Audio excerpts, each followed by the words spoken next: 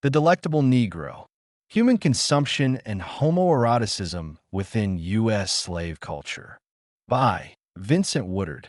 As a general disclaimer, the views and opinions expressed in this book belong to the author and may not always reflect those of Echoes of Knowledge or its affiliates. Introduction. Master eated me when I was meat.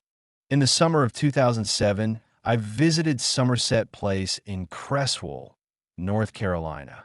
At one point, Somerset Place, a historically restored plantation, was the most successful plantation in North Carolina, and its owner, Josiah Collins III, one of the largest slaveholders in the state. It is now a state historic site sitting on over 100 acres of lush forest and wetland. My party and I arrived early one Saturday morning, parked near the overseer's quarters, and walked the red cobblestone road down the center of the plantation, past the stocks, past the smokehouse, past the outside cooking facilities, to the gift shop where the tour begins. My travel companions browsed the bookstore while I sat in the adjoined seating area, taking in the genealogy of enslaved persons who had formerly lived on the plantation. Someone had conveniently mounted photographs and biographies of these persons on the walls. There was Darius Bennett, a Somerset field hand who had heard the cannons signaling the Civil War. There was Bestie Sproul Riddick seated with hands folded before a wooden shack. There was even a makeshift family tree dating back to the first enslaved Africans to arrive on Somerset Plantation. After a while, all of us there for the morning tour made our way into the seating area where our tour guide finally came in and stood before us. He wore khaki pants, a maroon polo shirt, and glasses. He was blonde-haired, blue-eyed, and stood about 6 feet 3 inches tall. For the sake of discussion, I will refer to him as Mr. Swellfellow because he had that look of a good hometown guy. He probably lived in the same neighborhood as his mother, if not with his mother, volunteered with the local fire department, had a high school sweetheart he was engaged to, went to church every Sunday, and as far as I could see, wore honesty about his face like a child, wears a milky mustache. He was totally disarming and chubby and southern and immediately attentive, standing before us, leaning on the mantle of the fireplace. After warming to us, he began by talking about the pictures on the wall and quickly segued into minor details about the plantation. Not all of the original buildings had been restored to the plantation. This was a walking tour that would begin at the overseer's quarters and end at the big house. A woman who had once tried to escape was put into the stocks in the wintertime. Her legs froze, and they had to be amputated. Each month, enslaved adults received a ration of a peck of corn and 3 pounds of dried meat. The slaves on this plantation were well fed, Mr. Swellfellow emphasized, before rattling off more details about the tour. I tried to stay focused, but my mind returned to the rationed meat and cornmeal, the fact that hard field labor would have depleted such rations in a week, and the image of happy, well-fed darkies ever so casually introduced into Mr. Swellfellow's presentation. I raised my hand and waited for Mr. Swellfellow to call on me. True to his namesake, Mr. Swellfellow noticed my hand and welcomed my question. Mr. Swellfellow, I began, I want to go back to an earlier point you made for clarification. You said that the enslaved were given a peck of corn and 3 pounds of meat, and then you said that they were well fed. But to my thinking, the enslaved must have gone hungry, especially those working in the fields who would have needed more substance than this to sustain them in back-breaking, day-long labor. The smile on Mr. Swellfellow's face dimmed a little even as he formulated an entirely hopeful response. The slaves were well fed, he insisted. It was not in the economic interest of the master to starve them, and besides, the Collinses were kind and had benevolent relations with their slaves. They weren't the type to make their slaves go hungry.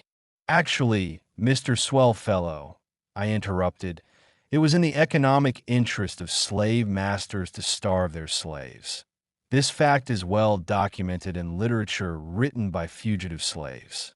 And on the subject of kindness, the so-called kindness of masters hardly ever, to my knowledge, interfered with their profit motive. What better way to profit than by giving your slaves minimal nourishment while you expect, in return for investment, maximum labor output? Only after I stopped speaking did I realize I was shaking internally and had taken an edge to my voice. I became aware of my African American travel companions sitting across the room and the few other white tourists who were part of our morning party. Mr. Swellfellow had flushed and begun to sweat. He had become anxious and nervous. Clearly, his National Park Service tour guide training had not prepared him to deal in a knowledgeable manner with questions of hunger and starvation on the plantation. Perhaps, too, he felt embarrassed at his immediately defensive posture, embarrassed at his rushing to defend the master, and, finally, embarrassed and angry at my daring to challenge what was clearly a sacred memory. Contented, well-fed blacks roaming about the plantation. Needless to say, this initial interaction with Mr. Swellfellow set the tone for the remainder of the tour. When, during the walking tour, he brought up the subject of enslaved persons stealing meat from the smokehouse, I responded by asking why such well-fed persons would have provocation to steal meat in the first place. At one point, thoroughly frustrated with the constant reinforcement of the pastoral and goodly nature of life on Somerset Plantation, I said to our tour guide, so that everyone could hear, "Mr. Swellfellow, it seems to me that you in the state of North Carolina are invested in an image of the masters as goodly, and that you are not willing to entertain perspectives of plantation life that go against this reality." Swellfellow, sweating even more profusely, denied my accusations and did his best to avoid me the remainder of the tour. The history of slavery continues to have meaning in the 20th century. It burdens all of American history and is incorporated into public interpretations of the past, right? James Oliver Horton and Lois C. Horton. We need look only as far as Somerset Place for an example of a historically laden and contested site of slave memory. There, we see the circumstances of slave existence and the meaning of the master's authority and goodwill as fluid, contested categories of experience regulated by the state and a larger master narrative of slave history. Similar issues regarding the meaning and import of slavery have affected contemporary battlefields and Civil War sites operated by the National Park Service. As a result of pressure from Civil War heritage interest groups, those who give tours at these sites do not speak of slavery as the major social phenomenon that catalyzed the Civil War. In higher education, another state-regulated realm, the history of slavery continues to shape our lives. A good example of this is Brown University. Brown, like a number of universities on the East Coast, has ties to slavery that trace back to its founder, John Brown. Members of Brown's educational community who have attempted to reconcile the university's historic and economic ties with the institution of slavery have, in the process, encountered staunch resistance from the regents and alumni, among other constituencies.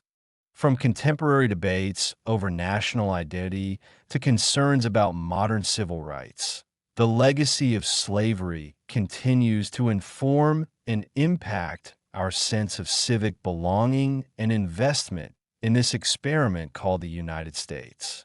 Living, as we do, in a society in which many still deny the fundamental tie between the Civil War and slavery helps me better understand, on a systemic level, Mr. Swellfellow's resistance to my insinuations of institutionalized hunger on the Somerset Plantation. An admission of institutionalized hunger on the plantation would have required Mr. Swellfellow to alter his notions of the goodly, altruistic master. As well, such an allowance would have required that Mr. Swellfellow consider how sentimental conventions, Christian morals and values, Southern state formation, and statecraft all informed our discussion of slaves made to hunger on the plantation. While Mr. Swellfellow had his own geographically bounded, he was from the surrounding area, and personal reasons for denying the existence of slave hunger, my insistence upon the topic arose mostly from the researching for and writing of this book. I had come to know, through my research, that instances of hunger, within such a pristine, well-kept context, were often only indicators of a much larger culture of institutionalized hunger. I had encountered numerous masters like Somerset's Josiah Collins III, who one biographer described as an autocrat with a will as imperious and a sway as absolute as the Tsar himself. Josiah III, I would find out months after my plantation tour, fit the profile of the cultivated, overlording type of master who used hunger and all manner of social conditioning to wring from enslaved people maximum labor and to instill in these persons fear and self-denial. Hunger, with persons such as Collins, was often only the tip of the iceberg. So much more than hunger was at stake in my interactions with Mr. Swellfellow. If he and I could not talk about hunger on the plantation, then we would never, as individuals or a nation, be able to talk about other intersecting issues, such as social consumption, ritualized hunger, or cannibalistic masters populating southern plantations such as Somerset Place. For my part, my encounters at Somerset Place disturbed me and catalyzed in me a state of personal and intellectual reflection. Was the nation, not to mention the state of North Carolina, ready for an open and inquiring discussion into the topics of hunger and human consumption on the plantation? Was I ready to and capable of serving as mediator of this discussion, which clearly had a life beyond the book pages I had labored to fill over the years? In the 19th century, none but the most radical abolitionists believed the enslaved person's claims about consuming masters and their descriptions of a culture of human consumption pervading plantation life. Over a century later, not much had changed. Not only had we collectively forgotten many of the significant details of slavery that continue to impact the present, but we had also willed ourselves to forget the horrific forms that human hunger and the pursuit of power could take. Despite our will to forget and desire to reconfigure the past, the reality is that institutionalized hunger and practices of human consumption characterized life on many southern plantations. No topic disturbed and mystified 19th century America like the subject of human consumption under slavery. For the most part, whites during the time responded to this topic, as did Mr. Swellfellow, with an air of secrecy and shame. For example, one of the most notorious incidents of literal black consumption from the 19th century involved members of the whaling ship Essex, which sailed from Nantucket, Massachusetts, in 1838. White Nantucketers still today have little to say about the incident, especially the fact that the first 4 crew members to be murdered and eaten by whites were black.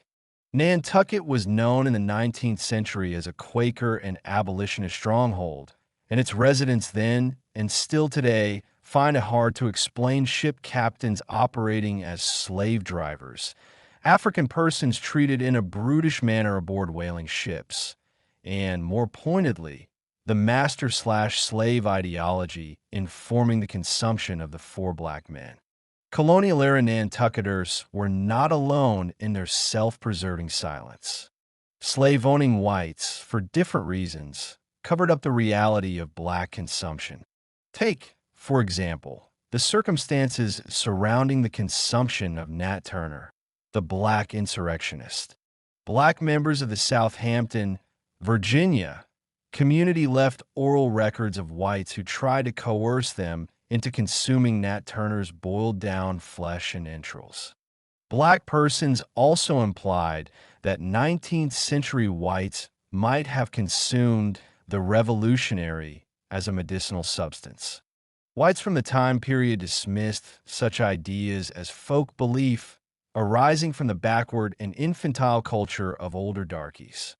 To add to this, scholars of Turner's experience have, on the whole, denied, infantilized, or dismissed the observations of black persons.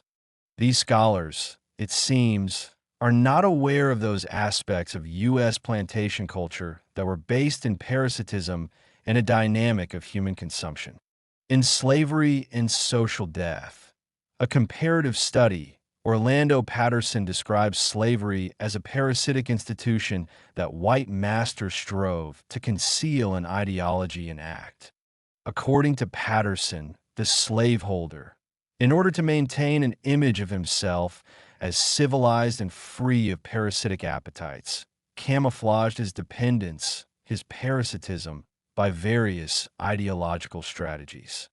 Paradoxically, he defined the slave as dependent. This is consistent with the human technique of camouflaging a relation by defining it as the opposite of what it really is.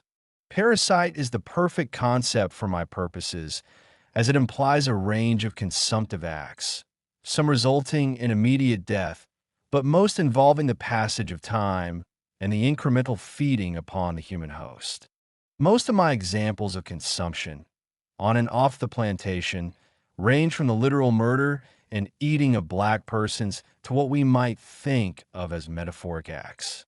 I refer to these metaphoric acts, which encompass starving, flesh-seasoning rituals, and sexual modes of consumption, variously as consumption, human consumption, metaphoric consumption, instances of social consumption, and even cannibalism.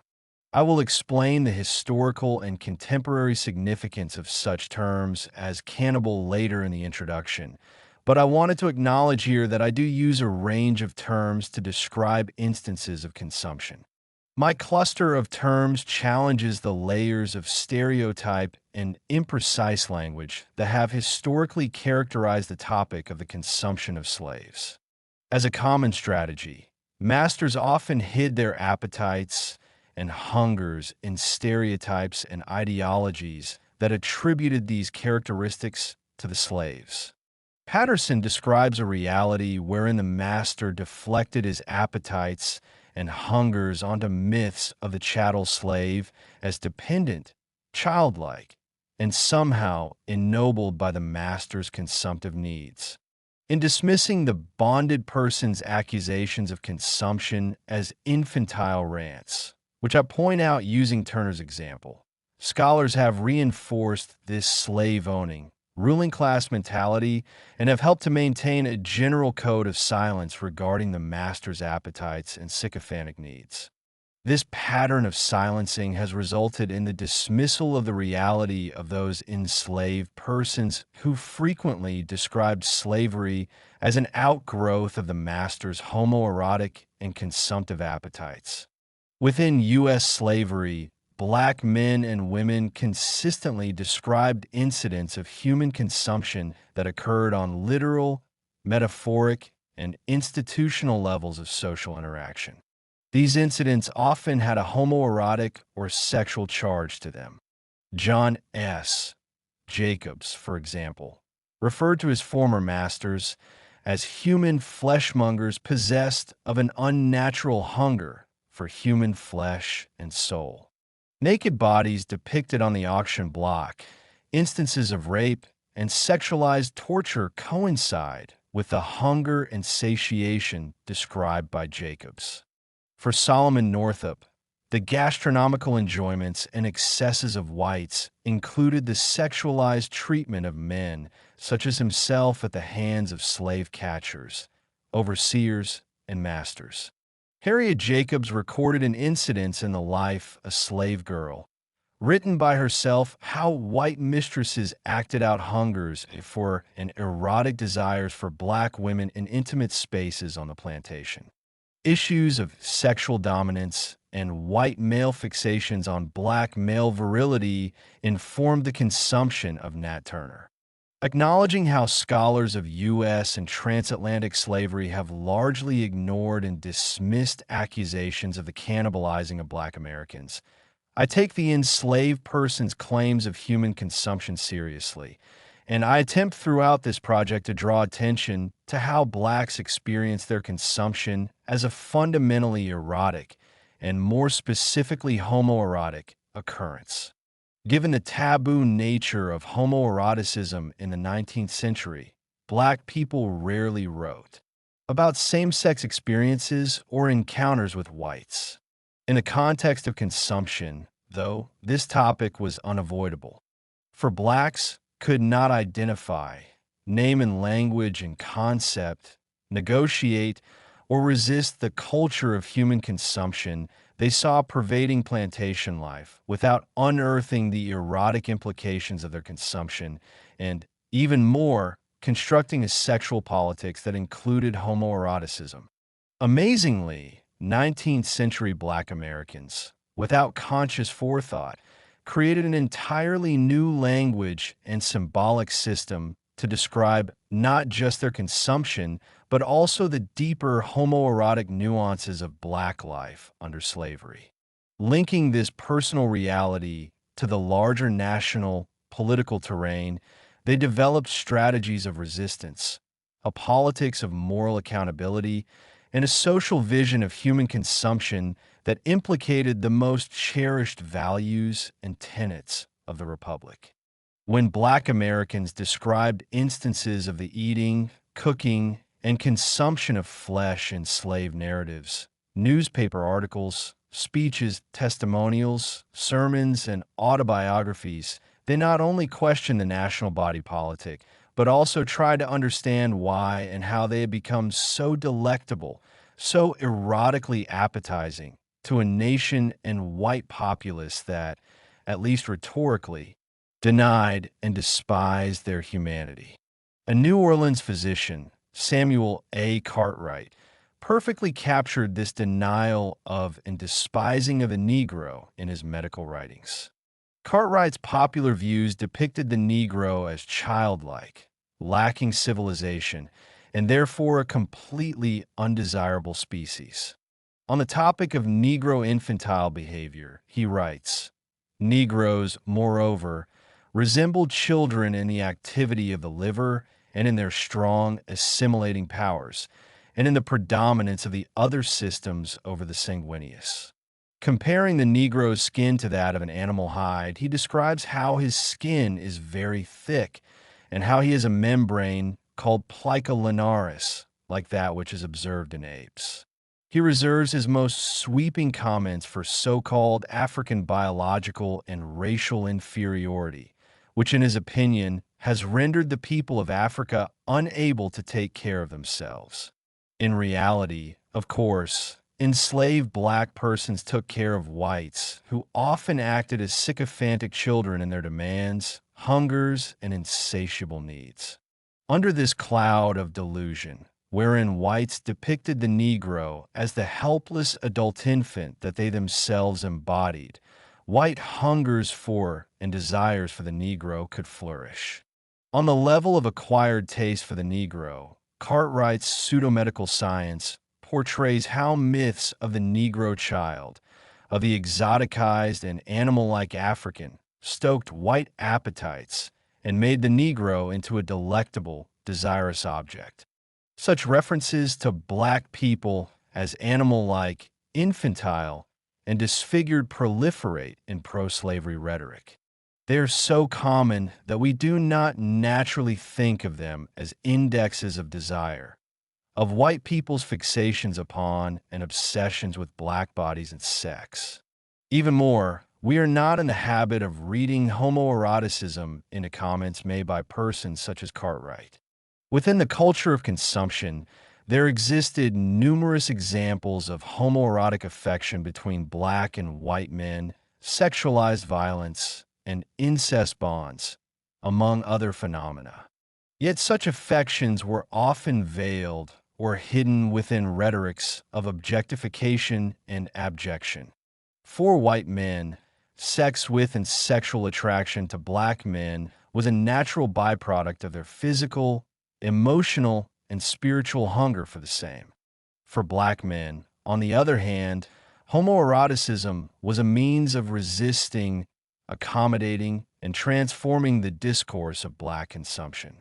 For example, in the process of speaking about their sexual consumption, black men crossed gender boundaries, adopted the genders and identities of black and white women, and imagined themselves giving birth to new archetypes of the nation.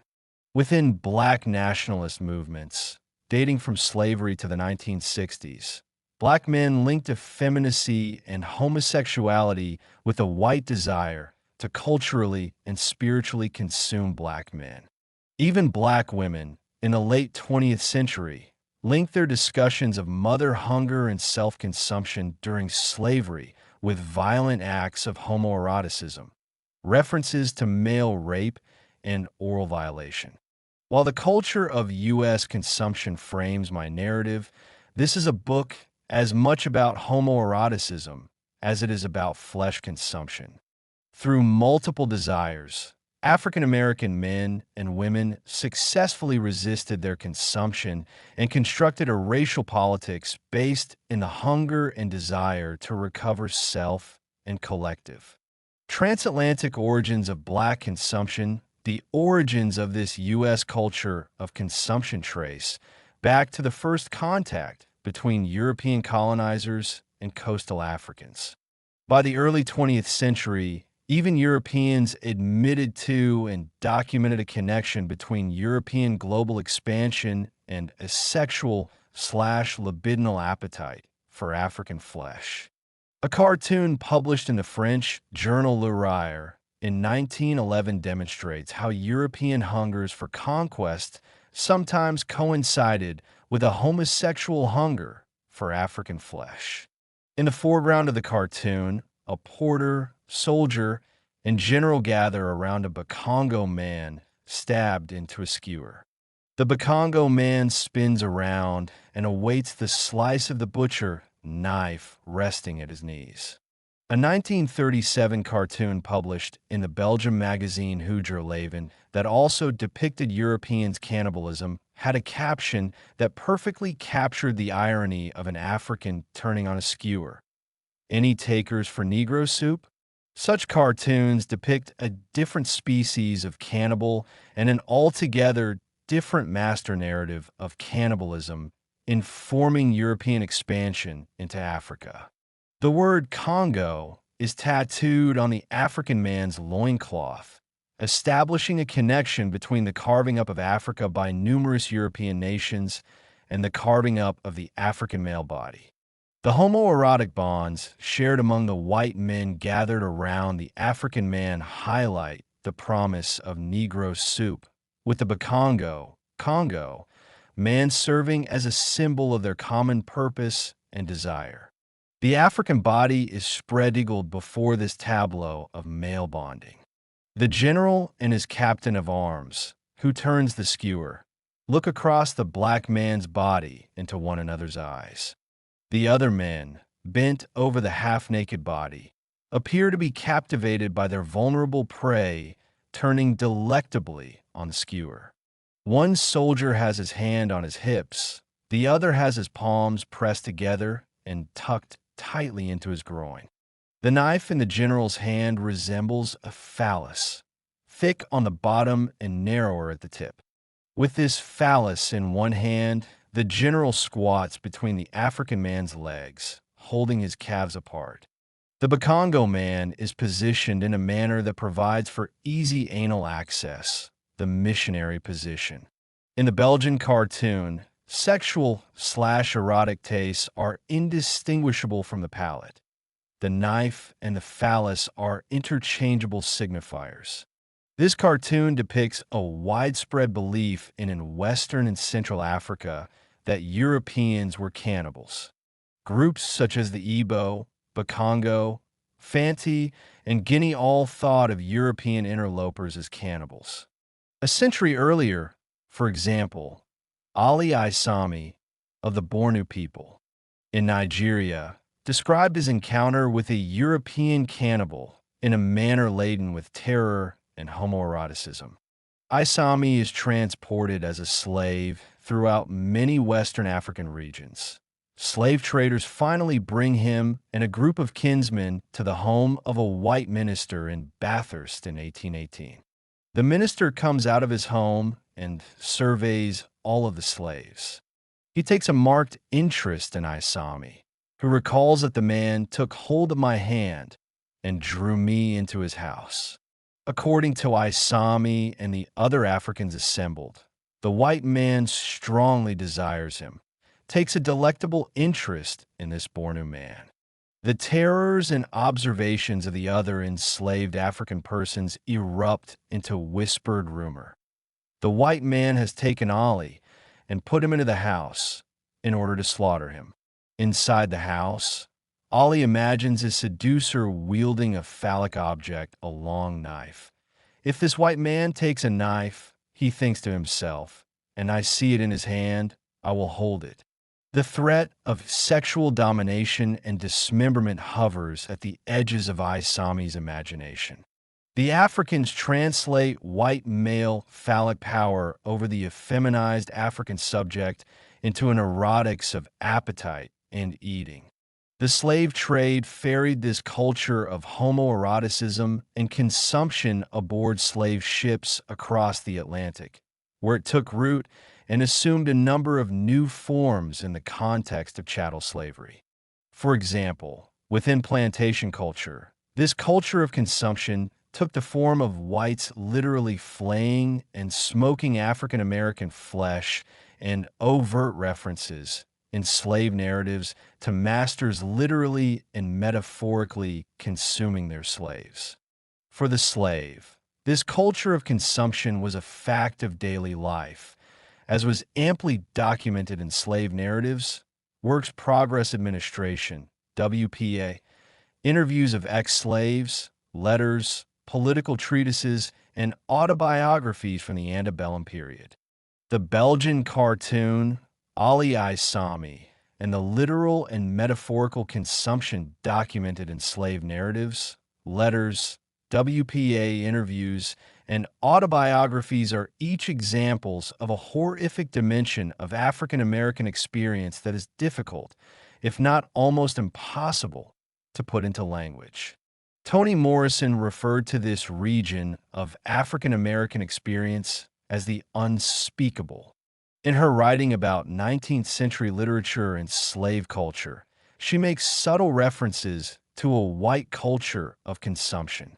In an example from Playing in the Dark, Whiteness and the Literary Imagination, Morrison describes whites and, in particular, a white slave mistress as gathering identity unto herself from the wholly available and serviceable lives of Africanist others.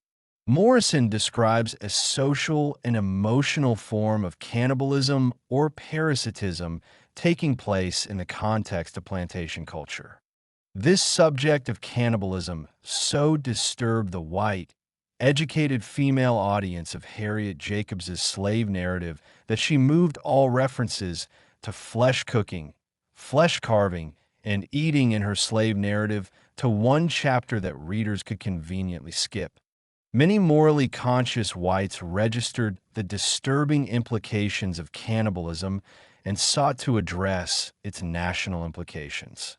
For example, in Herman Melville's Moby Dick or the Whale, 1851, which the author based upon incidents of consumption of black males at sea, Ishmael draws a parallel between his cannibal shipmate and George Washington, the first president of the United States. Queequeg, says Ishmael about his companion, was George Washington cannibalistically developed. Is it possible that our beloved slave-owning first president and founding father, George Washington, embodied cannibalistic hungers? This question, posed through a fictional character, struck at the heart of American founding mythologies, national issues of hunger and taste, genteel posturing, and ideas of a pure, white paternity. For African Americans, this question was much more personal and poignant. Most slave narratives contained overt or covert references to flesh eating.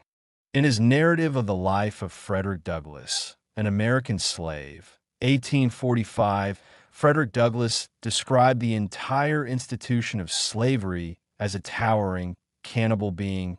There stood slavery, glaring frightfully upon us, its robes already crimsoned with the blood of millions, and even now feasting itself greedily upon our own flesh. Most of what Douglass knew and felt, though, about this institutionalized cannibalism remains unspeakable and undocumented. I wish, he says, I wish I could commit to paper the feelings with which I beheld it. In part, the subject of cannibalism has been unspeakable for black men because of the homoerotic implications of such experiences. Kara Walker, commenting upon European and white cannibalism, has observed that there's a little bit of masochism. So much love and hate involved in eating something, to kill something and eat it. It's very sexual, very sensual. The consumption of black flesh often took place in the context of incestuous plantation dynamics.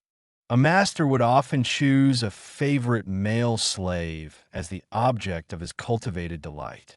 Black men in such contexts had to negotiate feelings of affection, hatred, shame, sexual degradation, and arousal toward white men.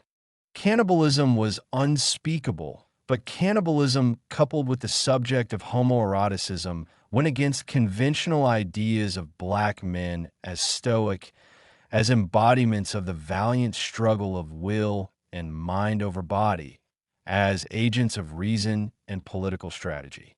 To speak about the feelings associated with his own flesh consumption would have aligned Douglass too deeply with the unspeakable knowledge of the body as sexual and sensual object, potentially undermining the literary and literate authority we have come to associate with his masculinity.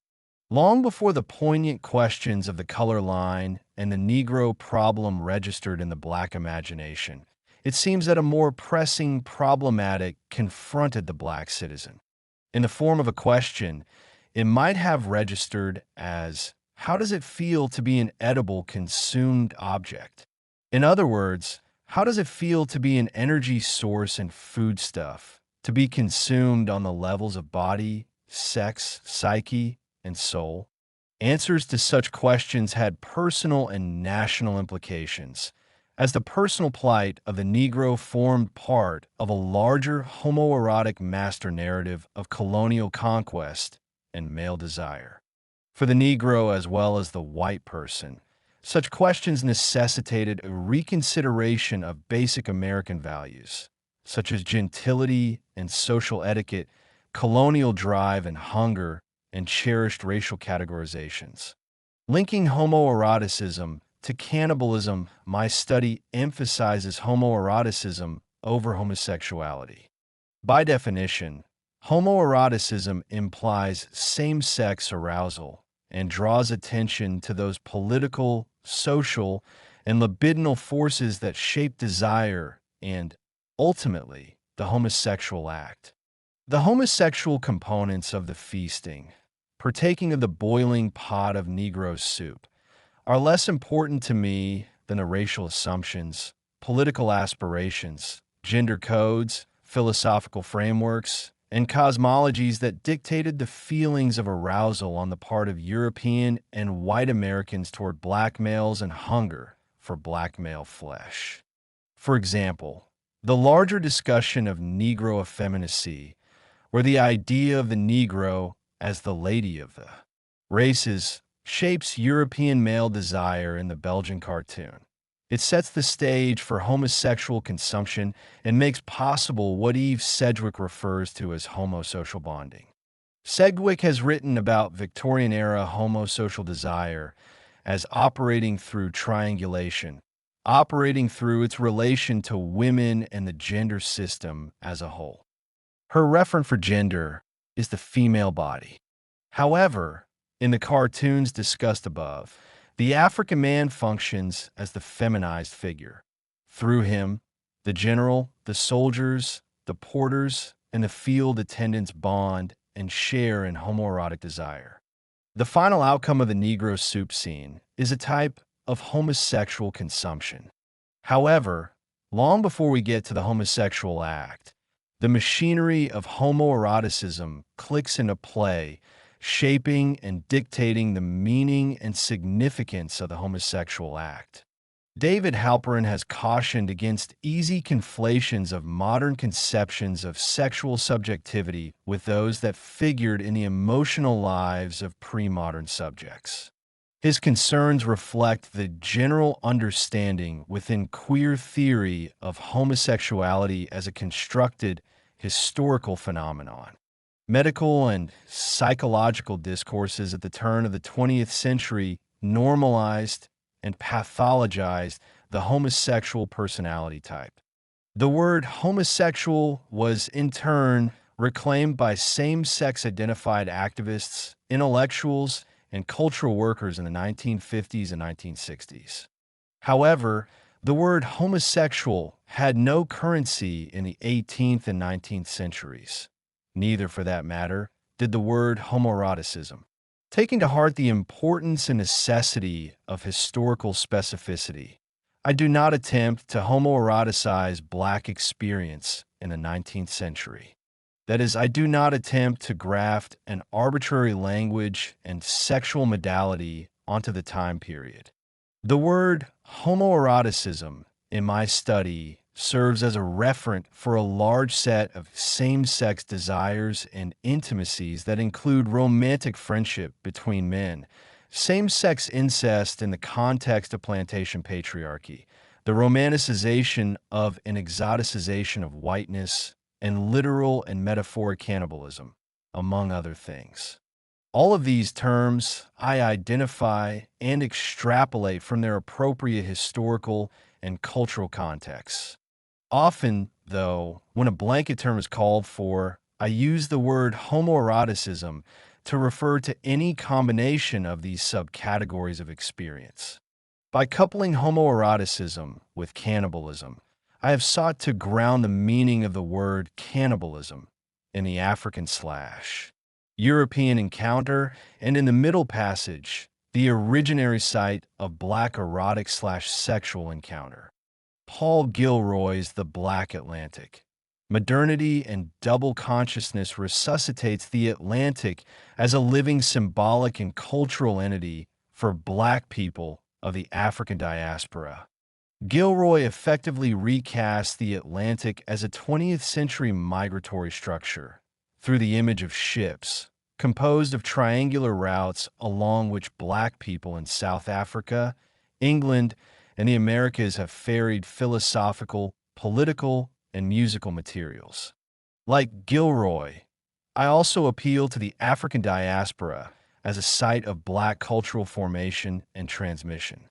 However, for me, the organizing metaphor is not the ship, but the captured bodies brought aboard slave ships and the ways those bodies, specifically male bodies, underwent processes of sexual and social cannibalization. Traditionally, historical considerations of cannibalism in the context of European exploration and occupation of foreign lands focus on European ideas of natives, American and African, as cannibals. Take the 1503 decree of Queen Isabella of Spain that dictated that no Indians under her dominion were to be hurt or captured.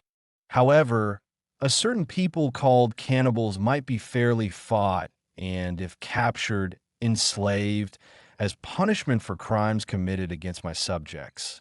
This early distinction between Indians and cannibals would eventually give way to the thought that all Indians and Indian ways were heathen or subject to cannibalistic practices. Similarly, Europeans, generally speaking, believed diverse African groups, from one end of the continent to the other, a cannibalistic race. 19th century Europeans and Americans promulgated the idea of the heathen African, which also implied cannibalism. Speaking of the Christian Reformation of the African cannibal, Rev. Henry Ward Beecher defined heathenism in 1850 as derived from idolatry, from fornication and incest, from infanticide and cannibalism. Today, a growing body of cannibalism scholarship has developed that spans the disciplines of literature, anthropology, history, philosophy, political economy, cultural studies, and post-colonial studies. In fact, cannibalism is said by many scholars to be one of the most important topics in cultural criticism today. An exciting outcome of this emerging corpus of cannibalism scholarship is that it takes us beyond the Eurocentric master narrative of cannibalism into a complex arena that includes, for example, recent sophisticated work on African Maine and Azanda customs and practices of cannibalism. We now have a deeper understanding of the human sacrifice and consumption rituals of Aztec and other Mesoamerican people. We also now have studies that excavate and analyze European legacies of religious, medicinal, and survival cannibalism, and still other studies that locate the cannibalistic urge within the European Enlightenment itself, within the workings of the modern and postmodern European and American state. The post-colonial branch of contemporary cannibalism studies has been most helpful to my work. This branch has, more than any other, undertaken to unearth and analyze the cannibalism discourses that arose from colonial contact between Europeans and Africans and Native Americans. As I emphasized earlier, Europeans were not the only ones who understood the colonial encounter in terms of cannibalism. On both sides of the Atlantic, in Africa and the Americas, Black and African people in the 19th century documented this culture in slave and travel narratives, political philosophy and treatises, newspaper articles, and sermons, among other types of documentation. For example, the famous 1839 slave insurrection aboard the ship Amistad occurred because the Mende revolt leader, Sengbe P, and those who followed him feared that Spanish slavers intended to eat them. As I have demonstrated, the African belief that Europeans were cannibals was not uncommon. Importantly, such beliefs represented the captured Africans' first articulations of an intersection between themselves, their bodies, erotic life force, labor capacity, and exoticization, and the Europeans' hunger for new land, physical and psychic contact with foreign others, and a perfect state of global dominion. The logic and incisiveness of those first African critiques of European cannibalism have accrued power and congealed into a number of contemporary African cannibal discourses. For example, in contemporary Sierra Leone, the land of those original men aboard the Amistad, cannibalism serves as a politically charged hidden transcript intended to expose, discredit, and disrupt the imbricated relations of power at work in Sierra Leone during the late 1980s, just prior to its descent into civil war. Today, in the context of post-colonial African political struggles, the language of inequality continues to revolve around the metaphors of eating and, by extension, cannibalistic consumption. The trope of cannibalism as a symbol for the economic exploitation, material accumulation, and violent coercion carried out by post-colonial elites has, in fact, come to dominate African political discourse. Because the examples of cannibalism that I use in the book range from figurative tropes to literal flesh eating to rituals of flesh taking and harvesting, I employ a cluster of terms that delineate the range of applications and cannibalism context that my study encompasses. The list includes the words consume, consumption, social consumption, appetite, taste, delectability, hunger, ingestion, and auto-cannibalism. I use the words cannibalism and consumption interchangeably. The phrase a culture of consumption might elsewhere appear as a cannibal culture. I frequently use consumption as a modifier, as in consumption rituals and consumption practices. I think that my preference for the word consumption has something to do with the word's rootedness in modern notions of market economies, commodities, consumer appetite, and so forth. While my usage is always particular and usually grounded in human-to-human exchanges, I always have in mind the affluent, ruling class 18th and 19th century economies that make possible the consumption of the slave along with other traded commodities, such as liquors, spices, and foodstuffs from foreign lands. I use the words taste, appetite, and delectable mostly to refer to how the desire for the African slave or American black person had Epicurean implications. This desire was less about literal consumption and more about the cultivated taste the white person developed for the African. Whites often satiated this taste and appetite through acts of violence, sexual exploitation, imagined ingestion of the black, or through staged rituals designed to incrementally harvest black spirit and soul. The delectability of the black person was of course a factor in literal flesh consumption, but my main point, which I explain at length in Chapter 1, is that literal cannibalism always occurred within cultural, ideological contexts. The cultural context to which I frequently refer, the plantation, the slave ship, the general schooner, the African coastal town, were highly eroticized situations and locales. The words delectable, taste, and appetite bring together homoeroticism in these contexts with overlapping occurrences of consumption. My use of the word hunger relates to the idea of auto-cannibalism. Auto-cannibalism, or self-consumption, involves people consuming themselves voluntarily or through external coercion. In many instances, the cultivation of literal and emotional hunger in the slave produced the opposite effect.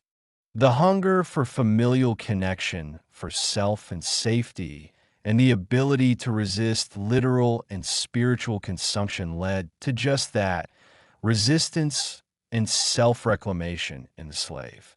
In the second part of the book, chapters 5 and 6, this idea of hunger takes prominence as I delineate the numerous ways the slave resisted cannibalization and struggled mightily against the institutionalized urge for self-consumption. The emphasis upon the economic and metastructural in contemporary cannibalism discourse, especially within the post-colonial branch, has tended to obscure the underlying erotic implications of cannibalism between Europeans and Africans. This body of belief and political philosophy tends to evade or stop short of addressing issues of sexuality, sexual power, desire, and same-sex eroticism.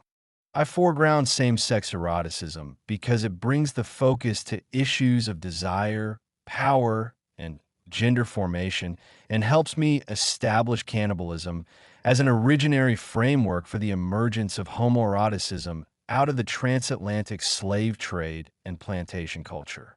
At the juncture where homoeroticism and cannibalism intersected, a new type of cannibalism system, beliefs and practices, emerged. On the continent of Africa, encounters with white Christian minister cannibals expanded traditional Western and Central African cannibal beliefs to include the church, mercantilism, and European imperialism as institutionalized venues of cannibalism and resource consumption. In the U.S. South, the complexity and newness of this cannibal system registered in legal and religious discussion about Christian cannibalism and an existent cannibal jurisdiction within Southern legislative and geographic territories. Slavery as history and memory. Much of contemporary scholarship on the African diaspora or the Black Atlantic has tended to follow Gilroy's path, emphasizing routes of transmission instead of the roots of origins and cultural legacies. An unfortunate result of this approach to the Black Atlantic is that, as Houston Baker Jr. notes, much of the multilocational history of specific diaspora communities gets erased or overlooked. In particular, Baker takes issue with Gilroy's mishandling of the history and legacy of slavery and bondage.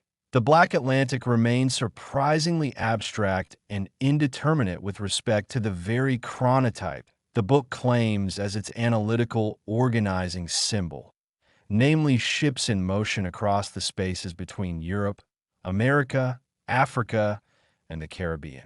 In fact, after early mention, ships virtually disappear from Gilroy's work. They disappear as chronotypes, material vessels, transplanting Black populations, dread transports of conquered peoples to penal colonies of the Americas. Ships as disciplinary and carceral holds on the shackled Black body receive no extensive treatment in the Black Atlantic. As Baker does in Turning South Again, Rethinking Modernism / Rereading Booker T, I also aim to bring together ships and plantations. For this issue of roots of cultural transmission is not simply a matter of revising or changing the master narrative from Eurocentric to African origins of Black American culture. Rather, at stake in this debate over cultural origins is a deeper understanding of the ways in which, for example, the penal politics of slavery and chattel bondage speak to current political phenomena, such as the incarceration of Black people and Black men in particular, economic issues of racial reparations, and a larger systemic sedimentation of racial inequality, and issues of trauma and post-traumatic stress that affect the ideological and material aspects of Black uplift politics and communities. To give a more concrete example of the contemporary implications of the cultural origins debate, in Chapter 5, I examine how William Styron's historical novel, The Confessions of Nat Turner, occasioned the first ever public debate on the subject of homosexuality in the context of slavery. This national debate, occurring in the 1960s, demonstrated how, for Black people, the memory of slavery and questions of cultural origins attached to the slave ship had profound political implications rooted in the history and memory of slavery. My transhistorical approach to slavery is informed, in part, by contemporary calls in African American cultural studies for the excavation of documented material on the subject of homoeroticism during slavery. Many Black gay scholars in the 1990s saw their contemporary dislocation from Black communities and political infrastructures as linked to a larger history of dislocation and silencing dating back, at least, to slavery. Charles I, Nero, for example, felt that 1980s Afrocentrists, Black art spokespersons, and Black power advocates might have changed their ideas about Black gays as threats to and pariahs within Black families had they known that homoeroticism existed during slavery. Referencing a few antebellum court cases in which Black men were persecuted for sodomy offenses, Nero wrote, "Although the evidence for homosexual practices among Black male slaves is small, it does suggest that we do not exclude homoeroticism from life on the plantation." Beyond these instances of criminalization, Nero concludes that additional evidence of homosexuality excavated from diaries, letters, and narratives would go a long way toward helping us to revise our models of the Black family and of homosexuality as alien to Black culture.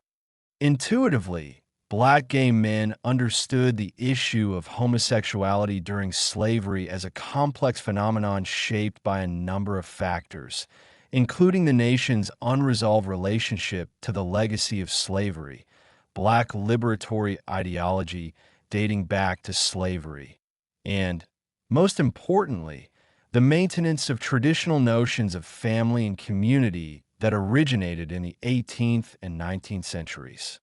The legacy and memory of slavery had a powerful effect that left many Black gay men feeling isolated from and rendered invisible within Black communities.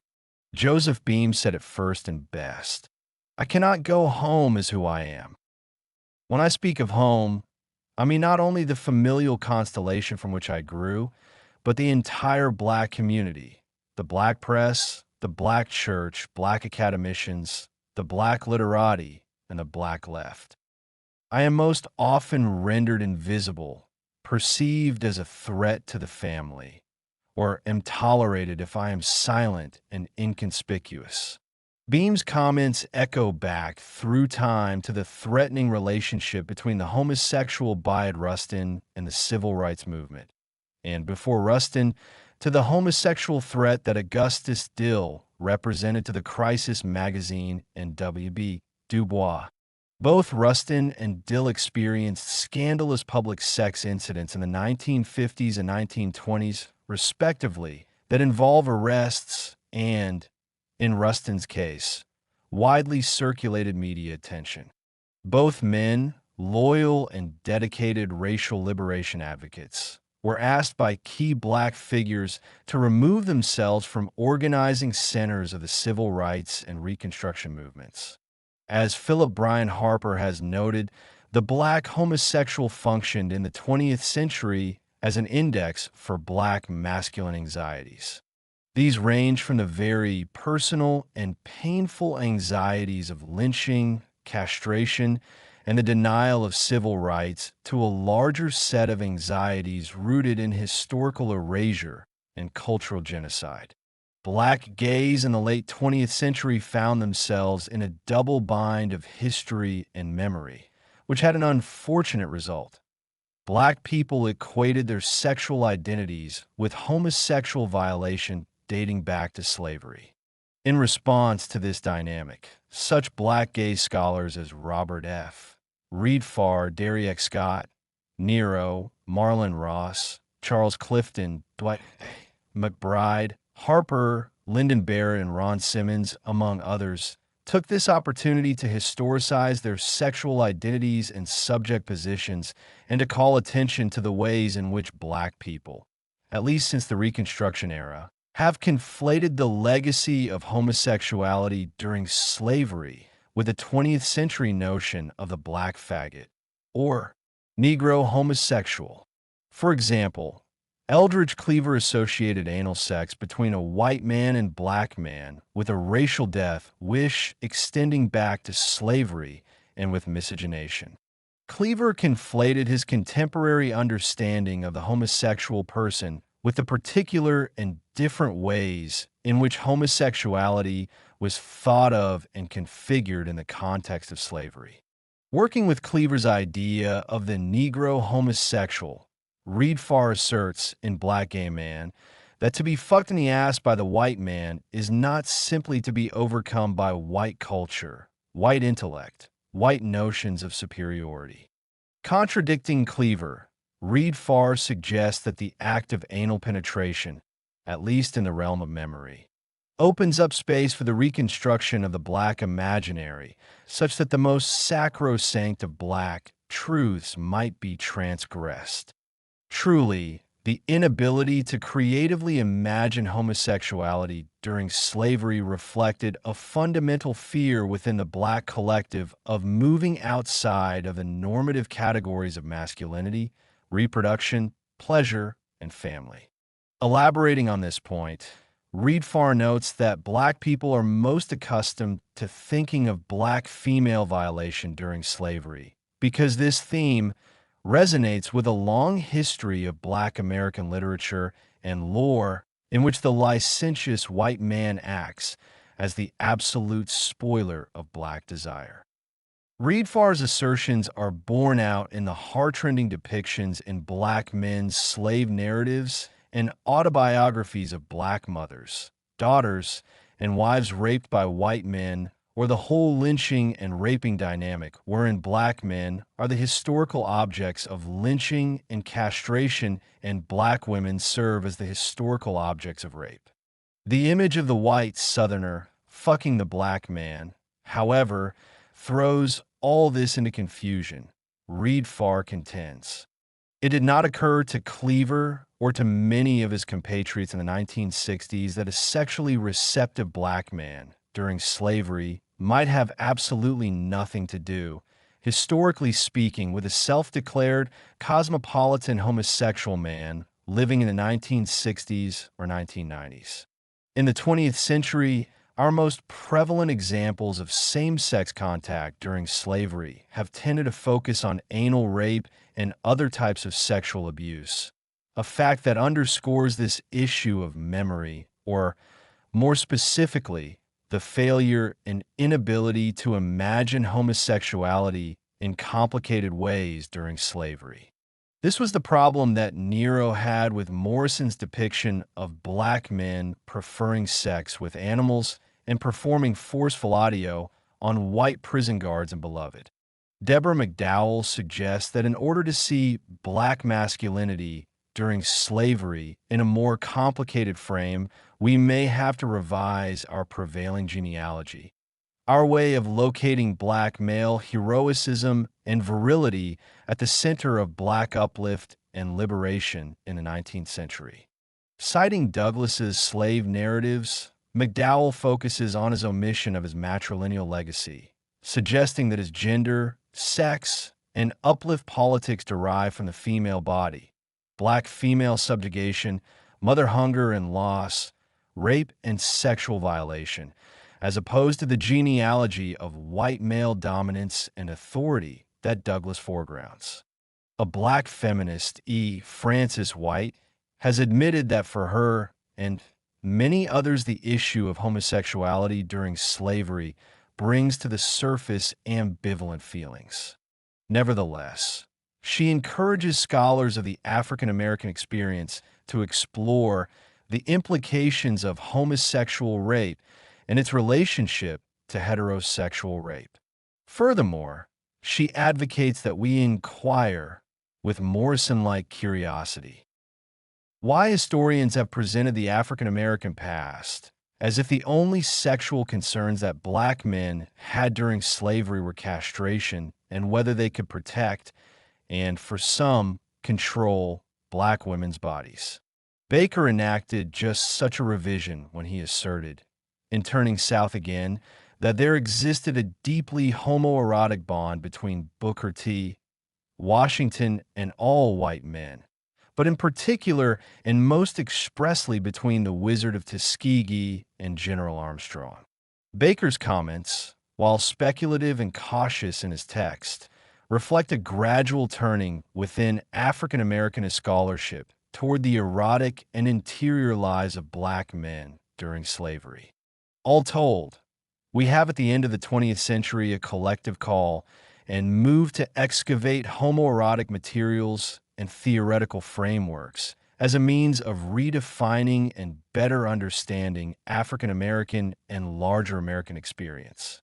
The Delectable Negro responds to this collective call for a deeper, more useful understanding of homosexuality in the context of slavery by focusing on the 19th century as a moment in which black masculinity, racial identity, homoeroticism, and a distinctive American appetite for black male flesh and soul congealed. I concur with Maurice Wallace that still today, too few critics and historians have pursued the problems and paradoxes inherent in black male enslavement. Wallace's excellent and wide-ranging study, Constructing the Black Masculine, Identity and Ideality in African American Men's Literature and Culture, 1775 to 1995, Foreground Sexuality, Homosocial Behavior, and Black Masculine Anxiety as crucial social and theoretical frames for black masculine studies, focusing on the 18th and 19th centuries. His approach to the study of Black masculinity marks a general shift echoed in more recent works that deal explicitly and implicitly with Black masculinity in the 19th and early 20th centuries, among them Turning South Again, Rethinking Modernism / Rethinking Booker T. Baker, Manning the Race, Reforming Black Men in the Jim Crow Era, Ross, Impossible Witnesses, Truth, Abolitionism, and Slave Testimony, McBride. Are We Not Men? Masculine Anxiety and the Problem of African American Identity, Harper, and Conjugal Union. The Body, the House, and the Black American, Reed Farr. No study on Black masculinity in the 19th century focuses on homoeroticism. This has partly to do with issues of material evidence that have been duly noted by scholars of the African American experience. Many have argued that there simply are not enough primary materials available to conduct such a study. Contrary, though, to these claims of absence, I argue that homoeroticism did exist among 19th century Black peoples, chattel or free, literate or non-literate, though a number of factors have prevented us from being able to discern and engage with the subject of homoeroticism as it existed then. Most importantly, our contemporary framing of homosexuality has obscured our vision. In addition, the absence of an appropriate linguistic apparatus, the dearth of historical documentation, and the lack of theoretical models with which to excavate homoeroticism from extant historical documents have all contributed to a lack of substantive information on the subject of homoeroticism. The extant materials on homoeroticism that I work with in this study include slave narratives, Works Progress Administration interviews of ex-slaves, advertisements for runaway slaves, neo-slave narratives, journals, diaries, novels, poetry, and historical fiction. Most of the materials that I work with are staples of African American literature and culture, such as the slave narratives of Harriet Jacobs and Frederick Douglass. Other materials, such as James L. Smith's slave narrative, advertisement for runaway slaves, and numerous articles from Black newspapers published in the 19th century, are additions to the archive. In this way, I have attempted to respond to the call for the excavation of materials on the subject of homoeroticism during slavery. The chapters of the book conform to my theoretical framing of homoeroticism in the context of cannibal culture and as a derivative of African homosexual practices reconstituted in the Americas. Chapter 1, Cannibalism in Transatlantic Context, opens with an examination of Olaudah Equiano's well-known slave narrative, the interesting narrative of the life of Olaudah Equiano, or Gustavus Vassa, the African, written by himself.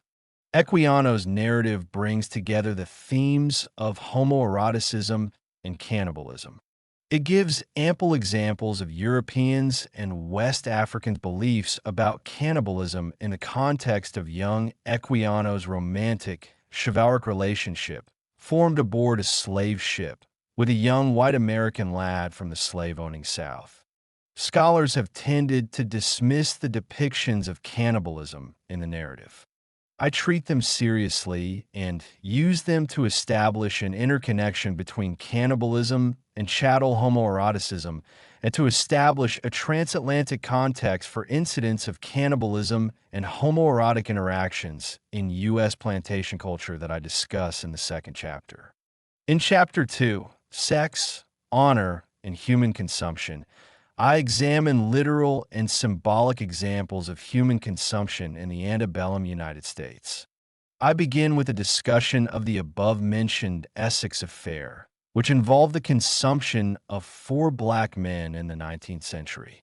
Isolating issues of male secrecy, shame, and honor inherent in the Essex affair, I move to a broader discussion of the same issues in the slave narratives of Black men who documented their social consumption. Finally, in the context of Black male lives and voices, I look at the widespread 19th century concern over whether the United States was becoming a cannibal nation. This debate, which occurred among the clergy, congressmen, judges, and artists, among others, centered upon slavery as an essentially consumptive institution. The third chapter, A Tale of Hunger Retold, Ravishment and Hunger in F. Douglass's Life and Writing, focuses on Frederick Douglass's depiction of human consumption as a phenomenon that ate away at the psyche and soul. None was more articulate than Douglass about how these dimensions of the consumption of slaves eroded one's ability to resist and strategize against slavery.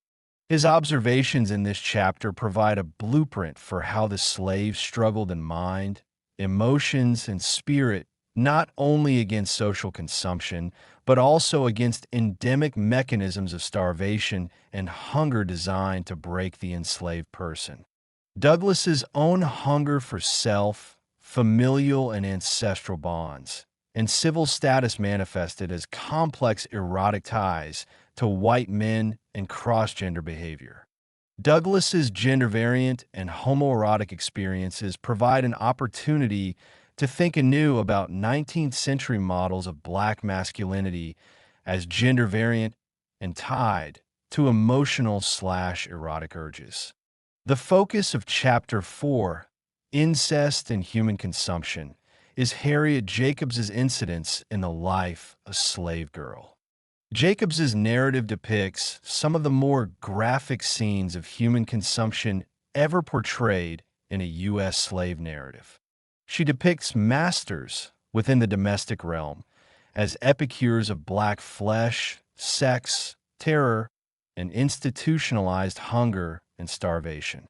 Focusing on Luke, a black man raped by his master, and Jacobs herself, I elucidate the intersections between incestuous plantation dynamics and the culture of human consumption. Both Luke and Jacobs are infantilized and form part of a genealogy of human consumption that, for the master and mistress, extends back to childhood and learned sycophantic relationships with mammy figures, black uncle figures, and black playmates. Chapters 5 and 6 look at the topic of human consumption from more contemporary perspectives. Chapter 5, Eating Nat Turner, focuses on William Styron's novel, The Confessions of Nat Turner, 1967. This novel, along with 10 Black Writers Respond, 1968, the edited Black response to the novel, marked the first time that the subject of homosexuality during slavery had received sustained public debate. I focus on what many Black intellectuals and activists called Styron's homosexual representation of and degradation of Nat Turner's life and revolutionary efforts. Other Black male critics of Styron's novel accused him of effeminizing and cannibalizing Nat Turner. As I have mentioned, Turner's corpse was treated in a manner that suggests it might have been consumed as medicine and dispensed as a component of pharmacological serums. In this chapter, I explore homoeroticism and cannibalism as transhistorical phenomena, linking the consumptive history presented in chapters 1 and 2 to the political insurgents of the 1960s. The final chapter of the book, Chapter 6, The Hungry Nigger, opens with an examination of the controversy surrounding the chain gang oral sex scene in Toni Morrison's Beloved. Black male responses to this scenario and the novel in general have ranged from accusations of homophobia to a lambasting of Morrison's valorization of Black suffering to reading the scene as a psychoanalytic encapsulation of Black male erotic life on the plantation. I suggest that the profound usefulness of this scenario is in conveying how, at the end of the 20th and beginning of the 21st century, we are still at a loss for language and appropriate metaphors with which to describe Black male hunger within a plantation culture of consumption. Hunger serves in the novel as an index for a culture of consumption, for Black male emotional loss, trauma, and need, and for a complex black male erotic life. I draw parallels between Morrison's novels and late 19th century neo-slave narratives. For Morrison's novel, I segue into a more formal theorization of what I call the black male orifice. This section of the chapter takes into account the long-standing historical challenge of theorizing and thinking through black male erotic orifices, the anus and mouth in particular. Working with Baker's notion of the tight place, I suggest that we need to ground these erotic regions, along with the notion of black men hungering in actual historical places. To this end, I sketch a genealogy of the black male orifice that recuperates the Middle Passage, plantation slavery, and transatlantic slavery as homoerotic and erogenous zones of black male experience. As a final prelude, I pose the question, what if the 19th century cannibalism question and debate pointed in a direction of inquiry we desperately needed to resolve? And from this side of things, what if we in this contemporary moment have a responsibility to make sense of that question, tracing its outgrowths to our current political and social climates? Chapter 1. Cannibalism in Transatlantic Context. In the 18th and 19th centuries, Europeans did not understand the extent to which Western and Central Africans regarded them as cannibals and flesh harvesters. In an 1849 exchange between Augustino, an African-born slave, and the Select Committee of the House of Lords, appointed to consider the best means which Great Britain can adopt for the final extinction of the African slave trade, British interrogators questioned the African man regarding his belief in European cannibalism. British interrogators could not understand what had put the idea into the slaves' heads that they were to be eaten. "Are they eaten in their own country?" asked the British interrogator, as ignorant and suspicious of Africa as the new slaves were of the white world. In an expected rhetorical maneuver, the interrogator places the onus of proof and explanation on the African man, Augustino. The British man is willing to believe that African cultural practices lend themselves to cannibalism, whereas he presumes that civilized European legislative processes, mechanisms of reason, and critical inquiry rise above such a cannibal accusation. Had Augustino truly received the opportunity and felt compelled to explain the particular constellation of beliefs, social practices, human science, and perceptions informing the Africans' belief in white cannibals, members of the Select Committee would have learned more that day than they probably wanted to know about African notions of Christian cannibalism, slavery as a process of human consumption, and sex and the consumptive appetites of whites from an African perspective. The British interrogator asks the African man to speak, to testify before this legislative body, but then renders his voice and perceptual reality, what he might have said about white cannibalism, unspeakable. Rather than inquiring into exactly what Africans meant by eating and flesh consumption, Europeans and white Americans habitually applied to African persons and cultural practices generic theories of social ineptitude and cannibalistic hunger. For example, in 1839, American media proliferated with images of the men persons who had taken over the slave ship Amistad. A number of the men had pointy-filed teeth and emerged from the slave ship onto American shores wearing no clothing. According to Patricia A. Turner, white Americans equated the African men's pointed teeth and their nakedness with cannibalism. This was an appalling and disturbing lack of modesty as far as white Americans were concerned.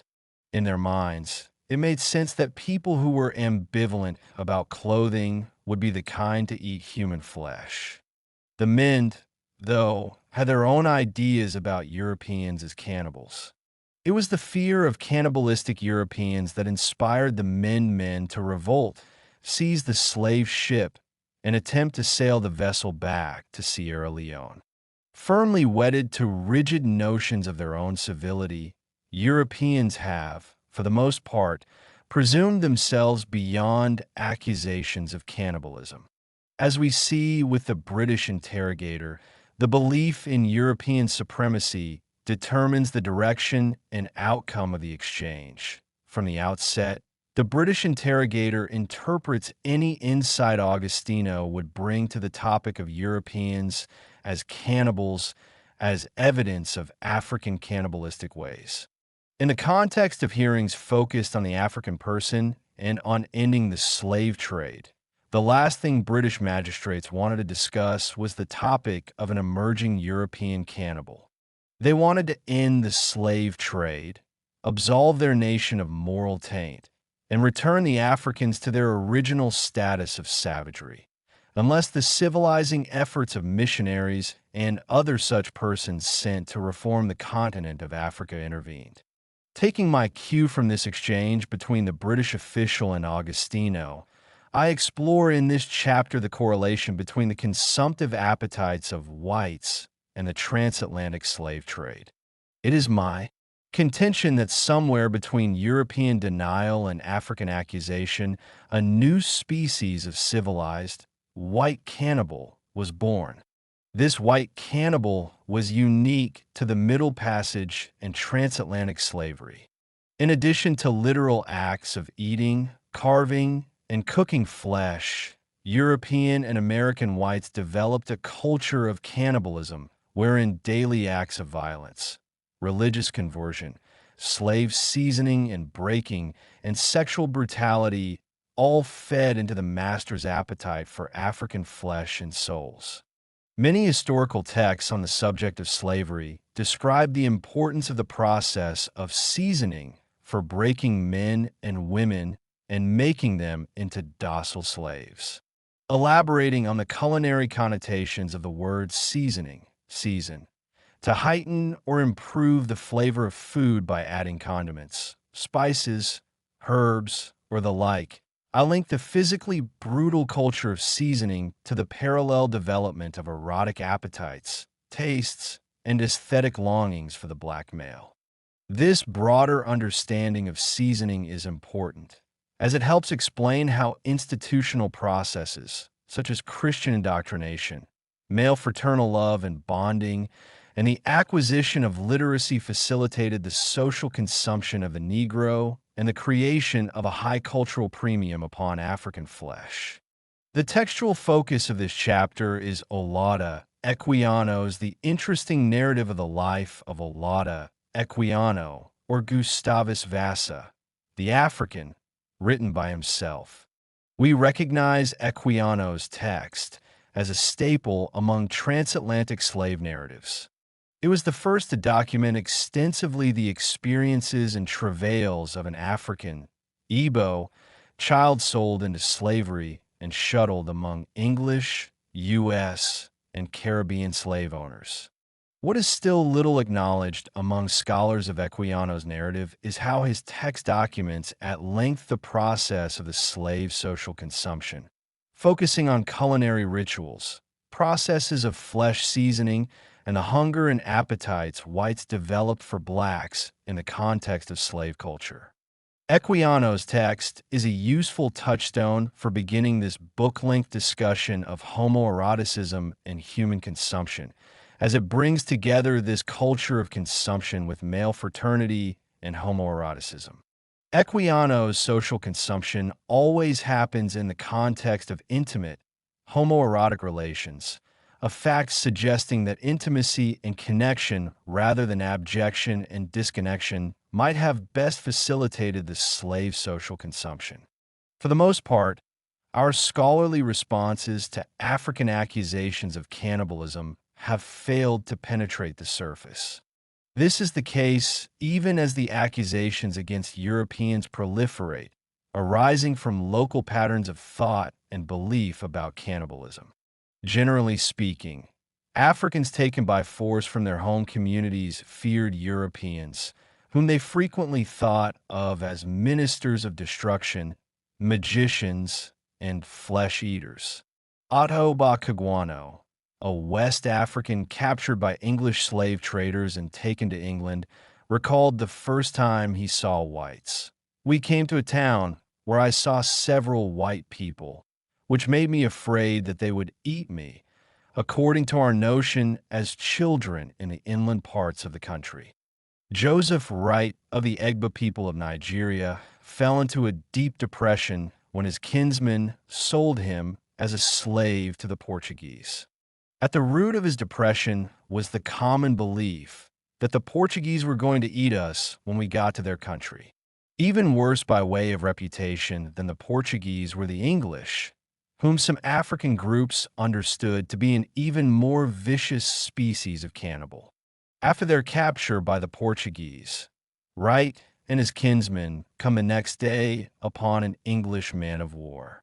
He fully believes the Portuguese when they describe the English as the real species of cannibal.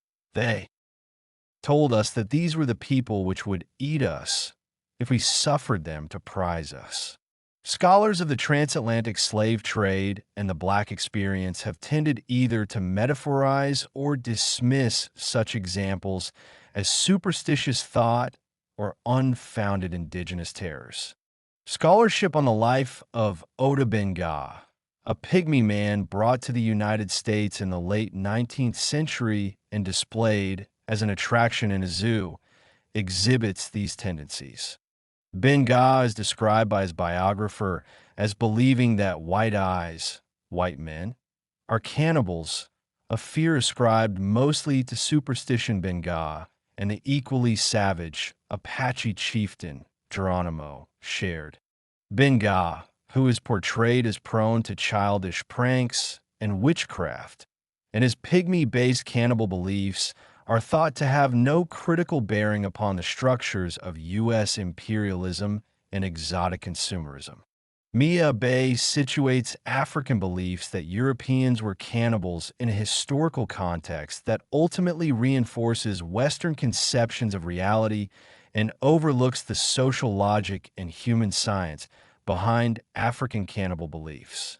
She attributes such beliefs to traditional African tribal animosities that place the imputation of cannibalism on distrusted foreign peoples, and to the fact that Africans taken by the Europeans were usually never seen again. Bay concludes that African misapprehensions about white cannibalism were not real. Rather, she finds them to be based in a distorted historical vision, a viewpoint easily corrected with facts. In White Cannibals, Black Martyrs, fear, depression, and religious faith as causes of suicide among new slaves. William D. Pearson draws conclusions similar to those asserted by Bay. He also attributes African misapprehension of white cannibalism to several culturally limiting and determined factors. These include the fact that kin and kinsmen who were taken in the slave trade were never heard from again, coastal Africans' mistrust of foreign peoples, and a widespread belief among differing African groups that the more suspect tribes, such as the Igbo, Coromantese, Angolans, and Abibios, were cannibals. Such logic, while meant to be corrective, has ultimately reinforced the idea of the African as superstitious and lacking a civilized perspective on the world and humankind.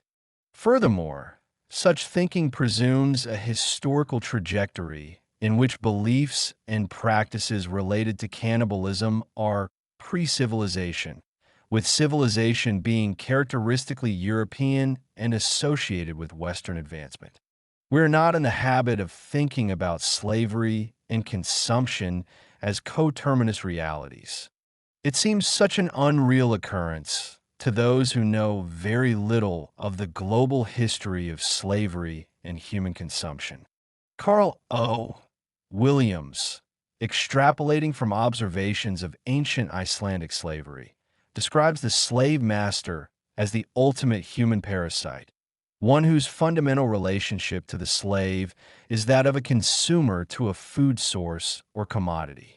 He writes, This class of the lowly is the source from which the master class draws its livelihood and leisure. Thraldom is a degree of cannibalism. It is a system of man feeding upon man.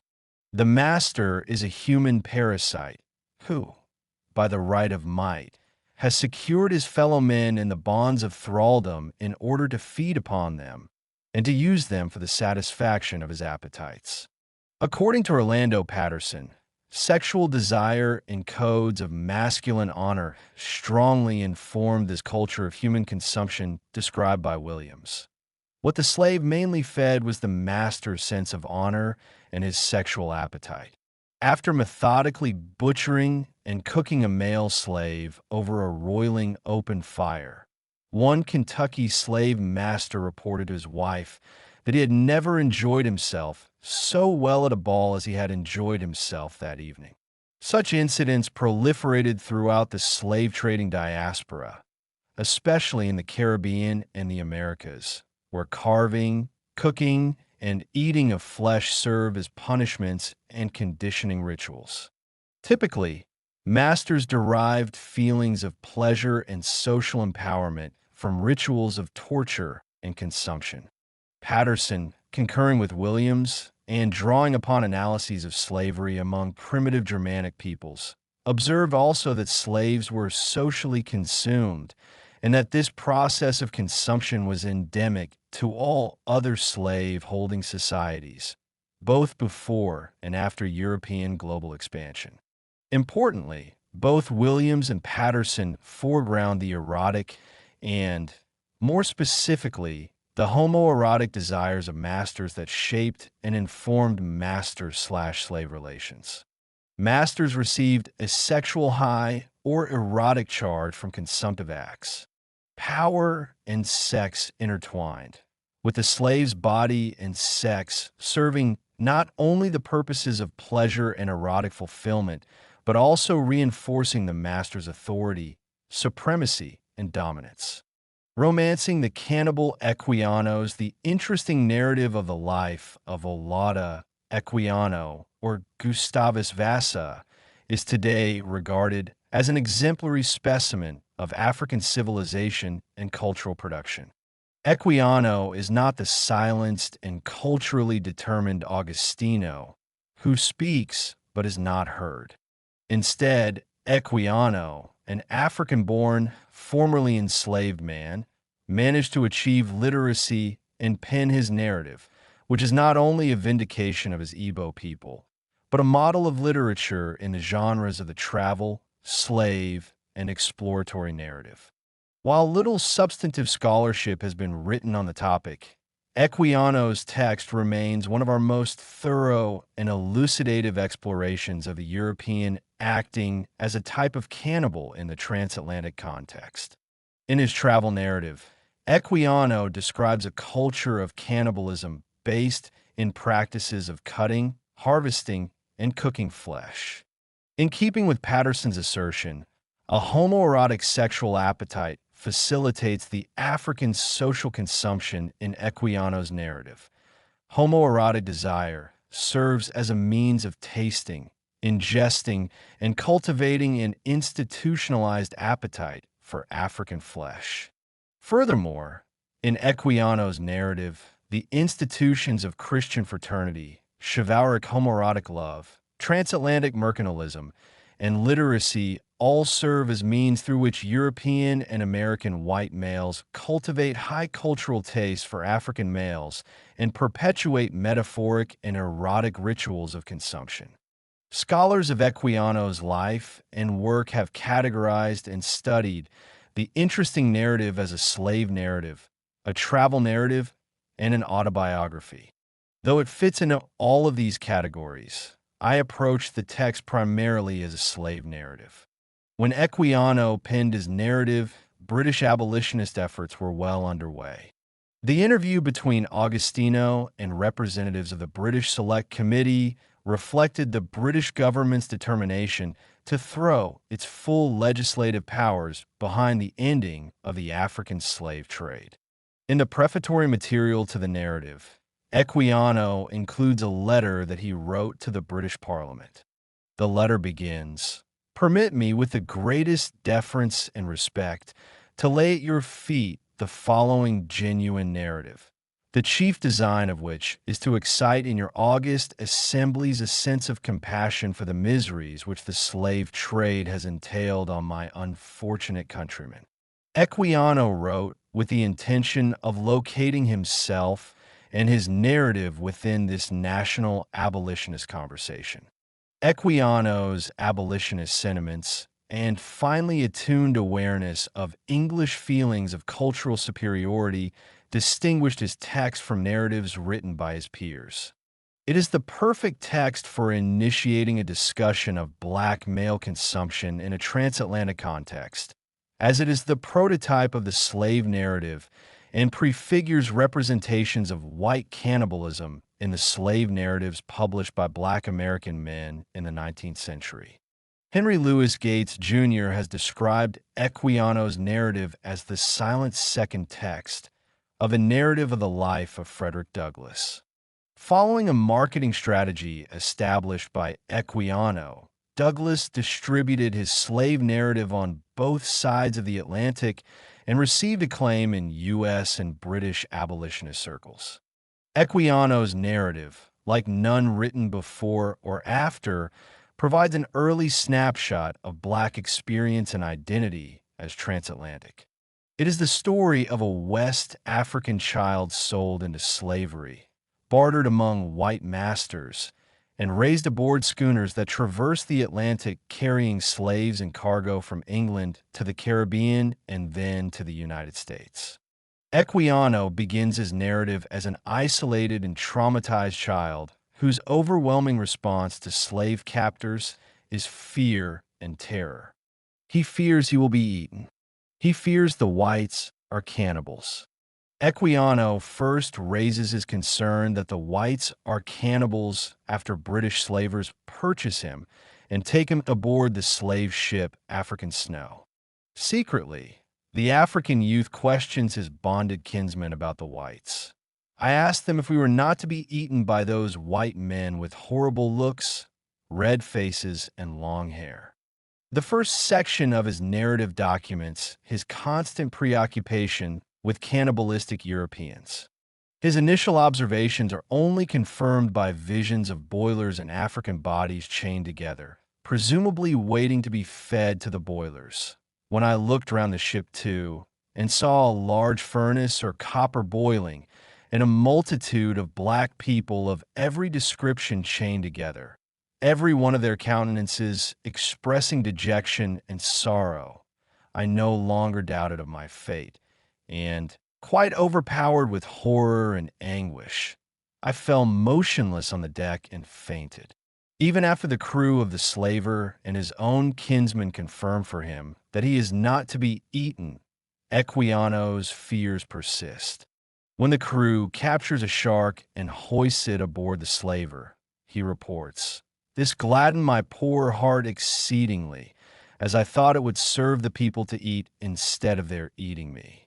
Playing upon his fears, the ship captain, also his slave master, would often threaten to eat Equiano and his best friend, Dick. He said he would kill Dick, as he always called him, first and afterwards me. Equiano, later in the narrative, reflects back on his childish ignorance and views of Europeans and corrects himself.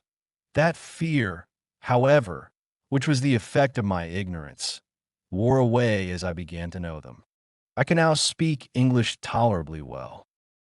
I no longer looked upon them as spirits, but as men superior to us, and therefore I had the stronger desire to resemble them. Equiano strives to be, and does ultimately become, an Anglo-African.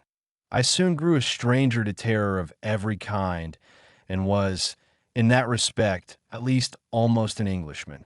In this pivotal section of a narrative, Equiano seems to resolve the issue of European cannibalism by attributing such perceptions to his indigenous naivete. Scholars have, for the most part, followed his prompt, assuming that the issue of human consumption has no bearing on those portions of the narrative that follow Chapter 4. The remaining chapters in the narrative, chapters 5 through 12, depict his further cultural training and his sometimes harrowing, sometimes pleasant initiation into the ways of English civilization. I want to suggest, though, that the subject of cannibalism in the narrative is more complex than this. Later in the narrative, Equiano describes a culture of human cannibalism wherein whites perform as human butchers in order to satiate their appetites for African flesh, terror, and sometimes sex. In the context of such occurrences, white men relate to Equiano as a delectable object who is not so much literally consumed as tasted, erotically desired, and cultivated as an object of male erotic needs and social stature. Patterson's idea of the master as a parasite who forces the slave to feed the master's sense of honor and his sexual appetite dictates Equiano's relationship to white men, who subject him to both personal and institutional parasitism. Equiano first encounters white cannibalism through romantic love and companionship with a young white male shipmate. Richard Baker appears in Equiano's narrative and life as a type of young chivalric prince. Working off the stereotype of the African race as effeminate compared to the more masculine, martial nature of the Anglophone European, Equiano reconfigures the codes of chivalry by casting himself as a type of male princess and Richard as the saving prince. The Negro was, after all, thought of as the lady of the races, a more effeminate species compared to the Anglo-Saxon. As a specimen of the effeminate species, Equiano fits perfectly into the arms and racial mythology of his white suitor. Richard Baker is an American slave master, a young lad with an excellent education and a most amiable temper. It seems in Equiano's eyes unimportant that Baker owned slaves back in the United States. Although this dear youth had many slaves of his own, yet he and I have gone through many sufferings together on shipboard. Young Richard bonds quickly with Equiano in what the author refers to as a friendship. Within the plantation culture from which Richard comes, friendships between young white and black males were always framed by the master/slave dynamic. The author makes no attempt to qualify his friendship. He does not refer to the young black slave boys who were used as nursemaids and made to play the roles of comrade, friend, and servile slave on plantations. Within the context of such plantation friendships, young white boys developed and honed the skills of conqueror. Susan Snow, a former slave, recalls fondly that her young master would work in the fields with the slaves. My young marster used to work in the field with us. He bossed the niggers. They called him Bud, but us all called him Babe. Honey, I sure did love that boy. Snow romanticizes this white youth who practices the exercise of authority over black adults who have raised him and labor for everything he will one day own. Equiano's friendship with and ensuing romantic love for Baker is more complicated than Snow's maternal love. Richard civilizes the young African. Through Richard, Equiano learns that the talking book, the Bible, does not actually talk. Rather, one learns to read this book and decipher the messages encoded therein. Richard helps Equiano move beyond his savage thinking and upbringing. At night, Richard and Equiano find comfort, warmth, and safety in each other's arms, and we have many nights lain in each other's bosoms when we were in great distress. This theme of the saving, intimate embrace of a white youth is not unique to Equiano's narrative. The same year his narrative reached print, 1789, a French author, Joseph Lavallee, published the novel Le Nigger comme il y a peu de blancs. Lavallee's novel, an international phenomenon, appeared almost immediately in English translation. In the novel's dramatic opening scenes, the main character, Itinoko, escapes from an African prince who desires and uses him as a sexual object. Itinoko is swimming madly toward an offshore slave ship. The ship's officer pulls him out of the water, immediately remarking upon his beauty and physique. "This is the finest black I have ever seen," he says. Itinoko is nude, and it is noted earlier in the translated English version of the text that he lacks pudicity, modesty concerning his genitalia. Musing aloud about his erotic feelings toward Itinoko, the ship hand imagines the captain as the luckiest man for having the choice of this African man to share his bed. "Zounds!" cries the officer on watch, with an energetic oath. "That's the finest black I ever clapped my eyes on. How lucky is the captain! Why fortune hunts him even in bed." Itinoko, like Equiano, speaks in the master's tongue, French, and is instructed in Christian ways. Several men initiate him into these rites, but the most significant is Ferdinand, the ship captain's son. Itinoko feels an uninhibited romantic love for this youth, declaring that "nothing gave me so much pleasure as the sight of Ferdinand." Tall and finely formed, he possessed also an ingenious countenance, which ever attaches the heart in the first instance. I could not resist it. While Equiano labored to produce a work of nonfiction, he was not immune to the fictional conventions of sentimentalism and the European's romanticization of the African. Lavallee caters to these homoerotic hungers for the African's body, and the widespread popularity and translation of his novel in France, England, and the Americas attest to this social reality. The similarities between Equiano's work of real-life experience and Lavallee's fictional work are striking. These similarities reveal a culture of white sexual hunger for black flesh that was so widespread that a French man and an anglicized African writing in different genres and from different geographic locales seized upon the same resonant themes and images. Beds, bedsides, and bedclothes are significant motifs that run throughout Equiano's slave narrative. At the bedside is where Equiano stages his most intimate religious conversion moments. The first moment involves himself and Richard lying in bed in an embrace and then praying together at bedside. Later in the narrative, Equiano will replicate this situation with an adult white Englishman and with a semi-clad Native American youth taken from the Caribbean. Richard teaches Equiano, an orphaned African child, to look to a symbolic white deity, father, for solace and comfort. The Christian principles of sacrifice and selflessness reinforce, in Equiano, a servile identification with the desires and hungers of white men. As kind and loving as Richard is, he ultimately conditions Equiano to better play the role of slave. Months earlier, Equiano had lain below another ship deck in a scene of death and stinks so thick that he could not breathe. Thinking back to that time, Equiano recalls that he had scarcely room to turn himself.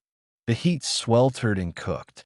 Babies carried on board or born on the ship, it is not clear which, tumbled into tubs of feces and urine and almost suffocated. Everyone was dying, and many literally perished, falling victims to the improvident avarice of their purchasers. The filth, thick air, and layers of bodies in that scene contrast sharply with the clean, open air in which Equiano lies in the young white slave master's arms. Equiano feels himself chosen by his young white companion, drawing upon the mythology of Christ and a myth of white innocence to convey to his readers Richard's kindness and altruism. Equiano describes Richard as kind, agreeable, and faithful. Richard is safe and speaks kind Christian words, while the evil, worldly ship captain constantly threatens to eat Equiano. The captain relays his carnivorous messages through Richard, fondly referred to as Dick by Equiano. He used often to tell him jocularly that he would kill and eat me. Sometimes he would say to me, the black people were not good to eat, and would ask me if we did not eat people in my country. I said, no. Then he said he would kill Dick, as we always called him, first and afterwards me. Taste and good taste the captain, of course, never eats Equiano, but his persistent references to Equiano's delectability are instructive. A better understanding of how taste itself is cultivated will help us understand how the ship captain's desire to eat Equiano belied a real, acquired taste for the enslaved African person. In Consuming Passions, The Anthropology of Eating, Peter Farb and George Armologo note that tastes do not just emerge as full-blown realities. Rather, they emerge from a complex of historical and cultural forces brought to bear upon a culinary object. Cultural, historical, and ecological events have interacted. They write, to cause frogs, for example, to be esteemed as a delicacy in southern China, but to be regarded with revulsion in northern China. They go on to describe how the acquired taste for a substance has to do with availability, the ease of culinary preparation, domestication that results in accessibility, nutritional value, cost, and the ability of said substance to reproduce itself efficiently, among other factors. At this early stage in Equiano's chattel career, we can already place him neatly within this abbreviated list of things that constitute cultivated taste. He is isolated from his natal land, community, and language, rendering him entirely available. White males accomplish his domestication or recasting in a familiar cultural register through the conventions of chivalry, invocations of Negro effeminacy, and the implanting of Christian values.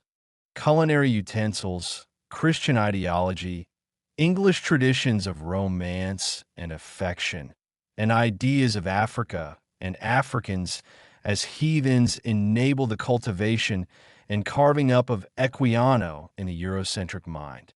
And it goes without saying that the economic benefits of slavery translated readily into the currency of white male identity and acquired appetite that Richard, a child of the U.S. slavocracy, and the captain, an English slave owner and trader, enjoy. Although Equiano, the narrator, emphasizes his enlightened, objective, and pristine relationships with white men throughout the narrative, this economy of taste reveals how thoroughly an acquired appreciation of the slave permeates and feeds into European ideologies and institutions used to condition the young slave. If Equiano is anything, he is nutritious fare, reifying and fortifying the social stature of Richard and the captain. Jean-Antelme Brillat-Savarin, expounding on the exponential potentials of taste, notes that the number of tastes is infinite, since every soluble body has a special flavor which does not wholly resemble any other. Tastes are modified, moreover, by their combinations with one, two, or a dozen others, so that it is impossible to draw up a correct chart, listing them from the most attractive to the most repellent. In Equiano's narrative, these multiple implications of taste inform the triangulated relationship among the young white male lover, the African beloved, and the hardened, cannibal-like ship captain. This triangulation of two white males erotically tied to Equiano recurs throughout the narrative. Traditionally, in English culture and literature, a white woman is the binding object of affection. Eve Kosofsky-Sedgwick explains this dynamic. Within the male-centered novelistic tradition of European high culture, the triangles are most often those in which two males are rivals for a female. Despite the metaphoric centrality of the female, the homoerotic attraction and rivalry between the men is often more powerful and determining. In any erotic rivalry, the bond that links the two rivals is as intense and potent as the bond that links either of the rivals to the beloved. The bonds of rivalry and love, differently as they are experienced, are equally powerful and in many senses equivalent. In this case, it is the delectable young Negro who serves as a different type of effeminate prize. Equiano's body and person mediate a subtle dynamic of rivalry and homoerotic chivalry played out between the captain and Dick. By asserting his power to eat and consume, the captain also asserts his phallic might and right of ownership. Dick, by virtue of his aristocratic class status, American civil identity, and interest in Equiano's humanity, represents something of an economic and erotic threat to the captain. And at the same time, these refined qualities in Dick, added to his youth, make him erotically appetizing to the captain. Triangulation serves to intensify desire. The special heart bond between Dick and Equiano excites the captain, who openly admits to the desire to ingest both of them. The picture of the white colonizers making Negro soup that I cite in the introduction clarifies the dynamic I am describing among the two whites and the black youth. In that picture, a commanding military officer, his attendant, and porter gather around a skewered Bakongo man. The missionary and explorer are implied, as military occupation would not be possible without the initial paving of the missionary and explorer. In Equiano's situation, his master and the captain of the ship is a naval officer. Dick is a devout Christian who also has a bit of the missionary zeal. Both Dick and the ship's captain, Michael Henry Pascal, are emissaries of their respective states. Christianity, romantic friendship, British militarization, and U.S. slavocracy are all employed in the making of Equiano into a new world object of gastronomical delight. Equiano portrays Richard as innocent, disconnected from the larger cannibalizing circumstances that have brought the two boys together. Richard has to stand apart if he is to serve as the young African's kind interpreter, his reliable mediator into white ways and white culture.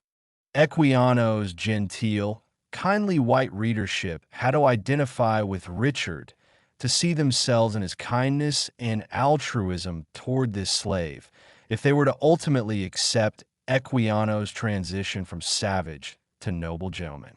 However, the captain, in his crude fashion, implicates Dick in the larger culture of African cannibalization. He anticipates the 19th century American concern over Christian cannibalism and other forms of institutionalized consumption of slaves. Richard is Christ-like, and for Equiano to experience Christian saving, he will have to sacrifice himself, give himself over to this young Savior. A part of this sacrifice involves accepting himself as heathen, denying his color and African features, and, through Richard and Christianity, learning to identify with and worship white masculinity.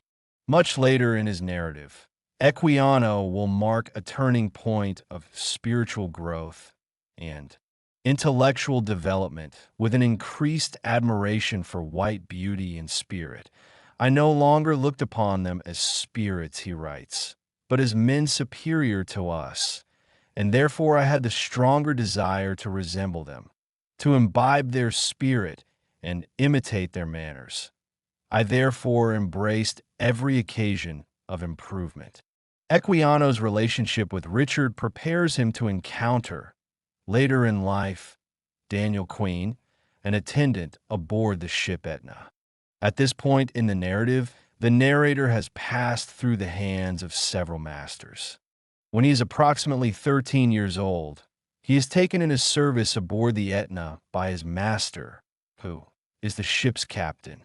Queen is a bachelor and a bit of a dandy, with a fine eye for dress and male couture. He is also devoted to biblical lore. Equiano's relationship with Queen centers on issues of taste and good taste. Queen instills in Equiano a more refined taste for English gentlemanly presentation and comportment. Through continued biblical studies, Equiano satiates his appetite for white spirit, which he will later apply to a Native American youth whom he attempts to colonize. Equiano and Queen, an African youth and an older white man, fall quickly into something of a Christian romantic relationship. On many occasions they, like Equiano and Richard, stay up the whole night together, talking about European high culture and manners and the practice of those same customs in Equiano's homeland. Equiano makes small, loving sacrifices on Queen's behalf. Many things I have denied myself that he might have them. And when I used to play at marbles or any other game and won a halfpence or got any little money, I used to buy him a little sugar or tobacco, as far as my stock of money would go. Thinking of Queen in a sweet manner, Equiano would purchase for him sweet things. Queen, in turn, would respond with a desire to remain forever close and bonded to the African youth. He used to say that he and I never should part, and that when our ship was paid off and I was as free as himself or any other man on board, he would instruct me in his business. Rendering his relation to Queen in the language of Christian romantic love, Equiano described how his heart burned, how Queen treated him with the greatest kindness, and the feelings of tenderness he imbibed from Queen. In spite of his feelings of romantic and religious freedom, Equiano's relationship to Queen does not set him free. Instead, his ties to and learning under this white shipmate reinforce a culture of social consumption. Equiano's relationship with Queen feeds the older man's sense of nobility and moral sanctity. His homoerotic desire toward the African youth reinforces in Queen the feeling of paternity, a paternity that many on the ship acknowledge by sometimes calling the youth after the elder man's name or referring to Equiano as the Black Christian. Equiano and his white father/master relate through a paradigm of human parasitism. The African socialization, his training in English morality, religious values, and spiritual devotion temper the savage within and make him into something culturally palatable, desirable, and beautiful to Queen, converting Equiano ennobles Queen. And while Queen is not Equiano's documented master, he does play the role of paternal figure and enjoys an incestuous relationship with the youth that parallels the heavenly father/sacrifice son dynamic. Queen is a surrogate for the white father god. Equiano, the child and ignorant innocent, in turn plays the role of the sacrificial son. In this context, the Christian doctrines of eating flesh and drinking blood, suffering, and dismemberment take on a clandestine meaning that contradicts the narrative of universal love and soul-saving that Equiano foregrounds. The subtext of Queen's laborious instruction in Victorian manners, customs, and religious values is the idea that Equiano comes from a heathen land and is, fundamentally, a heathen subject. It is not, after all, Equiano who instructs Queen in his indigenous customs and social values. Queen, with missionary conviction and commitment, works to convert Equiano through the promised love of a deific, white male figure. Equiano converts this Christian love into an imbibing and ingesting of whiteness to the extent that he makes sacrifices for this white man who would rather instruct him in Christian morality than literally free Equiano from the manacles of slavery. As hard as Equiano, the narrator, tries to divorce the kindness of Queen from the cruelty of his captain/master, he cannot.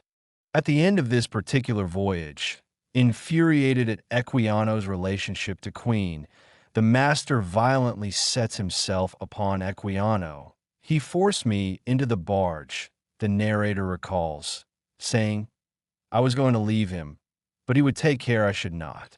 I was so struck with the unexpectedness of this proceeding that for some time I could not make a reply. Only I made an offer to go for my books and chest of clothes, but he swore I should not move out of his sight, and if I did, he would cut my throat. Equiano's training in religiosity and English etiquette make him even more of an acquiescing, ignorant slave.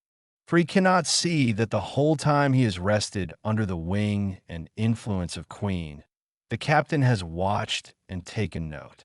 All the while, feelings of anger and betrayal have brewed in the captain. He is not only angry at the thought of losing his valuable commodity, he also feels betrayed by the slave's interest in and affection for Queen. Still fuming after the physical attack, the captain decides that as further punishment for his betrayal, he will sell his young slave to a new master when they reach their destination, Portsmouth. All this time, Equiano has thought that his acculturation into English ways would ensure his freedom, his being manumitted from slavery.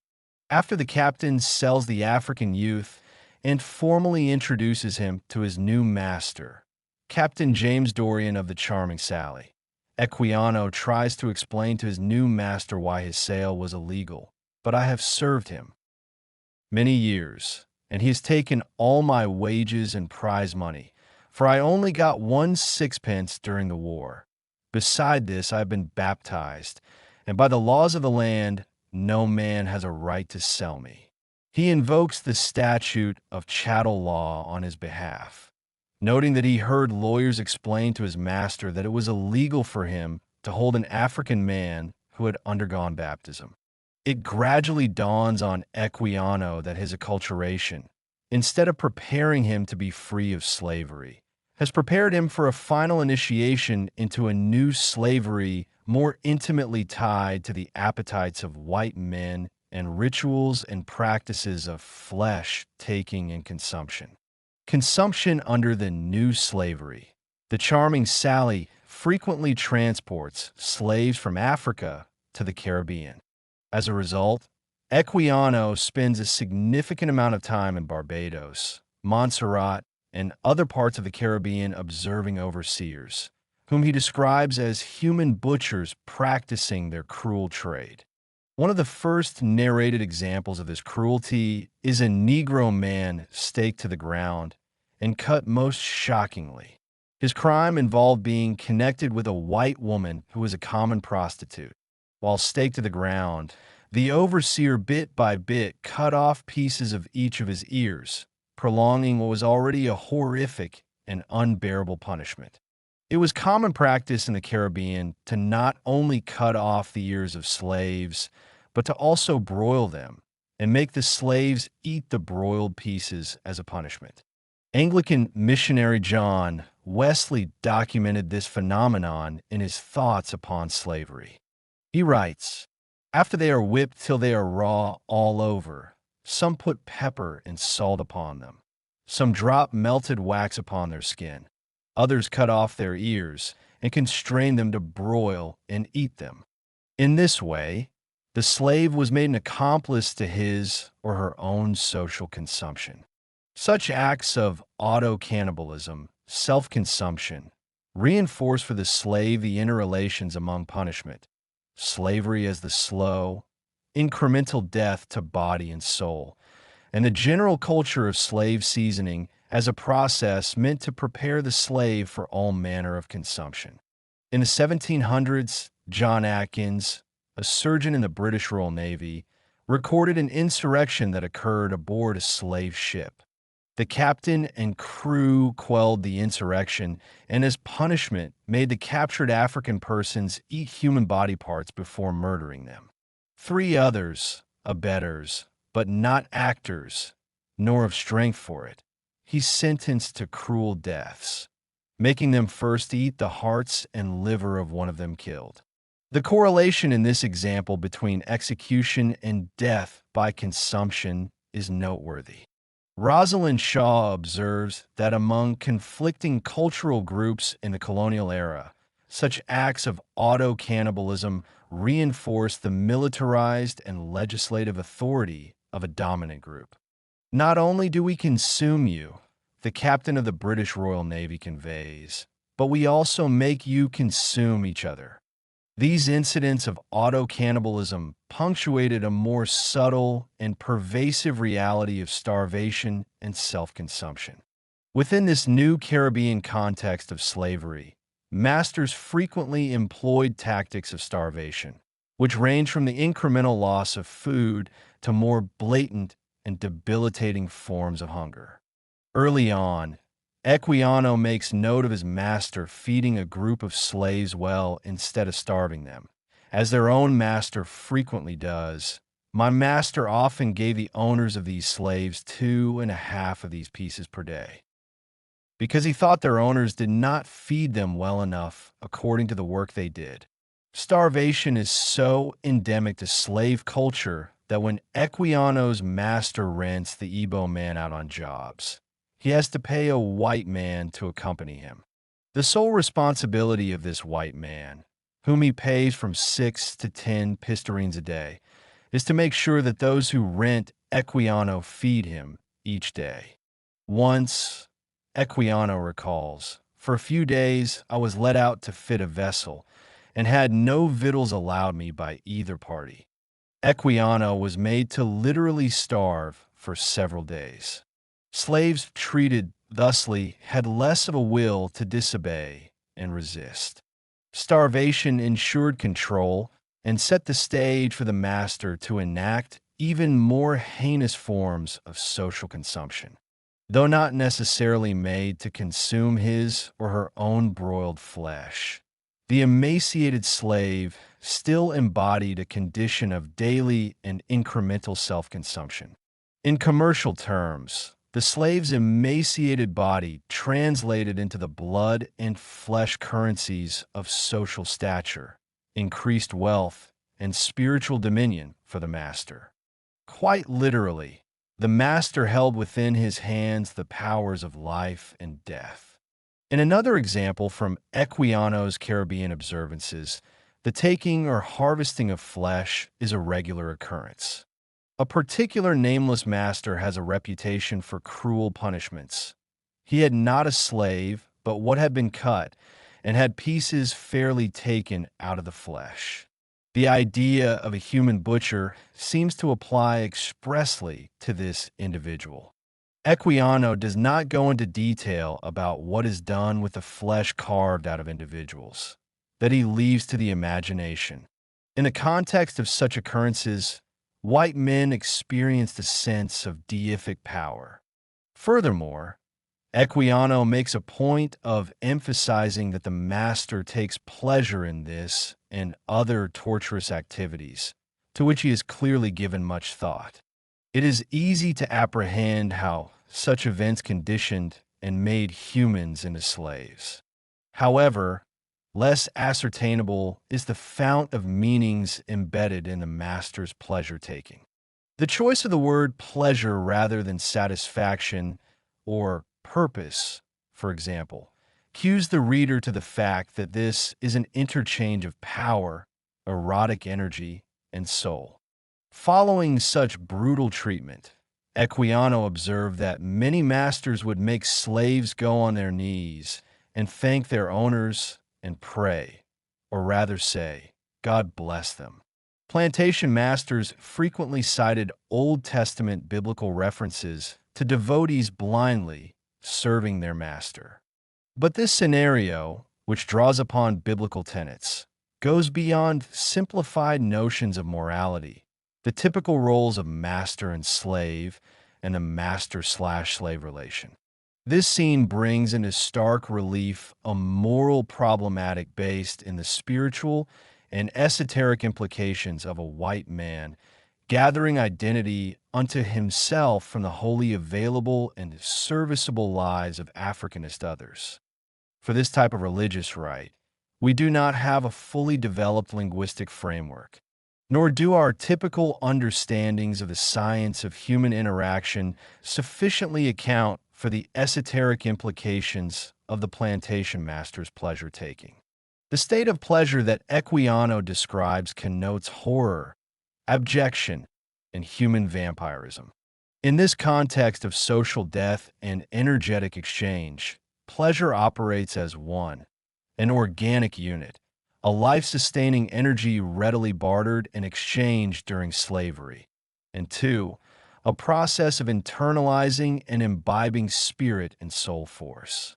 In Rituals of Blood, Consequences of Slavery in Two American Centuries, Orlando Patterson approaches this dynamic from the perspective of the enslaved person, intersecting Christian theology with the consumption and sacrifice of slaves.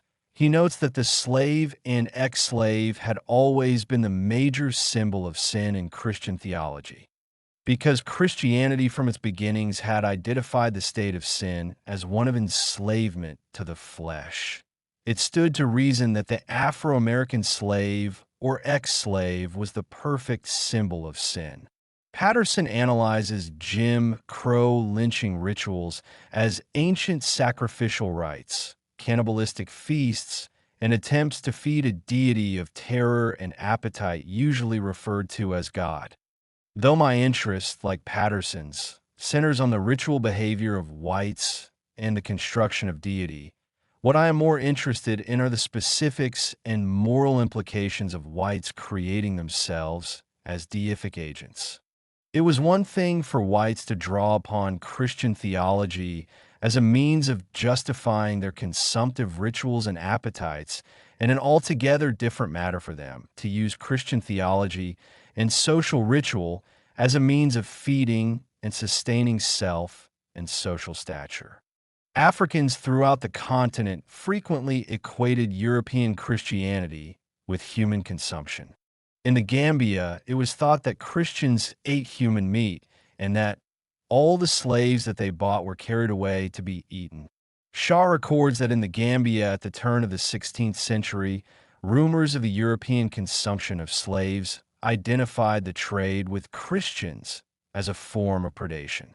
Debunking the idea of the Gambians as ignorant, uninformed Africans, Shaw notes that this was hardly a reaction of isolated Africans to sudden commercial contact with the outside world. Rather, through observance of and sustained contact with Europeans, the Gambians had come to regard the slave trade as a trade that fed the Christian appetite for the consumption of humans, that was viewed as problematic. In other words, the Gambians ascertained in Christian ritual and deity a process of soul harvesting and soul hunger that coincided with the bodies Europeans had also come to claim and transport. If we accept the conclusion of Europeans as soul and body harvesters, then we have to wonder how Europeans might have used, commodified, and ingested the very African souls that they consistently claimed did not exist. In Sierra Leone, an African typically regarded the white man as purchasing him either to offer him as a sacrifice to his god or to devour him as food. Again, Shaw notes that persons from Sierra Leone and other regions viewed the slave trade as a European ritual process that integrated the transport of African bodies across the Atlantic into a further set of transactions with the European's god. The people of Niger even applied these notions of deity, deification, and consumptive practices to the slave ship itself, describing it as some object of worship of the white man. These African-based perspectives bring into clearer focus how European practices of soul harvesting and human consumption coincide with the more obvious economic motivations of the trade. These observances bring us back to that seemingly obvious question: what exactly did Europeans want with African persons? What deity and processes of self-deification did the Africans' soul and body feed? We cannot readily access these types of considerations through the Europeans' notion of their Christian practice. European Christianity advocates, at least overtly, the consumption of the divine, but not the consumption of another human being. The African-based perspectives of European Christian consumption inverts this logic, honing in on European religiosity, religious ritual, deity, and self-making as processes based in appetite and human consumption.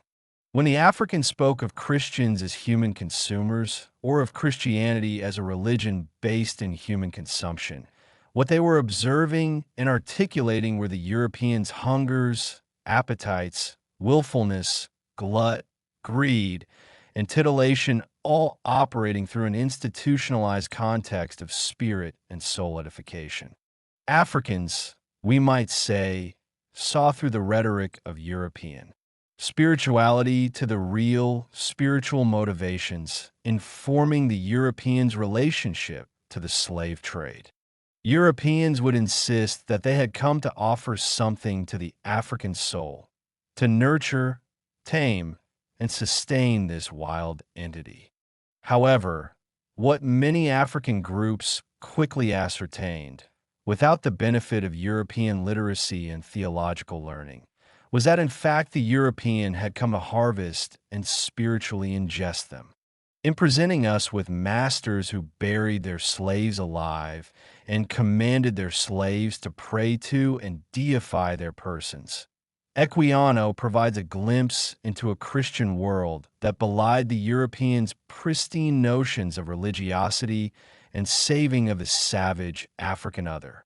Equiano, like so many of his peers and ex-slaves who would later pen their own narratives, attempted to describe and convey the reality of institutionalized consumption.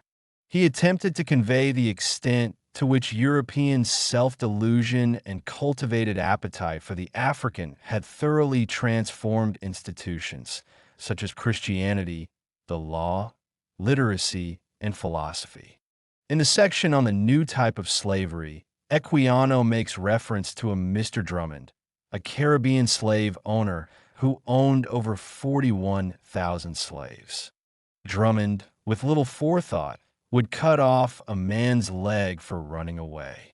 Equiano asks this Drummond if the man had died in the operation, how he, as a Christian, could answer for the horrid act before God.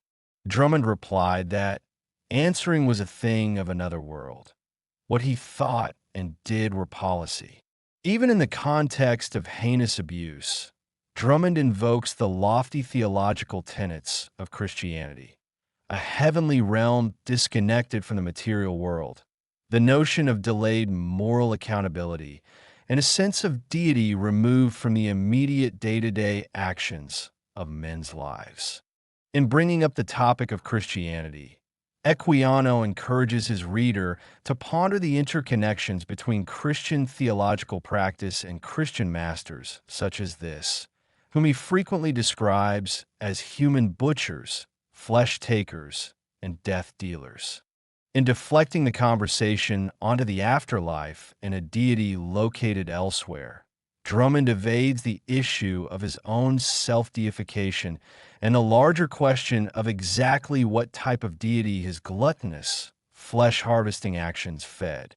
Equiano, for his part, resists at the same time that he reifies the common slave's institutionalized consumption. It is impossible to divorce Equiano, whose narrative authority and spiritual validation derive from the deification of white males, from the plantation consumption scenes he relates. What saves Equiano from the fate of the common slave is his acknowledged difference. One master, he relates, said he did not mean to treat me as a common slave. I told him I knew something of seamanship and could shave and dress hair pretty well, and I could refine wines, which I had learned shipboard where I had often done it. By this point in the narrative, after his introduction to the new, more brutal form of slavery, Equiano understands well that only his usefulness and closer social proximity to affluent whites saves him from the consumptive fate of the common slave. Probably a combination of terror, rhetorical maneuvering, and genuine aesthetic appreciation of Europeans causes him to say, I no longer looked upon them as spirits, but as men superior to us, and therefore I had the stronger desire to resemble them, to imbibe their spirit, and imitate their manners. This seemingly casual statement, strategically placed in the text, signals Equiano's transition from heathen childish African to civilized Anglo-African adult. In order to gain greater authorial credence, Equiano professes to no longer believe that whites are spirits from a different realm of existence, spirits who are cannibalistic agents of a cannibalistic slave trade. Driving this point home, Equiano even depicts himself as an enlightened consumer who has learned from the European to imbibe their spirit and imitate the manners. How to lay claim to humanistic discourse and at the same time acknowledge cannibalism as a personal and social reality. This is the conundrum Equiano faced. In my later discussions of 19th century figures who follow Equiano, this challenge of claiming a discourse of humanity that demonizes and makes heathens of black witnesses of white cannibalism recurs and presents an epistemic challenge. To stand before the high, European or American court of civilization, before the panoptic presence of the interrogator, claiming enlightenment alongside white acts of human parasitism and cannibalism was incongruous. In the end, Equiano's desire to survive by imbibing and imitating white ways results in his becoming parasitic and implicated in the projects of white male deification and global occupation. The result of this cultivation is fully realized 13 years later. Before embarking on a privately funded venture to the West Indies in 1775, Equiano encounters in London for Mosquito Indians who had been taken from their homeland and brought to Jamaica by some English traders for some selfish ends. The youths are described as chiefs in their own country. The sponsor of the trip to Jamaica, Dr. Irving, is returning them to their West Indian homeland. In the meantime, though, we are pointed to the fact that while all of the youths are royalty, noble savages in their own right, there is one among them who is the Mosquito King's son, a youth of about 18 years of age. This youth, more than any of the others, draws Equiano's attention. Performing the role of surrogate Negro mother, Equiano feels it is divine duty to introduce this youth to his well-beloved master, Jesus Christ. Taking the heathen youth under his wing, as he was taken by Richard Baker and Daniel Queen, Equiano instructs the boy in the English alphabet. They study religion and pray fervently together. I made such progress with this youth, especially in religion, that when I used to go to bed at different hours of the night, if he was in his bed, he would get up on purpose to go to prayer with me. Equiano makes a point of noting that the youth would kneel and pray without any other clothes but his shirt, and that before he would eat his meals with any of the other men in the cabin, he would first come to me to pray, as he called. An incestuous intimacy develops between the youth and his African instructor. The image of the youth semi-clothed underscores his vulnerability, an erotic availability to Equiano, and to Equiano's well-beloved master, Jesus Christ. His nakedness implies an infantile, trusting state. He presents himself to Jesus Christ as an innocent, powerless child would present himself to an all-powerful, nurturing father. In this case, though, the father is a slave master, an instrument of English imperialism and martial might. Equiano, as a feminine subject, is a natural counterpart to the father. He nurtures the youth in his stead.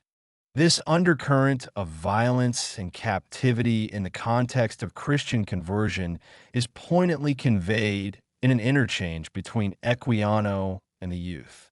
Fascinated with Equiano's copy of John Fox's Martyrology, the youth asks him numerous questions about the papal cruelties he saw depicted there. Such poignant questions are punctuated by the fact that the native youths have been taken through trickery or lies. It is not clear which from their native land. By this time in history, the English and other European groups had thoroughly occupied and colonized the Caribbean islands, and long before they had imported Africans to work on cane, tobacco, and rice plantations, they had decimated Native American populations. These groups had been systematically hunted and murdered in a style and heinous manner that often paralleled papal cruelties. In 1378, the Pope sent inquisitors into the Waldensian valleys of northern Italy. Inquisitor Borelli had 150 citizens, including women and children, burned alive in Grenoble. In the same region, in 1400, citizens were chased from their homes in the dead of night by inquisitors on Christmas Eve. The following morning, strewn across the snow-packed hills, more than 50 children were found frozen to death in their mother's arms. Equiano explains away such necessary cruelties in order to make such progress with this youth, especially in religion. When a young Equiano had been baptized in 1759 in a Westminster church, the presiding clergyman had given him a book titled A Guide to the Indians. European missionaries used this text, written by the bishop of the Diocese of Sodor of Man, to assimilate Native Americans into the Christian faith and to justify genocidal actions taken toward Native groups that did not conform and assimilate. This interchange between Equiano and the Mosquito youth marks a pivotal moment for Equiano. At this crucial juncture, the roles are completely reversed. Where Equiano was once a self-described superstitious, infantile African, he paints himself at this point in his narrative as an enlightened, gentlemanly Anglo-African. He describes the youth as a poor heathen, and his tribesmen as emissaries of Satan. Equiano steps earnestly into the role of social pariah. He is not a fully endowed white British man. However, he is the European's chosen love, helpmate, and co-creator in the kingdom of European civilization. He serves as a middleman within this particular economy of Christian cannibalism. The Mosquito youth ultimately rejects Equiano's advances. With the support of his clansmen, who tease him and inquire if the black missionary has converted him to Christianity, the youth sees through Equiano, through the hypocrisy and irony of the moment. "How comes it," inquires the youth, "that all the white men on board who can read and write, and observe the sun, and know all things, yet swear, lie, and get drunk, only excepting yourself?" His question insufficiently answered, the youth stays to himself for the duration of his journey back to his homeland, and Equiano never sees him or speaks of him again in the narrative following his return. The slave trade as soul trade. Within the closed circuit of Equiano's Anglo-African logic, it is difficult to get at how it might have been possible for the European to consume the African soul, or, for that matter, to get at a systematized understanding of the esoteric purposes to which the energy of the consumed body and soul might have been applied. 19th century American whites, whom I discuss at length in the next chapter, also attempted to apprehend the implications of Christian cannibalism, but found such a notion a philosophical and ontological impossibility. Equiano comes from a world in which man-eaters and witchcraft are components of a complex science of human behavior and moral interaction. Just as Enlightenment discourses policed and ensured moral behavior and a civilized populace, African witchcraft belief often maintained the moral and individual center of society. In actuality, witches or cannibals were not literal flesh eaters. They were individuals who drew off the human life force, causing their victims to weaken physically, become ill, and sometimes die. Anthropologist Wyatt McGaffey recorded this millennium-old belief in Central Africa. Through his field research in the Congo in the 1960s, he learned that the Congolese had long associated the transatlantic slave trade with soul theft and witchcraft. In this aspect, therefore, witchcraft is similar, as a European would say, to slave trading. It is not clear, however, that Bakongo make any distinction between the two. Repeated contemporary references to 19th century trade, the slaves in particular, show it is regarded as a trade in souls. Some of the techniques used are identical. Informants recall and written sources confirm that slave catchers used to leave food so that hapless travelers, finding it and picking it up, might be seized for debt and sold. Modern witches are supposed to leave money in the road for the same purposes. According to Bakongo cosmology, the soul is luminous like a shining star. The soul is the seat of good health, and when it is undisturbed, the body flourishes. The soul should be round, like the sun, but witchcraft attacks may cause it to crumble at the edges, bazooka, rendering the body vulnerable. Witches may suck or draw off, vola, ola, all or part of the soul, depriving all or part of the body of its inner essence, so that in a short time it will be seen to sicken or die. Europeans who first encountered Africans questioned the nature and existence of an African soul. This was partially racial prejudice, but also a reflection of the very different ways Europeans and Africans define the nature and origins of the soul. Within European Enlightenment discourses, the soul was a lofty thing. A soul distinguished upright man from the animals who crawled on all fours. The soul was immaterial, connected to religion, and best cultivated within the higher realms of civilization. The iridescence of the soul was connected to white skin and the origins of the soul rooted in the sky. God descended from the heavens to breathe soul into Adam and Eve. According to Descartes, the difference between the human and animal soul was that the human soul granted mankind higher order thinking and moral consciousness.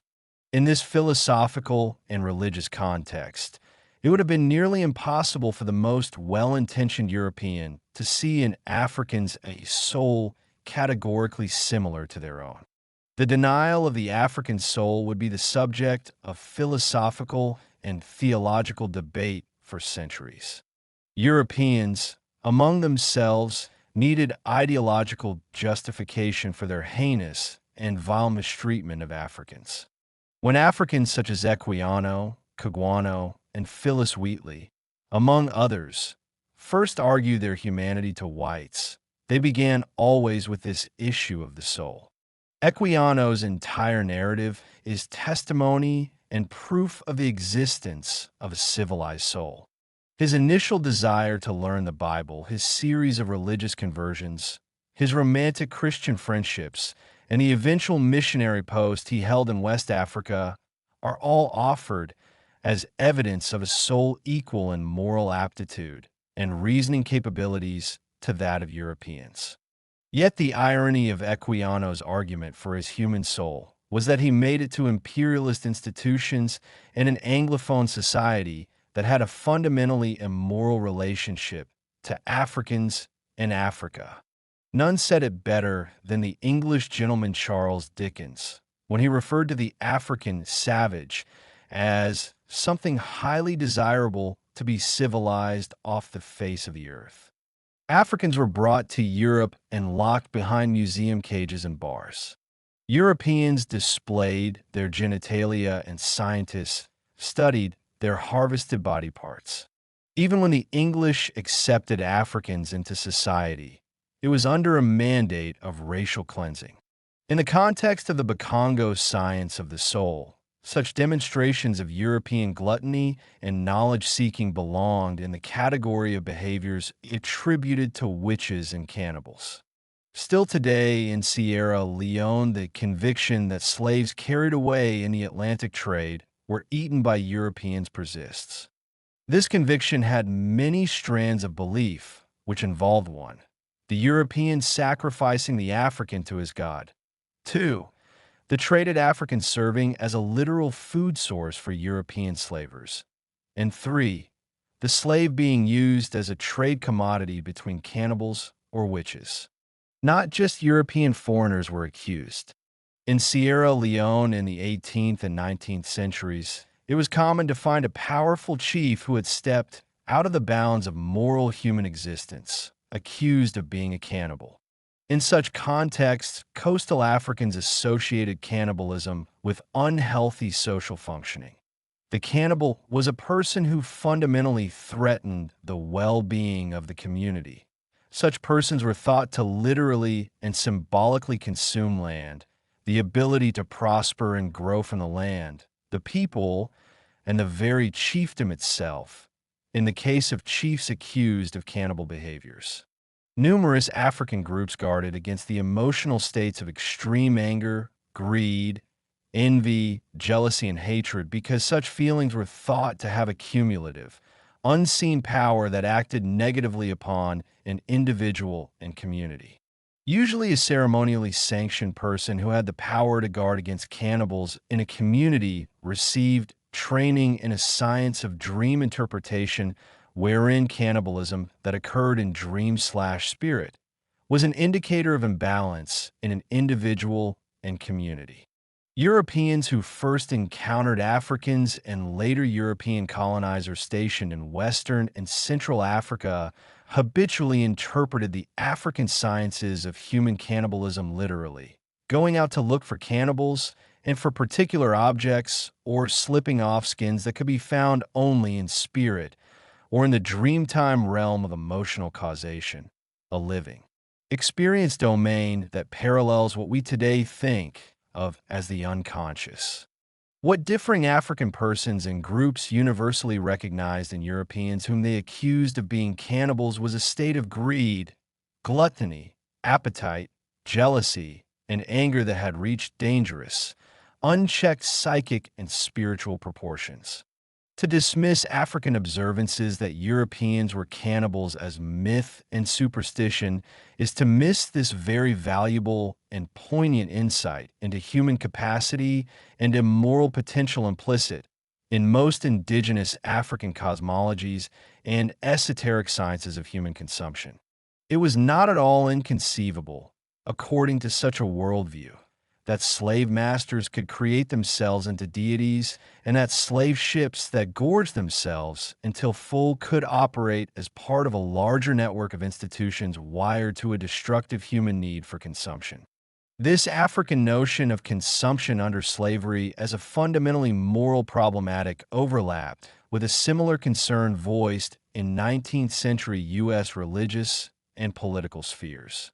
In Chapter 2, I analyzed the 19th century U.S. cannibalism debate, which focused on slavery as a consumptive institution that was pervading and corroding American religious, legal, philosophical, and artistic institutions.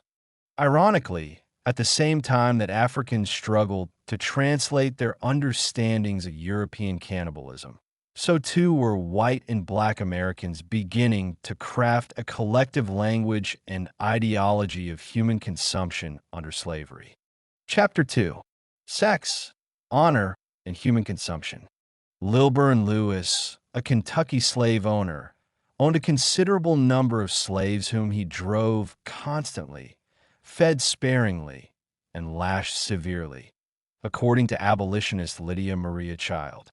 Lewis was a typical plantation owner whom most in the local community probably respected and looked to as a model wealthy citizen in terms of his treatment of his slaves. In 1826, He would commit crimes against his slaves that would cause his community to ostracize him and pursue legal restraint. He committed suicide while awaiting criminal trial. It is hard to say from the evidence if George, a young recalcitrant slave on Lewis's plantation, was a favorite or if Lewis consciously chose him, as many masters did, as the object of ritualized violence and as an emblem of his manhood and noble social stature.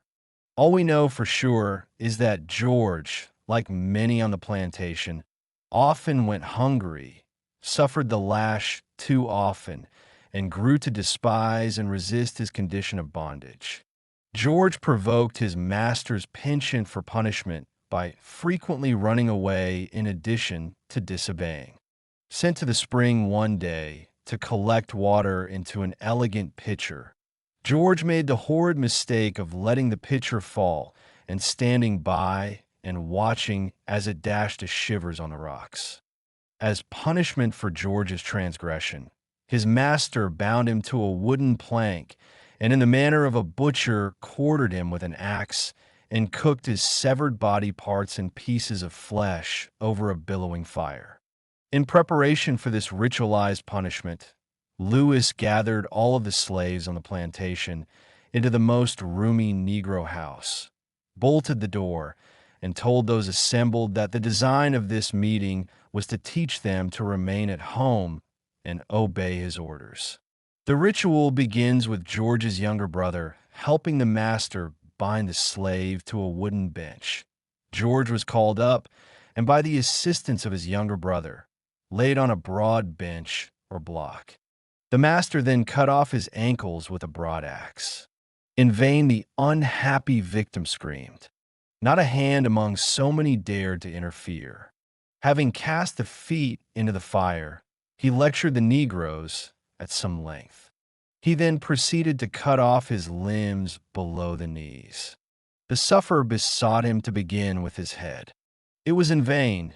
The master went on thus until trunk, arms, and head were all in the fire, still protracting the intervals with lectures and threatenings of like punishment, in case any of them were disobedient, or ran away, or disclosed the tragedy they were compelled to witness.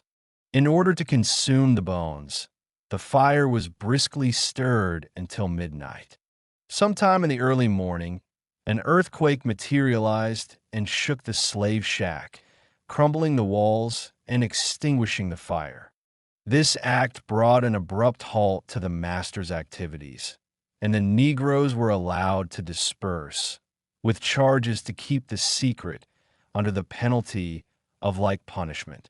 Later that evening, Lewis's wife inquires into her husband's activities.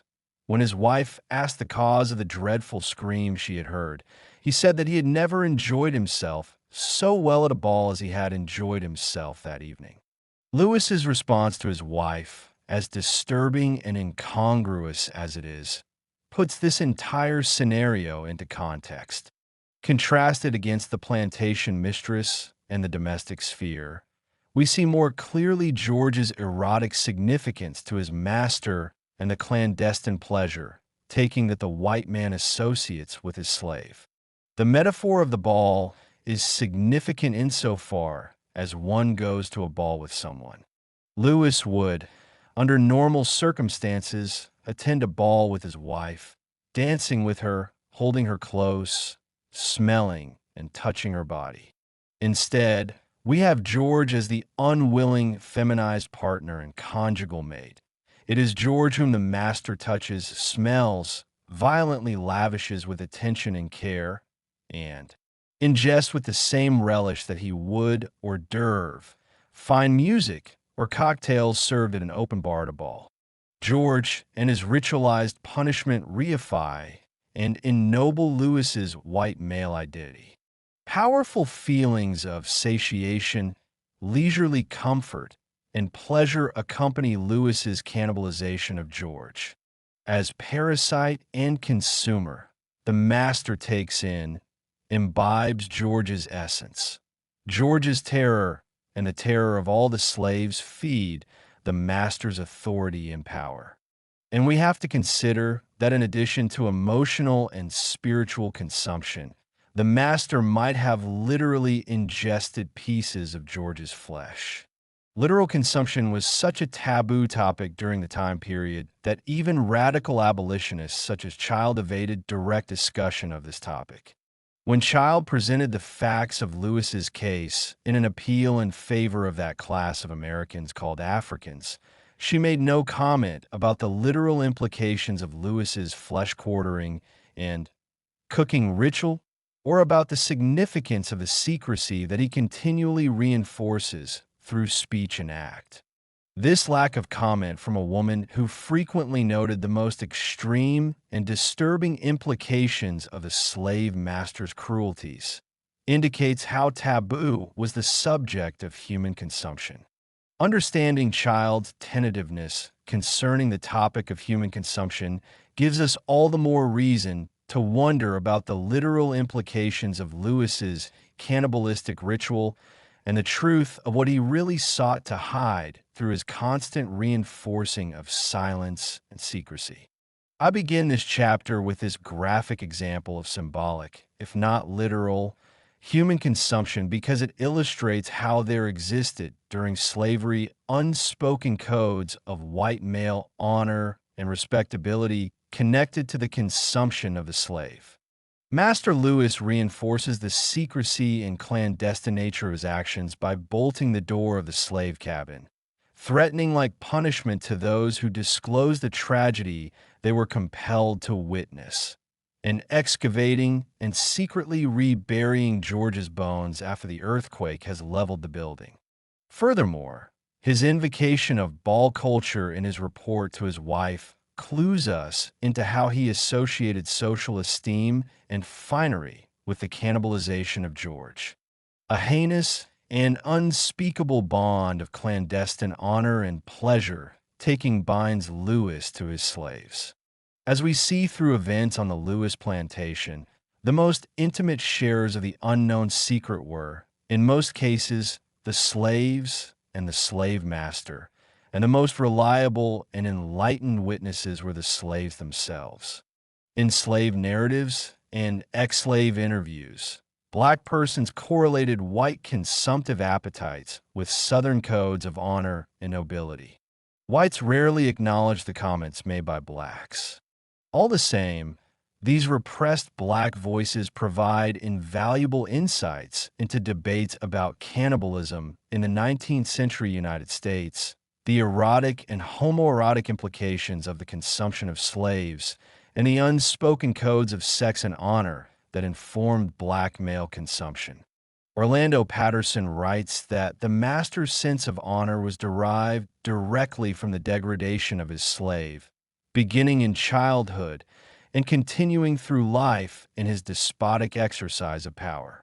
Elsewhere, Patterson emphasizes that the master generally camouflaged this association of honor with a master's relationship to the slave so as not to reveal his dependence, his parasitism of the slave. John Hope Franklin posits honor as the most central defining characteristic of 19th century Southerner culture.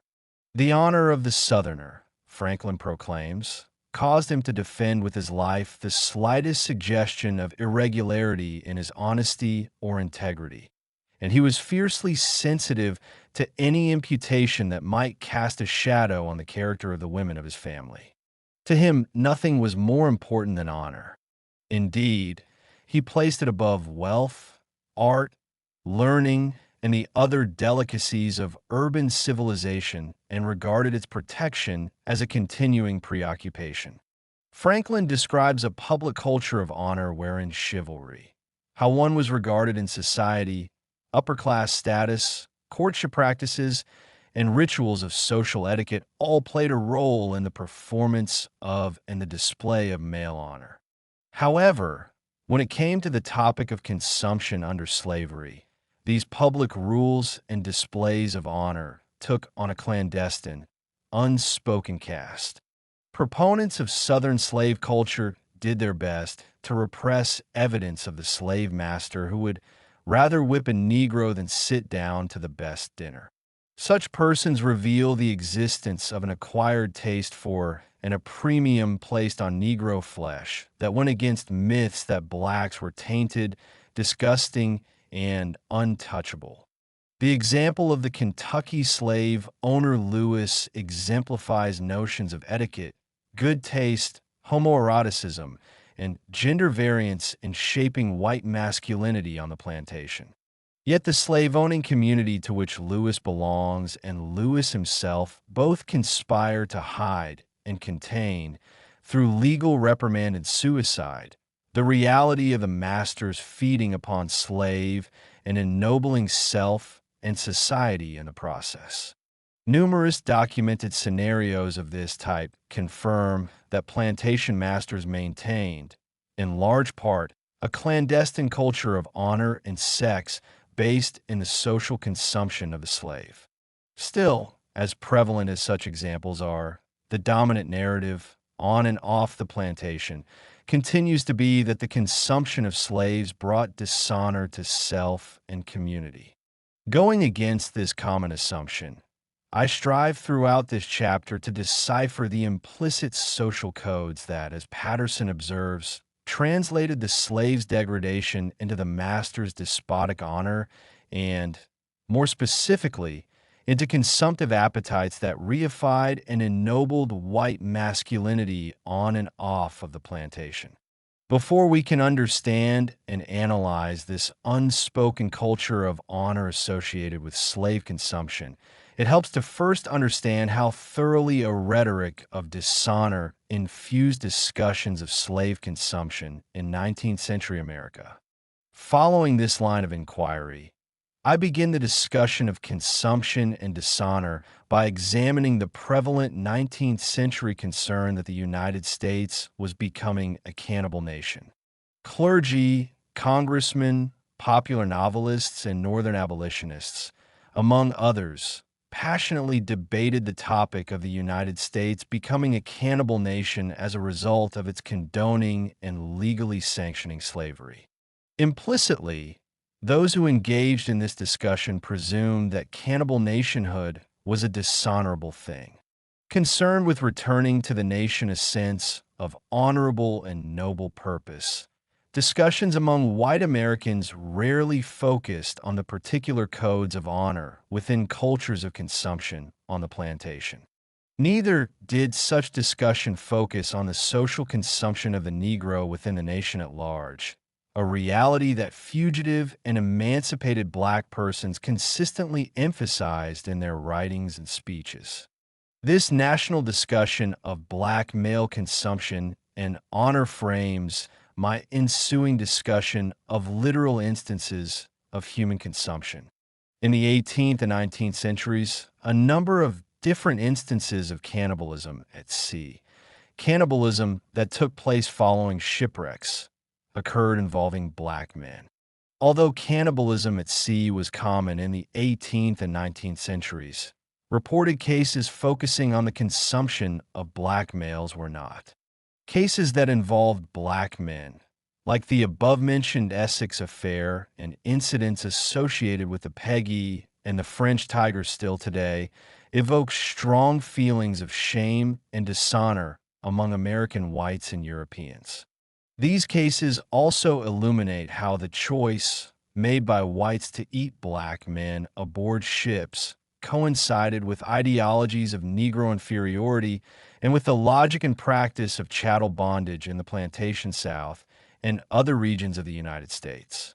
By the 19th century, consumptive ideologies and practices on slave plantations had come to have a far-reaching influence, affecting even the consumption of blacks at sea. With such cases, it was not just a matter of survival of the fittest at sea. Rather, in these examples of consumption of black men, we see the culture and ideology of slavery strongly influencing the choice of whites to murder and eat black men. On the whole, American citizens regarded the consumption of black men at sea as dishonorable. I argue, however, that there existed in such acts an implicit code of honor that spanned from southern plantations to northern abolitionist communities. To support my discussion of survival cannibalism, I also examine numerous other examples of the ritualistic quartering, seasoning, boiling, and cooking of blacks that bestowed honor and social stature upon white men. In the final section of this chapter, I examine the correlation among sex, honor, and human consumption. Throughout this chapter, as demonstrated through the Lewis Plantation example, I presume an implicit interconnection among sex, honor, and human consumption. I make clear, though, in this last section of this chapter, how thoroughly homoerotic and homosexual desire shaped the master/slave relation and informed white male codes of honor. Erotic desire for the slave, as I argued in the previous chapter, frequently overlapped with consumptive appetites and practices. In the realm of the erotic, we get a clearer picture of the intimate ties between master and slave. Whites strove to conceal and hide this domain of intimacy, as it fundamentally contradicted the ideologies and brutal practices designed to reinforce the inhumanity of the enslaved and free black person. Drawing on the narrated experiences of ex-slaves who graphically depicted the hungers, tastes, and erotic desires of white men for black men, I demonstrate that the literal and metaphoric ingestion of black persons often coincided with white male sexual appetite, titillation, and erotic play. The scenarios I examine reveal, at the basest level of social interaction, how sex facilitates the honorific social status of white men and their dominion over the enslaved person. I close this section and the chapter with an examination of the Nat Turner insurrection. Following his execution, whites boiled Turner's flesh down to a liquid and allegedly ingested it as a medicinal substance. The erotics of taste, sexualized violence, and white male codes of honor coalesced in this incident, bringing into plainer view this hidden culture of the appetite and hunger of white men. Cannibal Nation, the social consumption of the enslaved person, was such a concern in the colonial United States that senators, religious leaders, and abolitionists heatedly debated whether colonial America was becoming something akin to a cannibal nation. Among 19th century abolitionists and other conscionable persons, the central issue was not the liberation and unburdening of the African soul, but the moral implications for whites who were fast developing what many literally referred to as a cannibalistic hunger for black flesh. In the public domain, where this debate took place, whites regarded human consumption as a dishonorable act. Shame, national degradation, and widespread anxiety shaped the national debate, leaving no room for consideration of the secret codes of honor that white men maintained quietly among themselves.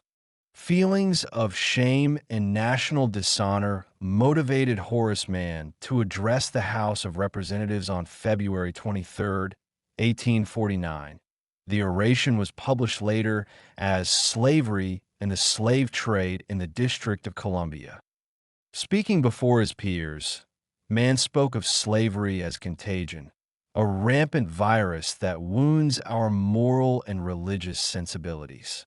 He offers an allegorical example of a clean, unpolluted northern statesman traveling to the District of Columbia and observing how slavery has tainted and corrupted the white citizens.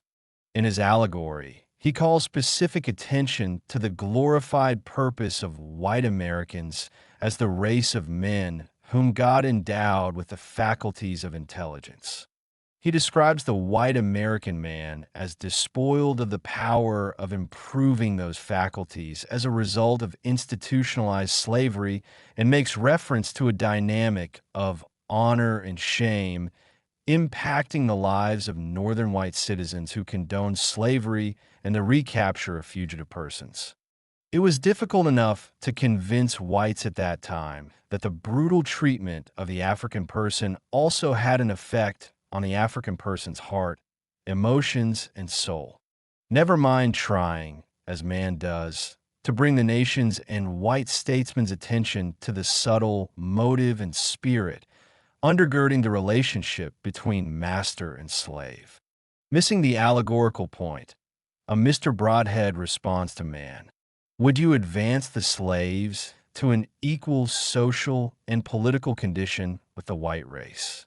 A bit exasperated, man moves from this example of a white statesman to examples from English history, a discussion of race and skin color, biblical mythology, and additional legal statutes as a means of generating self-reflection in his audience. Finally, feeling that his point still had not been adequately conveyed, man asserts what he had perhaps all along meant to say, that U.S. slavery was a form of social cannibalism, and that whites were becoming, unbeknown to themselves, the very cannibalistic types that they feared and projected upon every strange land and people they encountered. It is as though a man should migrate from one of those South Sea islands, where cannibalism is legalized and where the public authorities, according to reports of travelers, not only condemn and execute a criminal, but dine on him after he is executed. Man also references cannibalism law and his sense of a cannibal jurisdiction that helps sustain this culture he describes. Not only does man accuse slave owners of practicing a type of symbolic and perhaps literal cannibalism, he also implicates northern states who, according to the practice of returning fugitive slaves to the masters, forego cannibalism rights, but are nonetheless implicated in the appetite and principles of human consumption practiced in southern states. In other domains of society, American citizens attempted to describe this appetite for human consumption that was cultivated in the context of slavery. The following year, 1850, a concerned citizen published an editorial response to a letter defending slave catching written by Daniel Webster in a widely distributed newspaper, The National Era. The editorial applied the topics of slavery and fugitive law to the North. In particular, J.G.W., the author of the editorial, wanted the reader to understand the elusive moral implications of something he describes as Christian cannibalism. The editorial begins, "We are more pained than surprised, therefore, to find the great Massachusetts senator taking another step downward. He has published a very appropriate and, we doubt not, very satisfactory argument in support of the legal, moral, and religious obligation of slave catching on the part of law-abiding citizens and Bible-loving Christians of the free states. It is a literary monstrosity which will make the fortune of the antiquarian who shall hereafter bring it to light, when Christian slaveholding shall have become as difficult of comprehension as Christian cannibalism. Many Christian slave-owning whites thought of themselves as rescuing Africans from heathen land. Heathenism included, among other things, sexual licentiousness, incest, polygamy, and cannibalism. The idea of a Christian slaveholding cannibal or a northern, thoroughly Christian cannibal type was, as J.G.W. points out, inconceivable. It was a literary monstrosity that twisted the religious theologies, legal tenets, and rhetorical logic underlying church and state into monstrous forms. These looming monsters terrified many northern whites. In the Honorable Mr. Giddings, a member of Congress, this terror took the form of political anxiety and an outright declaration of white slave owners as cannibals. All we can do, explains the Honorable Giddings, is see that they shall not disgrace nor degrade this government, either by their slavery or their cannibalism. Our motto is, keep your slavery, your disgusting barbarity, within your own states. Bring it not into this hall, nor attempt to involve us in its burdens or its crimes.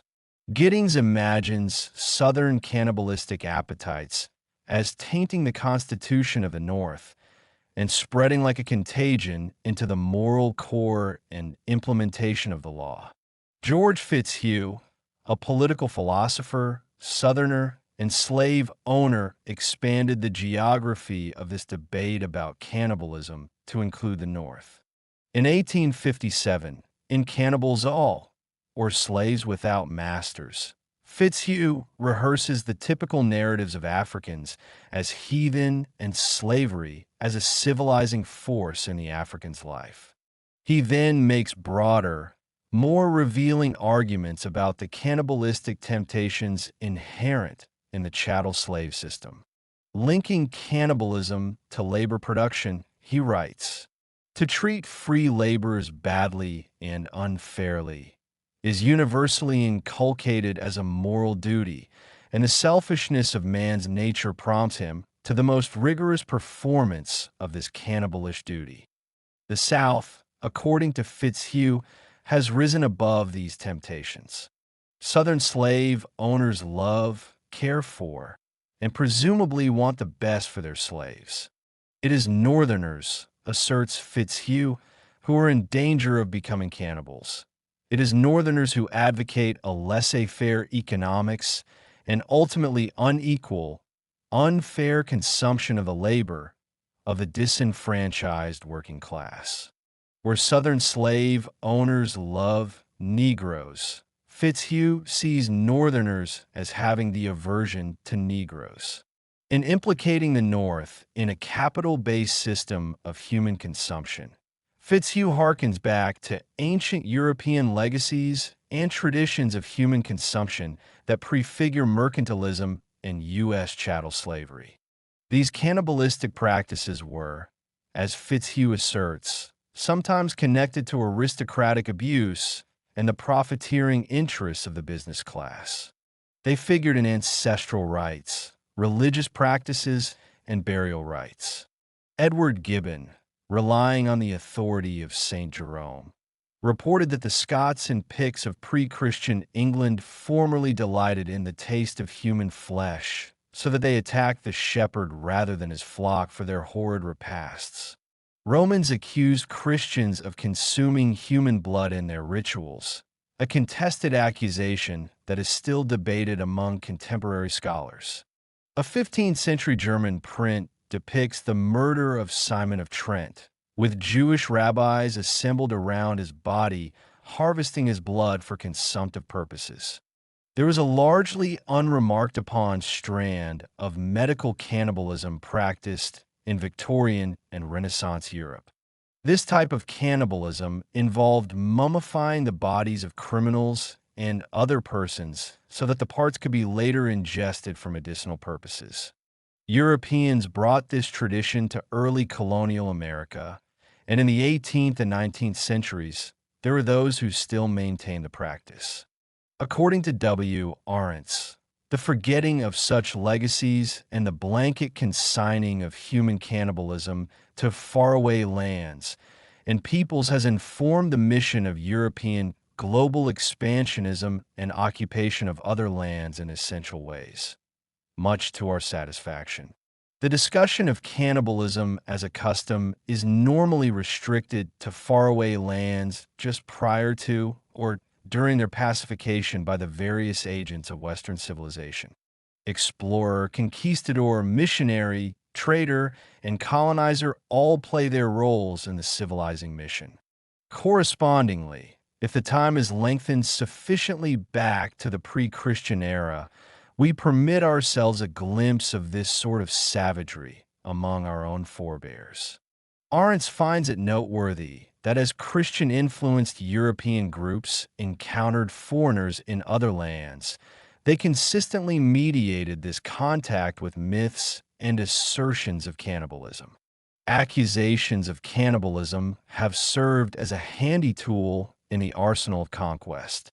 Furthermore, the creation of Africans and Native Americans as cannibals has allowed European Americans to refashion themselves as anything but cannibalistic erasing in the process their European legacies of cannibalism and their newly developed appetites and hungers for flesh in the New World.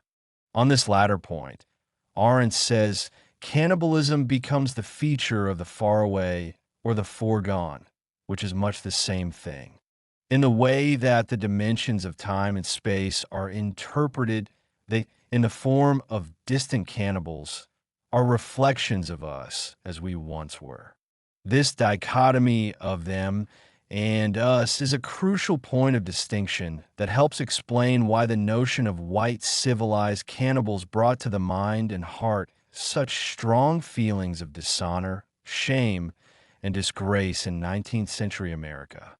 In a European colonialist mode of thinking, the presence of cannibalistic others marked a philosophical boundary, a threshold of human versus non-human experience. It helped Europeans and white Americans establish the rigid boundaries of the real, of the humane and inhumane, of chaos and temporal/spatial order, of honorable and dishonorable social status in the process of empire and reality building. Cannibalism, according to Jeffrey Sanborn, has functioned as the ungraspable margin that limits and distorts the objective, and which is precisely the real.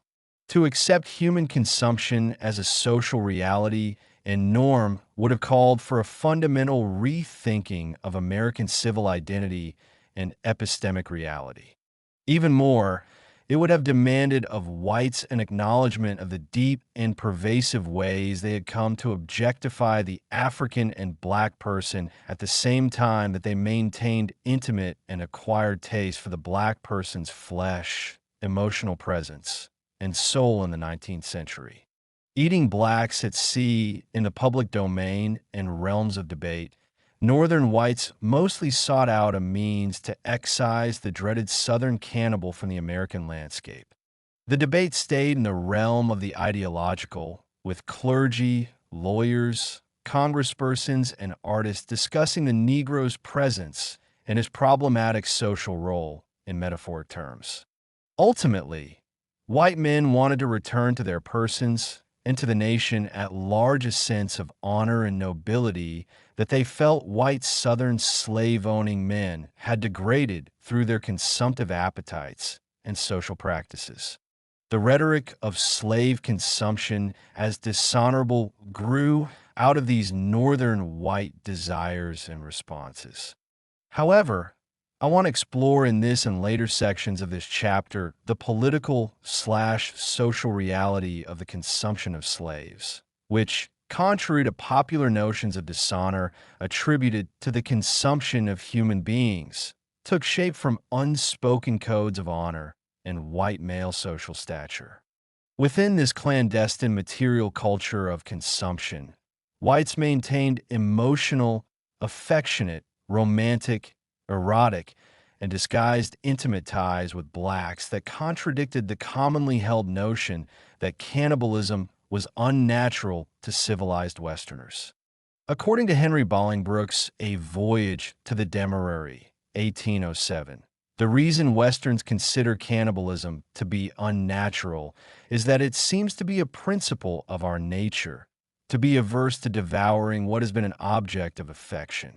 Scholars within cannibalism studies frequently cite Bolingbroke's assessment of Western aversion to cannibalism as a means of ameliorating any correlation between Western advancement and human consumption. Yet the symbolic and literal consumption of black persons on and off the plantation contradicted Bolingbroke's idea, as consumptive acts often occurred in the most intimate and supposedly loving plantation contexts. The love that motivated whites to consume blacks aboard the ship Essex did not fall into the category of romantic love. Rather, it was a peculiar brand of fraternal love, admiration, and honorific social status that motivated white men at sea to choose blacks as their ideal objects of consumption. In narrative of the most extraordinary and distressing shipwreck of the whale ship Essex, of Nantucket, 1821, the first published account of the harrowing events that took place aboard the whaling ship. Owen Chase makes a point of emphasizing the inherent honor of ship captains, the respectable familial origins of young men, such as himself, and the honor and respect that Nantucketers accorded men who worked in the whaling industry. Regarding the ship captain, he writes, "Respect is due to the character and standing of a captain of a whale ship, which those of the merchant service affect so much to undervalue. If the post of danger be the post of honor, and if merit emanates from exemplary private character, uncommon intelligence, and professional gallantry, then it is due to a great majority of the shipmasters of Nantucket." Commenting more broadly on men who work in the whaling industry, he says, "Nantucket man is on all occasions fully sensible of the honor and merit of his profession, no doubt because he knows that his laurels, like the soldiers, are plucked from the brink of danger." Elsewhere he writes, "The profession is one of great ambition and full of honorable excitement. A tame man is never known amongst them.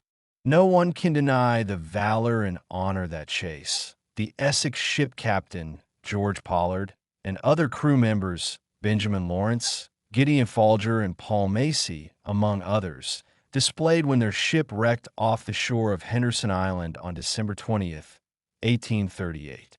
The quick-thinking captain had the crew immediately move all of the ship's provisions to 3 boats that had been left intact. He devised a plan for braving the sea and rationing their provisions while they searched for other whaling ships to rescue them. And even when the crew, having exhausted all of their provisions, resorted to human cannibalism, the captain still managed to maintain a semblance of order and cohesion reflective of the honor and respect accorded to him by his crew. Given the emphasis upon honor and valor in Nantucket culture, it makes sense that the Essex incident would have registered in the Nantucket community as a particularly shameful and dishonorable experience. As I have already noted, for America in general, the idea of cannibalism brought to mind heathen and savage cultures. By this time in American history, Europeans had either conquered, mostly eradicated, or reformed the so-called savage cultures of Native America and coastal Africa. Nantucketers felt betrayed by Chase for even mentioning the subject of cannibalism in the public domain. According to Nathaniel Philbrick, the last thing they wanted placed before the nation and the world was a detailed account of how some of their own men and boys had been reduced to cannibalism. In the early 20th century, this stigma of shame and degradation remained. When asked about the Nantucket affair, the daughter of Benjamin Lawrence, the boat steerer aboard the Nantucket, replied, "We do not mention this in Nantucket." The main reason for the silence concerning the Essex incident had to do, in part, with cannibalism, but more significantly with the fact that the first persons eaten from the Essex crew were African Americans. The captain's log reported that a black man in one of the boats accompanying his died on January 25th and was eaten. On January 23rd, a black man in the captain's boat died, and his body was shared for food between the crews of both boats. On January 27th, a black man died in the other boat, and on January 28th, yet another black man died in the captain's boat, both of whom were eaten. Human consumption at sea was not an unusual occurrence at the time. It was unusual, though, that the first 4 persons eaten among a crew of black and white men were black. Also questionable were the purported natural deaths of the black men from starvation and thirst. According to Philbrick, it was also difficult for Nantucketers to explain why the first 4 men to be eaten had been African American. More to the point, it was difficult for Nantucketers to explain how the black men had died or the racial logic informing their murder and consumption. It did not help that Nantucket had a national reputation as a Quaker town and a hub of abolitionist activity. Thought of as a people who protected and provided sanctuary for blacks, Nantucketers had a hard time accepting that members of their own community might have considered blacks expendable and, even more, consumable. Late 20th century scholars have, for the most part, evaded these dynamics of shame and dishonor that informed the black men's consumption by the Essex crew. Rather than face disparities between abolitionism and human consumption, scholars have resorted to theories of luck and natural selection and even invented pseudoscientific hypothesis that implicitly preserves Nantucket codes of honor and silence. In The Cannibal Within, for example, Louis Petrinovich recounts how the blacks had the bad luck to die first, completely ignoring the racial motivations informing the black men's deaths. Accepting and elaborating on the natural death thesis, Philbrick attributes black deaths aboard the Essex to malnutrition. He writes, "It was likely that the African Americans had suffered from an inferior diet prior to the sinking." He adds to this hypothesis a late 20th century scientific study that claims that American blacks tend to have less body fat than their Caucasian counterparts. Once a starving body exhausts its reserves of fat, it begins consuming muscle, a process that soon results in the deterioration of the internal organs and eventually death. In the final estimation, even Philbrick has to acknowledge the realities of racism and slavery ideology when considering the consumption of the black men. Setting aside his racially prejudiced and pseudoscientific hypotheses, Philbrick admits, since there would be no black survivors to contradict the testimonies of the whites, the possibility exists that the Nantucketers took a far more active role in ensuring their own survival than has been otherwise suggested. Certainly, the statistics raise suspicion. Of the first 4 sailors to be eaten, all were black. Short of murdering the black crew members, the Nantucketers could have refused to share meat with them. Fortunately, we have a recorded observations of William Comstock. Comstock came closest to revealing the hidden racial reality behind the consumption of black males in the 19th century. Comstock revealed that although Nantucket stood as a stronghold of abolitionism, the community at large still maintained ideas of blacks as lacking humanity and as best suited to the roles of slaves and servants to white masters. These were some of the secret and unspoken thoughts that Nantucketers were unwilling to voice, for they revealed a world in which, contrary to popular rhetoric, the consumption and degradation of black men did in fact ennoble and reify white masculinity. According to Comstock, the fact that Nantucket was an abolitionist stronghold and a largely Quaker culture did not prevent ship captains and crews from treating blacks like beasts of burden. He writes in A Voyage to the Pacific, descriptive of the customs, usages, and sufferings on board of Nantucket whale ships. An African is treated like a brute by the officers of their ship. Blacks were treated so badly that Comstock advised them to avoid Nantucket altogether.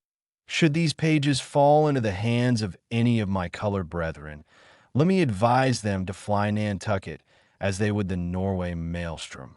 An 1807 visitor to Nantucket, agreeing with Comstock, wrote, "The Negroes, though they are to be prized for their habits of obedience, are not as intelligent as the Indians, and none of them attain the rank of." These comments about the community of Nantucket reflect, within a broader cultural context, how European colonizers typically regarded noble Indian savages and brutish African types. Elsewhere in the nation during this time period, whites used this same logic to justify slavery and the general denigration of black persons in 19th century American culture.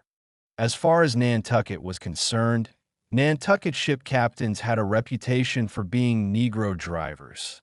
and Nantucketers themselves referred to the vessel that delivered potential black ship hands from New York City as the slaver. Comstock offers a different perspective on Nantucketers' feelings of shame and dishonor, helping us see how the consumption of the black men informed unspoken white male codes of honor. For the white men aboard the Essex, issues of group honor and masculine respectability informed their choice to kill and eat a black person before they would do so to one of their own. Such an act reinforced the black male's socially expendable status, his exclusion from white male honor and fraternity, his exoticization, and his brutishness, which whites linked to his supposedly inferior African ancestry. To have chosen a white man for consumption over a black man would have violated these codes of black dehumanization that implicitly informed white male honor and fraternity aboard the Essex. Given the clandestine reality of racialized consumption aboard the Essex, one cannot help but wonder how many untold instances of black consumption at sea occurred under similar circumstances. To what extent has a larger history of black consumption at sea been altered or erased by whites who sought to conceal what they thought of as their shameful appetites and hungers for black male flesh? The Essex was neither the first nor the last white crew to engage in organized, ideologically justified consumption of black persons at sea. The American ship Peggy sailed from the Azores on October 24th, 1765, bound for New York with a captain and crew of 8 men, one of whom was a Negro slave. Only 5 days into their journey, the crew of the Peggy encountered a severe and disabling thunderstorm that lasted for weeks. The crew rationed all their food and water. When all their food was gone, they then ate leather, barnacles scraped from the ship's side, tobacco, lamp oil, and candles. The starving crew faced that dreadful decision. Who'd eat first among their crew? It appeared that the crew drew lots, with the result that the Negro was chosen as the first person to be murdered and consumed. In actuality, the white crew had decided before they drew lots that they would kill and eat the enslaved man. According to Petrinovich, the lot had been consulted only for the sake of form, because the black was prescribed the moment the sailors first formed their resolution. Unspoken codes of superiority and group honor dictated the white crew's relationship to the slave. As a choice object of consumption, the black man reifies the bonds of fraternity, dominion, and right to life shared among the white men. In the choice to kill and consume the black man, the white men reinforced the premium value of white masculinity. The dishonorable and illogical act would have been to choose a white man over a slave. Such a choice would have violated the unspoken racial contract among whites and would have gone against the logic of the slave as an expendable, consumable object. The feasting that follows reinforces this white male bond and ideology and appetite. One of the crew ate the liver raw, some of the rest of the body was cooked, and the remainder, cut up and referred to as steaks, was pickled with the head and fingers thrown overboard.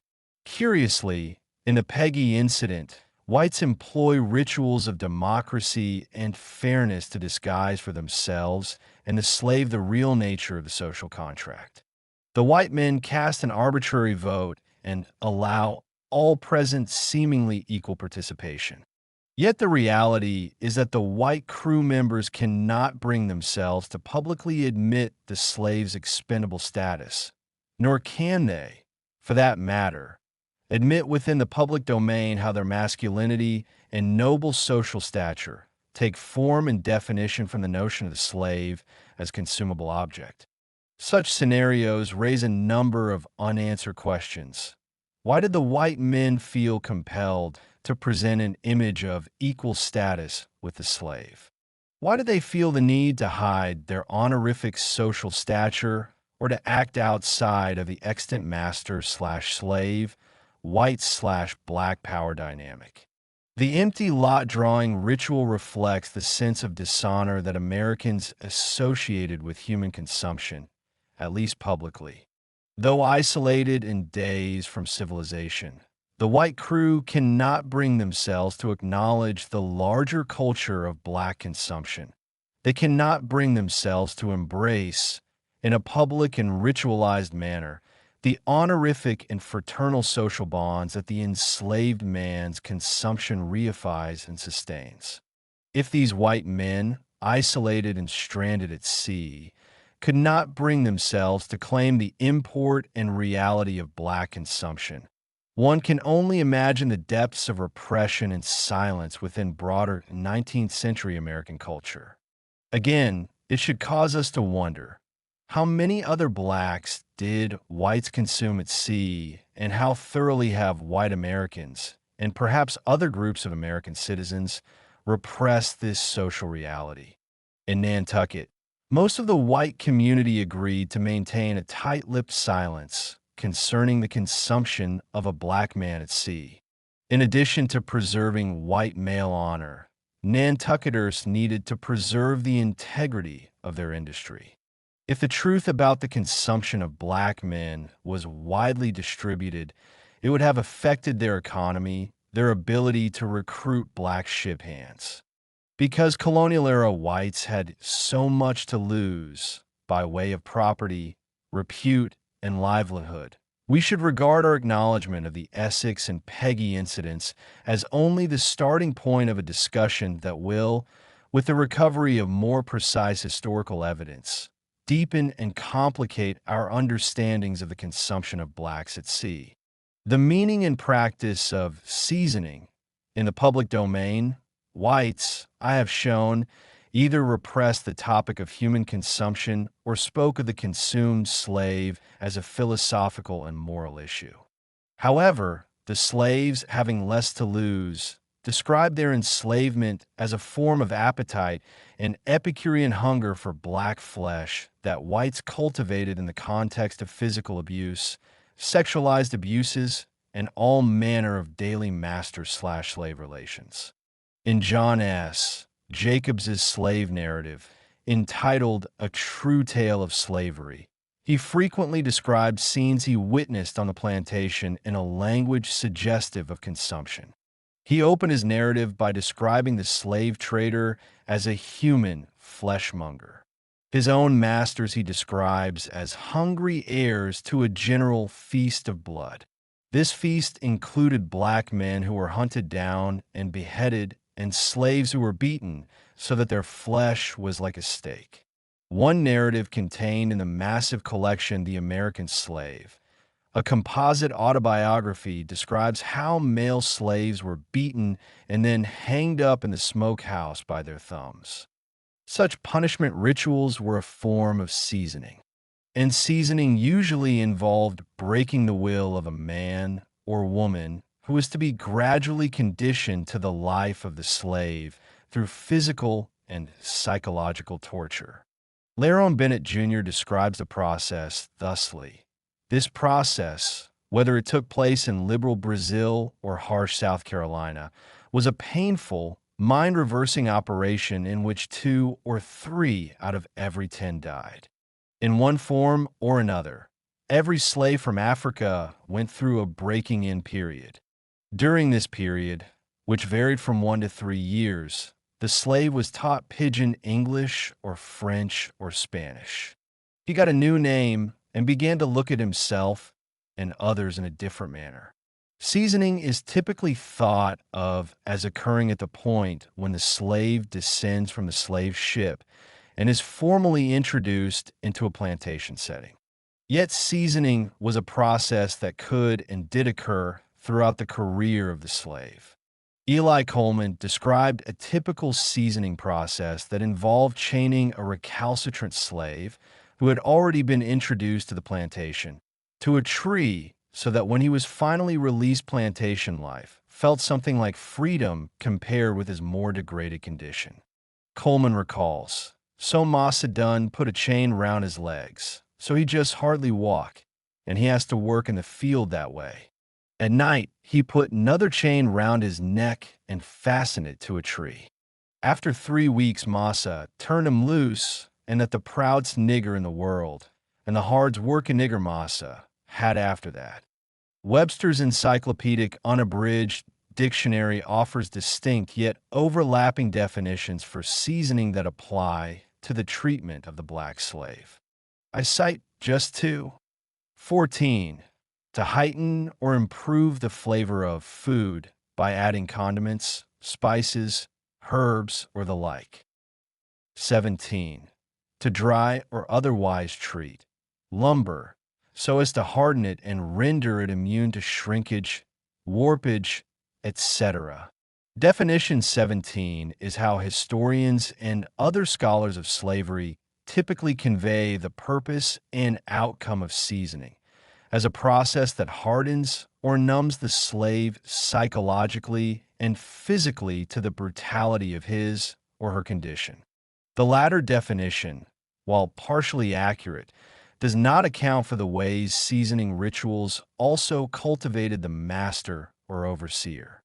It was in the context of seasoning that the master developed certain appetites for the slave, learned to channel needs, pleasure, sport, and eroticism into the brutal treatment of the slave.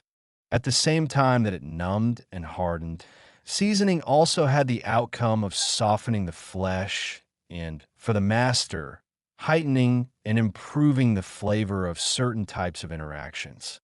There was a distinct category of seasoning rituals that involved literally seasoning the human flesh. These rituals, which usually went beyond the bounds of normal punishment, provide evidence of seasoning as an Epicurean process that prepared the slave for social consumption. I have already mentioned Virginia sport, which involved hanging a person up in the meat house after a beating and literally smoking the body. Often, a master would beat a slave until raw and bloody, and then the master would apply the seasoning. For example, Wes Brady witnessed his master, following a beating, take a brick and grind it up into powder and mix it with lard and put it all over him and roll him in a sheet. Others frequently used, among other combinations, salt and pepper, vinegar, salt and pepper, pepper and turpentine, and coal oil and turpentine. It was not enough to have slaves as a laboring commodity. Whites who enacted such heinous acts satiated cravings, took pleasure and delight in Negroes thusly treated, like Master Tom, who just about had to beat somebody every day to satisfy his craving. He had a big bullwhip, and he'd stake a nigger on the ground and make another nigger hold his head down with his mouth in the dirt and whip the nigger till blood run out and red up the ground. Historians of slavery have typically described such acts as cruel and unnecessary forms of punishment. Yet the descriptors cruel, unusual, and punishment do not adequately define the craven, the institutionalized hunger that often characterized the master's relationship to his slaves and, more specifically, to his male slaves. James L. Smith's seasoning at the hands of a man to whom his master had rented him exemplifies how sex, brutality, and hunger all coalesced within the economy of slavery. In Smith's slave narrative, autobiography of James L. Smith, 1881, sexual and physical brutality converge. Smith's narrative offers a closer look into the sexual dimensions of white male rage, obsession, and desire for black men during slavery. As a youth, Smith works on the Mitchell plantation. One sunny morning, a ship captain comes to the Mitchell plantation to purchase grain. This man sees young Smith and admires his countenance. He wants to make the youth into a sailor, initiate him into the rigors and challenges of manhood at sea. Master Mitchell consents, and Smith, who has years earlier lost his mother and father, looks forward to a new environment, a temporary respite from milking calves and his other domestic chores in the master's great house. Smith will soon learn, though, that his culinary responsibilities involve much more than food preparation. In addition to choosing the young slave to feed his physical hunger, the captain has also chosen Smith to fulfill other despotic hungers. One morning after the ship has docked in Richmond, Virginia, the captain and a shipmate go to town. The captain leaves Smith with orders to prepare his breakfast and have it ready upon his return. It is ice cold and raining fiercely outside. Smith asks the captain if he can cook below deck, away from the exposure to the elements, and the captain denies this request. The captain forces Smith to cook the fish in the caboose, which Smith describes as a large black kettle set on the deck, all open to the weather, to make fire in, and supported by bricks to prevent it from burning the deck. Try as he might, Smith cannot raise a fire strong enough to fry the fish as the captain likes. He decides to poach the fish and afterward pours them out into a dish and places them on the table, awaiting the captain's return. The captain returns from town drunk. Needless to say, the cold poached fish fills the captain with dissatisfaction and disgust. Anticipating the captain's response, Smith stood outside the captain's quarters and peeped through the cabin window to see what effect the breakfast would have upon him. The captain calls Smith to his side and demands an explanation. Smith tries to justify himself by telling the captain that the rain and wind cooled my pan so that I could not fry the fish and that I had done the best I could. After hearing his explanation, the captain coolly and calmly directs Smith to remove all of his clothes and go stand on the deck in the freezing cold until he has finished his breakfast. The captain knows, even before leaving the ship, how difficult it will be to fry fish in the cold wind and rain. Even the most expert cook could not stand in the open air under such conditions and cook a fish, not to mention frying it to a well-done crisp. Smith is young, not yet a man. He is innocent. This is his first time living away from the plantation, and he is also physically disabled. Smith is perfect prey for this white man who makes ritual out of abuse and takes pleasure in a young, terrified, trembling black man exposed to the freezing cold rain. This is not the first time that Smith will be commanded to strip, stand, or kneel as he waits for the captain to come and deliver punishment. The colder Smith becomes, ridiculed by some of his shipmates and pitted by others, the hotter and angrier the captain becomes in his quarters. It is not clear whether he eats the fish or throws it into the waste pile. We only know that the captain emerges from his cabin with the fierceness of his nature. Roused, just as the fish is cold and coated by the rain, so too does Smith become cold and covered.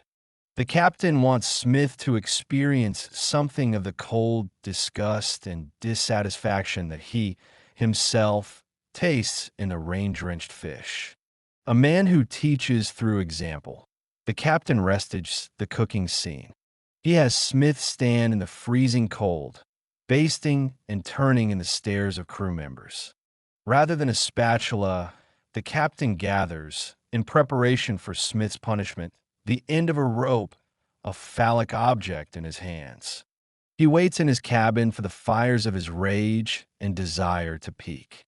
Sex and good taste come together in the beating that is more of a stylized rape than a routine punishment. Smith describes the scene thusly. There I was divested of my clothing. He turned his fiery eyes on me when he came on deck, and, with a look of fierce decision on his face, for now all the fierceness of his nature was roused, he took a rope's end and applied it vigorously to my naked back. An ARent, I, a woman. Female slaves in the plantation south. Deborah Gray White describes how semi-clad black women working in rice fields nurtured white male notions of their promiscuity.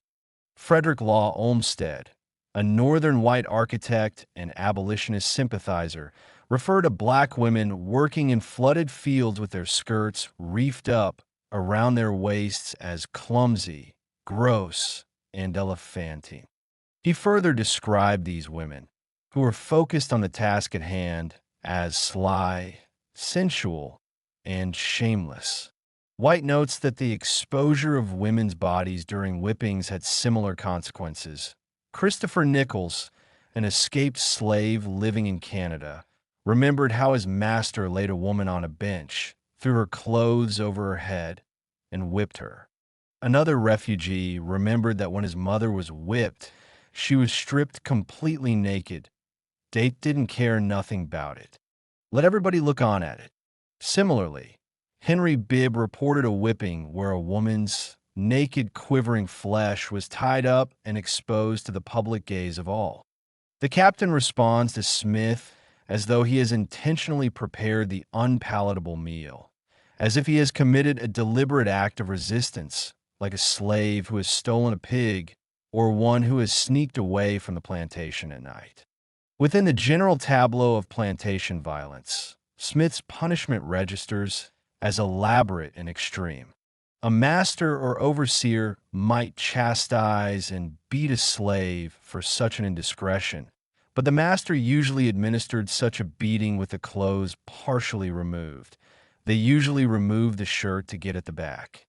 The captain has Smith remove all of his clothes and stand out in the open where all of the male crew members can laugh at and pity his nakedness. This gesture conveys the captain's sexual dominance over Smith, his familiarity with and mastery over every crevice and surface of his body. Similar to Olmsted, who watches the black women working semi-clad in the rice fields with their skirts reefed up to their thighs, the captain reads sexual allure, brutal teasing, and masochism into Smith's labor. Smith thwarts his hunger, according to the captain's logic, because he wants to feel the captain's bite and taste, be penetrated and warmed by his violent embrace. Of course, these desires begin and end in the captain's mind. His desire for Smith is as impersonal as it is brutally painful and consuming. The captain leaves the ship unreasonable and disagreeable. Otherwise, he would have allowed Smith to cook below deck. He would have instructed other crew members to shield Smith from the rain and wind. In her discussion of rape and violence, White notes the connection between physical hunger and sexual brutality. She notes that the man who whipped Henry Bibb's wife was often heard to exclaim that he had rather paddle a female than eat when he was hungry. It seems the ship captain would also rather beat Smith than eat. Rather than have Smith prepare another portion of food, he thrusts the fierceness of his nature into the black youth. Furthermore, he forces Smith to participate. He makes Smith strip down, tremble in anticipation, and bear up under the biting cold. Smith's participation, his shame and degradation, make the trembling, raised flesh that rises to meet the captain all the more appetizing to the touch, all the more delectable. A second horrid beating related by Smith also centers on eating and meal preparation. This time, after the captain has taken his meal, Smith serves him an after-breakfast pastry. The captain asks Smith why he has not made more tea. Smith replies, "I told him it was all out. He wanted to know why I did not make more tea. I told him I thought there was a plenty. It was as much as I generally made." The captain flies into a rage and challenges Smith for daring to think. Again, he commands Smith to divest himself of all of his clothing and to go stand above deck naked, awaiting his arrival.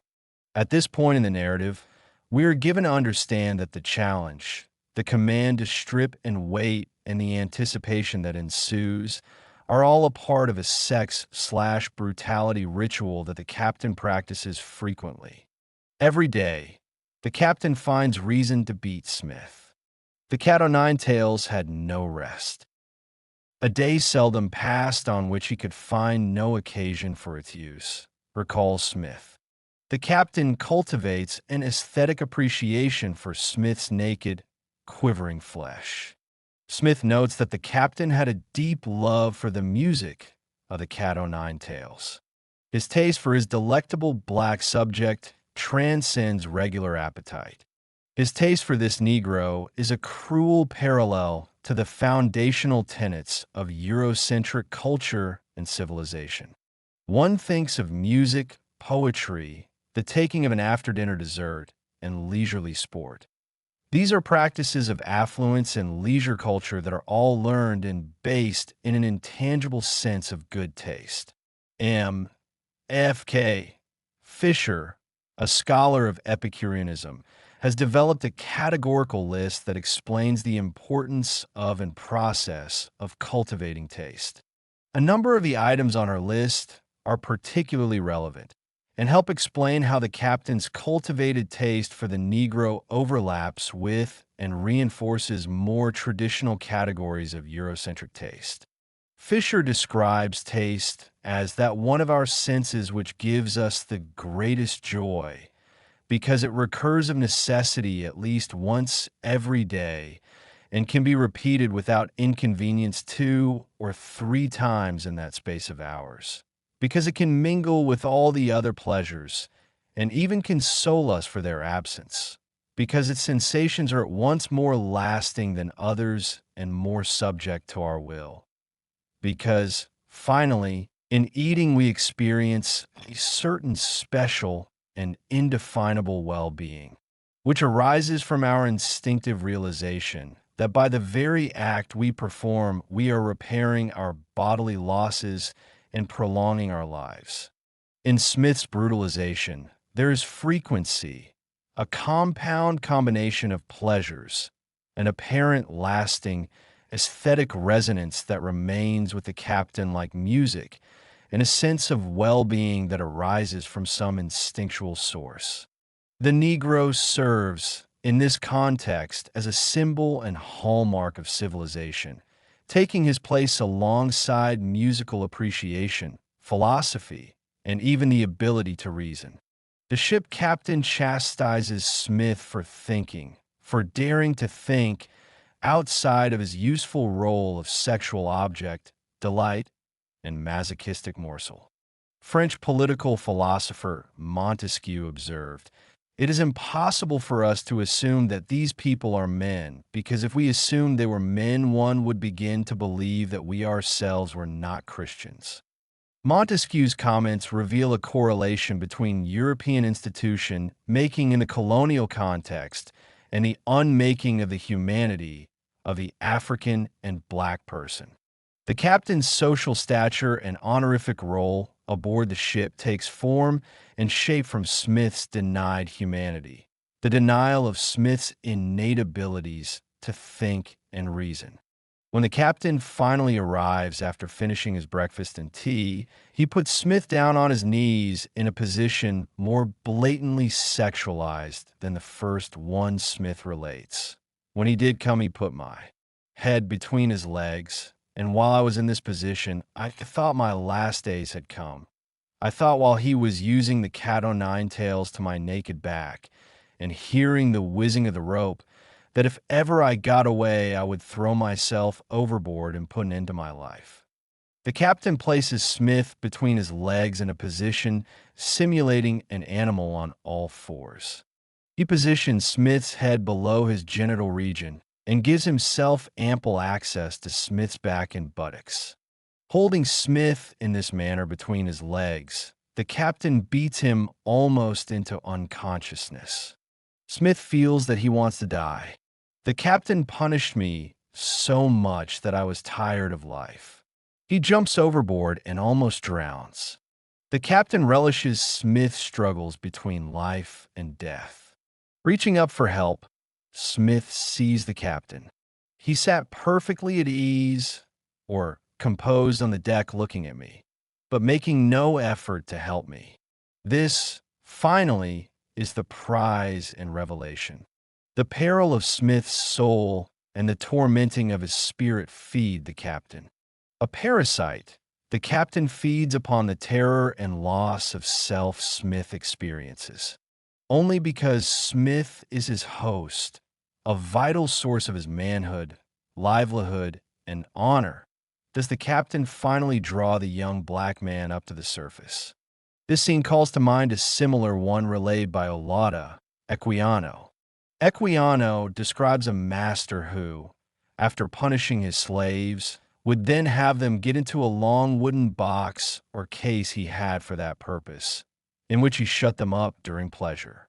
It was just about the height and breadth of a man, and the poor wretches had no room when in the case to move. This master placed his slaves in a coffin.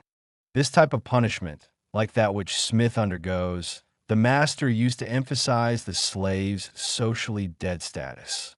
It was a method of emptying out and making the person into an instrumentum vocal, perfectly flexible, unattached, and deracinated.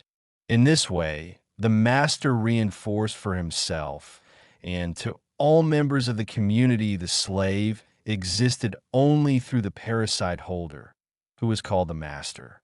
On this intersubjective level, the slaveholder fed on the slave to gain the very direct satisfactions of power over another, honor enhancement, and authority. Smith makes the captain a man, rather than the captains making him the same. When the captain first leases the young boy from the plantation, he tells him that he intends to make him into a sailor and a man. In truth, Smith is a type of food source to the captain's white masculinity. The captain reinforces Smith's infantile state by stripping him down, parading him before crew members, and not allowing him to express an intelligible thought. Domination of the black youth ensures the captain's supremacy. Smith, we can say with certainty, undergoes a change through this process of the captain's making him into a slave being the opposite of a freedom-possessed man, a slave being, in a Hegelian sense, a sycophantic personality that takes identity from the deific power of the master. All of this to a great extent we know or have seen analyzed. But what does it mean to alter the Hegelian dialectic for the slave to be a type of food and the master a cannibalistic social agent? Stretching the dialectic even further, what does it mean when the nature of the consciousness that exists for itself is consumption, human consumption on the levels of sex, psyche, and soul? These questions take on greater significance and importance when addressed to members of the ruling Southern aristocracy. Importantly, the captain was cruel and hungering, but he was only a middleman on the human food chain. The more refined Epicurean appetite for the Negro's body and person existed among the ruling class, among the slave owners and their progeny. Edward A. Pollard was a white journalist from Virginia who was raised on a plantation. Pollard, a defender of slavery, declared the Southern Negro the most lovable of creatures in his place. In Black Diamonds, 1859, he writes to a friend of returning to Virginia after traveling all over the world, "I have seen the hideous slavery of Asia. I have seen the coolies of China housed on the wild sea with wilder usages, or creeping with dejected faces into the suicide houses of Canton. I have seen the Siamese slave creeping in the presence of his master on all fours, a human quadruped." Pollard is addressing C., a northern acquaintance who was presumably awaiting enlightenment on the true condition of the Negro slave. Pollard tells Mr. C. that after all this traveling, he looks forward to getting back to the Southern institution, to the evidences of comfort and happiness on the plantations of the South.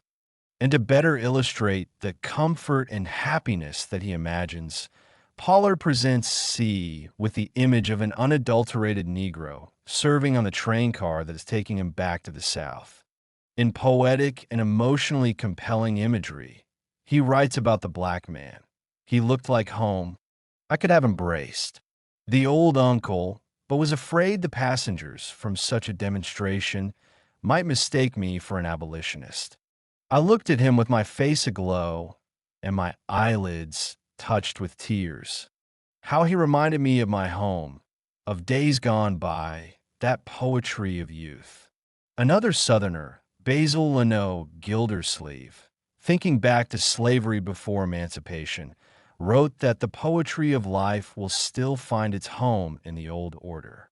This idea of slavery and the bonded Negro as poetic cultivation profoundly shaped the imagination of Southern slave owners.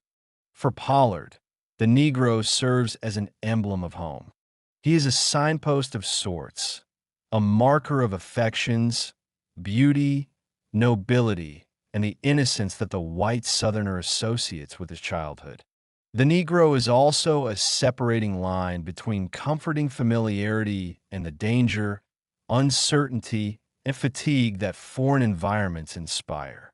Pollard compares this Negro man to the warm, wide hills of my sweet home. This is not simply a Negro man of which he speaks, but rather a delectable thing, a personal familiar, an acquired taste and set of sensibilities. The Negro is as natural and permanent as the landscape, as aesthetically pleasing and necessary to the cultured citizen as poetry. The Negro is the institution of family and home, and simultaneously an evaporative nothing, a nonentity to this Southern white gentleman who might just as soon lynch his object of affection were the black man to step outside of his place. For the Negro, this was dangerous territory indeed. It is as if whites brought to bear upon the Negro's person generations of European cultivation and institution building. Like poetry, a learned art and acquired taste, the taste and hunger for the Negro was learned, rooted in repetition and practice. The Negro that Pollard speaks of was a familiar home territory, a safe space in and through which white men could feel, play, lust, rage, and, finally, make themselves at home. This type of Negro whites naturalized and romanticized much as they romanticized the natural landscape of the Americas after seizing it from murdered and systematically contained Native Americans. Booker T. Washington poignantly experienced this institutionalization of the Negro, and he documented it in Up From Slavery, an autobiography, 1900. In 1879, on a stopover visit in the nation's capital, Washington witnessed the town go into a furor over a dark-skinned man checking into a white hotel. The town intended to lynch the man until they found that he was from Morocco and therefore not an American Negro. In another instance that took place that same year, Washington was transporting a Native American youth who had a similar complexion to his own to Washington. Aboard the train, a dinner server informed Washington that the native youth could enter the dining car, but that he, a Negro of the same complexion, could not.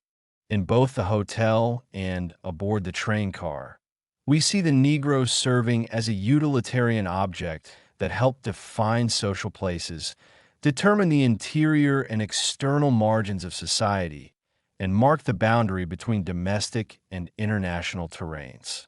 The Moroccan man and the American Negro have the same hair texture, skin color, and phenotypic features. The only difference between the two men is a process of cultivation and domestication rooted in white tastes, comforts, habits, perceptions, and social needs. During and beyond slavery, blacks have associated the type of Negro Pollard described with femininity, but more specifically with a nurturing maternal male role. Trudier Harris describes a black man who plays a nurturing role as grandmotherly. Analyzing the issue more deeply, she notes that this grandmotherly type black man approaches the mammy figure in the extent of his concern for the white person who is in his care. His primary goal is to soothe the precious child whose welfare rests in his hands. To comfort the child, the grandmother must show him that the danger which threatened him is no longer real, because grandmother has control over the boogeyman. The black man plays this role for Pollard, who wants to hold him / be held by him and feel a returned sense of safety within domestic shores after having traveled throughout the strange and unsafe world. The black male grandmother type figure reproduces the national identification and internal and external sense of geography of the white male. This he-she figure also reproduces the white male child as father, master, owner, and kind paternal family member. Like the difference between wild and domesticated game. The more appetizing Negro was one whom whites had domesticated, made into a type of pet whom they could work, romanticize, brutalize, or socially consume. Ex-slave Jim Allen, speaking to a WPA interviewer, admitted that he was his master's pet. Did we have good eating? Yes, ma'am. Old marster fed so good, fair I was his pet.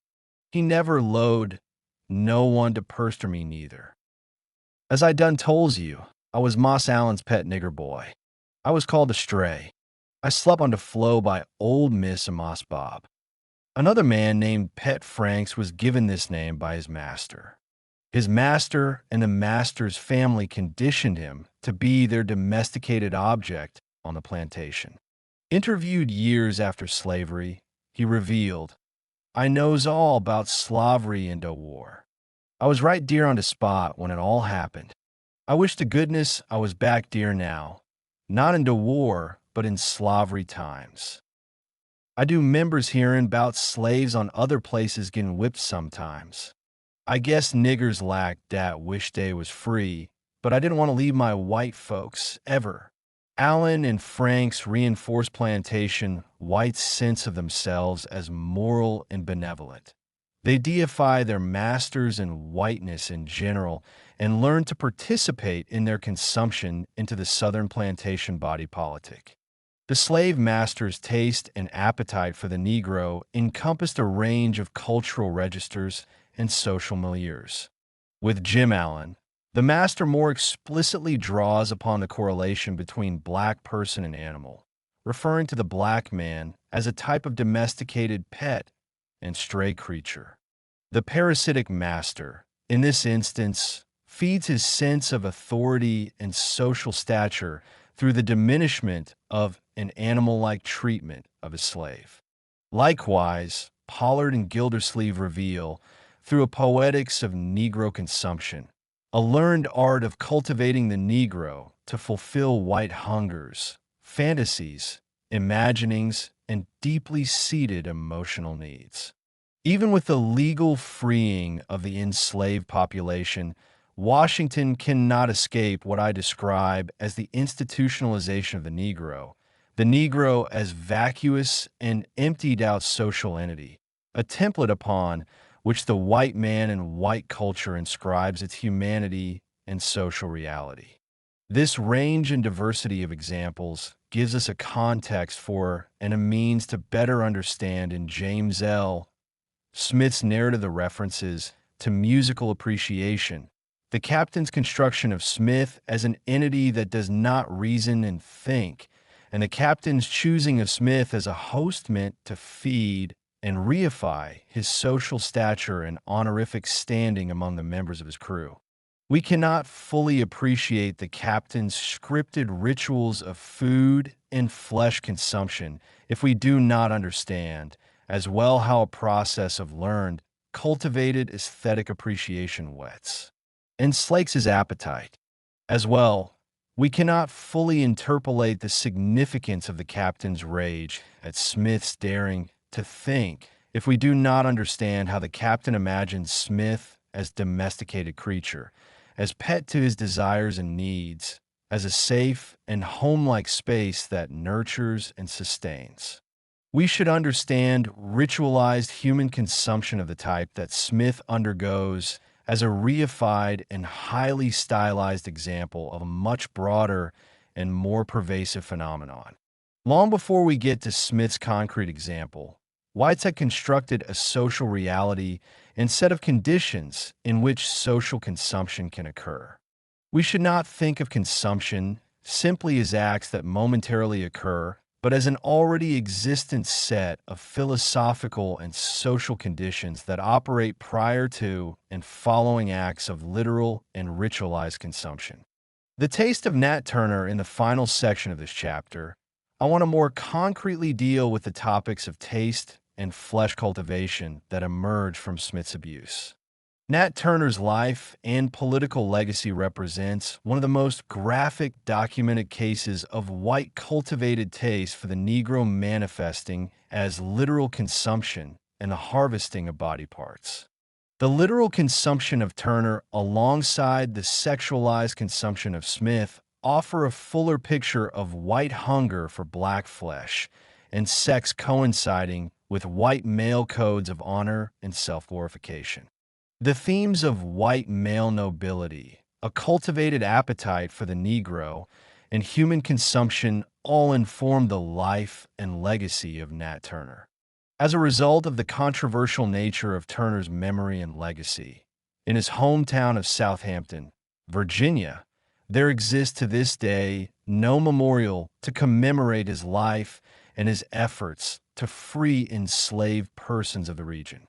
Outside the historical society in the center of town, there is a colonial-era house that stands on a raised brick foundation behind a sign that reads, "This is the last house on the killing spree of Nat Turner and his men." Whites regard Turner, in local lore and memory, as the murderer of whites and their babies, as a twisted sexual deviant, and as a depraved example of criminal insanity. In antebellum America, whites even went as far as to depict Turner and his accomplices as murderous cannibals who hungered for white flesh.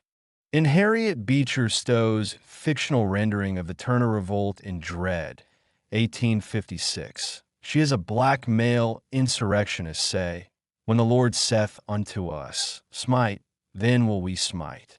We will not torment them with the scourge and fire, nor defile their women, as they have done with ours. But we will slay them utterly, and consume them from off the face of the earth." Even among the most well-intentioned white abolitionists, the harsh reality of unmitigated black male violence and retribution conjured racist images of African cannibals engaged in human consumption. From abolitionist tract to court records to the journals and correspondence of U.S. statesmen, this notion of Turner and his soldiers as cannibalistic held sway. For example, Governor John Floyd of Virginia described in his diary a cannibalistic scenario that had been conveyed to him through written transcripts of court trials. Throughout this affair, he noted, the most appalling accounts have been given of the conduct of the Negroes, the most inhuman butcheries the mind can conceive of: men, women, and infants, their heads chopped off, their bowels ripped out, ears, noses, hand and legs cut off, no instance of mercy shown. Floyd paints the image of Turner and his men killing and then tearing open, ripping through, and harvesting a white person's body parts. Whites from the North and South, of both abolitionist and slaveholding sentiments, contrived to paint an image of Turner as cannibalistic and, more importantly, as a dishonorable and self-hating man. In History of Virginia, from its discovery and settlement by Europeans to the present time, Robert R. Howison describes Turner as small and somewhat feeble in body, but of shrewd and enthusiastic mind. Newspaper accounts from the time proliferated with misinformation designed to discredit and dishonor Turner's efforts. In the American Beacon, they had Turner admitting to cowardice and fanaticism. He acknowledges himself a coward and says he was actuated to do what he did from influence of fanaticism. He says the attempt originated entirely with himself. The Petersburg Index, reporting on the Turner insurrection over 30 years later, described the Black Revolutionary thusly: Nat Turner came out of the dismal swamp starved at last, and was taken and hung as a monster black fiend. and history has passed him as a murderer on the gallows. Whites had to dishonor Turner, disfigure him, and make of his person and legacy a monstrosity. Such a strategy of character assassination deflected attention away from the real, brutal circumstances of slavery that initiated Turner's revolt and the incidents of literal consumption that informed the execution of Turner and the treatment of his corpse. After Turner was captured, he was hung, skinned, and bled, and his body was boiled down to grease. Blacks of the region around this time swore off the consumption of castor oil. According to William Sidney Drury, a late 19th century historian, the famous remedy of doctors of antebellum days, castor oil, was long dreaded for fear it was old gnat's grease. Drury and others have referred to such beliefs as an older prejudice common among older darkies. Even younger, more liberal historians, such as Scott French, have labeled black concerns over consuming Nat Turner as folk belief. For the most part, scholars have shied away from the question of what Southampton whites wanted with Nat Turner's grease. In contrast to the rhetoric of Turner as a monstrous and unpalatable figure, it helps to know that during that time period, white men associated honor and nobility with unspeakable acts of violence and consumption perpetrated against black bodies. General Epps, for example, described the treatment of black persons as revolting, inhuman, and not to be justified, and characterized by acts of atrocity. Perhaps the general had in mind individuals like the following black man whom whites shot, quartered, and beheaded for no reason at all, except that he knew nothing about the Turner insurrection. He told them he didn't know anything about any insurrection. They shot several balls through him, quartered him, and put his head on a pole of the fork of the road leading to the court. This is no exaggeration, if the Virginia newspapers may be taken as evidence. The Turner insurrection brought out in whites, in particular in white men, a violently stoked appetite and rabid hunger for black flesh. Unspoken codes of honor and vengeance drove whites to quarter, burn, maim, and behead blacks, whom they saw as having violated the sacred provinces of white masculinity, white family, and the innocence embodied in murdered white babies.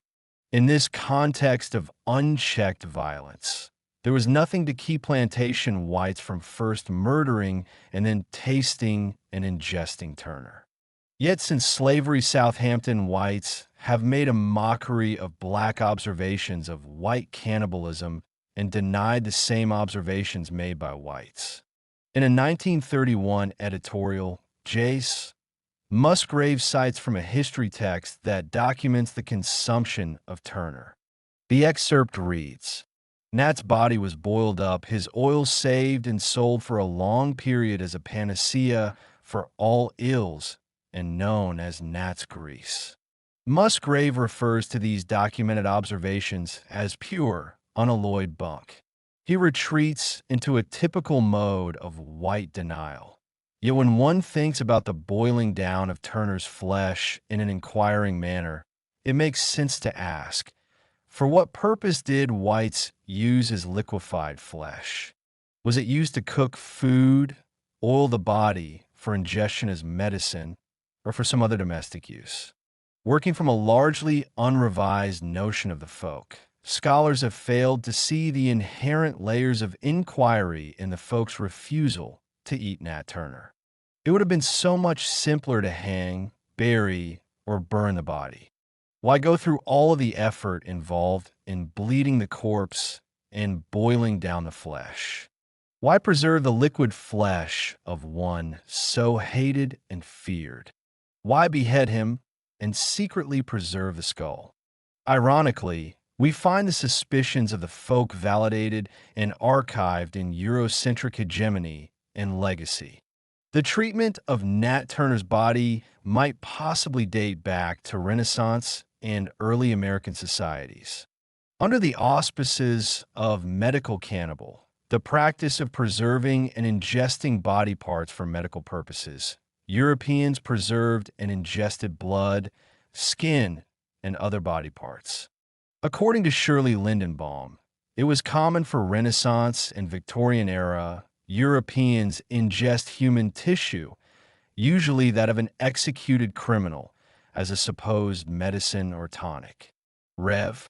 Edward Taylor was a New England practitioner whose dispensatory included remedies made from human blood, heart, flesh, and other parts of the human body meant to be took or ingested. In this practice, which Taylor brought over from England, the body parts were usually obtained from criminals hanged for various crimes. It was commonly thought that the best parts came from artificial mummies who had died of violent death. Not surprisingly, one cannot readily find such information in general inventories of medical supplies in the early American colonies or within the contents lists of apothecaries. Southampton Whites and others involved with the Turner insurrection wrote to deny this European legacy of the consumption of criminals and, more specifically, of Turner as a nutritional substance. With intention, Whites have reconstructed the narrative of Turner's consumption through metaphors of a Negro as disgusting and tainted, and through references to the grotesqueness of the Negro body and soul. Governor Floyd described the Turner affair as leaving him with a bad taste in my mouth. Days later, he again uses gastronomical metaphors to describe his visceral response to Turner's insurrection. 11th day. I hear nothing this morning from below. I do not feel so badly as yesterday. I had more appetite today and not so bad a taste in my mouth. Governor Floyd gives the impression of Turner and Turner's violent actions inspiring disgust at the levels of gut and taste. Yet, as I have demonstrated throughout this chapter, the consumption of black persons on literal and metaphoric levels reified and restored in whites a sense of honor and ennobled social stature. Not to mention that Turner likely served as a nutritional substance to the whites who used his body in that manner. Governor Floyd's personal and sentimental recordings obscure the easy and seamless translation of white male rage after the Turner insurrection into literal appetite and hunger for black flesh. I cited earlier the example of the black man who was tortured, beheaded, and had his head hung on a pole for not admitting to information about the Turner insurrection. Rare and honest white citizens from the time period described the treatment of blacks in the region following the insurrection as a reign of terror, that is, white-inspired terror. What better way to annihilate the thread of one's terror? I'm speaking of white terror here.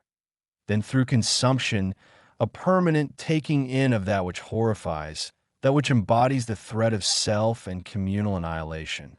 Governor Floyd's response to the Taste of Turner, though one of revulsion, indicates that whites had all manner of appetite-based responses to Turner. The governor's outrage, terror, and sense of violated honor take the form of abjection. In others, similar sentiments generated the opposite effect, leading whites to rape, pillage, behead, and castrate blacks. Tasting and ingesting Turner in this context of retribution and erotic violation would have represented for white men the ultimate erotic and satiating act. Rather than projecting their desire through the violation of black bodies, communities, and homes, white men could, through the oral ingestion of Turner, experience at first hand a taste of the terror, fascination, hatred, and death wish that they felt toward the black liberator. Given this fuller explication of the autoerotic and necrophilic implications of the consumption of Turner, it makes better sense that whites would, still today, deny and attempt to suppress black accusations of white appetite for and consumption of Turner. That consumption reveals too much, takes us too deep for the comfort of most, into the interior reality of white males' hunger and the death drive they fixated upon a Negro. For at least 2 generations, the entire Southampton black community stopped using castor oil.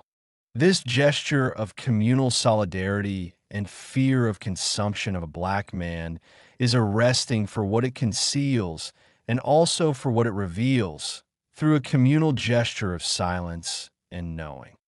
What more did these historically silenced persons know? When did they definitively begin to know it? And at what cost do we continue to deny the basis of their knowledge and the implications of their resistance? Chapter 3. A Tale of Hunger Retold. Ravishment and Hunger in F. Douglass's life and writing. Frederick Douglass described slavery, more eloquently than anyone else has, as a cannibalistic institution. In images striking and poetically resonant, he depicted slavery in the narrative of the life of Frederick Douglass, an American slave, as a personified stern reality, glaring frightfully upon us, its robes already crimsoned with the blood of millions, and even now feasting itself greedily upon our own flesh. Slave traders he thought of as human fleshmongers. In the context Douglass described, slave owners cultivated consumption, hunger, and starvation at all levels of social interaction. If it was not Aunt Katie, the cook on one plantation, who was literally starving Douglass, then it was a master punishing a hungry slave for stealing molasses by making him drink gallons of it until he sickened, engorged on the sweetness.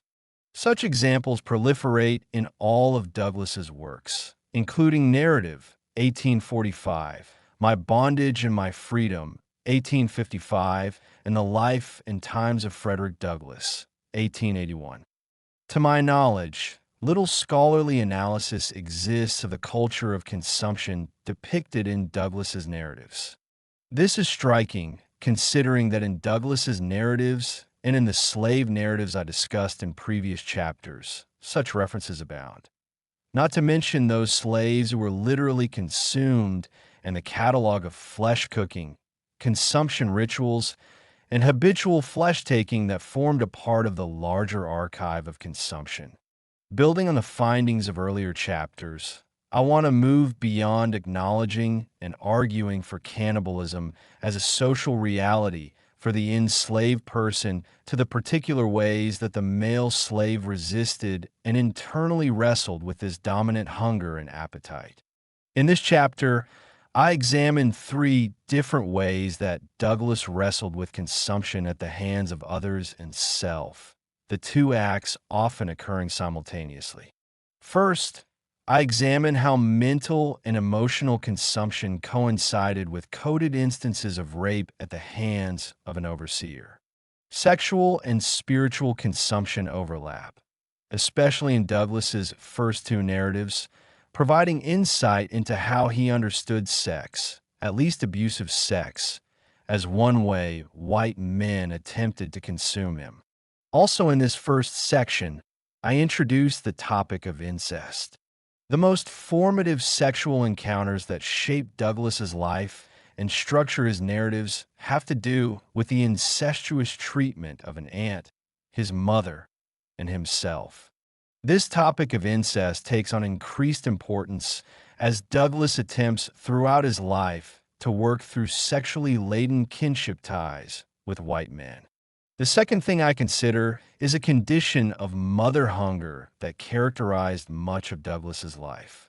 The fear of social consumption, the hunger for family, for civilized lineage, for safety, physical satiation, and for paternity showed up often in Douglass's writing as mother hunger.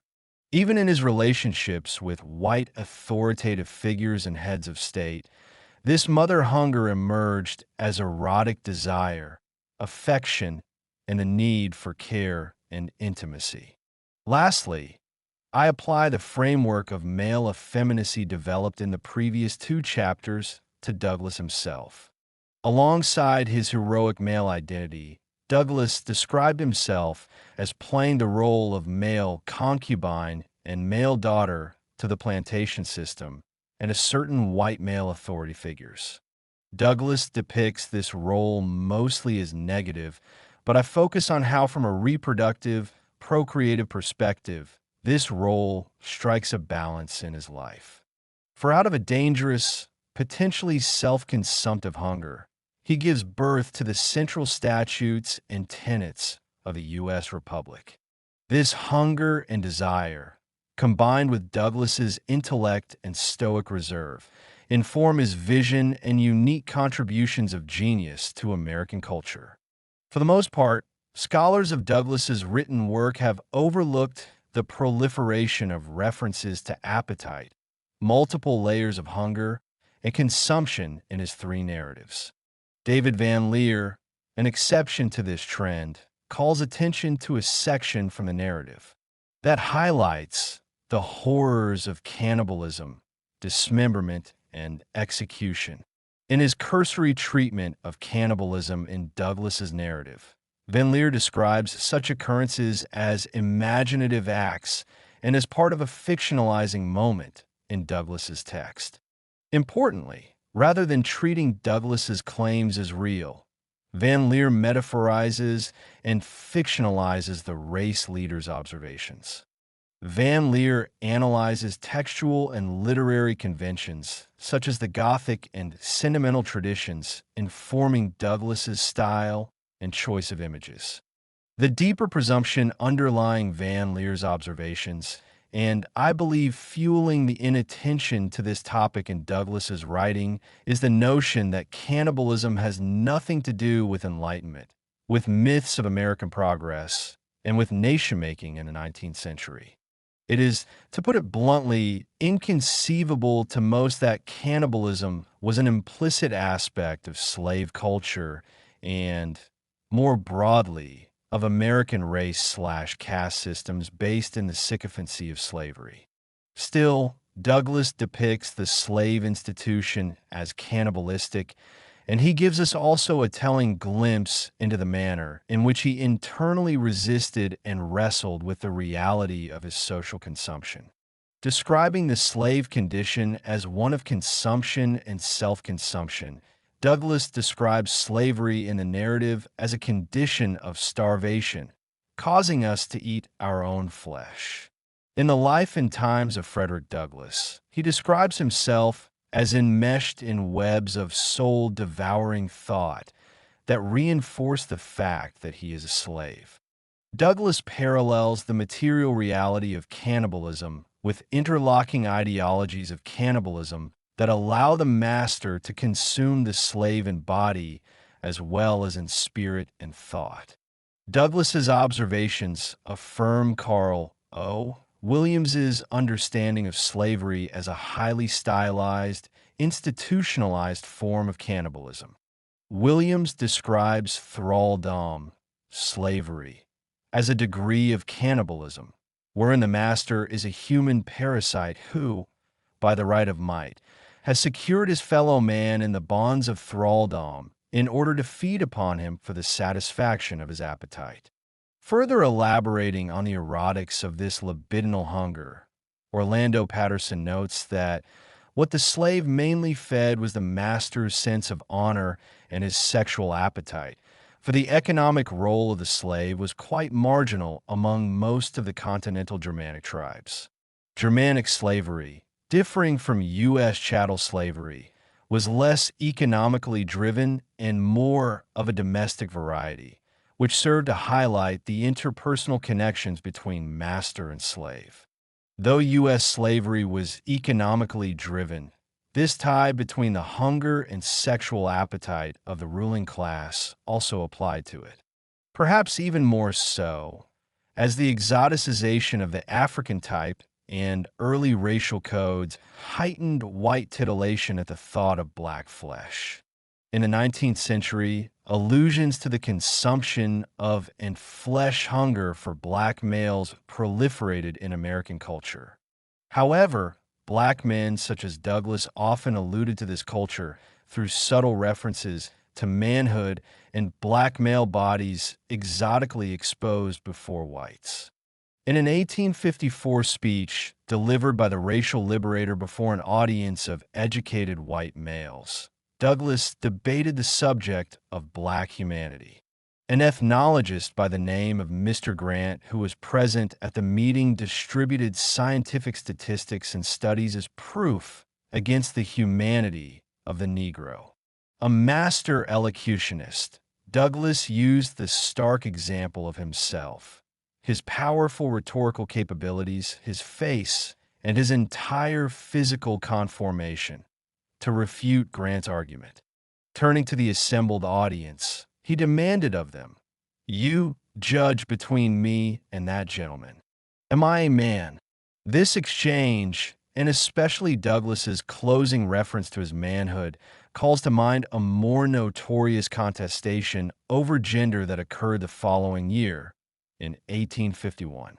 According to Dana Gage's synopsis of the Ohio Women's Rights Convention, Sojourner Truth Towered, had a commanding air about her, and consistently drew attention to the problem and plight of black womanhood through her oft-repeated question, "Aren't I a woman?" Cognizant of the biblical arguments against black humanity, Truth used references to biblical women to authorize her voice and the fact that she could labor as much as any man to reset the premium of the burden and labor of black females.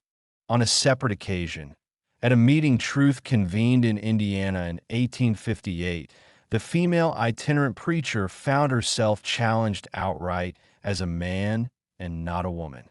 Before removing herself backstage to undergo a breast exam by white women present at this event, Truth masterfully exposed the undercurrent of sexualization, incest, and the desire for access to black female bodies that was fueling her accusers. She invited them to suck at her breasts, offered to reveal her bosom before all persons assembled, and compared the men present to white babies sucking at the breast of a plantation nursemaid. Importantly, Truth's references to suckling, tasting, and ingesting allude to the social consumption of the black female caregiver. Issues of sexual access, physical exposure, and rape also informed Douglas's presentation, but he deflected audience attention from the feminine exposure of his body, taking off his shirt to reveal his scars, by drawing their attention to the masculine display of his face, voice, and intellectual prowess. Navigating through undercurrents of exposure/concealment, secrecy/revelation, Douglas offers his visage and commanding posture as a standing accusation against the slaveholder fathers and their concealed sexual crimes. Douglas was well aware that whites, even abolitionist whites, took pleasure and gratification in seeing black bodies exposed. "In my bondage and my freedom," he observes that John A. Collins, general agent of the Massachusetts Anti-Slavery Society, would often introduce him as a graduate from the peculiar institution. "With my diploma written on my back," he found himself consistently referred to as a brand new fact, property, chattel, and a thing by abolitionists. Collins and others would habitually caution Douglas against speaking with too much education in his voice. "Better have a little of the plantation manner of speech than not," they chided. "'Tis not best that you seem too learned." The irony of having to speak in this manner from the so-called slave body is that the most visceral truths pertaining to consumption and sexual maltreatment remained obscured. White men did not have to own up to their subtle phallic references and anxieties and their desires for a nurturing, consumable black male phallic object. I will come back to this connection among black masculinity, nurturing, and white male appetite as it recurs in Douglas's relations with white men. The naked, unintelligible slave body served as fodder for the white imagination. It allowed whites to entertain the idea of the Negro as the lady of races, as passively subject to the more aggressive will and ways of the European. It also reinforced the idea of the slave as infantile. In relationship to abolitionist William Lloyd Garrison, Douglas wrote that he stood something like that of a child to a parent, which harkened back to Douglas's infantile relationships to cruel parental plantation masters. I placed Douglas alongside truth as a way of illuminating how they each had to negotiate an idea of Black humanity linked ideologically and historically to issues of gender variance, sexual, homosexual, abuse, white appetite, and incestuous kindred relationships to white masters and their plantation progeny. In contrast to truth, Douglas and Black men in general dealt with such issues through diversion. They drew attention away from their bodies and their sexuality. Am I a man? Aren't I a woman? Each question informed the other, and as questions rather than statements revealed a sense of gender instability both Douglas and Truth felt. We still do not know what to do with the reality of Truth's sexual molestation by one of her plantation mistresses, or, more broadly, with the complex ways white women desired, hated, abused, and sexually lusted after Black women on the plantation. In the case of Douglas, who masterfully manipulated the desires and expectations of the white men in his audience, questions of effeminacy, sexual abuse, and sexual transgression form a template. Not speaking about these topics, titillating and chastising his male listeners with his common knowledge, make possible Douglas's claims to heroic masculinity. Scholars of Douglas's life and work have tended to focus upon and emphasize the male aspects of Douglas's genealogy, his relationships to Garrison and Wendell Phillips, his relationships to Auld, Covey, and Sandy from the plantation, his depiction of his maternal legacy as the Egyptian pharaoh Ramses II. We should never forget that Douglas, a master linguist, always spoke in code. He always spoke to both sides of a gender fluidity that lay at the root of his epistemology and rhetorical self-fashioning. Given this fact of Douglas's rhetoric, I want to move momentarily into the murky, unstable regions of the question, am I a man? Because I think that we have tended to presume too much about the fixity of Douglas's manhood. We have presumed too much, I feel, about Douglas's internal investment in being a man, especially when he consistently employed female modes of speaking about sexual violation, personal mythology, and genealogy in his writing. In addition to recording a masculine genealogy of experience, Douglas wrote to situate himself within a sublimated genealogy of female experience. As evidence of this female genealogy, I want to turn briefly to the notorious Aunt Hester scene first recounted in Douglas's narrative and referenced in his last two autobiographies. Deborah McDowell has written that Douglas's graphic depiction of his aunt's abuse puts him into a voyeuristic relation to the violence against slave women, which he watches, and thus enters into a symbolic complicity with the sexual crime he witnesses. Likewise, Van Leer has interpreted this scene as marking the impenetrable boundary of Douglas's manhood. He writes, as a male, he is shut out from a knowledge of this uniquely female experience. McDowell and Van Leer, each in different ways, presume a boundary of masculinity marked by female abuse. Van Leer suggesting even that Douglas was not sexually abused and was never subject to the struggles of sexual dominance that define his aunt's existence. While I do not want to dismiss valid points that do speak to Douglas's overt self-fashioning and performing of masculinity for his reader, I want to insert a third reality, and that is that Douglas narrates Hester's graphic abuse because he intimately understood it and because it was the only way that he could reference his own struggles over sex against sexual consumption and against the master's quest for sexual dominance over the male slave's body. The brutality and trauma of Douglas's narrative literally begins with the Hester scene. Up to that point, Douglas gives general information, a description of where he grew up and the details of his family life. A few pages into the narrative, the author assails us with the image of the aunt hanging from a meat hook in the kitchen. After crossing her hands, he tied them with a strong rope and led her to a stool under a large hook in the joist, put in for the purpose.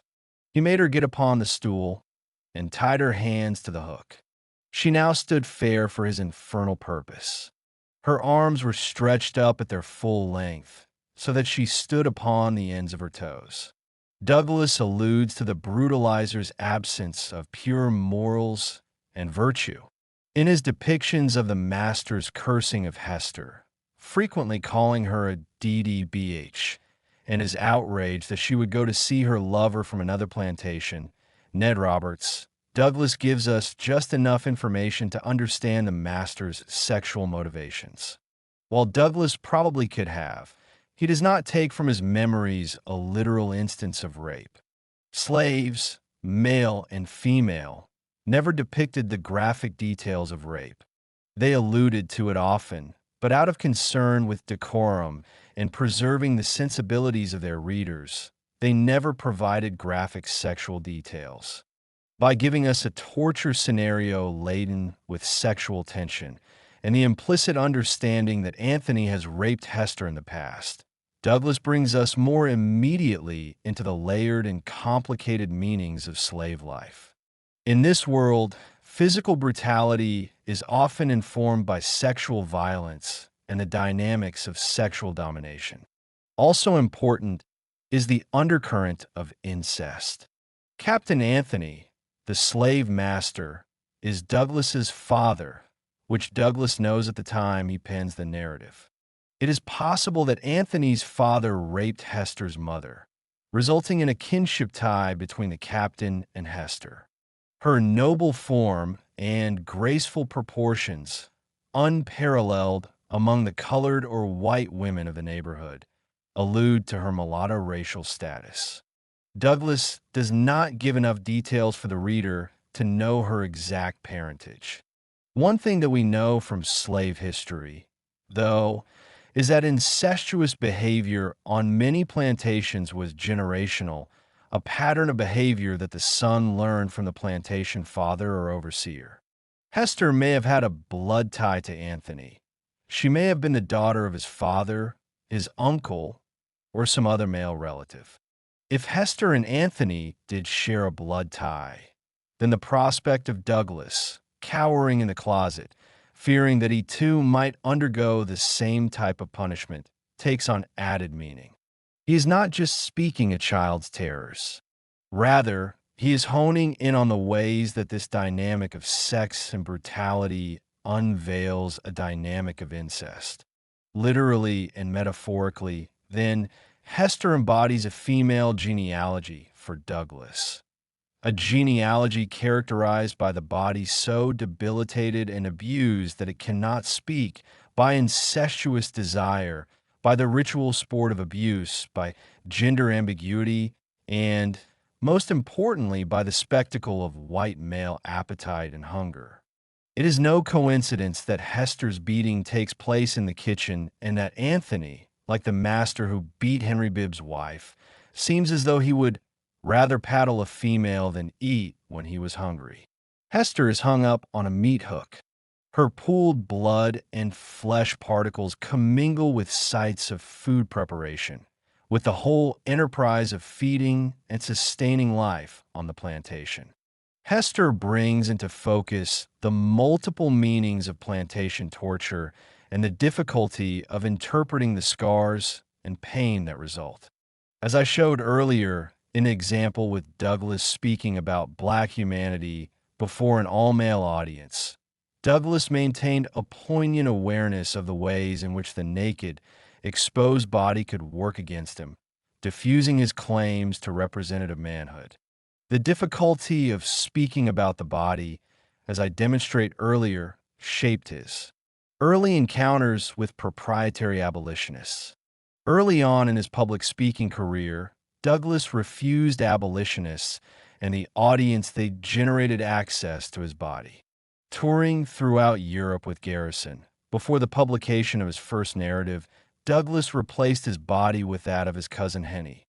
Douglas frequently employed his cousin Henny to act out the role of female victim as an ancillary to his anti-slavery speeches, while also displaying ostentatiously a variety of whips, chains, and other tools of slavery, so as to make manifest the violence of a system that was often described elsewhere in more euphemistic terms.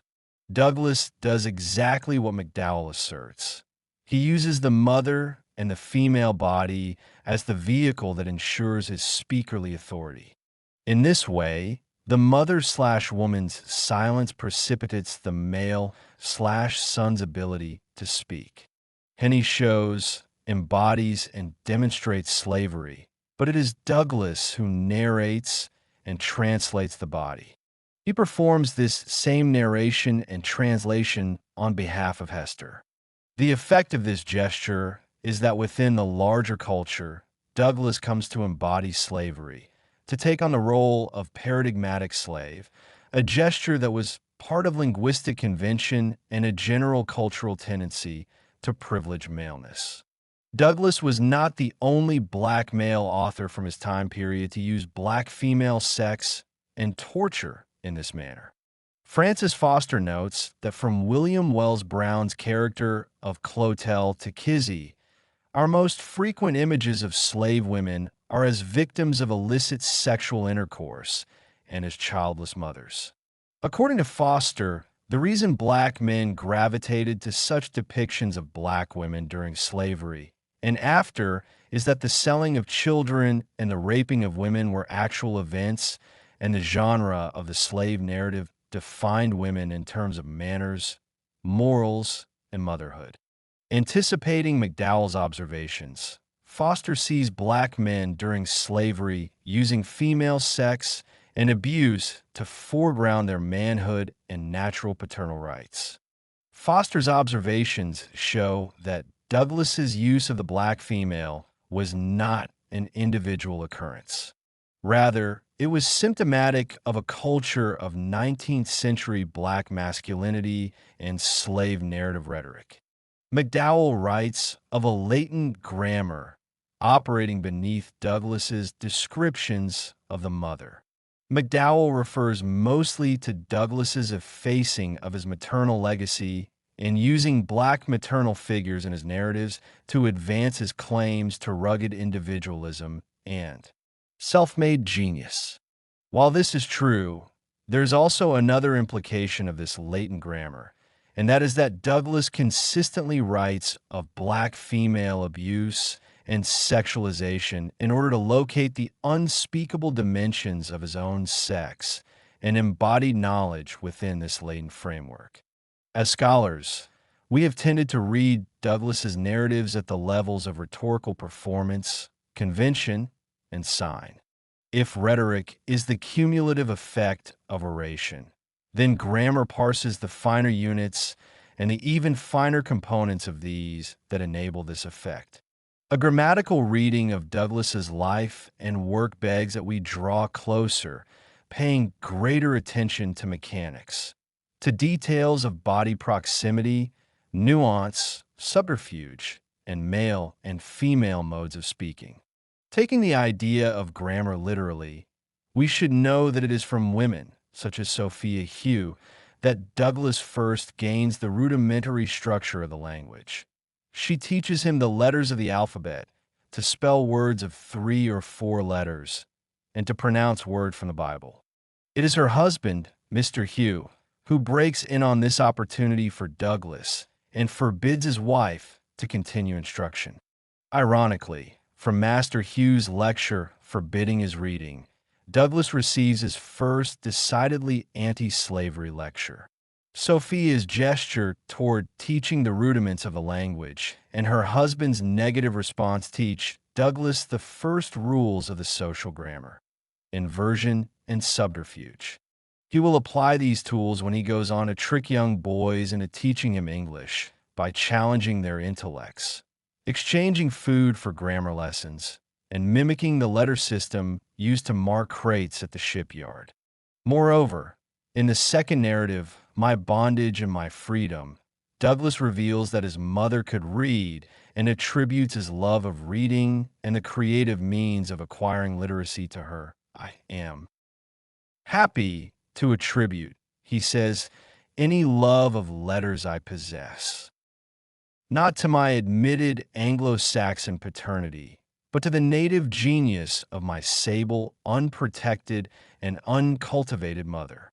As with Hester, Captain Anthony sexually violated Douglas's mother, perhaps even subjected her to the same manner and style of abuse. The text of the page and the text of the female body are coterminous.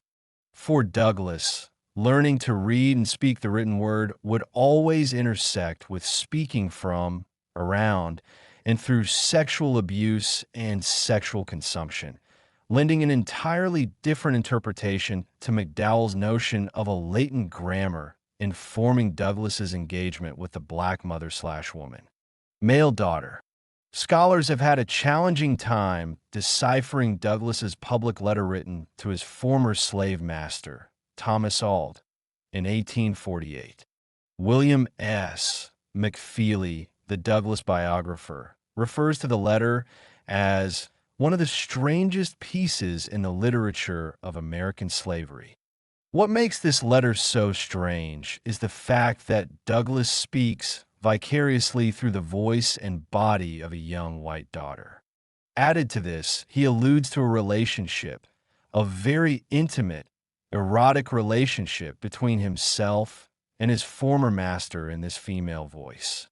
One gets the sense of Douglas and his former master as estranged natural enemies on one hand, and, on the other, as intimate sharers of a deep, binding secret. When one thinks about this letter written by Douglas as a coded way of speaking about his own rape, his own body through female metaphor, it does not appear strange at all. Instead, it serves as an example of how Douglas's overt grammatical gestures were oftentimes informed by latent, inverted references to his own sex and sexualized treatment.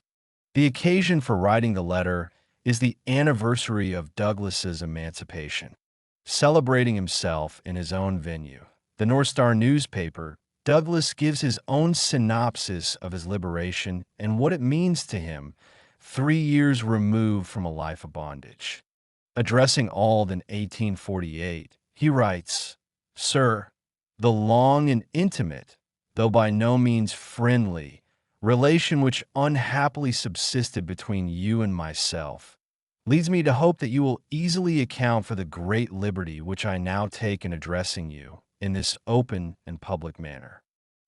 I have selected this day on which to address you, because it is the anniversary of my emancipation. How? Let me ask, would you look upon me, were I, some dark night, in company with a band of hardened villains, to enter the precincts of your elegant dwelling, and seize the person of your own lovely daughter, Amanda, and carry her off from your family, friends, and all the loved ones of her youth? Make her my slave, compel her to work, and take her wages. More and still more horrible, leave her unprotected, a degraded victim to the brutal lust of fiendish overseers who would pollute, blight, and blast her fair soul, rob her of all dignity, destroy her virtue, and annihilate in her person all the graces that adorn the character of virtuous womanhood. I ask, how would you regard me, if such are my conduct? What has struck many as immediately strange is Douglas's slipping between a speaking I and a speakerly her, essentially his easy transition between his black male body and voice and the voice and body of a young white plantation mistress. In particular, for McFeely, most strange is the fantasy of the rape of Amanda, the daughter of Thomas and Lucretia, whom Douglas remembered both as a child Auld cherished and as one who had been a kind of young friend. Others, reading against the grain of the letter, have hinted that Amanda is a metaphor for Douglas's own ravishing at the hands of white men. I agree with this perspective and feel that what Douglas attempts to convey through this letter are the powerful ways in which he and Auld share a union in body and soul. The fact that they share a terrible calamity that has made them both kin.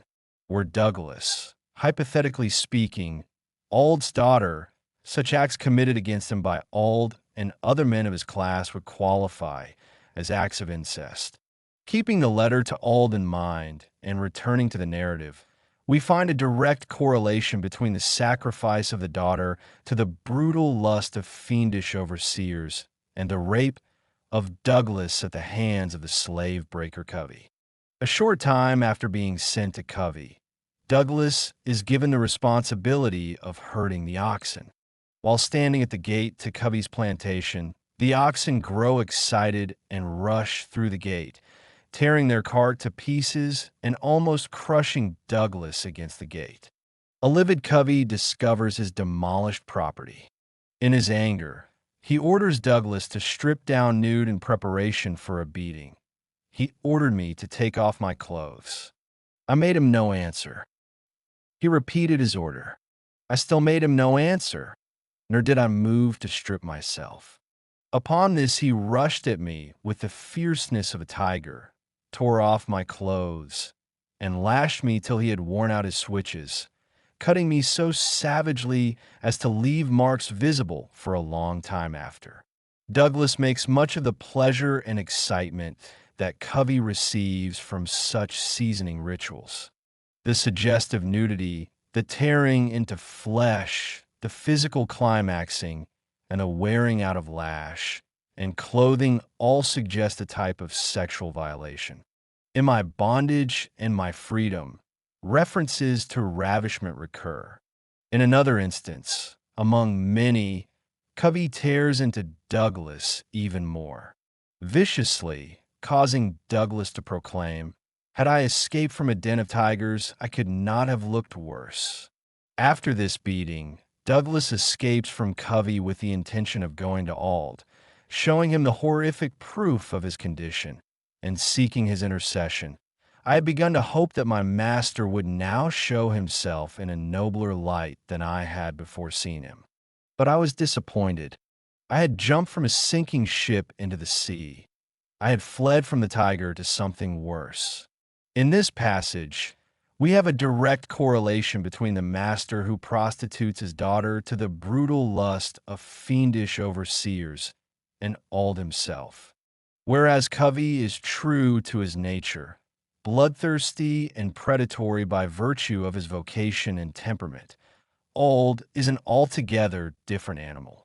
The letter makes clear that what makes Auld even more reprehensible, more immoral than Covey, is the fact that there is a blood tie, a clandestine kinship that binds him to Douglas. Covey's crime is rape, but Auld's is incest. He takes the ultimate pleasure and gain from Douglas's violation, the breaking of his slave reinforcing his genteel Southern standing, his authority and affluence among plantation-owning peers. Covey makes delight and sport of Douglas. He tortures him at least once a week for 6 months. The reader has to but repeat, in his own mind, once a week, the scene in the woods, where Covey subjected me to his merciless lash, to have a true idea of my bitter experience there during the first period of the breaking process through which Mr. Covey carried me. Following this passage, and in numerous places throughout Douglas's narrative, he insinuates that much worse than what he can describe occurred on Covey's plantation. I have no heart, he admits, to repeat each separate transaction. Such narration would fill a volume much larger than the present one. I aim only to give the reader a truthful impression of my slave life, without unnecessarily affecting him with harrowing details. Up to this point, I have suggested that sexual violation is metaphorically present in Douglas's narrative, but I think it important to consider that Douglas may have in fact been literally raped. For what could be more harrowing in description than the blood-soaked scenes that he describes? What details, missing from all 3 volumes of his autobiographies, could fill additional volumes? A genre of short story and novels about slaves that became popular at the end of the 18th century is implicitly referenced in Douglas's narratives. In this tradition of writing, Europeans and white Americans graphically depicted the rape of enslaved males through language and metaphors similar to those used in Douglas's narrative. Joseph Lavallee's Le Nigger, comme il y a peu de blancs, the Negro, as there are few white men, is a perfect example of this tradition. Lavallee, a French Montesquieu, published Le Nigger in 1790. That same year, other authors translated the text into English and serialized it in magazines in England and the United States.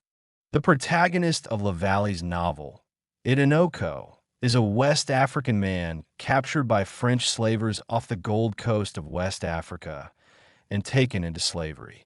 Lavallee's text was a highly sexualized treatment of the African and European colonial relation.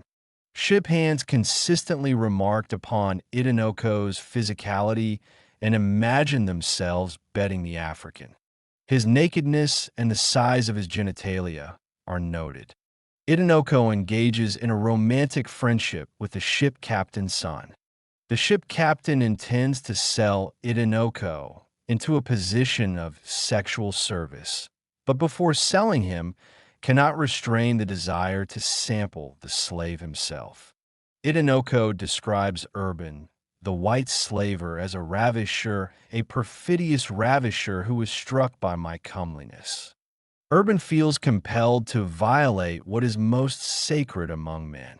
Itinoko describes his rape in animal-like metaphors, saying, I bore resemblance to a man who, weary with struggling with a tiger that threatened his life, would fall into a voluptuous sleep between the clutches of the monster. John Salient described Itinoko as a prototype for the black man who appeared between 1790 and 1820 in anti-slavery narratives, essays, and poems. Deserving benevolence, but denied it by his white masters. This sentimentalized poor Negro, he clarifies, on American soil, became an eroticized friend, echoing the homoeroticism of classical martial virtue, as well as gesturing toward 19th century blackface and its interracial homoerotics. Douglas, as disenfranchised friend and one abolitionist ally with, definitely writes as a sentimentalized poor Negro. Furthermore, Itinoko's allusions to struggling with a tiger cast light on the sexual implications of similar details in Douglas's narrative. Even if Douglas did not read Lavallee's story, though it is possible that he did, either in American serialized form or during his time spent in England with Garrison, abolitionists read the story in serialized form in U.S. magazines. Douglas wrote to a community of readers on both sides of the Atlantic that would have implicitly understood his allusions to that most unspeakable outrage, male rape. Furthermore, it was common within the U.S. sentimental tradition to refer to rape through animal metaphors, such as tigers and wolves. In Red Rock, 1898, Thomas Nelson Page describes the rape of a white woman by a black man as a single tiger spring, as black claws sinking into a soft white throat. Abolitionists and the larger educated American readership would have immediately recognized Douglas's numerous references to rape and been able to read between the lines of the narrative to ascertain that Douglas had probably been raped by Covey or other males in the plantation community. Hazel Carby makes a useful point regarding how we think about rape on and off the plantation and at different moments in American history. Rape should not be regarded as a trans-historical mechanism of women's oppression, but as one that acquires specific political or economic meanings at different moments in history. Carby refers here to the need to distinguish the political import of black women raped on plantations from black women raped during the Reconstruction era in the South as a means of economic and social control. Her statement, though, applies also to the subject of male rape. We have tended to regard rape as happening only to biological females. In black uplift discourse, the phallus and castration of the phallus are always emphasized. Yet what does it mean that Douglas, reticently in his first narrative and more directly in his second and third narratives, and in his letter to Auld, calls our attention to the subject of male rape? I find that what we get, in part, through Douglas's depictions of rape is his understanding of rape as definitionally linked to a culture of consumption. From Hester being tempered and flesh tendered in the Anthony kitchen to perpetrators depicted as tigers and wolves, Douglas emphasizes how rape and sexual violence are a means of satiating a cultivated white appetite for black flesh. Southern slavery apologist George Fitzhugh explained the political economy of slave consumption in the following manner. The use of an article is only a proper subject of charge when the article is consumed in the use. For this consumption is the consumption of the labor of the lender or hirer, and is the exchange of equal amounts of labor for each other. Thought of as an object of labor, as labor itself, in the mind of many slave owners, the slave could be completely consumed with no moral repercussions. Rape, in this context, serves as an index for a larger culture of consumption, the sex act being a means to take self from the slave and ritualistically consume this taken self. This subtext of sex and consumption lends an entirely different meaning to constant references to female rape in black male writings. Surely it tells us something about the nature and confines of black masculinity in the 19th century, specifically about the impossibility of translating black male sexual abuse into usable political currency. The raped black female / emasculated black male dyadicide. Black men among themselves held each other to a strict code of masculinity that entailed never being sexual subjects and defining their masculine relationship to one another through black female violation. Writing to the tribe of black husbands and fathers in Walker's Appeal. To the colored citizens of the world, David Walker implored, "Oh, my colored brethren all over the world, when shall we rise from this death-like apathy and be men?" Walker implicitly defined black manhood as the ability to protect wives and mothers from rape and other forms of abuse. For men like Douglas and Walker, the subjects of female rape and the larger institution of slavery linked implicitly to the issue of social consumption. Walker never lived as a slave. He was born to a free mother and an enslaved father in Wilmington, North Carolina. Yet he understood slavery as fundamentally a system of appetite and consumption. In Walker's Appeal, he writes, "They keep us miserable now and call us their property, but some of them will have enough of us by and by. Their stomachs shall run over with us. They want us for their slaves and shall have us to their fill." For Walker, social consumption is equal to social death, a death-like apathy. The outcome of black persons continually fed into the glut of slavery is that they will cease to exist literally, psychologically, and spiritually. Already in their death-like apathy, Walker finds that black men have faded from their lives and from natural agency. Walker invokes the female body as womb and vessel of racial continuity, subtly connecting this aspect of black female anatomy to social consumption. Viz., we cannot help the whites murdering our mothers and our wives, he says. He ties racial continuity to the female anatomy. Black male rape, the particulars of black male consumption and black male reproductive capacity do not figure into Walker's cosmos. In this worldview, the black woman symbolizes body and sex, and the black male embodies the opposite values: reason, action, and virility.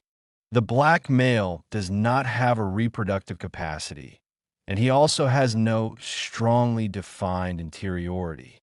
Douglas writes within a similarly closed circuit, alluding to himself as erotically consumed, but finally positioning himself outside this dynamic through his notorious battle with Covey, his acquired literacy, and his eventual escape from slavery. The letter written to Auld and Douglas's descriptions of ravishment at the hands of Covey, though, disrupt this genealogy and urge us to rethink this idea of the feminine as external to black male experience.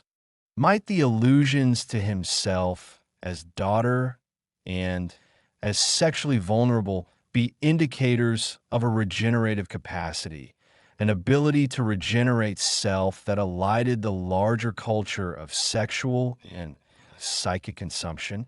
Along this same line, might Douglas have revealed, at the same time that he concealed, how his master related to him and saw him as a daughter or as a feminized sexual conquest? Whites were fond of referring to him as the only perfectly pronounced and complete specimen in the world of his color, kin, and kind. As a youth, the race leader carried a newspaper clipping around that described him in romantic terms as a uniquely American creature, a natural outcome of the fated American experiment. Mount Caucasus, the mountains of the moon, were joined with our Indian wilderness to mix the strain of blood from three races in his veins and produce a peculiar individuality with no antecedent or copy of his traits. Evoking at once savagery, the feminine allure of the natural world, and the danger of colonization, of occupying a foreign territory, this article served as a reminder that Douglas's masculinity was an open-ended question that could be just as easily deployed by the state and the abolitionist cause. This discussion picks up many of the themes of male rape that I earlier elucidated, the ways in which and reasons that black male rape has remained a categorical impossibility and therefore impossible to speak about. On political and rhetorical levels, the subject of black male rape has always implied much more than the sex act or sexual preference.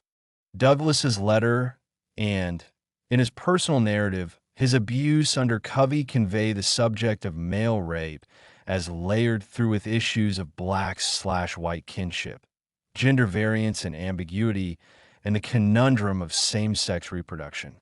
Naturally, when we have thought about the rape of black women during slavery, we have thought in terms of progeny or reproductive capacity.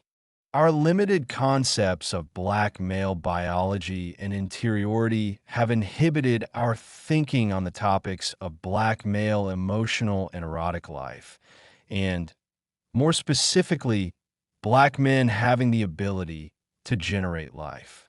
A part of what I am urging and will reinforce in the next section of this chapter is that we expand our notions of black experience and cultural formation to include black men as agents of reproduction, sexual subjectivity, and effeminate values, among other categories of experience.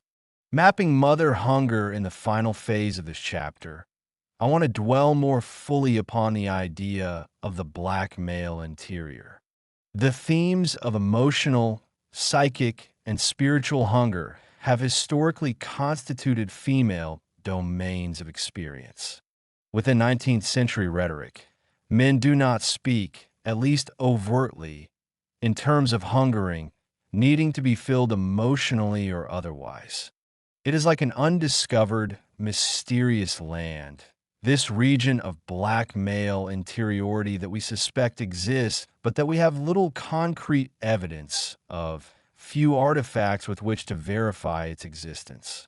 In Douglas's writings, Mother Loss and Mother Hunger, the desire for the mother, the desire for an intimate familial touch, to know one's origins and tribal legacy, serve as emotional guideposts that help us to understand where and how Douglas hungered, and from where within himself he transformed this potentially self-consuming hunger.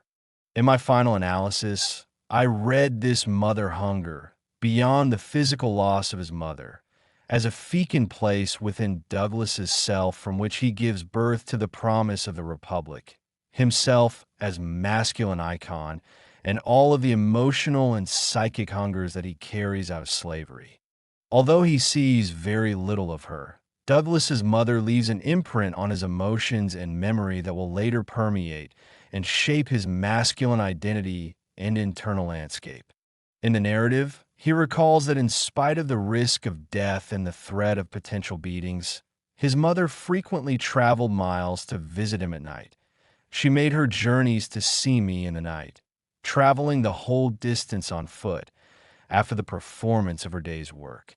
She was a field hand, and a whipping is the penalty of not being in the field at sunrise, unless a slave has special permission from his or her master to the contrary, a permission which they seldom get. As an infant, Douglas cannot be aware of the hardships and fatigue that his mother undergoes to be with him. The 4 or 5 times that he sees her, he feels only her warm comfort. They communicated very little during these nightly rituals. She was with me in the night. She would lie down with me and get me to sleep, but long before I awake, she was gone. And long before Douglas could awaken as an adult man to the great pains and obstacles his mother overcame to see him, she dies. Death soon ended what little we could have while she lived, and with it her hardships and suffering. She died when I was about 7 years old on one of my master's farms, near Lee's Mill. Adding to the pain of this loss is the fact Douglas was not allowed to be present during her illness, at her death, or burial. A pattern of loss and unrequited need is set in Douglas. Plantation culture and masters cultivated this emotional and natal hunger.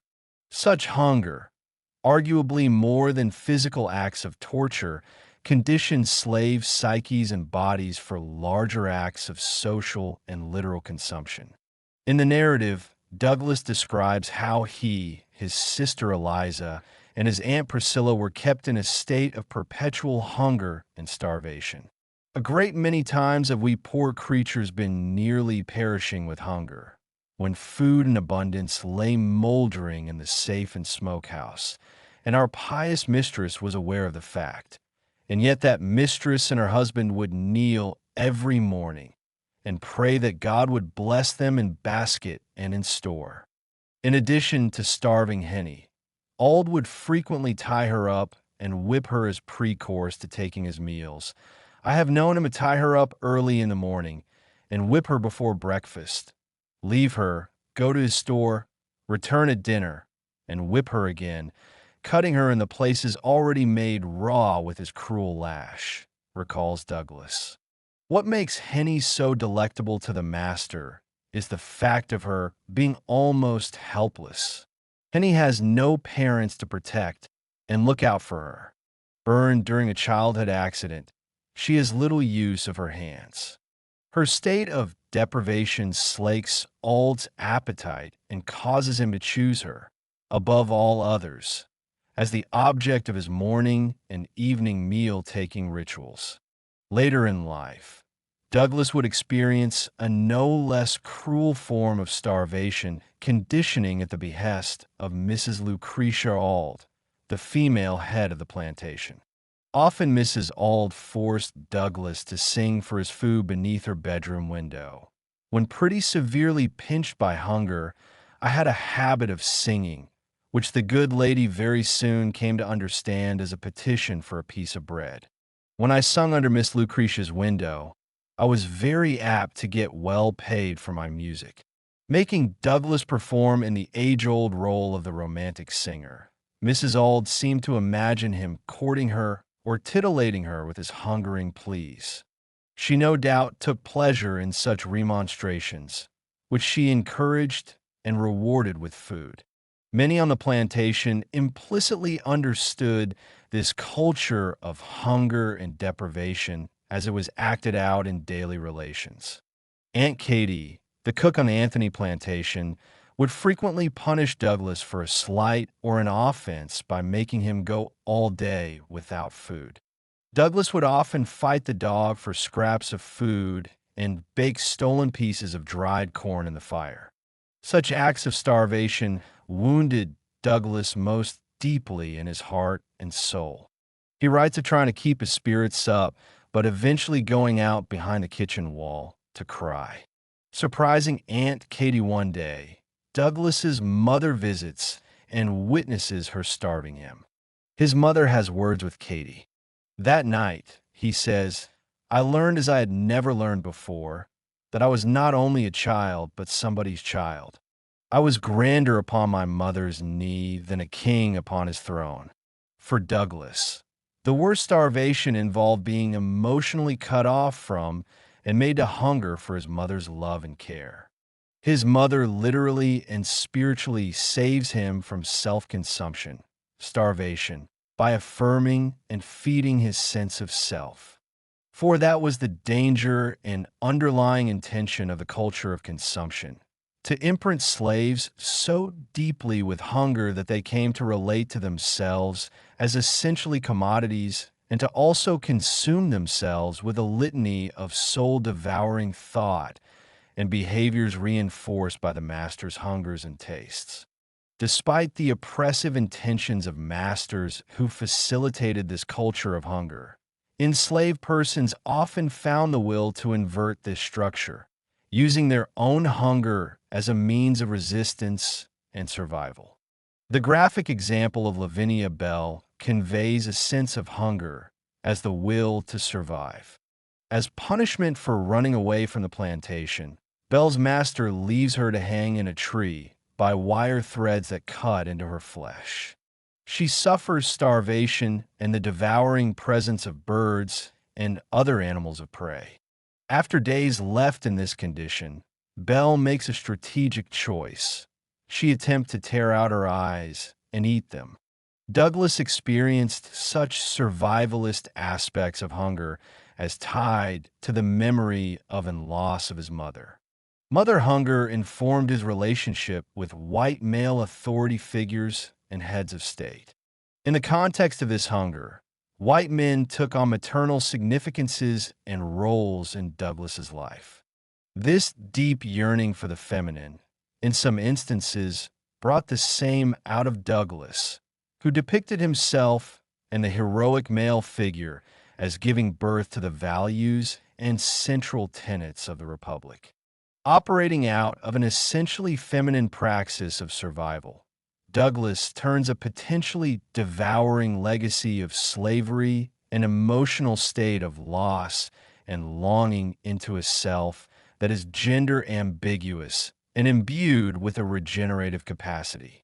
One of the last places one might expect to find residues of Douglas's mother loss and child need would be in his adult relationships to white men. From a mythic battle with Cavaillon, Douglas would have us believe that he approaches and quickly passes beyond the temporal and psychic territory of slavery. But even at the end of the narrative, as Douglas intently pores over issues of the abolitionist newspaper The Liberator and prepares himself to enter fully into the abolitionist speaking circuit, he admits, I felt myself a slave, and the idea of speaking to white people weighed me down. 9 years later, white abolitionists would oppose Douglas's wish to start his own paper, referring to him as a slave, assuming to instruct the highly civilized people of the North.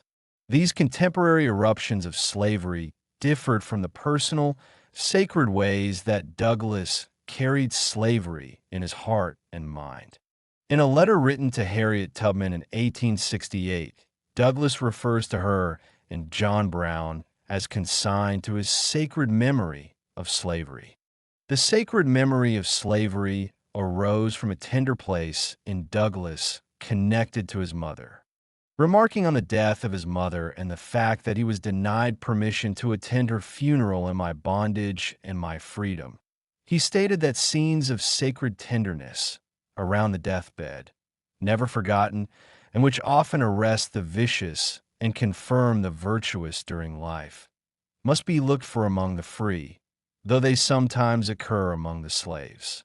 It has been a lifelong, standing grief to me that I knew so little of my mother, and that I was so early separated from her. This sacred, maternal memory is connected to feelings of safety, the relieving of the slave child's suffering, and a longed for home space. When he felt in this way toward white male allies, such as Garrison, John Brown, and President Abraham Lincoln, Douglas usually also romanticized these men, describing them as perfect examples of beauty. Douglas reenacts this need for home and safety in the life and times of Frederick Douglass. Approximately 10 years after Douglass has bested the brutal Covey, the race leader reaches yet another milestone in his quest for masculine identity. President Abraham Lincoln invites him to a party at the Executive Mansion in honor of his reelection. Douglas feels overwhelmed with the presence of the elite there and enthralled by the power of this historic moment.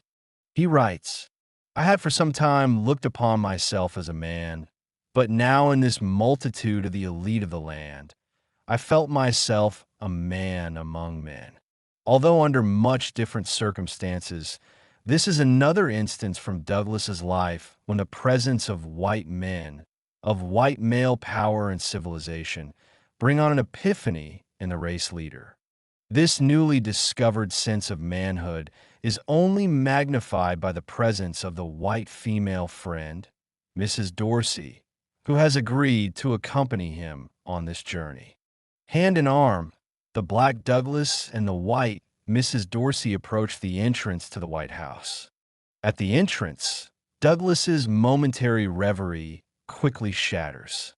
The policemen stationed at the door to the president's mansion inform him that they are to admit no persons of color, and just as abruptly take him by his arm and order him to stand back. Suddenly, Douglas is outside.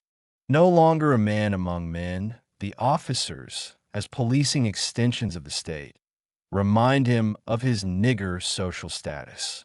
No wonder the black men he invited refused his invitation. Used to such treatment from whites in low and high places, they did not look forward to such discomfiture, as they described it. Undaunted by the officers' racism, Douglas and his ally refused to leave. A passerby recognizes Douglas and rushes within to inform President Lincoln of his guest's detainment at the door.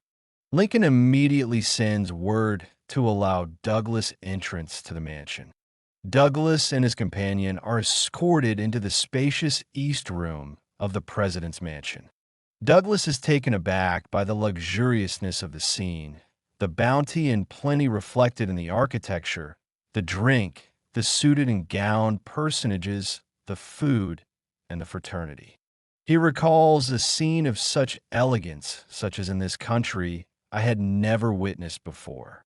Lincoln restores Douglas's masculinity, and Douglas in turn responds with a description of Lincoln as rising like a mountain pine high above all the others gathered in that East Room. Seeing Lincoln stirs deep feelings in Douglas. Lincoln counters his feelings of outsiderhood, of isolation with his grand simplicity and home-like beauty.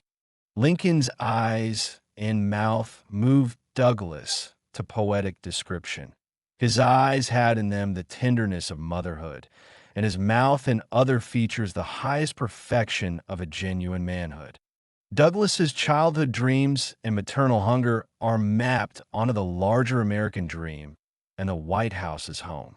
Longing after and eulogizing Lincoln's maternal bosom, Douglas asks, What are sweet of peace? What are visions of the future? Like his very own laboring mother, Douglas finds in Lincoln's face a blending of suffering with patience and fortitude. Douglas even romanticizes the president's lips, imagining them as perfect, aesthetically pleasing, and the most genuine specimens of manhood. A part of what made Lincoln so attractive to Douglas was the president's apparent commitment to freeing enslaved persons. Both Tubman and Brown of sacred memory sacrificed their lives for enslaved persons. It is something of the slave in Douglas, the one who has had to constantly battle for freedom and a place to rest, who sees finally in Lincoln the maternal bosom, an emblem of a final resting place. He relates to Lincoln as a romanticizing male child, a male to female romantic object. Lincoln is in turn depicted as male patriarch, as maternal figure, as fecund female earth. The undercurrent of mother hunger blurs gender boundaries and causes Douglas to transfer to Lincoln a measure of unrequited love and feelings of mother loss. Descriptions of Mrs. Lucretia Auld years earlier on the Auld plantation prefigure his descriptions of Lincoln. Mrs. Auld, he writes, had bestowed upon me such words and looks as taught me that she pitied me if she did not love me. In a related instance aboard a steamer, Douglas encounters Edward Marshall, a California congressman. He describes Marshall in terms that are both deific and evoke the natural world. The catalyst for Douglas, when describing Marshall in this manner, is a racist incident aboard the steamer. The captain orders Douglas to be physically removed from the dining room. Marshall rebuffs the steward with eyes full of fire. Douglas sees lightning flash and imagines this saving individual as a deity of the sky with golden hair and fiery eyes whose voice resounded like a clap of summer thunder. In this instance, Douglas casts himself in the more effeminate role, describing Marshall as chivalrous, gallant, and possessed of generous and manly qualities. Not coincidentally, Marshall has just come from Kentucky, where he visited his black mammy. I was nursed at the breasts of a colored mother, he admits. Both Lincoln and Marshall intervene on behalf of the freed slave. Their allegiance to abolitionism evokes in Douglas romantic feelings that range from the maternal caste to a glorification of the white male as the emblem of the natural world and the natural order of things. Marshall does not take on the sacred significance and emotional complement of the black mother. Instead, black mother as emblem of infantile hunger, the white man nursing at the black woman's breasts, is cause for shared affection between the two men. Douglas was in a phase of his life when he believed that proximity to black nobility and empathy could change whites. He would realize, though, after finding out about Lincoln's support of the Fugitive Slave Act of 1850, that Northern whites had used him and the enslaved person's cause to further their nationalist and other political aims. At the undraping of a bust carved in Lincoln's honor years later, Douglas would describe Lincoln not as a caring, valiant romantic object, but as one who had betrayed his love and affections.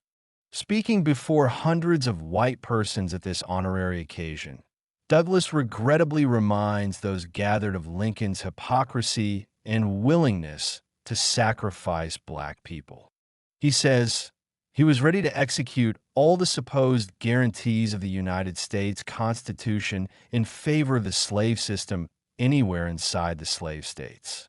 He was willing to pursue, recapture, and send back the fugitive slave to his master, and to suppress a slave rising for liberty, though his guilty master were already in arms against the government.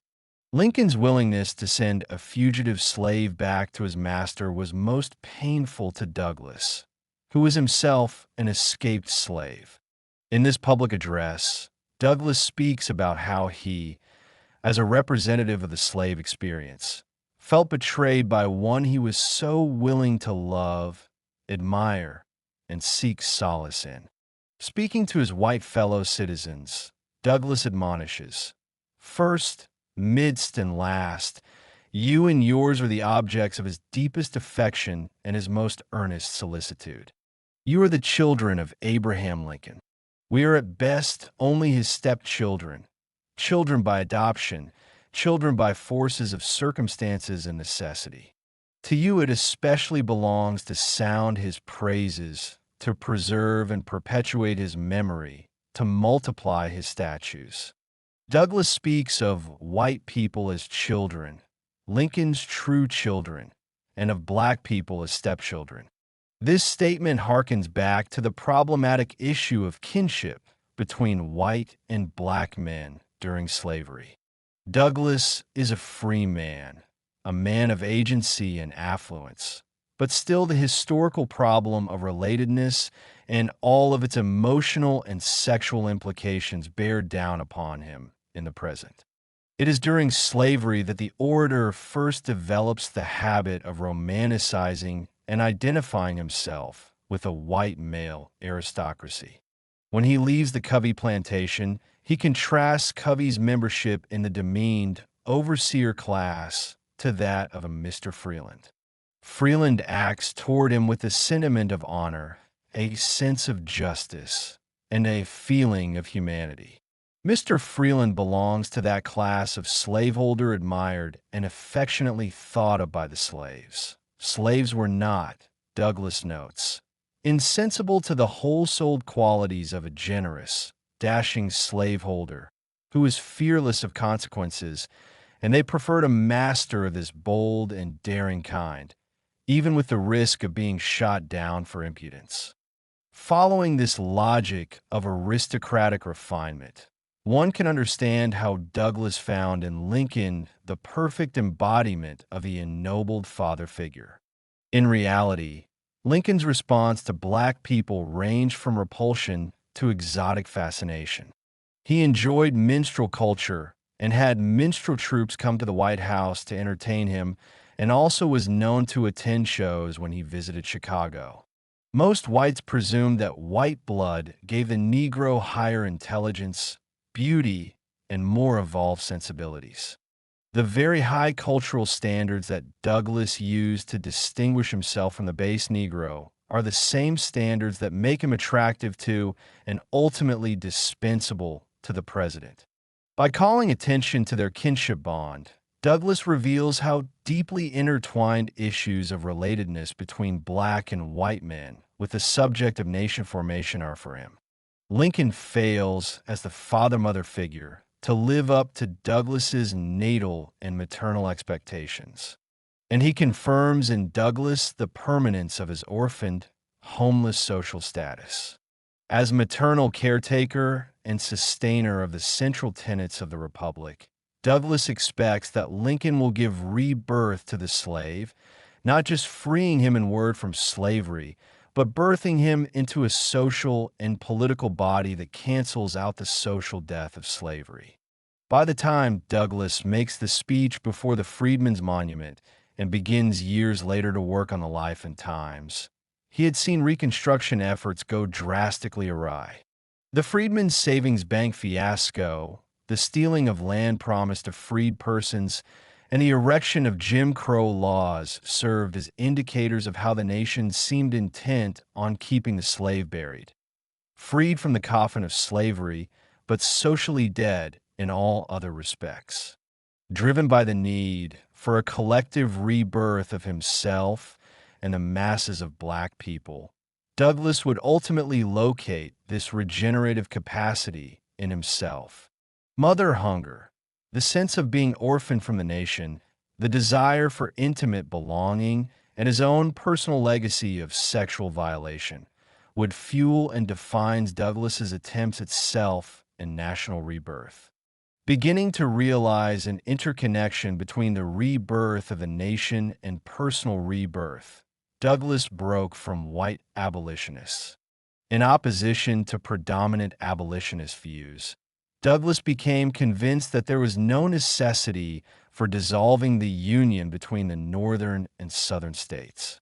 He felt that the vote was power and that the Constitution of the United States not only contained no guarantees in favor of slavery, but, on the contrary, it is, in its letter and spirit, an anti-slavery instrument, demanding the abolition of slavery as a condition of its own existence, as the supreme law of the land.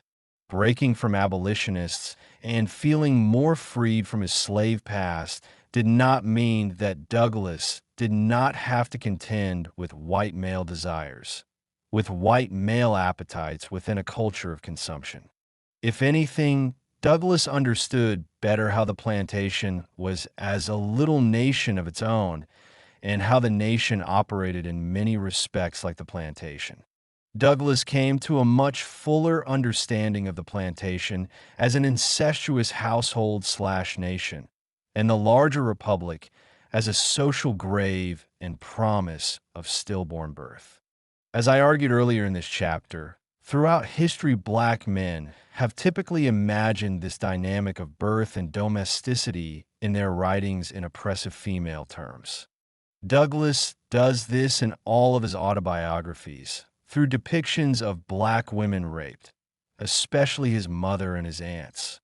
But what I want to draw our attention to is how this potentially fecund space was also depicted in his fiction and nonfiction writings as a male womb-type space, a regenerative space with capacity to give birth to self, nation, and a transformed citizenry. The idea was that if Douglas and black men like himself could give birth to the nation, then they could, on terms of their own, finally exist. It was a homosocial maternity that Douglas conceived that still largely excluded women and black female maternity on practical, feminist levels.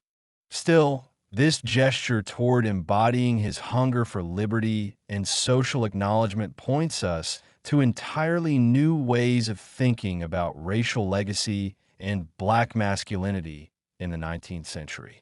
The Heroic Slave, Douglas's only published fictional work, teems with references to black male fecundity. Published in 1852, this text in title and storyline continues what would be Douglas's lifelong project of elevating and glorifying the heroic black male figure. The hero of the story, Madison Washington, is a composite figure based partly on the leader of the revolt aboard the slave ship Creole and President George Washington.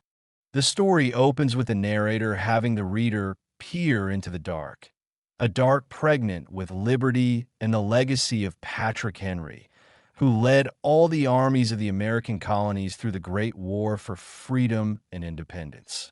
We are told that someone is enveloped in darkness and then taken into the searching dark, only to return from the pursuit like a wearied and disheartened mother after a tedious and unsuccessful search for a lost child.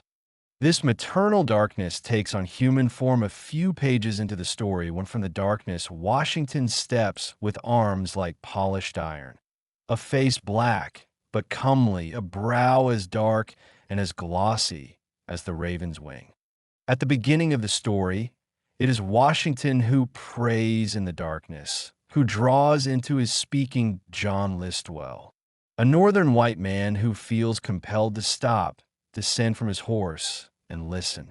Listwell, whom we might also think of as Listens Well, we learn had long desired to sound the mysterious depths of the thoughts and feelings of slave.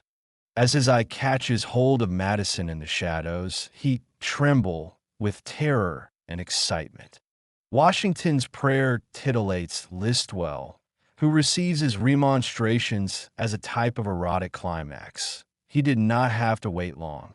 There came another gush from the same full fountain, now bitter and now sweet.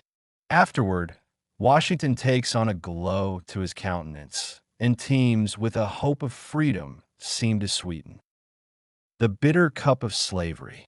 The fact that Washington ruminates on his wife, Susan, in the darkness and experiences anguish at the thought of having to leave her to escape north further highlights the clandestine, erotic sharing that Listwell experiences. He experiences Washington, and, through Washington, the passion the enslaved man feels for his wife. This copulating and the mysterious, impregnated dark results in a rebirth for Listwell. Washington leaves the pine forest and begins his trek north to freedom, but his white interloper is forever changed. From this hour, I am an abolitionist, he swears to himself. I have seen enough and heard enough, and I shall go to my home in Ohio, resolved to atone for my past indifference to this ill-starred race, by making such exertions as I shall be able to do for the speedy emancipation of every slave in the land. For all of its representational problems, which I will attend to shortly, this scenario is a striking break from the historical tradition of representing the black female body as the dark, chaotic interior of black experience.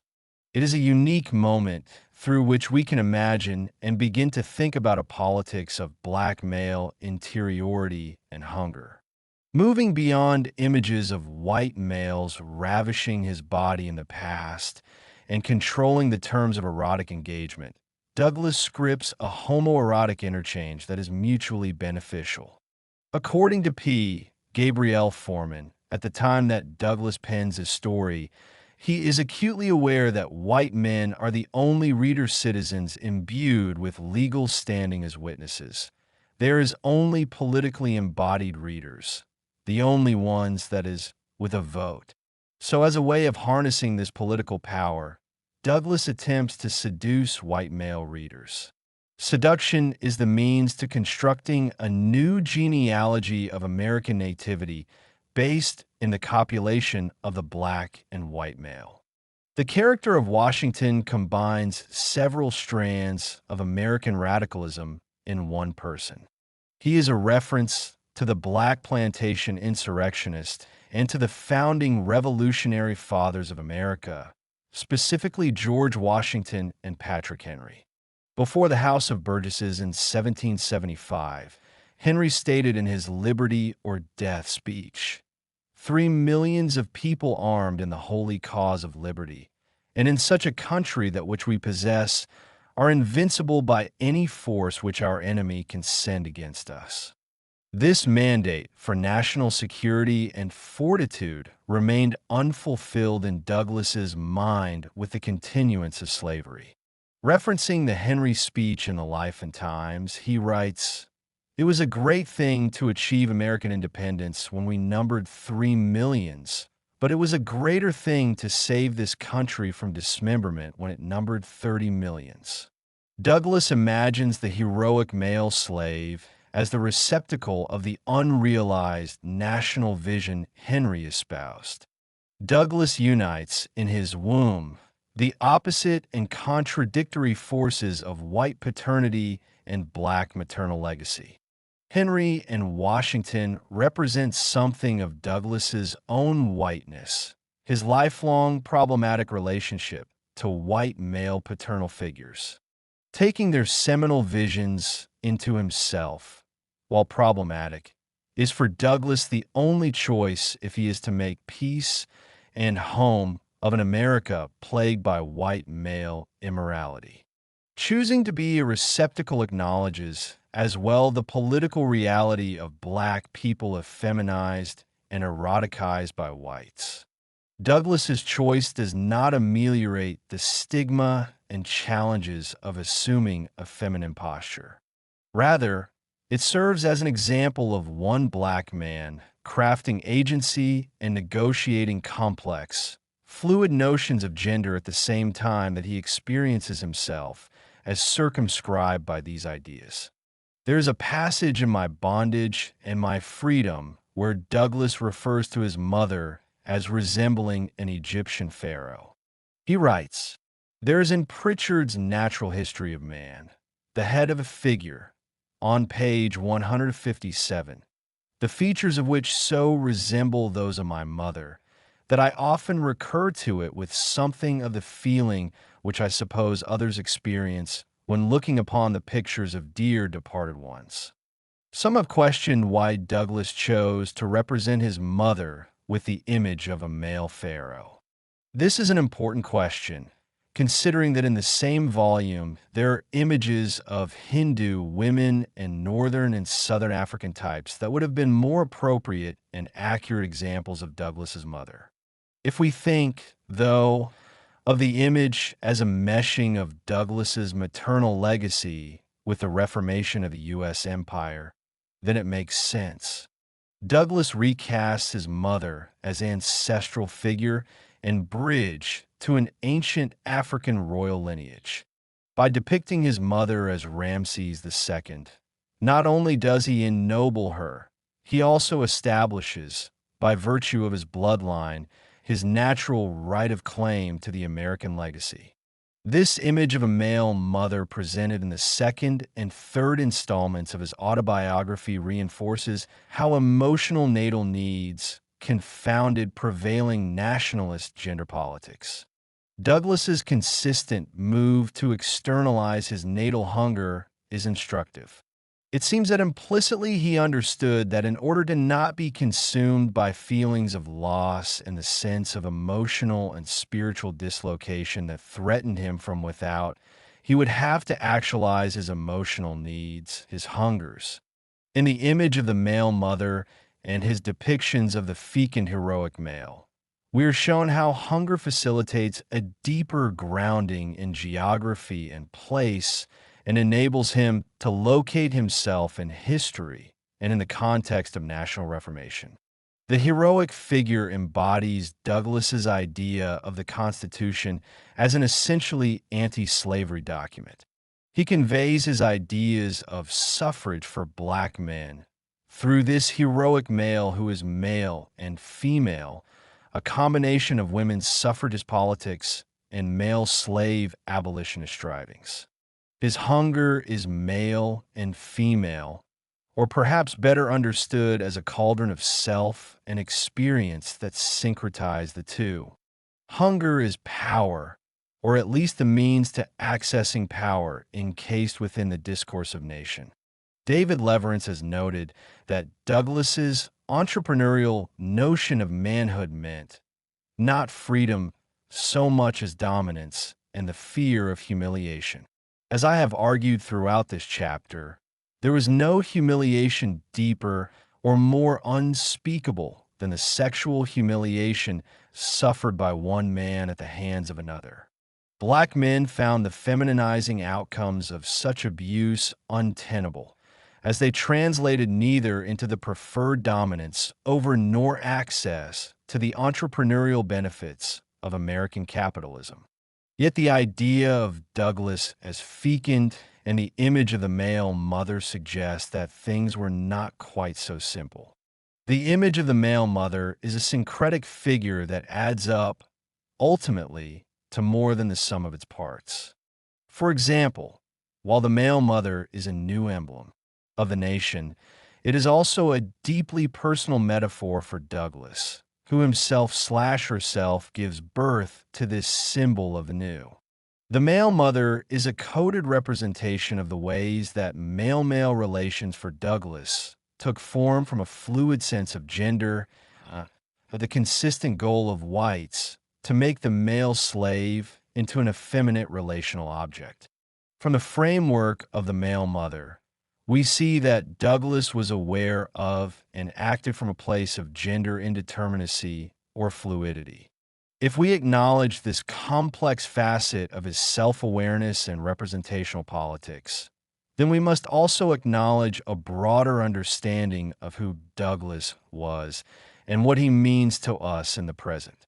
In the 1960s and 70s, historians and activists sought to recover Douglas from the dark 19th century past as the tradition's very own representative man.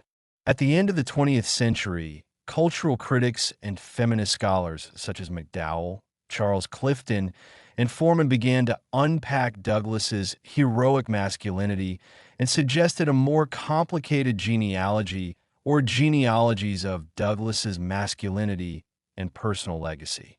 I am advocating that our newer scholarship on Douglas integrate and apply the complex vision we now have of his person and contribution. We should see him simultaneously as a heroic male, a male daughter, a fecund, birth-giving male, a male child who was raped, a striving and self-serving patriarch, and an ennobled father of black letters and liberation. If I had to choose a more central motivation fueling these multiple, overlapping, and intersecting identities, I would choose hunger over and beyond reason, falling back upon the female genealogy of hunger and consumption evinced in Douglas's maternal relations and in his own embodied feminine sensibilities. Hunger, as I'm thinking of it, is logical, reasoning, and strategic. It is also embodied, sensate, and intuitive. Hunger is a mediating alchemical ground, a point from which Douglas consistently translated what was felt and desired into reasoned action, rhetorical performance, and civic belonging, as problematic as this always was. It is out of Douglas's hunger and in response to forces that threatened to consume him that he dreamed, envisioned, and embodied a nation as complex, unresolved, and revisionary as himself. Chapter 4. Domestic Rituals of Consumption. David Walker, a major black abolitionist figure, acknowledged the capacity of slavery to consume black bodies and souls.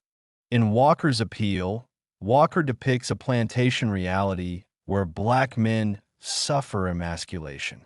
They can neither protect their wives and children, nor can they themselves escape the all-encompassing power of whites whose malicious hunger, Walker says, gnaws into our very vitals.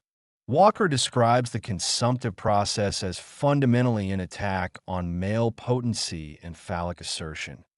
The whites know well, if we are men, he says, and there's a secret monitor in their hearts which tells them we are. They know, I say, if we are men, and see them treating us in the manner they do, that there can be nothing in our hearts but death alone for them. To Walker's thinking, docile and acquiescing black men are more easily consumed. He advocates instead the virile, radical black male. This male, he predicts, will glut and violently overflow the consuming machine. 19th century black male abolitionists tended to agree with Walker. They felt that only male virility and a strong paternal role could save black people from social consumption. I noted in Chapter 3 how images of human consumption haunted Frederick Douglass. He described slavery as a living entity that wore robes already crimsoned with the blood of millions, and even now feasting itself greedily upon our own flesh. Everywhere Douglass turned, he saw slavery literally and psychically consuming black people. In the battle between Covey and Douglass, we get Douglas's version of black male might and gladiator-like potency winning out over the white male parasite determined to suck all vitality from the slave. Another black abolitionist, John S. Jacobs, described slave owners and traders as hungry heirs who partook daily of a feast of blood. Jacobs's most painful memories of slavery center upon his emasculated and socially consumed father. He writes, "To be a man and not to be a man, a father without authority, a husband and no protector, is the darkest of fates. Such was the condition of my father, and such is the condition of every slave throughout the United States. He owns nothing, he can claim nothing. His wife is not his. His children are not his. They could be taken from him and sold any minute, as far away from each other as the human fleshmonger may see fit to carry them." White abolitionists documented incidents of black children literally boiled alive, butchered, and fed to open fires. They debated and deliberated about whether or not America was becoming a cannibal nation. Black men, though, as Jacobs demonstrates, strove to convey the private effects of human consumption. By situating these factual and philosophical considerations in the context of their personal demise, Black men demonstrated how the culture of consumption robbed them of their masculinity, destroyed familial units and ties, and portended the literal extinction of a race. Black men had good reason to worry about literal annihilation. Across the nation, whites predicted the extinction of an extermination of the Negro. For example, Midwestern economist George M. Weston predicted in 1857 that when the white artisans and farmers want the room which the African occupies, they will take it not by rude force, but by gentle and gradual and peaceful processes. The Negro will disappear. Others of the religious persuasion felt that an inherited capacity for Christian persuasion guaranteed the survival of the white race, and a lack of it condemned the Negro to extinction. Where whites foresaw and depicted clean and innocent processes of natural selection, Black men saw bloodshed and gluttonous consumption. William Wells Brown described a man named Walker, a Negro speculator who was amassing a fortune by trading in the bones, blood, and nerves of God's children. Solomon Northup, a free Black man illegally captured and sold into slavery, linked the gastronomical enjoyments of whites and their entitlement to processes of consumption that involved starving, raping, and emasculating slaves. In emphasizing Black male virility and paternity, Black men sought to counter this national death wish toward the Negro, which they experienced as intrinsically tied to their social consumption. In this chapter, I want to complicate this idea of Black male paternalism and radical insurgence as a final solution to social consumption, because what such an assertion tended to imply was that only radical, paternal-type men could overcome or escape consumption. Along with radical Black masculinity, Black men emphasized traditional structures of the Black family, reproduction, gender, and sexuality. As an example, the natural counterpart to the virile, insurgent Black father was the Black mother, whom most conceived of as the mistress to and caretaker of Black civilization. In response to slavery's habit of consuming Black people in body and soul, David Walker advocates the restoration of Black female maternity and reproductive power. The regeneration and sustenance of the race resides in mothers who bore the pains of death to give birth to us, and within wives, whom we love as we do ourselves. While this framing of the Black male social consumption was a useful uplift strategy, it limited then, and still does today, what we can know about the complex culture of consumption and the myriad ways Black men resisted and grappled with the reality of their social consumption. The textual focus of this chapter is Harriet Jacobs's slave narrative, Incidents in the Life of a Slave Girl, written by herself. The narrative offers many examples of literal, psychic, and erotic consumption. From slaves whose flesh is literally cooked to others fed alive to machines to still others starved into sexual submission and erotically consumed by masters, Jacobs depicts a shocking and haunting tableau of consumption and violence. Like her male contemporaries, Jacobs conceives of institutionalized consumption as a process that erodes familial ties, makes Black men into heathens and brutes, violates Black female chastity, and is antithetical to the Black Uplift Project. For her, the natural antidote to the culture of consumption she graphically depicts is Black male virility, intelligence, and uplift spirit. In the narrative, men such as John Jacobs, her brother, Peter, a man who helps her escape, and her embattled father fulfill this role. She frequently refers to these men as intelligent, enterprising, and noble-hearted. These men form a natural complement to the black maternal politics informing the narrative. It does not matter that she never successfully couples with a black man, that her father's loss of his wife contributes to his death, or that men must suffer torture and death to secure only a few fleeting moments with wives and children. Such tragic losses underscore how slavery isolates loved ones from one another and makes individuals vulnerable through the disruption of male/female conjugal unions and familial support systems to processes of social consumption. Jacob structures her uplift politics around stereotypic 19th century dyads of thought and experience. The most central dyad being the black maternal figure and the insurgent or suffering patriarch. On the one hand, this central male/female pairing and its outgrowths, male virility/sacrificing maternity, safety/familial union, chastity/racial continuity, enable the politics of black survival.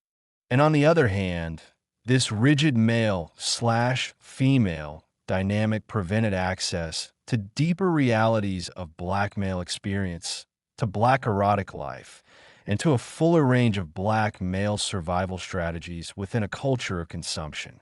Someone like Luke, a slave Jacobs depicts as sexually brutalized and socially consumed, has nothing, in Jacobs's presentation of him, to do with racial uplift with an ennobled 19th century black masculinity or with black female sexual politics under slavery. Luke does not fit into the traditional male/female dynamic because he does not affect outright resistance. He is subject to his master's homoerotic desires. He registers as sexually ambiguous, and he undergoes a sustained and ritualized process of social consumption. According to the prevailing 19th century discourse of manhood, Luke is not a man. And if we go along with Jacobs's interpretation of his life and circumstances of consumption, we can easily write him off as a casualty of white hunger and appetite. In making Luke one of the focal figures of this chapter, I intend to argue the opposite of Jacobs's presumptions. I feel that Luke is a different type of representative black man who, because he does not fit neatly into prevailing gender and sexual dynamics, offers a non-conforming and complicated understanding of black male sensibility that we do not get from those black men who have come to us through history as representative race men.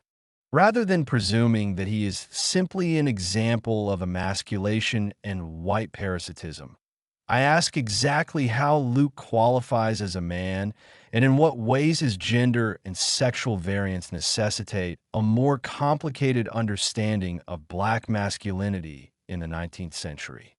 Furthermore, going against the 19th century logic of the black paternal and maternal pairing, I draw numerous parallels between the lives of Luke and Jacobs. Jacobs also experienced homoerotic abuse at the hands of her mistress and had experiences that did not conform to norms of gender and sex.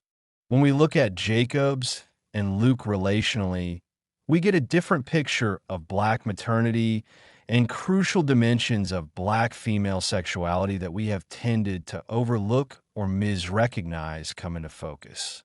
In the conclusion of the chapter, I theorize on the largely under-theorized topics of gender and sexual variance in the context of slavery, drawing mostly upon black feminist scholarship, which is undertaken to correct narratives of black people as lacking gender and sexual identities under slavery.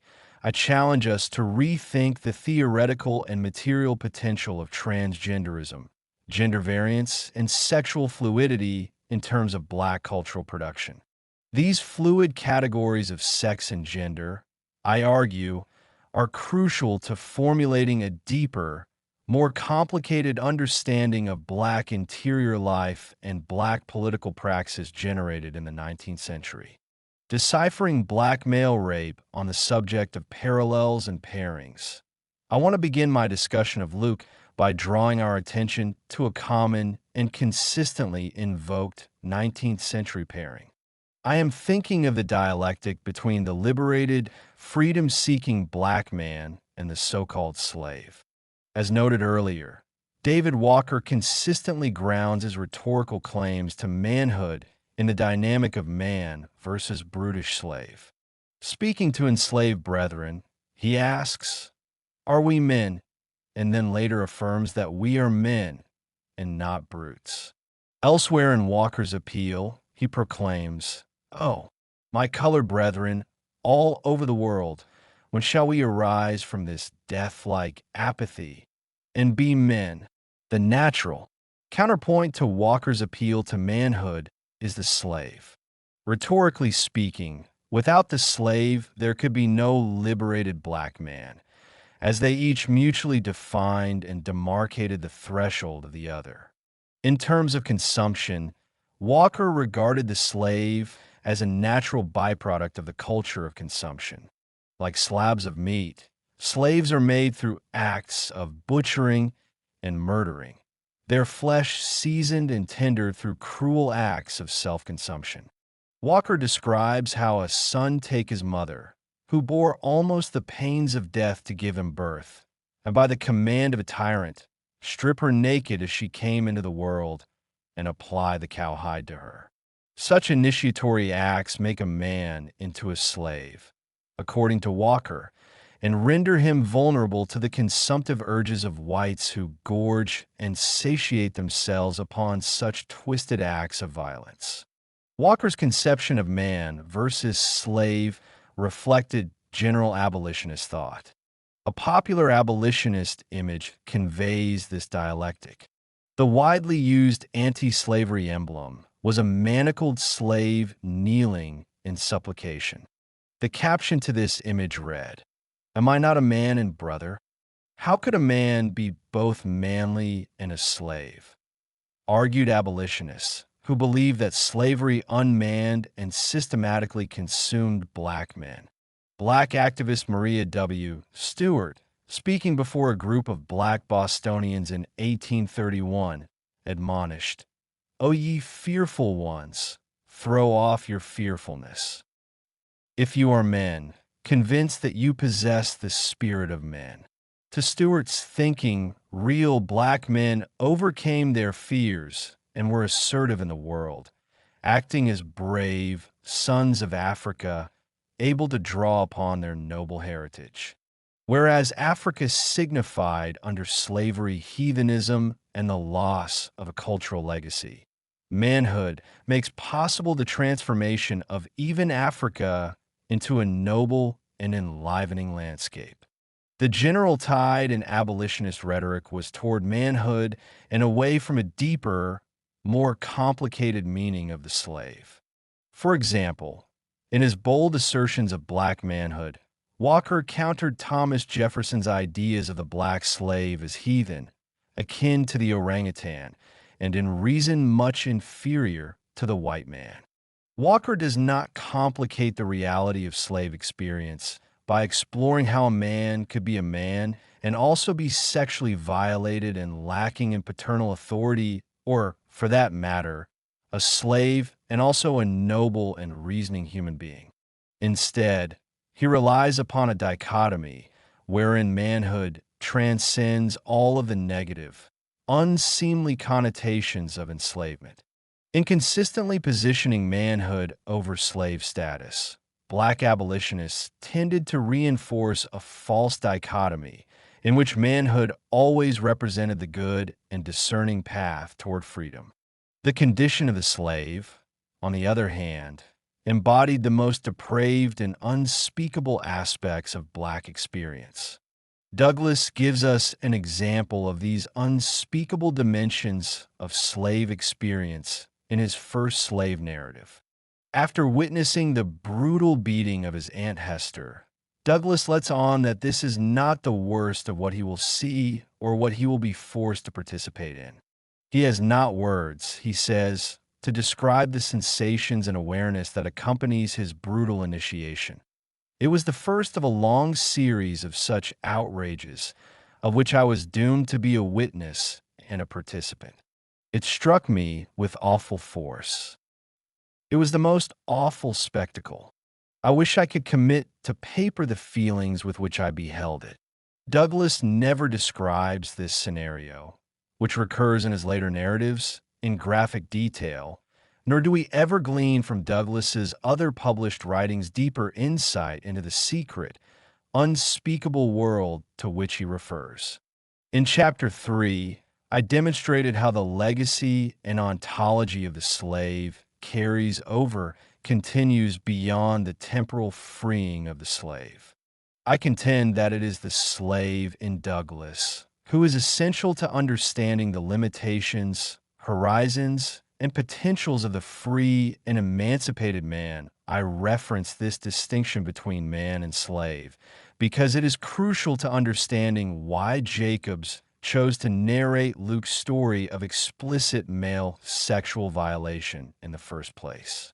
Jacobs's narrative is, at least on the surface, a story about black female violation and the recuperative powers of motherhood.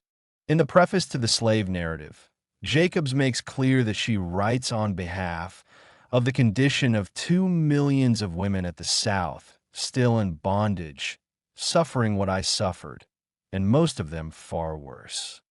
Black male sexual violation did not figure into Jacobs's gender and sex politics, which might explain why scholars have had very little to say about Luke or why Jacobs chose to tell his story.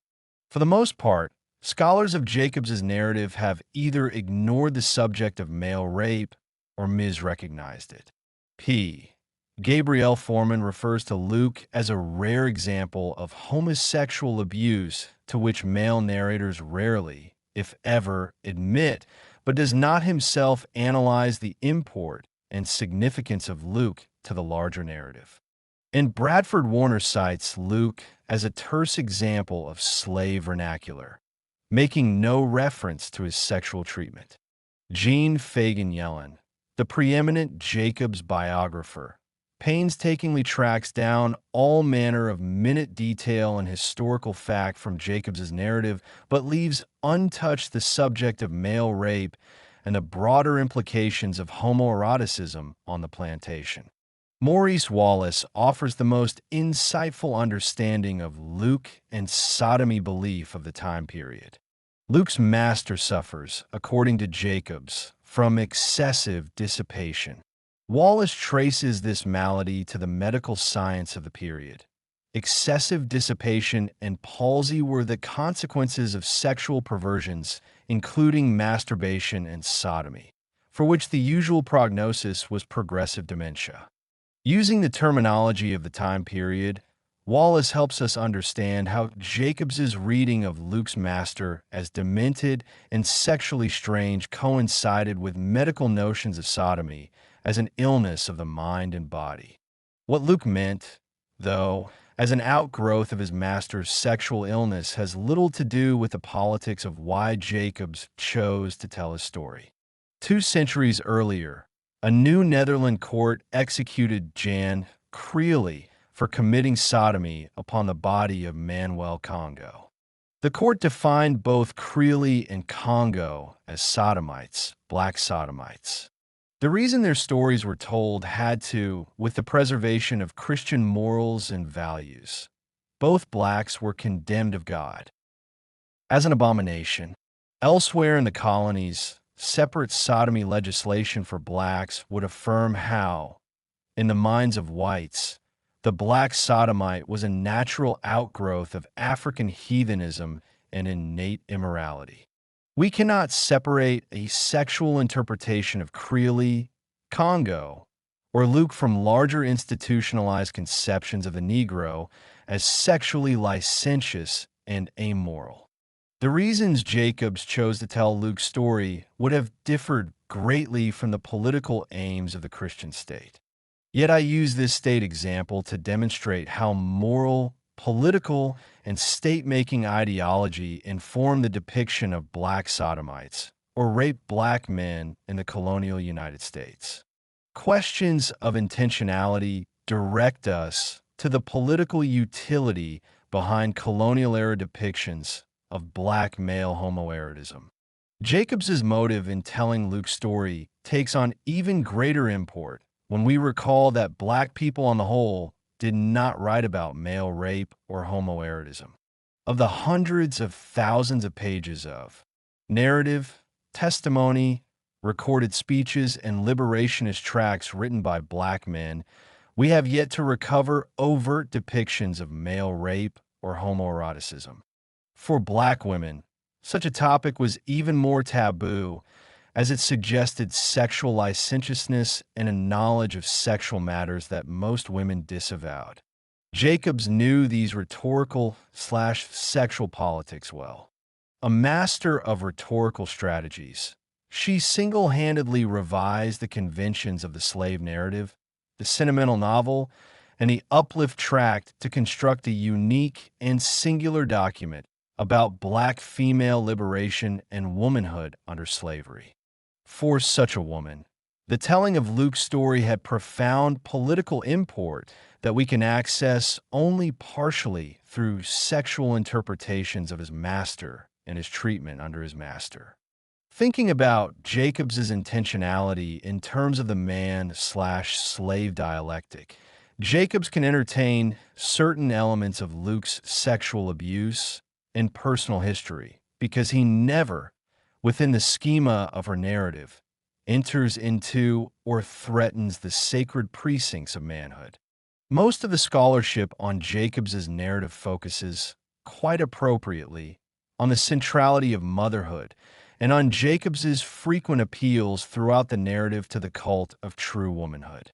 Alongside her claims to femininity and motherhood, though, Jacobs intended her narrative to document the parallel plight of black men, which she understood to complement her model of the black woman as nurturer and sustainer of the race.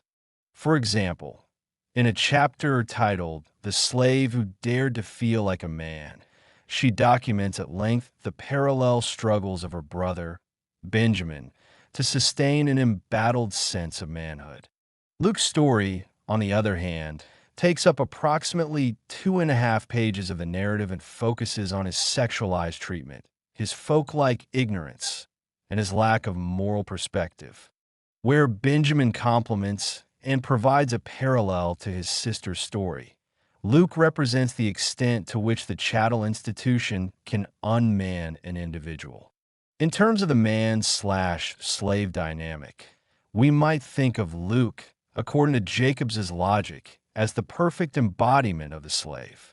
Of all the male slaves depicted in the narrative, Luke's sexual violation marks him as the most depraved, the most degraded, and the most apt object of the male unspeakable.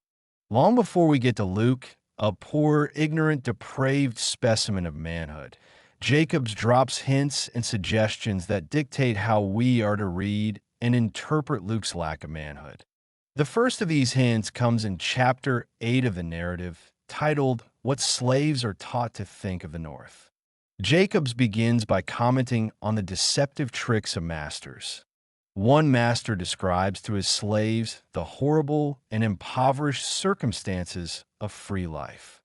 A slaveholder once told me, Jacobs recites, that he had seen a runaway friend of mine in New York and that she besought him to take her back to her master, for she was literally dying of starvation. That many days she had only one cold potato to eat, and at other times could get nothing at all.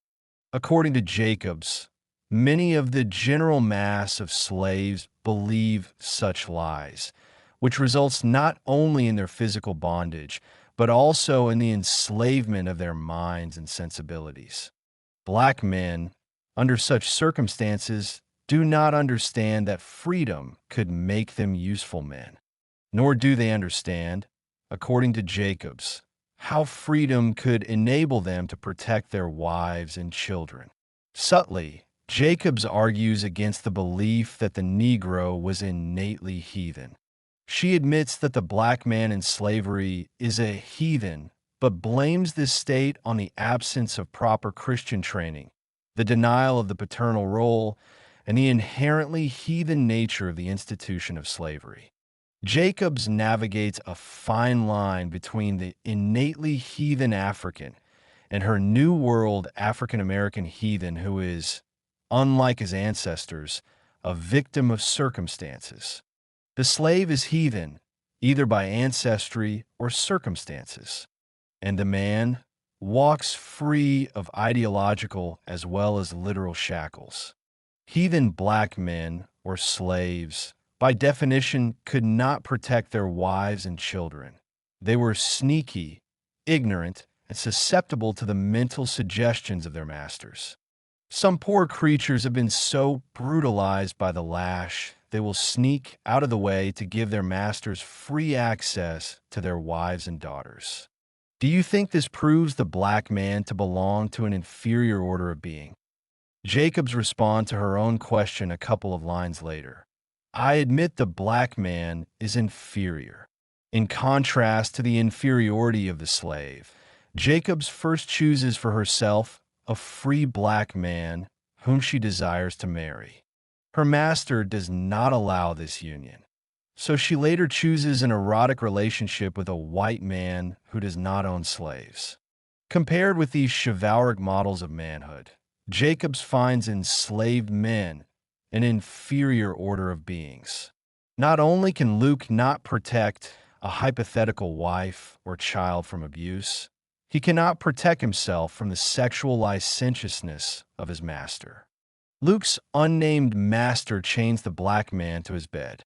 Having fallen prey to the vices growing out of the patriarchal institution, Luke's master perpetrates the strangest freaks of despotism.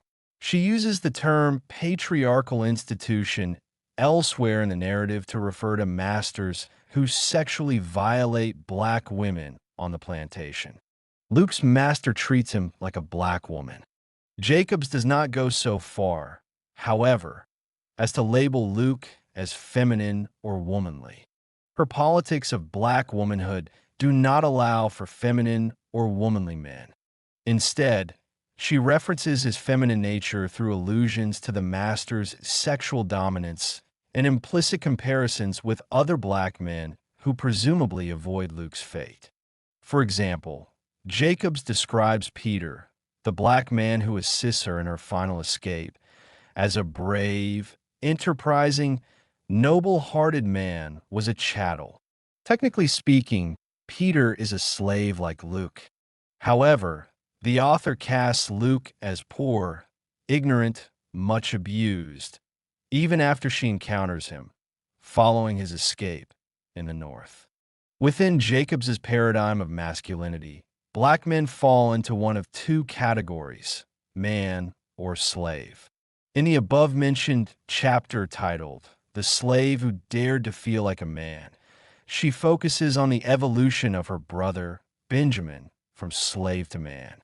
The culminating moment of Benjamin's manhood is the prototypical physical battle between slave and master. One day the master tries to whip Benjamin. He resisted. Master and slave fought, and finally the master was thrown. Benjamin had cause to tremble, for he had thrown to the ground his master, one of the richest men in town. In pursuit of his manhood, Benjamin flees the plantation. His master captures him, he escapes again, and finally he achieves permanent free status in the North. Physical combat, literal escape, and longing for a lost paternal figure typify the journey of the real man that Benjamin represents. Luke, by comparison, does not flee from his abuser, nor does he engage him in a warrior-type physical battle. Instead of depicting Luke as brave, enterprising, and intelligent, Jacobs depicts him as defeated and degraded, a slave who dares not to feel or act as a man. Just because Luke is sexually violated, though, does not mean that he is not brave enterprising, or intelligent. His escape from slavery indicates that on some level he maintained a reserve of bravery and enterprise that allowed him to outsmart local paddy rollers and slave catchers. Yet to allow Luke this complexity would necessitate looking more deeply at the erotic tie between master and slave, and, on Jacobs's part, working from a politics of black womanhood that did not depend upon dichotomies of ennobled man versus emasculated slave.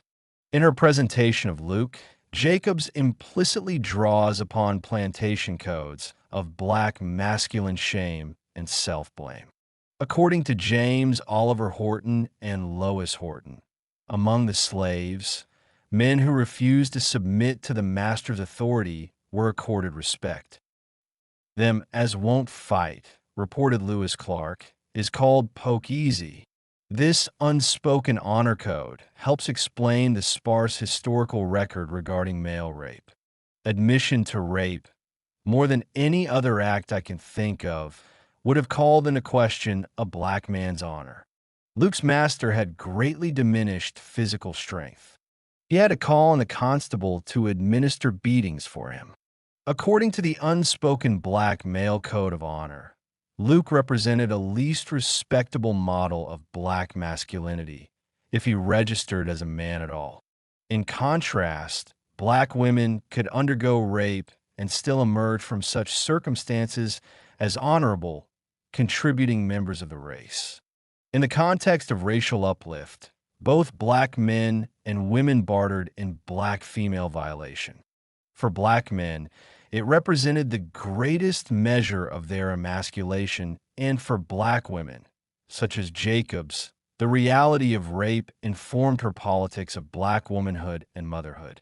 Trudy Harris offers a useful assessment of the gender politics of rape during and following slavery. Her explanation helps us understand why Luke has no gender identity outside of the ambiguous sexuality of the slave. Though raped black women, she contends, were psychologically warped, their sexual violation does not lead to a subtraction from their persons. The implicit reference here is the castrated or emasculated black male. She continues, no matter the father of her children, she still was able to fulfill, in spite of the conditions under which the fulfillment was carried out, her traditional role as woman within the society, that of bearer of children. The black male, on the other hand, could only envision his worth in intangible ways. Harris raises several illuminating and useful points. First, she points to an implicit sexual politics within black uplift ideology. According to these politics, black people have historically identified black women with the womb, with reproduction, while they have identified black men with the penis or phallic agency. After slavery, lynching and castration came to symbolize black masculinity and male violation. The raped wife and maternal figure, examples of which proliferate in slave narratives and abolitionist writings, came to signify the defilement of black womanhood. Luke's sexual violation does not fit neatly into either of these categories. We do not know exactly how his anus and penis were used in the context of sexual abuse. And as far as transcending his sexual violation, his rape does not reap children, the ultimate sign of female accomplishment. The only access to gender and sexuality for Luke, and for black men in general, is through the black woman. If he can have the black woman possess her and protect her, then he is a man. If not, he is devoid of manhood. In Jacobs's version of this equation, black men had neither gender role nor sexual identity outside of their main role of protecting and complementing the black woman. In this equation, black male sexual violation is, in and of itself, a zero factor. Black male gender roles mean nothing in relationship to black or white men. When we speak of the absence of historical examples of male rape, we are implicitly referring to a worldview in which the rape of black men had no cultural currency, had neither psychic nor political import. And so, in order to tell Luke's story, Jacobs has to work through an alternative constellation of signs and social meanings. Framing Luke as a slave makes his articulation possible. The slave was already understood in the negative, as the opposite of all the positive and sustaining characteristics of the heroic black man. Where the heroic black man stood apart from the relational and affectional ties that endeared and bound black men to whites, either through escape or frequent acts of resistance. The male slave was erotically available as caretaker, nursemaid, uncle, and domesticated servant. The correlation between Luke and slave status, I am suggesting, should inspire us to look anew at the discursive implications of the slave within antebellum black liberationist discourse. Rather than presuming, as we commonly do, that black people on the whole adopted Victorian attitudes about sexuality, it might be more correct to assume that black people maintained complicated understandings of the slave's life and being as intrinsically sexualized. Among his numerous meanings, Luke is an indicator of a realm of sexual experience and discourse that 19th century gender and sexual norms only obscure. The master epicure, we might recover some of the discursive potential of the slave through a deeper exploration of hunger and consumption on the plantation. The culture of consumption constituted a complicated terrain wherein the slave effected resistance, often occupied a gender and sexually variant status, and constituted self through violent and coercive homoerotic ties to the master. The category of slave in such contexts was essentially fluid and informed by larger dynamics of plantation incest, relational ties between whites and blacks, and, most importantly, the white person's cultivated hunger for black flesh and soul. Before inserting Luke into the context I am describing, let me first explain the centrality of sex and human consumption within Jacobs's narrative. Jacobs depicted scenes of consumption more gruesome than those documented by any of her contemporaries. The only woman to come close to horrors that few wanted to confront was Lydia Maria Child. Child penned the introduction to Jacobs's narrative and wrote the widely read and appeal in favor of that class of Americans called Africans, 1833. An appeal was a groundbreaking abolitionist tract that documented the horrors of slavery and depicted Africans as having a cultural legacy and an innate moral character. At the age of 31, Child was hailed as the best-known woman writer in America. However, after the publication of an appeal, most of the Beacon Street homes that had once welcomed its author were henceforth closed to her. The Boston Athenaeum canceled her membership. Sales for her books declined, and subscriptions to juvenile miscellany dropped off so sharply that the magazine ceased publication in 1834. Many had come to know Child as a paragon of female virtue and domestic cultivation. Part of the reason for her ostracization stemmed from her graphic and what some considered licentious and unsexed depictions of slavery. One illustrated page in the text features sketches of more common torture devices: the iron cuffs, iron shackles, thumb screw, and speculum oris, and detailed explanations of how each device functioned. Prefiguring Jacobs's depictions of consumption, Child describes a 10-month-old baby boiled alive aboard a slave schooner. In one of the most graphic depictions of plantation violence from the era, Child describes the literal butchering and cooking of a recalcitrant young slave on a Kentucky plantation.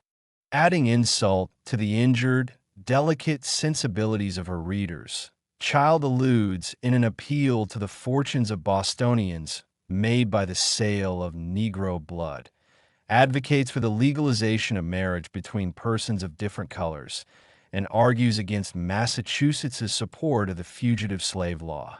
As a result of her own painful social ostracization, and with an eye toward preserving Jacobs's female respectability, Child recommended that Jacobs compile all of the incidents of flesh consumption and references to human cannibalism in one chapter of the narrative.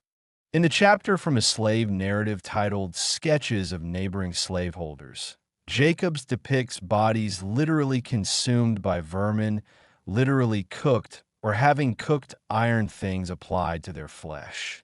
Masters starve their slaves, do not allow them to breastfeed their young, and in other ways introduce bonded persons into the consumptive machinery of slave culture.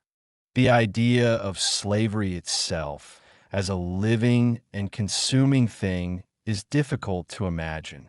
However, Jacobs brings this reality to life by depicting scenarios of consumption that involve machines, shackles, and mechanical contrivances. As punishment for trying to escape, one slave was placed between the screws of the cotton gin to stay as long as he had been in the woods. The cotton gin was then screwed down, only allowing him room to turn on his side when he could not lie on his back. The master's placing of the slave literally between the screws of the cotton gin at the point at which the cotton feeds into the machine makes even more graphic the consumptive relationship between chattel person and machine. What follows, while the man is positioned thusly, emphasizes his master's feeding of him to the machinery of slavery.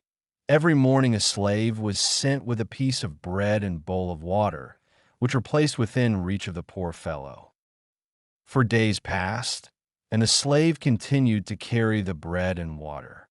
On the second morning, he found the bread gone, but the water untouched. When he had been in the press 4 days and 5 nights, the slave informed his master that the water had not been used for 4 mornings, and that a horrible stench came from the gin house. The overseer was sent to examine into it. When the press was unscrewed, the dead body was found partly eaten by rats and vermin. Perhaps the rats that devoured his bread had gnawed him before his life was extinct. As I have noted earlier, slaves consistently refer to slavery as a consuming, bloodthirsty institution and slavers as human butchers and the like. But incidents such as this one applied concrete images and scenario to a reality that we have tended to largely dismiss as metaphoric or a residue of the slave's traumatized imagination. For example, in her slave narrative The History of Mary Prince, a West Indian slave, 1831, Mary Prince makes constant reference to slavery as a process of butchery and to slaves as butchered meat. Describing herself on the auction block, Prince laments, "I was soon surrounded by strange men who examined and handled me in the same manner that a butcher would a calf or a lamb he was about to purchase." Later in the narrative, she describes her transition from one master to another as going from one butcher to another. While those who study slavery have been willing to acknowledge the authority of slaves to speak on the subject of what slaves feel about the morality of slavery, we have yet to fully grant this acknowledgement to the disturbing reality and moral implications of slave consumption. In addition to the cotton gin punishment, Jacobs records other systemic processes of consumption. On a neighboring plantation, there lived an extremely wealthy man who owned upward of 600 slaves, many of whom he did not know by sight. In response to slaves' frequent stealing and eating of hogs, this master developed a mode of punishment that entailed the culinary preparation of flesh. Of his many styles of punishment, a favorite one was to tie a rope round a man's body and suspend him from the ground. A fire was kindled over him, from which was suspended a piece of fat pork. As this cooked, the scalding drops of fat continually fell on the bare flesh, typically In the kitchen of the plantation big house, a piece of pork fat served as seasoning in, say, a pot of beans or stew. Within a modern-day soul food repertoire, collard greens are still prepared in many kitchens with pork fat or ham hock, a tradition that stems back to slavery. This practice, which makes no sense to our contemporary, largely sedentary and non-agrarian society, was a means by which slaves could avail themselves of desperately needed fat and sustenance that they would need to draw upon during backbreaking field labor. Pork meat was typically associated with starvation and hunger under slavery. Hog stealing reached such proportions that in 1748 Virginia decreed the death penalty for a third offense. Aware of the premium placed on pork meat by the starving slave, this master's punishment was doubly cruel, as it punished the slave first for simply hungering and, second, with the scalding, liquefied flesh that he would otherwise consume as nourishment. Rather than the typical process of fattening up a food source, the inverted man conveys how starvation and hunger induction make the slave ready for consumption. The master demonstrates that the slave is an emotional and physical food source by situating him within an inverted cooking scenario. The master situates the slave below the cooking fire and the scalding grease used to season and temper his flesh. In another less graphic example, Jacobs depicts what happens to a man on a plantation caught stealing food. His master chains him to a tree, beats him, and then starves him to the point of visible emaciation. If a slave stole from him even a pound of meat or a peck of corn, if detection followed, he was put in chains and imprisoned, and so kept till his form was attenuated by hunger and suffering.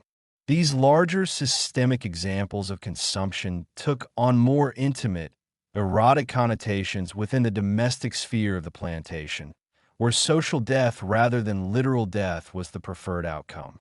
Orlando Patterson's description of the master as human parasite feeding his sense of honor and his sexual appetite through the slave is borne out in the Jacobs narrative. Jacobs describes her own master, Dr. Flint, as possessed of a restless, craving, vicious nature.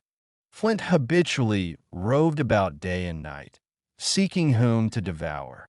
In Jacobs's life, Flint's hunger takes on a sexual significance that involves his consistently propositioning her for sex, inviting her to be his concubine, writing notes that spell out explicitly his sexual intentions, and physically abusing her when she does not acquiesce. Slave masters sustain the systemic aspects of consumption that I have outlined on emotional and psychic levels through cultivated tastes, socially sanctioned appetites, and high cultural values attributed to the enslaved person's consumption. In Jacobs's narrative, this cultivated sensibility and personality takes the form of masters who play the role of epicure. Incidents provides many examples of masters who are epicures of certain types of punishments, sexual brutality, physical brutalization, and much more. Incidents of graphic human consumption were, in Jacobs's mind, symptomatic of a broader ideology of flesh tasting and sexual/erotic hungers that the master cultivated in himself. In Flint, this cultivation of flesh hunger and sexual appetite stems back to childhood and the social consumption of the black mammy. Jacobs describes Flint as an epicure.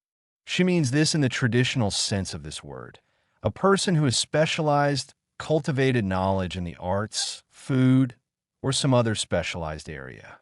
The context of this statement is Flint's scrutinizing of every single dish that comes out of the main kitchen. In addition to these typical meanings of the word epicure, Jacobs also uses the word to refer to Flint's cultivated knowledge of slave consumption. The cook never sent a dinner to his table without fear and trembling. If a dish was not sufficiently prepared, Flint would have this woman whipped or compel her to eat every mouthful of it in his presence. Literally, Flint would take the food and cram it down her throat till she choked. Gorging and starvation define the cook's existence, whom Jacobs describes as a poor, hungry creature. The brutality and calculation of Flint's Epicurean punishments know no end. In another incident, the house dog dies after barely consuming a plate of Indian mush prepared by the cook. He refused to eat, and when his head was held over it, the froth flowed from his mouth into the basin. He died a few minutes later. Of course, Flint blames the cook and compels her to eat this mess, which sickens her but satisfies her master. Operating out of a traditional idea of the mammy cook, Flint expects the black woman to have no needs, no appetites. Not only does she cook food, she is food. It is the ever-smiling source of sustenance for infants and adults. The cook/mammy represents Flint's appetites, tastes, and hungers, which extend beyond the table into the flesh and the maternal urges of the cook herself. Jacobs further elaborates this interlinking of black maternity with white male appetite through scenes in which the master compels the cook to starve her newborn infant as punishment for her indiscretions. This poor woman endured many cruelties from her master and mistress. Sometimes she was locked up, away from her nursing baby, for a whole day and night. On the surface, Flint operates as a patriarch, as an authoritative figure with the power to chastise and infantilize his female slave. At a deeper level of social meaning, Flint plays the role of a sycophantic child whose hunger and impulses compete with those of the bonded child. Adult whites, such as Flint, grew up within a plantation reality that conditioned them to think of black women as endless fonts of nurturing and sustenance. This expectation, according to Deborah Gray White, originated in the mythology of the mammy, whom whites thought of as the woman who could do anything and do it better than anyone else. Because of her expertise in all domestic matters, she was the premier house servant, and all others were her subordinates. Jacobs recalls whites referring to her grandmother as Mammy. White women were generally thought of as ennobled mothers, but mammies, a degraded model of motherhood, had to bear the stigma of enslavement and still compassionately mother white babies before their own. Jacobs's grandmother had to do this, replacing Jacobs's mother at the breast with the daughter of the master, whom she nursed until weaned. Keeping this correlation between maternal nurturing and human consumption in mind, I want to turn now to Luke. Luke's master is also an epicure. He acts upon infantile urges, develops a cultivated taste for Negro flesh, practices a type of sexual consumption, and is a parasitic personality. I mentioned Flint's Epicurean appetites in advance of those of Luke's master, because Flint, as the model consumer in the narrative, serves as the prototype of the master as epicure. We cannot fully grasp the import of Luke's sexualized treatment apart from this larger context of Flint's hunger for and his process of glutting and starving the black mother. Neither, I intend to show, can we fully understand the implications of female maternity, female consumption, or black female sexuality in Jacobs's narrative without considering Luke's paternal/maternal relationship to his master. Within the psychology of white males in the antebellum South, homoerotic desire for black men and fantasies of maternity coalesced. In the culture of blackface minstrelsy, Eric Lott interprets the female roles, performed at the time solely by white men, as a cover for black maleness. Her typically jutting protuberances and general phallic suggestiveness bear all the marks of the white fantasized black men who loomed so large in racialized phallic scenarios. It makes perfect sense that castration anxieties in blackface would co-join the black penis and the woman. Another referent for whites of Lacan's threatening, other, Franz Fanon argued, is precisely the black male. If Luke is anything, he is a sign and source of the type of nurturing and constancy that a mother provides. Luke's master returns to the plantation from the north, completely incapacitated. The white man returns deprived of the use of his limbs, bedridden, and often so weak that he could not perform his daily tortures of Luke. He is like a helpless infant who has to depend upon Luke for his sustenance and well-being. Jacobs observes, the fact that he was entirely dependent on Luke's care and was obliged to be tended like an infant, instead of inspiring any gratitude or compassion towards his poor slave, seemed only to increase his irritability and cruelty. As we have seen with Flint and the cook, the satiation of the master's hunger is typically infused with cruelty and sadism. Denying the cook's maternal responsibilities, equating her with something animal-like, and making her eat from the dog's dish all serve a singular purpose. These actions serve to feed Flint's twisted, infantile understanding of the black mammy as an endless font of nurturing and sustenance. In Luke, we have another example of the slave nurturing and sustaining the psychic and emotional well-being of the master.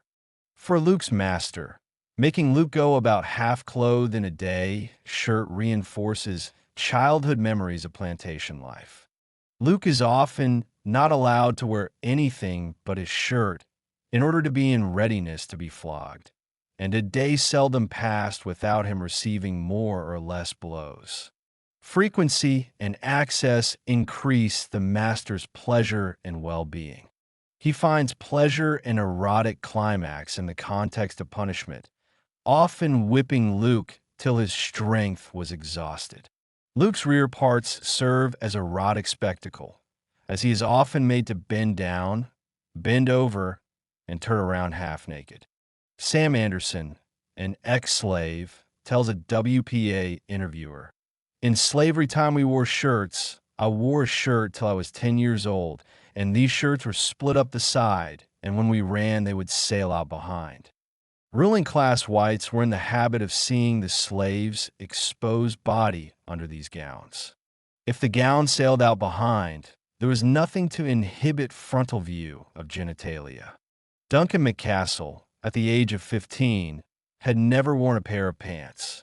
You had young adults with well-developed bodies running around the plantation, sometimes into their 20s, fully exposed to whites. Perhaps Luke's master sought to recreate recollections of mature, younger slaves dressed as half-clad infants. Perhaps he drew from mental snapshots of same-age playmates made to go about half-clad. Either way, dressing Luke in just a day's shirt evokes a childhood reality of half-dressed slaves. It reinforces Luke's position of child and his master's position of parasitic adult child. In Luke's master, we have an extreme example of the master's Epicurean refinement manifested as blatant self-consumption. Over time, the punishing arm of the tyrant grew weaker and was finally palsied. He devolves into a degraded wreck of manhood, which does nothing to abate his sexual hunger or prevent the freaks of despotism that he perpetrates against Luke. It is not enough to simply think of Luke's master as an isolated, freakish occurrence of sodomy, despotism, or sexual hunger. Rather, we should understand him as emblematic of the slave child's sexual vulnerability overlapping with the nurturing of white children on the plantation. In our scholarly treatments of plantation sexuality, we have tended to emphasize the sexual hungers and desires of masters and mistresses as evidence of adult sexuality, but the rituals and appetites of Luke's master originate from childhood experiences. Connecting this notion of child sexuality to the topic of plantation rape, we readily acknowledge that white men raped black women and that children learn such behaviors from their parents. Yet we rarely speak to the myriad ways in which all white children on the plantation learn to eroticize and desire the slave. Harriet Beecher Stowe's young Eva, cared after and chivalrously admired by Tom, belied an insidious sexual reality in which children learn to associate the nurturing presence of mammies, Toms, and uncle figures with incestuous sexuality and unrestrained appetite for the Negro. Stowe conceives of Eva as an angelic source of spiritual nourishment, a Christ-like supper that Tom, Patsy, and even Eva's father gratefully and mournfully consume. In reality, though, little Miss Eva literally fattened on the emotional and spiritual nourishment received from black nursemaids and attendants. Miss Sarah, for example, a real-life version of the Eva character, pined and sickened and almost died when her father sold Mary Reynolds, her personal slave. The local doctor orders Miss Sarah's father to buy back Mary, and when he does, Miss Sarah plumps up right off and grows into fine health. What medical terminology can we use to accurately describe this process of need and racialized consumption? What manner of child is this, so early conditioned to desire and pine for black presence and care? Neither food, medicine, nor the promise of other material delights add flesh and well-being to the child. Only the return of and psychic repossession of her slave makes Miss Sarah plump in a manner that defies medical science and our prevailing understandings of the energetic exchange between master and consumed slave. Luke's master is at base a helpless infant, yet his punishment of and sexual treatment of Luke reinforces the opposite reality. He dresses Luke like a plantation child, repeatedly chastises and punishes him for crimes he does not commit, and physically lowers him to a subservient position that allows the incapacitated master to feel larger and more powerful. As a means of further binding and humiliating the young black man, he chains Luke to his bedside, reinforcing in Luke the feelings of limitation, needfulness, and captivity that the master himself feels. Generally speaking, whites like Luke's master cultivated a diverse range of rituals and ideologies designed to mask their own infantile hungers. The fame of Samuel A. Cartwright, a leading New Orleans physician, rested upon this inversionary mode of thinking. Cartwright's report on the diseases of and physical peculiarities of the Negro race, 1851, refers repeatedly to Negroes as children and newborn infants dependent upon the parental care of slave owners. Cartwright attributes contrived medical diseases such as drapetomania, the phenomenon of blacks running away from captivity, and dysesthesia Ethiopis, a fatigue and resulting stupor from which neither punishment nor the threat of death could wake the slave, to the childlike nature of the Negro. Any person subjected to backbreaking labor from sunup to sundown would naturally, at some point, succumb to fatigue. Cartwright describes this natural response to abuse and exhaustion as an African-based disease. Such systematized and ritualized practices of self-delusion and inversion made right, in the white mind, a twisted system of consumptive human relations. Earlier in this chapter, I described the master who habitually inverts his slaves, hanging them by their feet below a boiling fire and flesh-cooking grease. I also described the slave who is literally fed into the cotton gin so that body and machine merge into one gruesome image of rot, consumption, and death. Such examples of systematized consumption take on an even more disturbing hue and significance within the domestic spheres of the plantation. While the rope, gurney, and metal gear constitute the external machinery of consumption, Luke's example helps us see some of the internal machinery: infantilization, childhood fantasies, nurturing, and parentage, fueling the larger culture of consumption.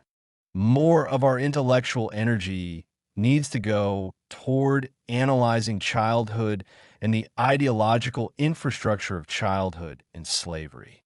When it comes to the topic of consumption under slavery, we cannot thoroughly engage this subject if we do not, from the outset, construct a teleology of the master that extends back, at least to early childhood. For it means something entirely different to think about Luke's master as an adult child who is eroticizing and sexualizing Luke, who is himself infantilized and made to play the role of paternal caregiver. This way of thinking about Luke and his master disrupts conventional understandings of genealogy, sex, and relational dyads.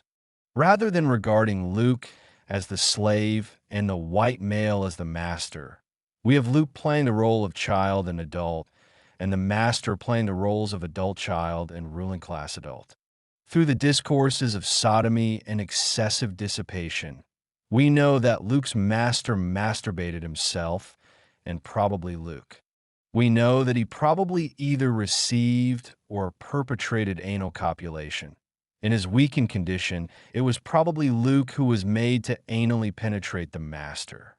But what we cannot know when we think solely in terms of sodomy is, for example, how anal penetration might have fed the child impulse, the impulse to be nurtured, in the master, or how such an impulse indicated a genealogy of appetites and hungers extending back to childhood. To extend this exploration of childhood, nurturing, and maternity even further, it could have been that acts of anal copulation or other sexual acts reinforced in the master the role of nurturing parent, paternity, and or maternity. Ruling class whites habitually thought of themselves as bettering slaves through bondage, and love, care, and compassion extended to the slave in the context of the most heinous punishments and psychological abuses. Cartwright summed up this sentiment among whites. Correlating discipline and the childlike nature of the Negro, he writes, "Although their skin is very thick, it is as sensitive when they are in perfect health as that of children, and like them, they fear the rod." Continuing these observations, he writes, "They resemble children in another very important particular. They are very easily governed by love combined with fear, and are ungovernable, vicious, and rude under any form of government whatever, not resting on love and fear as a basis. Like children, it is not necessary that they be kept under the fear of the lash.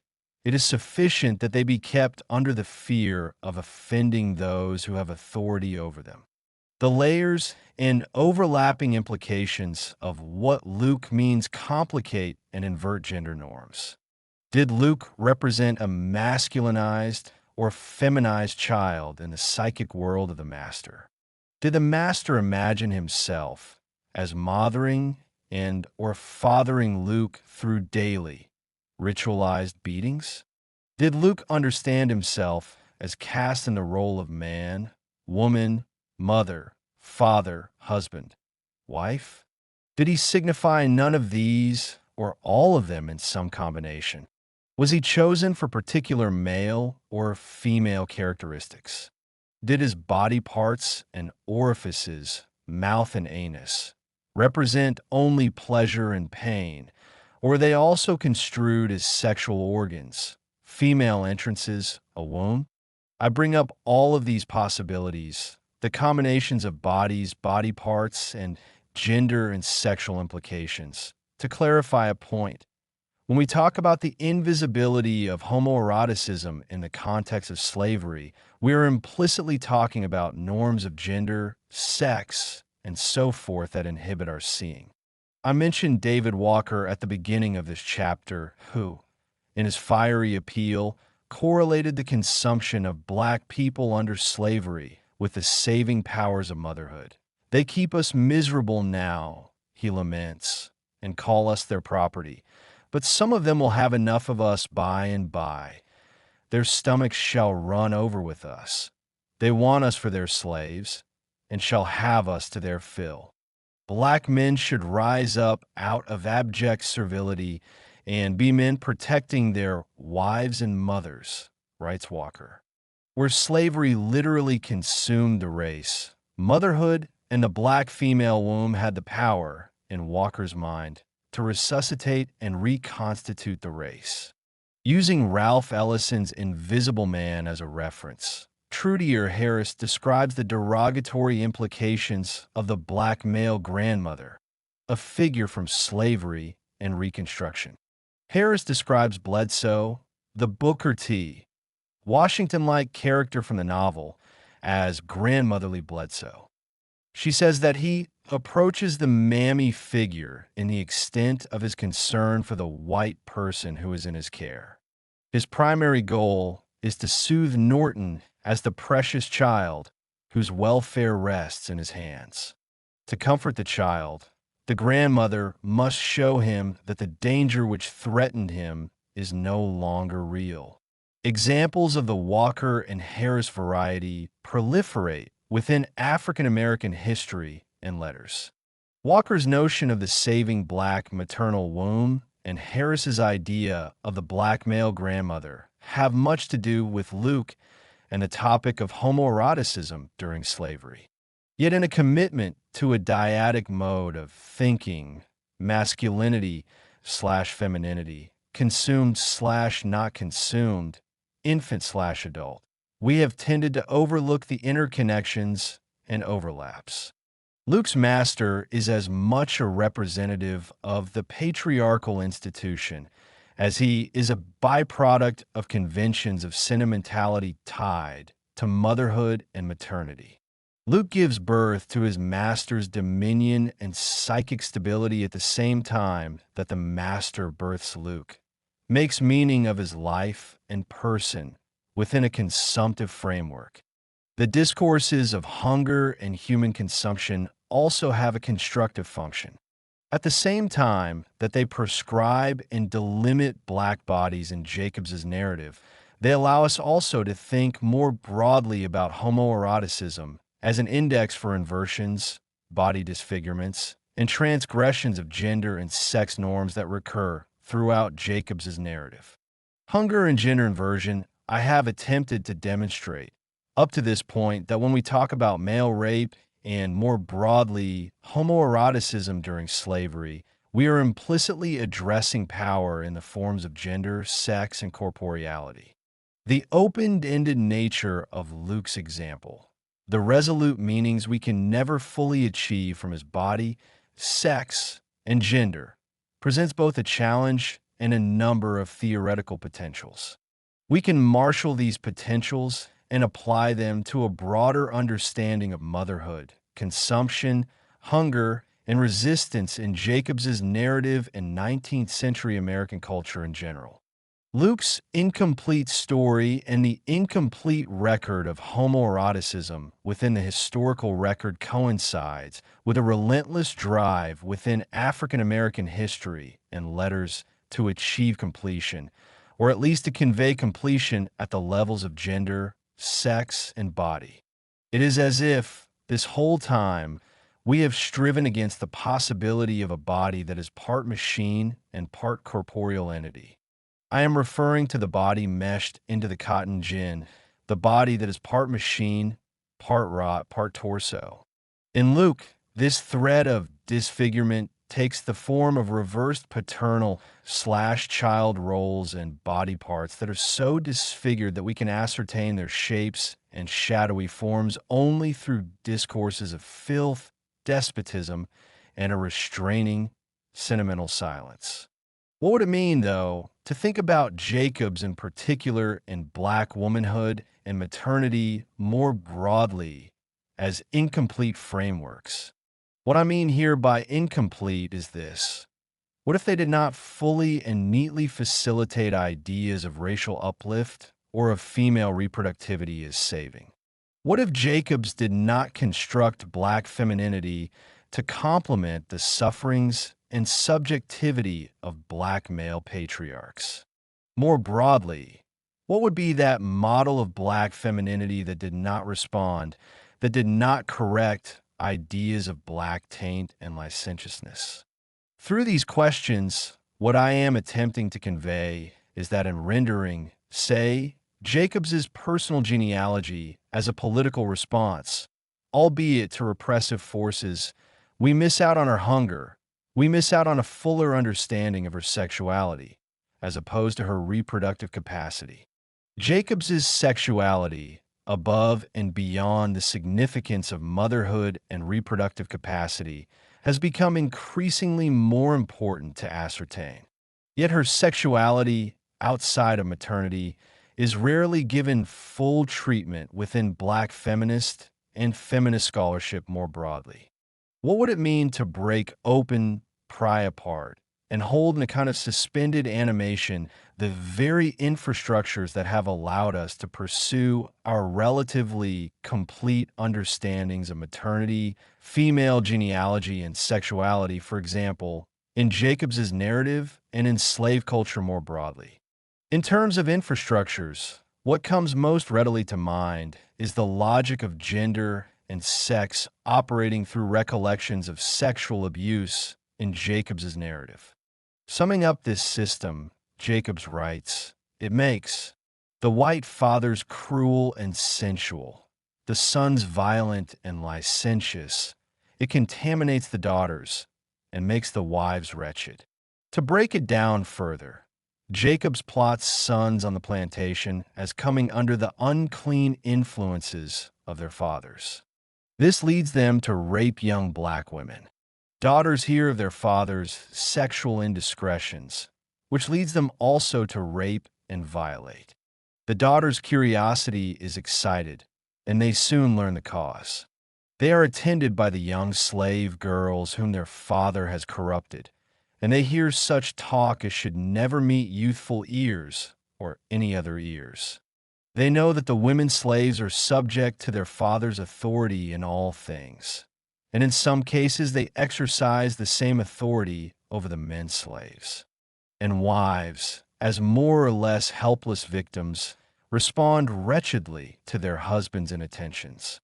In the narrative, a good example of this is Mrs. Flint's crimsoning and weeping as she has Jacobs relate to her all of the lurid details of her husband's sexual advances. Missing from this matrix of sexual desire are any references to homoeroticism.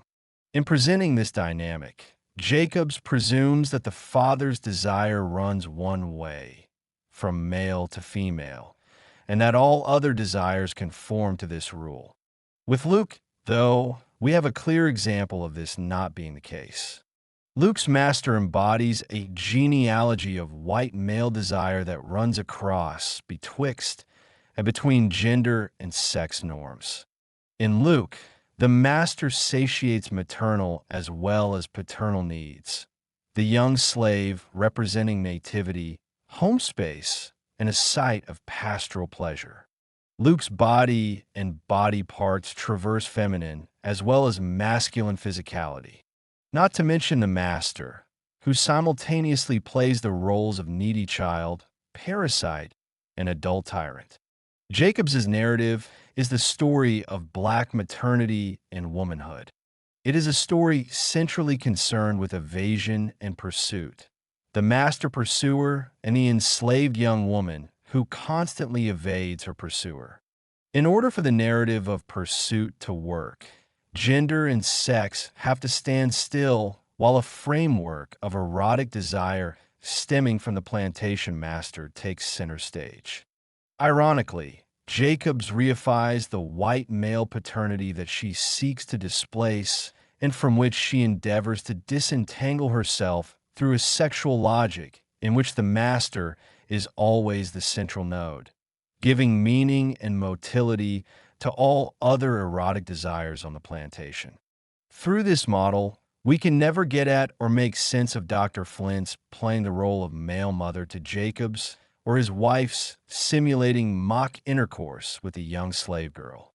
Such fluid expressions of gender complicate and challenge our base presumptions about the master's masculinity and belie an altogether different framing of desire.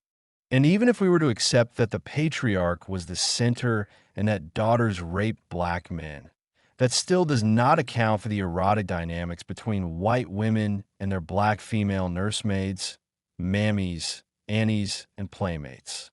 Before black men, white women had access to black women and black girls.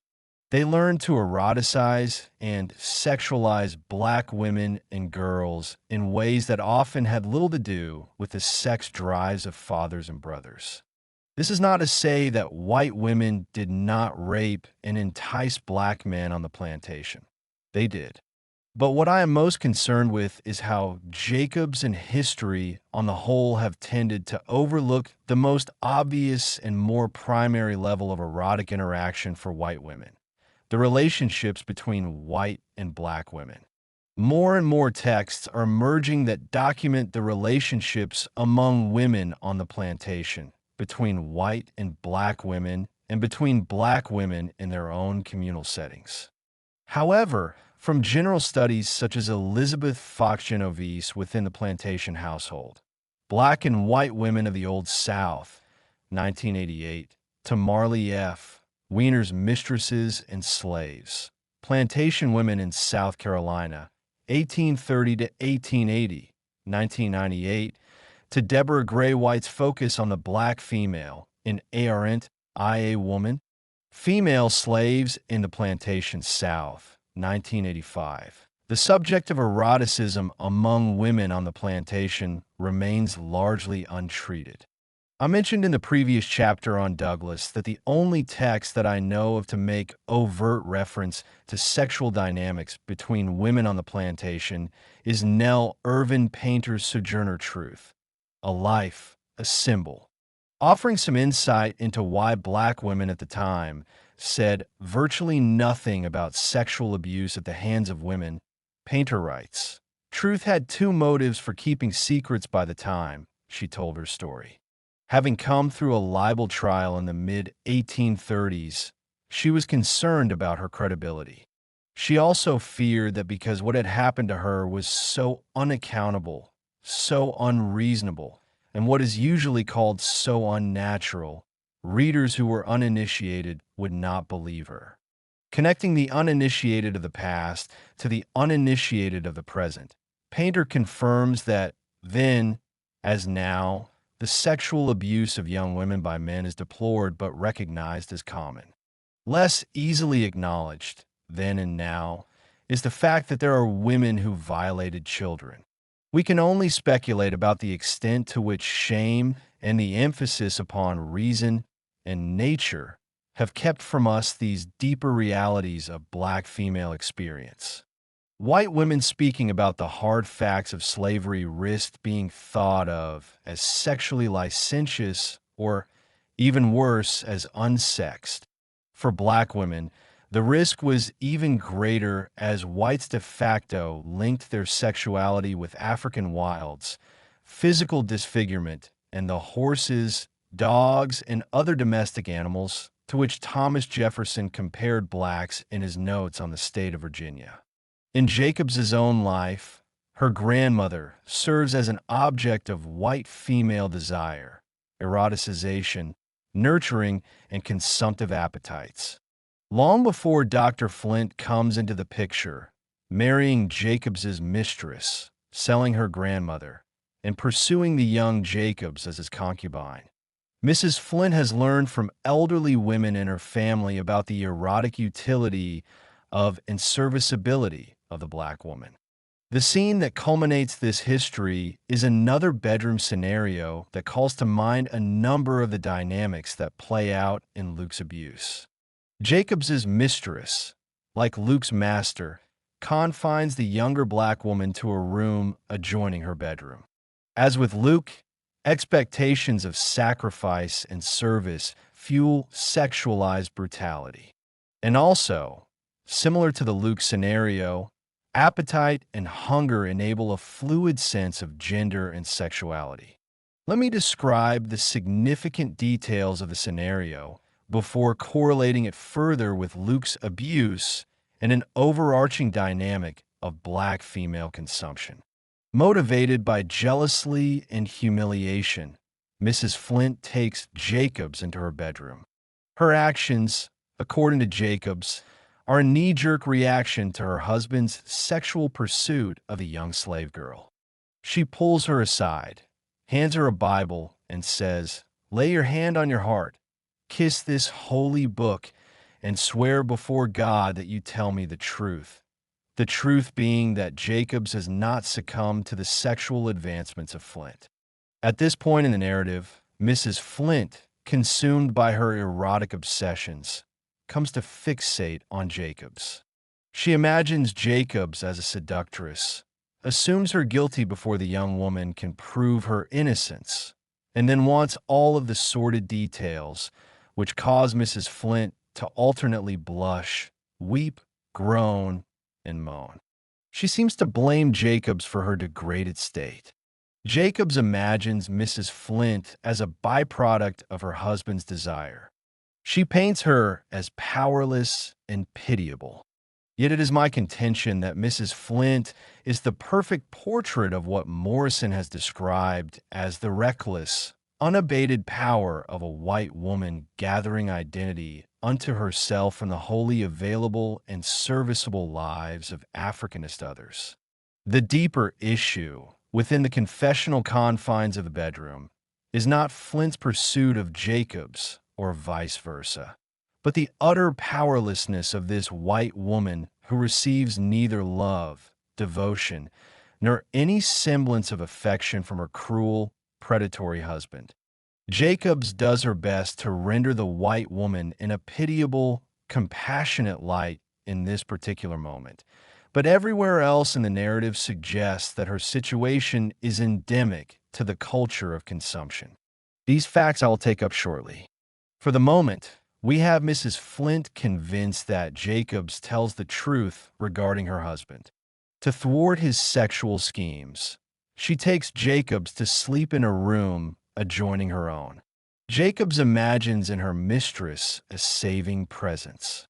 However, her feelings of safety and saving are short-lived, as Mrs. Flint begins a nightly vigil that terrifies the young girl and causes her to fear for her life.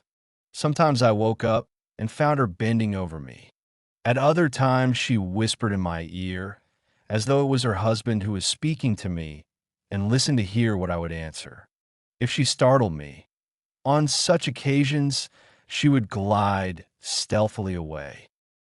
At last, I began to be fearful for my life.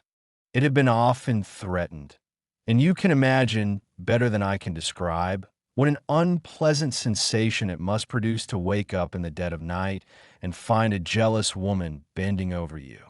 Deborah Garfield finds the positioning of the women's bodies sexually suggestive. She refers to the mistress as performing mock intercourse with Jacobs. Garfield describes Mrs. Flint alternately as a stand-in for her husband, a type of male impersonator, and enacting a role reversal that stems back to Flint, the patriarch and motivating figure within the incestuous plantation household. Garfield explains Jacobs's motives for her depiction of this scenario as an attempt to replicate the sexual act and to block her reader from its reality. This scenario, according to Garfield, is yet another example of Jacobs's following child's instruction and foreclosing sexual details that would offend and taint her female reader. The bottom line? Mrs. Flint's imitations are still grounded in her husband's physical and discursive presence.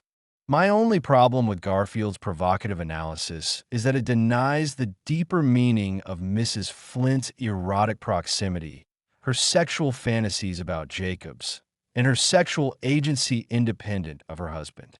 Garfield's analysis adheres religiously to the schema I referenced earlier of erotic desire originating in the white patriarch and informing that of the son, daughter, and wife.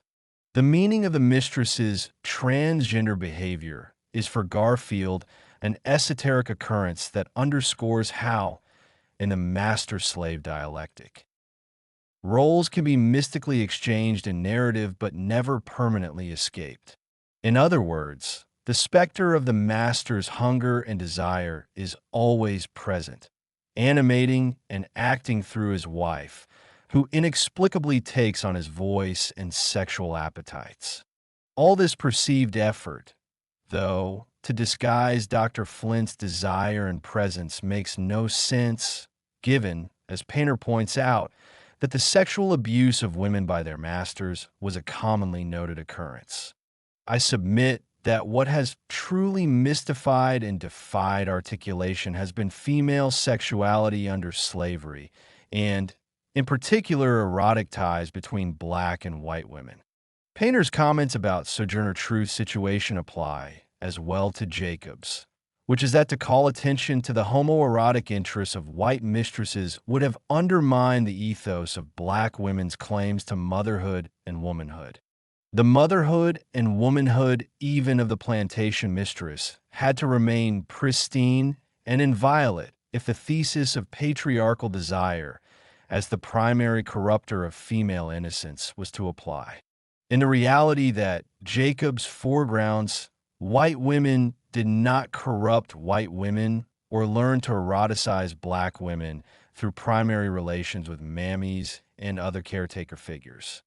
Painter notes that less easily acknowledged then and now is the fact that there are women who violate children. Yet with the plantation conceived of by whites as a household, and blacks always as infantilized and eroticized infants, how could the mistress not find herself seduced by this sex/power dynamic that was reinforced everywhere around her? As Morrison asserts, how could she not hunger, become reckless, and learn through osmosis the process of gathering identity unto herself from the completely available and expendable resource of the female chattel slave? Beyond the basic issues of sex and violation, Morrison finds in the white mistress/female slave dialectic the coordinates of an intensely important moral debate. Morrison's observations call to mind the 19th century debate about Christian cannibalism. Such a notion did not easily translate into concept and terminology. By the late 1800s, white identity on the plantation was so deeply wedded to unspeakable practices of consumption that whites themselves could not see and therefore could not name the specter and terror of the emerging white civilized cannibal. Even the idea of child molestation forwarded by Painter does not convey the dynamic overlay of consumption upon sex, of consumptive hungers driving the erotic interchange between Mrs. Flint and Jacobs.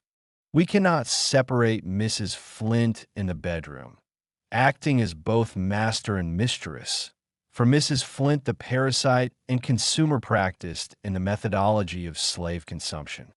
Mrs. Flint was well versed in the language and ideology of consumption. She threatened her slaves with skin peeling and pickling. She spit in all of the pots after the cook had finished the big house meal in order to prevent the cook or any other slave from eking out their meager fare with the remains of the gravy and other scrapings. She rationed out the food and starved her slaves as a means of maintaining psychic and emotional control. Providing further insight into her character, Jacobs observes, Mrs. Flint, like many Southern women, was totally deficient in energy. She had not strength to superintend her household affairs, but her nerves were so strong that she could sit in her easy chair and see a woman whipped till the blood trickled from every stroke of the lash. Mrs. Flint lacks power and vitality, yet strongly demonstrates these traits in the context of the torture and subjugation of black females. For women like Mrs. Flint, the plantation was a spiritual and emotional wasteland. Such women hungered and even starved for the affections and attentions of their husbands. They learned to harden and deaden themselves to physical and psychological abuses, and furthermore, in the context of such brutalities, developed a method of nurturing and sustaining themselves by drawing upon the erotic and psychic energy of black women. In the bedroom scenario, Mrs. Flint takes Jacobs into her special care. She channels her sexual frustration regarding her husband, her jealousy and hatred, into nightly vigils, into rituals of erotic interchange that usually end with whispers and Jacobs' awakening to the woman leaning over her in the dead of night. Jacobs feels an unnamed terror. At last, she says, I began to be fearful for my life. It had been often threatened. Terrible as this experience was, I had fears that it would give place to one more terrible. Sex and consumption fuel Dr. Flint's constant threats against Jacobs' life. Similarly, with Mrs. Flint, the threat of death commingled with sex, so that we cannot know for sure if the terrible act that Jacobs imagines is molestation and rape at the hands of the mistress beating her to death, or death by some other heinous, unspeakable means. The point is that we do not have to know the particulars to understand how thoroughly interwoven is this moment with same-sex eroticism and with a socially sanctioned white female hunger and appetite. Jacobs locates the roots of all this in the Good Doctor and in plantation patriarchy. However, the problem with Dr. Flint's desire, male patriarchal desire, as the glue that holds all of this together, is that his example overshadows and inhibits our access to more central domestic operations. More specifically, I am thinking of the intimate female-centered ways in which a woman such as Mrs. Flint learns to objectify and erotically consume a black woman slave. Replacing Flint with someone like Jacobs' grandmother would take us a lot further in recovering Mrs. Flint's learned practices of social consumption. Aunt Martha, Jacob's grandmother, does not stand out in the narrative as someone who suffers from social consumption. As Jacob struggles for her life, this elderly black woman is free, a landowner and property owner, and is considered an upstanding member of the community. In her goodness of moral character and domestic practices, Aunt Martha seems to be in no way connected to the cruelty, meanness, and consumptive urges of Jacobs' mistress. Aunt Martha is the typical good grandmother from Black antebellum experience.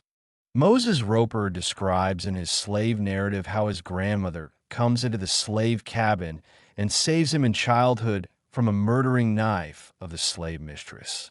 In Douglas's narrative, the caring, sustaining black grandmother replaces the absent mother.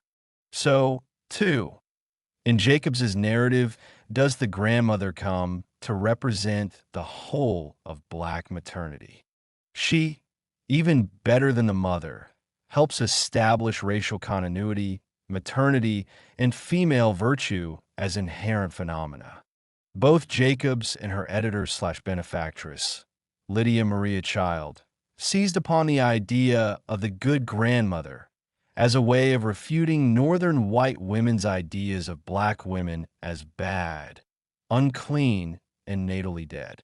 Child even published an excerpt of Jacob's narrative under the title The Good Grandmother in her 1865 text, The Freedman's Book.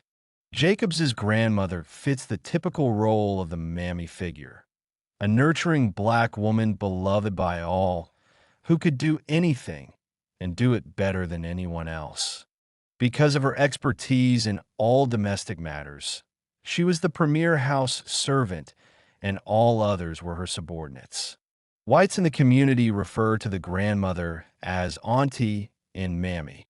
Underlying all of the goodness and affection associated with the mammy was an undercurrent of cruelty and self-sacrifice for which young white women, such as Mrs. Flint, benefited. For it was implicitly understood that, unlike that of the Jezebel, the role of the mammy displaced sexuality into nurture and transformed potential hostility into sustenance and love. Devoid of sexuality, the mammy served as a font of nurturing. She was the perfect emotional playground, the perfect vehicle through which young white women could work out and practice their need, their sexual hostility, and other types of aggression. Mrs. Flint learns in the suckling stage of her development this utilitarian purpose of the mammy figure. Years and generations later, it still pains Aunt Marthy that while nursing her female child, she had to take her own baby from her breast to nourish his wife.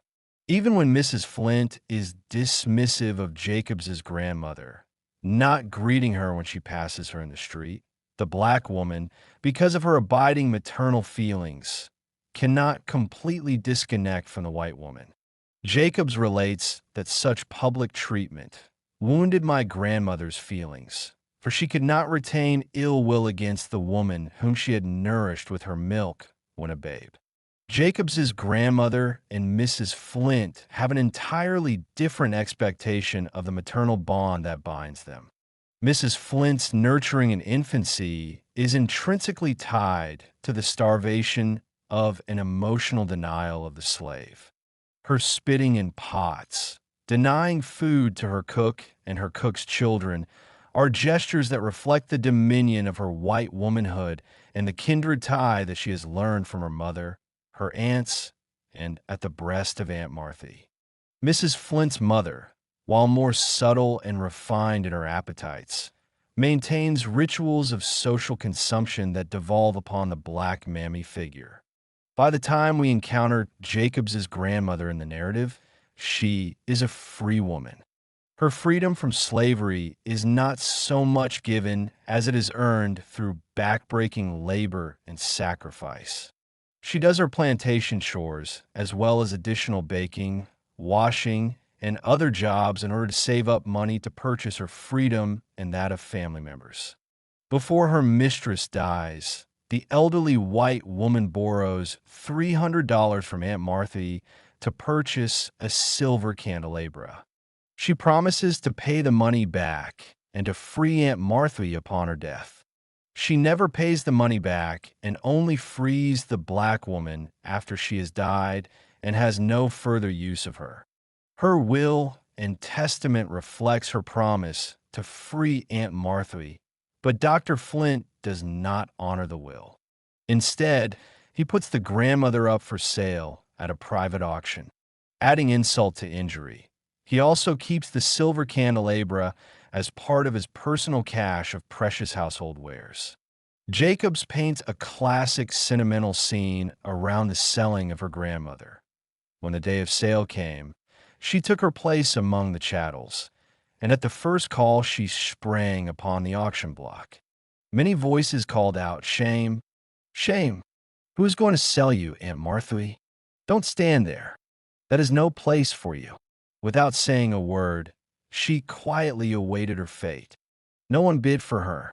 At last, a feeble voice said, $50. It came from a maiden lady, 70 years old, the sister of my grandmother's deceased mistress. She had lived 40 years under the same roof with my grandmother. She knew how faithfully she had served her owners and how cruelly she had been defrauded of her rights, and she resolved to protect her. Miss Fanny purchases the black woman for the extremely low price of $50. Jacobs casts white women such as Miss Fanny and her sister in the role of protectresses as honorable, keepers of their word, good, conscionable, and ladylike. The author has little to say of the silver candelabra purchased with the money saved by an enslaved woman to purchase her freedom and that of her children. For the sake of her white female readership, Jacobs emphasizes instead the good intentions of the deceased mistress and the system of self-sacrifice and reward that ultimately secures the freedom of Aunt Marthy. Flint serves as a type of pressure valve through which Jacobs filters all of the contradiction and irony of the grandmother's predicament. He is the executor of the elder white woman's will.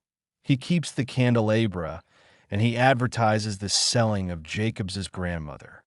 Flint fits seamlessly into this role, since we have already come to associate him with greed and extreme sexual appetite.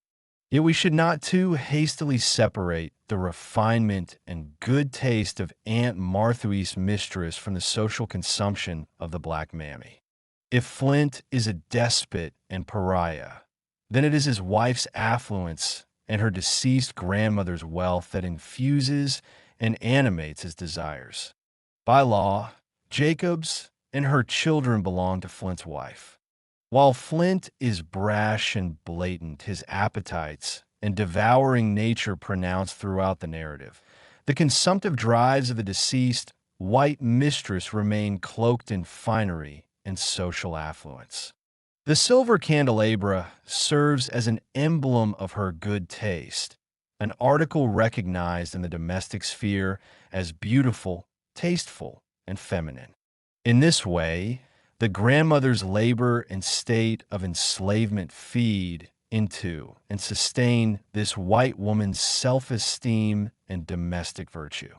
The characteristics of self-sacrifice and self-negation typically ascribed to the mammy facilitate this white woman in fulfilling her fantasies of material well-being and social finery.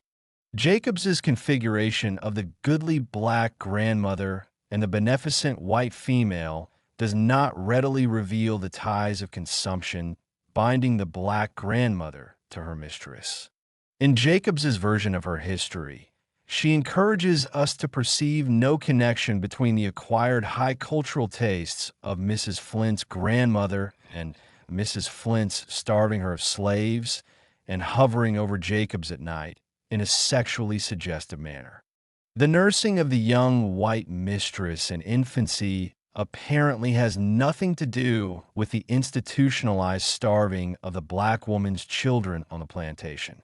To clarify, I am not suggesting that we replace the good with the bad, recasting Mrs. Flint's grandmother, for example, as the bad white woman who does not free her slave and steals the money the black woman has saved to purchase her freedom. What I am urging is a more complex understanding of the good, of the fact that we cannot divorce a white slave mistress's good intentions from the spiritual depravity and practices of social consumption that shaped her. I have no doubt that Mrs. Flint's mother cared deeply for Aunt Martha. Neither do I doubt the affections of the larger white community, whom she supplied with crackers and preserves and who respected her intelligence and good character. The whites who yell out shame, shame, who's going to sell you, Aunt Martha? Don't stand there. That is no place for you, have grown up at the nurturing breast and spoon of Aunt Martha. Like the well-shined silver candelabra, she is a familiar and valued fixture in their emotional and psychic worlds. They imagine her as surrogate mother, familiar and relative, and hence, the spectacle of the black woman on the auction block shocks them. Mary Prince, a black woman who experienced slavery around the same time, likened the auction block to the butcher block. Standing for auction, as I have mentioned once, she recalls, I was soon surrounded by strange men who examined and handled me in the same manner a butcher would a calf or a lamb he was about to purchase, and who talked about my shape and size in like words, as if I could no more understand their meaning than the dumb beasts. The whites imagine Aunt Martha as separate and apart from the economy of human consumption that Prince describes. What they seem to not realize, though, is that their regard for the mammy's self-sacrifice and overbrimming goodness serve only to oil and ease the machinery of consumption. What I am attempting to tease out through this auction block scene is the difference between the institution of consumption and the intimate human ties that fueled and enabled this system.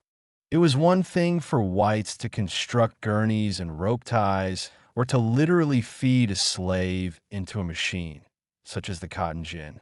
And it was an altogether different matter for them to feel, as one Kentucky slave master felt, a sense of enjoyment and completion in the consumption of the slave. We have already observed that, after literally butchering and cooking his slave's quartered body over an open fire, this Kentucky slave owner reported to his wife that he had never enjoyed himself so well at a ball as he had enjoyed himself that evening.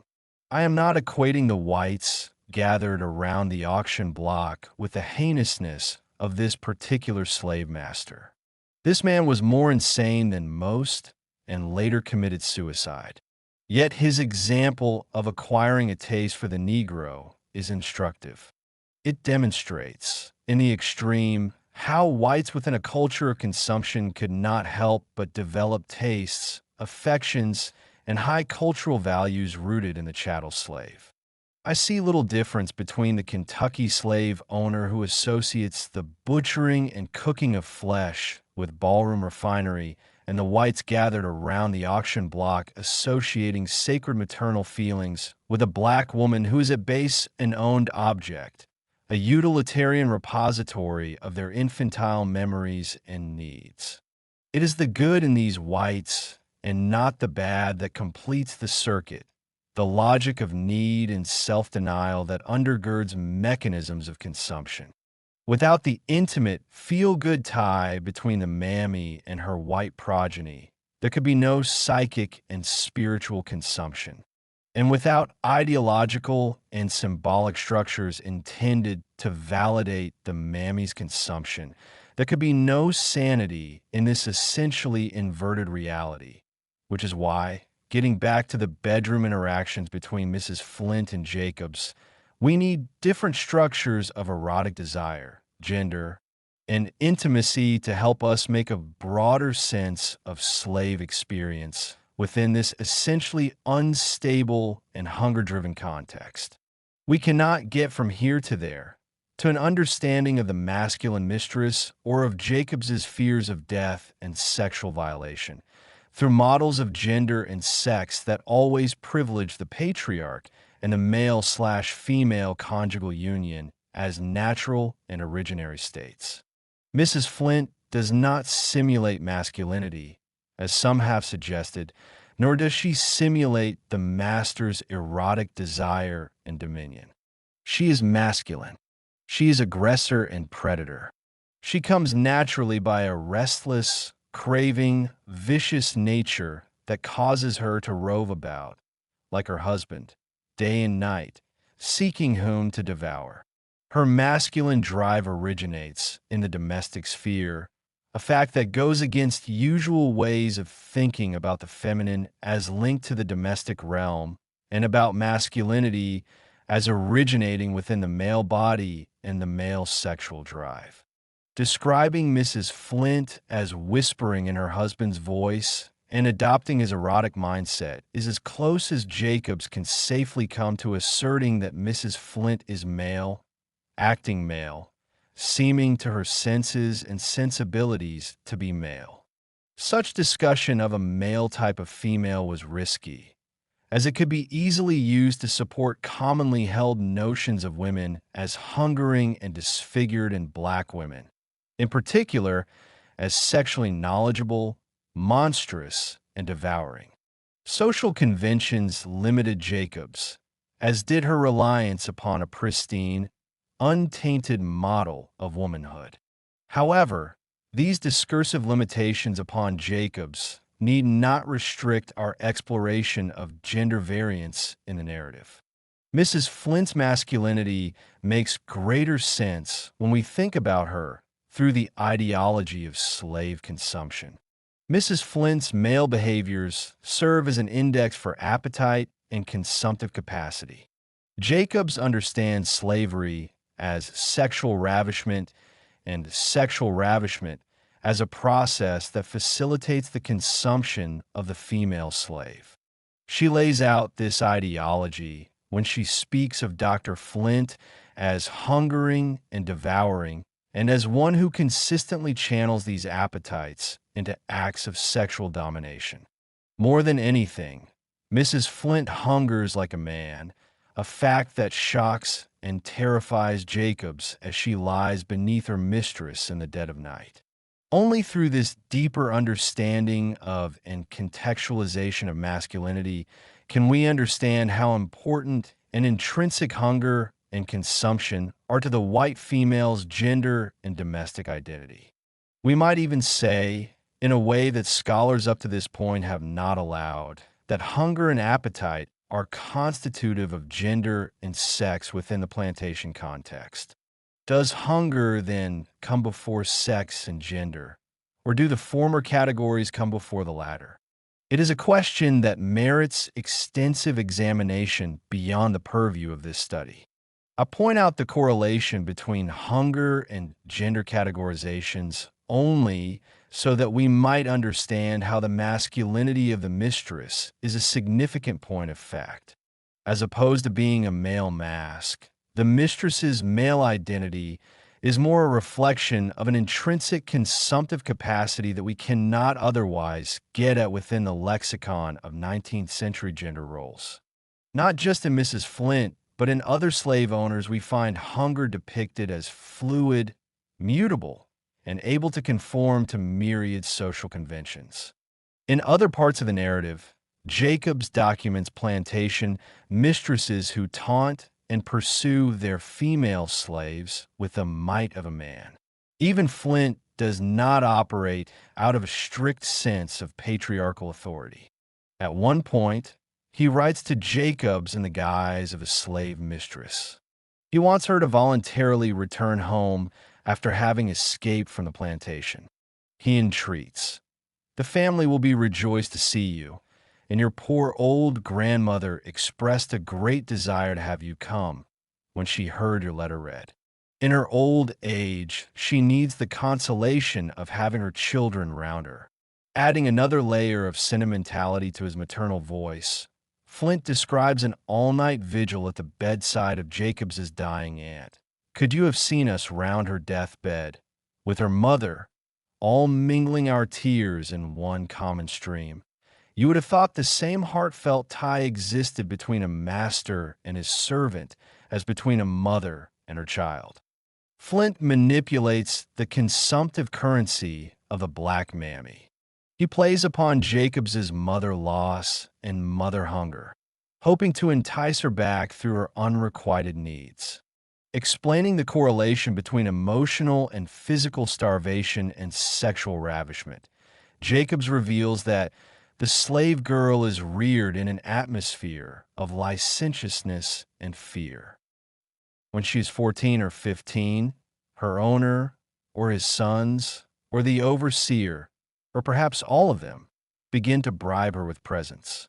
If these fail to accomplish their purpose, she is whipped or starved into submission to their will. When we figure hunger centrally into the equation of gender and sex in the narrative, what we presume to know about certain normative realms of experience gives way to a fluid uncertainty. How are we to make sense of masters who speak in the voices of young mistresses?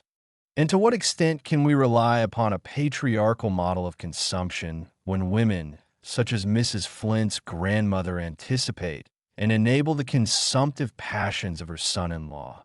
Dr. Flint? Male mothers and female masters, I began this discussion of gender variance and a master's Epicurean hungers with the example of Luke. By beginning with Luke and an exploration of his gender and sexual ambiguity, and then tracking similar findings in Jacobs's life and circumstances, my intention was to denude us of certain binary logics and relationships. Man/woman, black female abolitionist / white female abolitionist, master/mistress, and reproductive /neutered, among others. In response to my own question about how to make sense of Flint as a male grandmother and the inherently masculine appetites of Mrs. Flint, I think that we need to begin from an implied zero ground: the unstable sex, gender, and corporeality of the slave. In the context of Jacobs's slave narrative, the Flint's gender fluidity rests upon the bedrock of gender and sex presumptions attributed to the body and person of the slave. Both Jacobs and Luke, I have labored to prove, embody this central dynamic of gender and sex instability in their relationships to abusive masters and within same-sex erotic scenarios that define normative schemas of gender and sex formation. The master/slave dynamic, as fruitful as it is, can take us only so far in understanding how gender variance and gender fluidity have historically operated in the lives of enslaved persons. What I have had in mind this whole time is Luke and Jacobs together constituting a new and dynamic field of possibility. For they are not just anonymous actors in Jacobs's narrative, but historical antecedents to Sapphire, who enacts her old man in drag, and to Trudier Harris's conception of the black male mammy who services white men on the plantation and during the Reconstruction era. In the slave past and still today, the gender-variant dyad of black male and female functions as an antinode of black experience, that dynamic that we have privately and silently acknowledged but have disavowed in all ways in the public domain. Hortense J. Spillers has, quite astutely, identified the politics of gender differentiation as central to black subject making in the New World. Spillers conceives of the captivity in Africa and the Middle Passage as a theft of the body, a willful and violent severing of the captive body from its motive will, its active desire. She also equates this theft of the black body with a loss of gender identity for black people in the New World. Under these conditions, we lose at least gender difference in the outcome, and the female body and the male body become a territory of cultural and political maneuver, not at all gender-related, gender-specific. In the absence of gender specificity, of distinctive categories of gender, Spillers finds the enslaved black body functioning in European and white American imaginations as a category of otherness. The captive body translat into a potential for pornotroping and embodied sheer physical powerlessness that slides into a more general powerlessness, resonating through various centers of human and social meaning.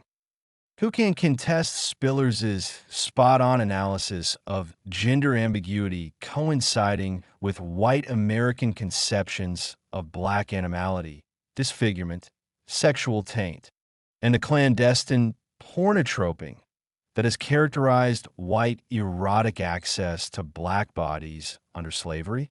Colonial-era whites constructed black, slave, chattel, and African to mean qualitatively nothing and virtually anything. These indeterminate categories whites then mapped on a black, male, and female bodies in overlapping and indiscriminate ways. Spillers' well-stated point is that this gender ambiguity mapped onto Negroid bodies helped concretize the exclusion of African American from the humane categories of mother, father, statesman, son, daughter, citizen, and so forth. The challenge, though, with what Spillers describes as the political imperative to differentiate between genders is that within African Americanist scholarship, this gender politics has contributed to a theoretical aversion to gender and sex instability. We have yet to fully develop or recover the ability to see black culture as positively constituted through a fluid gender and sex dynamic. For example, in Ain't I a Woman? Black Women and Feminism, Bell Hooks conceives of the masculinization of the black female and the demasculinization of the black male as primarily dysfunctional experiences that can only reveal to us the dynamics of sexist and racist oppression during slavery. Hooks, keeping to a strict understanding of black demasculinization as the loss of the phallus, of phallic might, asserts that While black men were not forced to assume a role colonial American society regarded as feminine, black women were forced to assume a masculine role. Hooke's rigid conception of gender forecloses, from the outset, any consideration of men, such as Luke, who were effeminized and made to play a range of social roles that transgress normative gender roles. Angela Y. Davis, in her pioneering scholarship on black women's roles during slavery, locates the idea of the genderless black female in plantation labor practices. Expediency governed the slaveholders' posture toward female slaves. When it was profitable to exploit them as if they were men, they were regarded, in effect, as genderless. Davis also equates the genderless black woman and female masculinity with the negative intentions of the master and the sense of the genderless black women as lacking power and social agency. Michelle Wallace has linked black cultural workers' long-standing aversion to gender and sex fluidity to 1980s radical black sexual politics. Describing the black homosexual as descending from black women raped during slavery, she writes, "The black homosexual is counter-revolutionary. 1, because he's being fucked, and 2, because he's being fucked by a white man. By so doing, he reduces himself to the status of our black grandmothers who, as everyone knows, were fucked by white men all the time." As with Hooks, Wallace conceives of sexual variance within radical black experience as a reflection of the dynamics of sexist and racist oppression during slavery. How unfortunate that association with black female sexual violation under slavery would render black men in the late 20th century counter-revolutionary.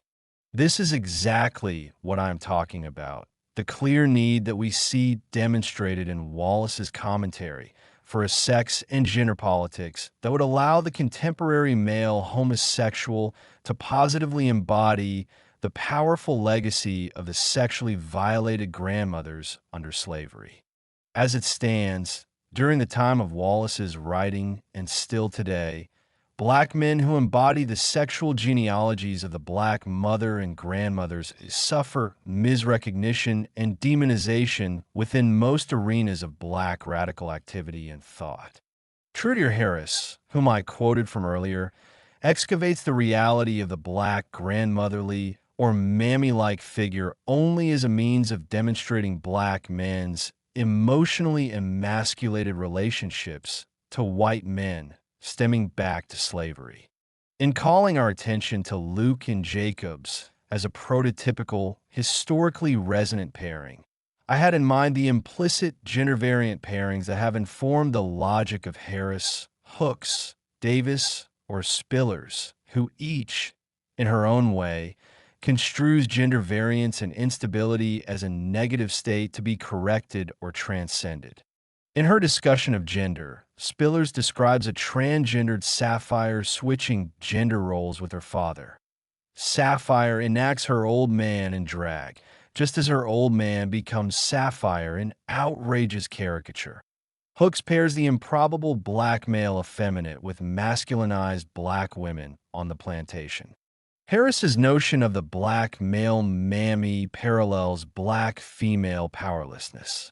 It is the masculine connotations implied in the mammy role and black women in general that lends itself to donning or dragging by black men under slavery. Then there's Wallace's notion of black men who enact the sexual roles of raped maternal figures from slavery. Wallace also invokes, as a parallel structure, the masculinized black woman from the plantation. In a largely unacknowledged manner, these gender and sexually variant pairings have operated and continue to operate at the nexus of our conceptualizations of black bodies, sexes, gender expressions, and so forth that emerged out of slavery. As a pairing, Luke and Jacobs help us see the positive outcomes of theorizing gender fluidity. The variance and fluidity of Luke and Jacobs enable them to survive within a culture of human consumption. Luke's role of the male mammy facilitates his resistance to his master and reveals to us, in stark fashion, the deeper, often unseen dynamics of incest and emotional hunger charging the relation between master and slave. Although Jacobs provides ambiguous information about his erotic proclivities, we can and should still speculate about the ways in which perhaps Luke's erotic desire for men or for a specific man may have sustained him and made him resistant to his master's desires to erotically partake of and consume him. Likewise, with Jacobs in maintaining so vehemently the narrative of her pursuit of motherhood, we have largely overlooked how an aggressive sexuality and masculinized female economy of reproduction defined her relationship to reproduction and her children. Perhaps, then, her pursuit of coital pleasure and the children that resulted are better thought of as expressions of her resistance to social consumption. Of course, if we follow this line of thinking, we have to think about Jacobs in all sorts of sexually knowledgeable and therefore unsexed capacities. In addition to her sexuality, there is also the genealogy of Jacobs's gender and black maternity, which I have already explained as rooted in the notion of male mistresses and masculinized white female appetite and aggression. It is time for us, as forward-thinking scholars of slavery, to get beyond our theoretical aversions to gender and sex variance under slavery. I have attempted to clarify, through the example of a variant Luke and Jacobs, that we still have much labor to do in the way of formally excavating and beginning to analyze the import of the gender-crossing, sexually fluid pairing. Chapter 5. Eating Nat Turner. Most people do not readily associate Nat Turner, the heroic figure and slave insurrectionist, with the themes of auto-cannibalism, self-consumption, white male consumptive desires, or homoeroticism. These themes, however, strongly informed how Southampton, Virginia, whites punished Turner and treated his corpse after his public lynching. In the 19th century, the white press throughout the country reported that Turner had sold his body for dissection and spent the money on ginger cakes. Many papers reported that Turner feasted on these sweet ginger cakes before his own execution. This was an erroneous assertion, as slaves did not own themselves and therefore had no agency to barter and trade in their own flesh. More than anything, this ginger cake story reflected the psychology of whites who needed to convince themselves that black men, such as Turner, somehow consented to and were complicit in their social consumption. This linking of consent to black self-consumption was a common idea that found its way into lynching ritual practices in the late 19th and early 20th centuries. In 1934, whites made Claude Neal, whom they lynched in Jackson Country, Florida, eat his cut-off penis and testicles. James McGovern relates the details of the Neal lynching in Anatomy of a Lynching. After taking the Nigger to the woods about 4 miles from Greenwood, they cut off his penis. He was made to eat it. Then they cut off his testicles and made him eat them and say he liked it, making Neal eat his own sexual organs. As grotesque as this was only a byproduct of an even more disturbing reality of white hunger and power. The cutting off and forced eating of the penis was a reflection of white male oral fixations upon black male virility and black men as a sexual threat. In a different erotic scenario, the white men might have taken the black penis into their own mouths or anuses, but in the absence of such imaginative privacy, they used the black male body as a type of puppet through which they grope, grapple with, and ultimately subdue their hungers for black male flesh and sex. On the level of ritual, it is not enough to simply desire and want to consume Neal. The ritual is not complete until he eats the evidence of white desire, swallowing his debasement and degradation along with white hunger and erotic fascination. Many whites feared that Turner would literally rise from the grave and rebone himself. This is how some have explained the gruesome cannibalization of Turner after his death. William Sidney Drury, a member of the Southampton community, documented in the Southampton Insurrection, 1900, the exact methods of punishment and post-mortem abuse of Turner's body. According to Drury, after Turner was executed, his body was delivered to doctors who skinned it and made grease of the flesh. Mr. R. S. Barham's father owned a money purse made of his hide. This desire to literally possess Turner's flesh and make use of his body calls to mind the homoerotics of the Neil scenario, with Turner's flesh serving as fetish and symbol of corporeal possession. The money purse made of Turner's skin and the grease made from his boiled-down flesh convey the limitless consumptive uses of the slave and the myriad ways in which the ruling class could satiate unspoken desires and taste for Negro flesh. Blacks of the Southampton community further complicated this erotics of taste through accusations that whites ingested Turner's boiled-down flesh as a medical substance, as I discussed earlier. William Styron brought all of this suppressed homoerotic and consumptive history to the fore with the publication of the Confessions of Nat Turner, 1968. Styron's The Confessions and the debate that surrounded it clarified, like no moment before had, why black people have maintained a tight-lipped silence on the subject of homoeroticism under slavery. Homoeroticism, especially in the context of Turner's legacy, brought up for black people in the 1960s unspeakable issues of white consumption of blacks, sexual objectification, bestial treatment under a white regime, and the inconceivable topic of auto-cannibalism, blacks made to eat one another and themselves during slavery. The 1960s was a moment when the legacy of black consumption under slavery culminated around the activist platforms and ideologies of the civil rights and black power movements. The subjects of slavery, homosexuality, and cannibalism took front-page prominence in newspapers and journals, editorials, speak-outs, and mediated conversations between blacks and whites.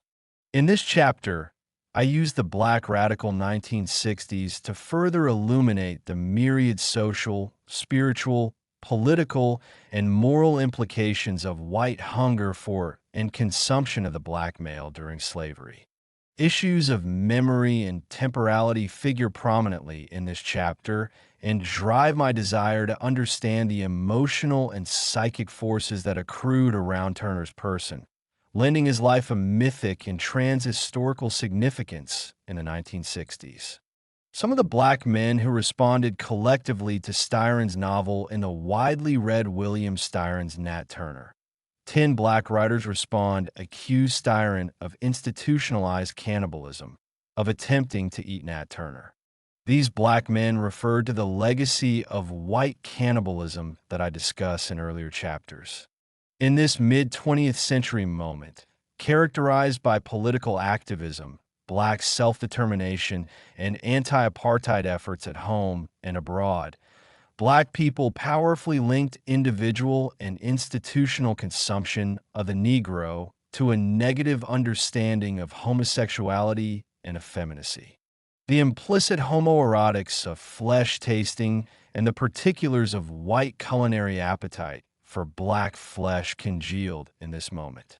One thing that was clarified through this union and in the context of national debate was why, during and beyond slavery, it has been so difficult for black people to talk openly about homoeroticism and, furthermore, to talk in complex ways about the linkages among black male gender formation, intimacy patterns originating in slavery, same-sex desire, and racial uplift. In this chapter, and through Turner's legacy, I broach the issue of why so little evidence and analysis of homoeroticism during slavery has survived. By referencing the antebellum cannibalism debate, discussions of resistance and revolt during slavery, and the charged pivotal 1960s, I ground this idea of homoerotic survival in political and social context. Because what this 1960s moment reveals, among its many startling revelations, is how homoeroticism in the context of Black experience has always been embedded in issues of Black nation formation, liberation politics, and a legacy of literal and metaphoric Black consumption. In the second portion of the chapter, James Baldwin emerges as an important mediating figure and filter for my discussion of homoeroticism and Black cultural formation in the 1960s. As friend of Styron and nationally acknowledged Black activist and artist, Baldwin found himself in the uncomfortable position of speaking as a Black and homosexual person who understood the import of Blacks and whites breaking their historical silence concerning the homoerotic legacies of slavery. Rather than disavowing Styron's use of Turner's memory, Baldwin felt it necessary that white artists such as Styron be allowed to work through their fears of and fixations upon the Black revolutionary. Baldwin saw Styron confronting Black people with a disturbing but necessary vision of a shared racial history, and feared that Black people would, out of their terror at the past and mistrust of white people, miss out on this historic opportunity to dialogue and confront the past. At base, Baldwin advocated for a model of Black homoeroticism that incorporated and transformed the trauma of the past. I resuscitate Baldwin's model and correlate it with the visions and racial uplift politics of the same Black male race leaders who denied and denigrated his person and vision. The Negro homosexual problem W.E.B. Du Bois' powerful framing of the Negro problem has gone down in history as one of the most formative premises of the beginning of the 20th century. This question literally haunted the lives and social strivings of Black people in the 19th and 20th centuries. For it was emancipation, the acquisition of the vote, and the desire to own property and contribute as a full member of society that made the Negro problematic. This was not a static problem. Rather, it was the outgrowth of cataclysmic, dynamic social change. The Negro problem and the Negro's emergence in a full, protected citizen status were two sides of the same coin. Acknowledging the 20th century importance of this problem, I would like to propose a slight amendment to its scope. In the 1960s, a newer, more complicated version of this problematic emerged onto the national scene, and that was the problem of homosexuality within Black experience. From the antebellum period on, this problem had percolated and boiled beneath Black family structures, racial liberation and uplift, and icons of male heroicism and valiance. In 1967, this bedrock gave way to the lava underneath, and what had long remained unspoken in the mainstream took on frightening voice and form. The occasion for this eruption was the publication of Styron's The Confessions. Styron described the novel in the author's note as a meditation on history. Styron took the title of the text directly from Thomas R. Gray's interview with Turner, The Confessions of Nat Turner, 1831, which Gray published after Turner was executed. The novel explores the specifics of Turner's upbringing and his relationship to his kinsmen.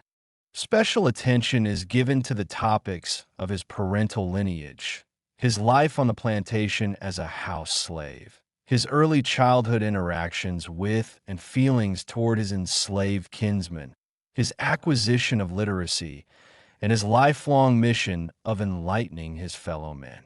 It culminates, of course, with the Southampton insurrection.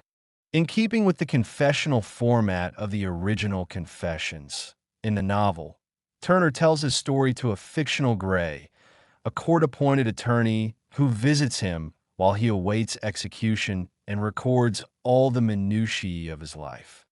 Widely reviewed and well-received, Styron's novel received the Pulitzer Prize in 1968 and was translated into at least 5 different languages, German, Spanish, and Italian among them. Even before its publication, the New American Library paid $100,000 for the paperback rights. The Book of the Month Club set a personal record by offering $150,000 for the novel. Styron could not have known that his novel would become a lightning rod for racial controversy. He was not the first, nor would he be the last to revisit the memory of Turner in order to make sense of his life for a present generation. The publication of Styron's novel collided with a number of other historical forces to produce an explosive effect. Malcolm X was assassinated on February 21, 1965. On March 31, 1968, Lyndon Johnson announced that he would not run for re-election. 4 days later, Martin Luther King Jr. was assassinated, and approximately a month and a half later, Styron received the Pulitzer Prize for a novel that, in the minds of many, denigrated the memory of King and other black freedom fighters and revolutionaries. All of these historical occurrences set the stage for the Black Power era and marked a time of increased black militancy, which Turner's revolution legacy perfectly embodied.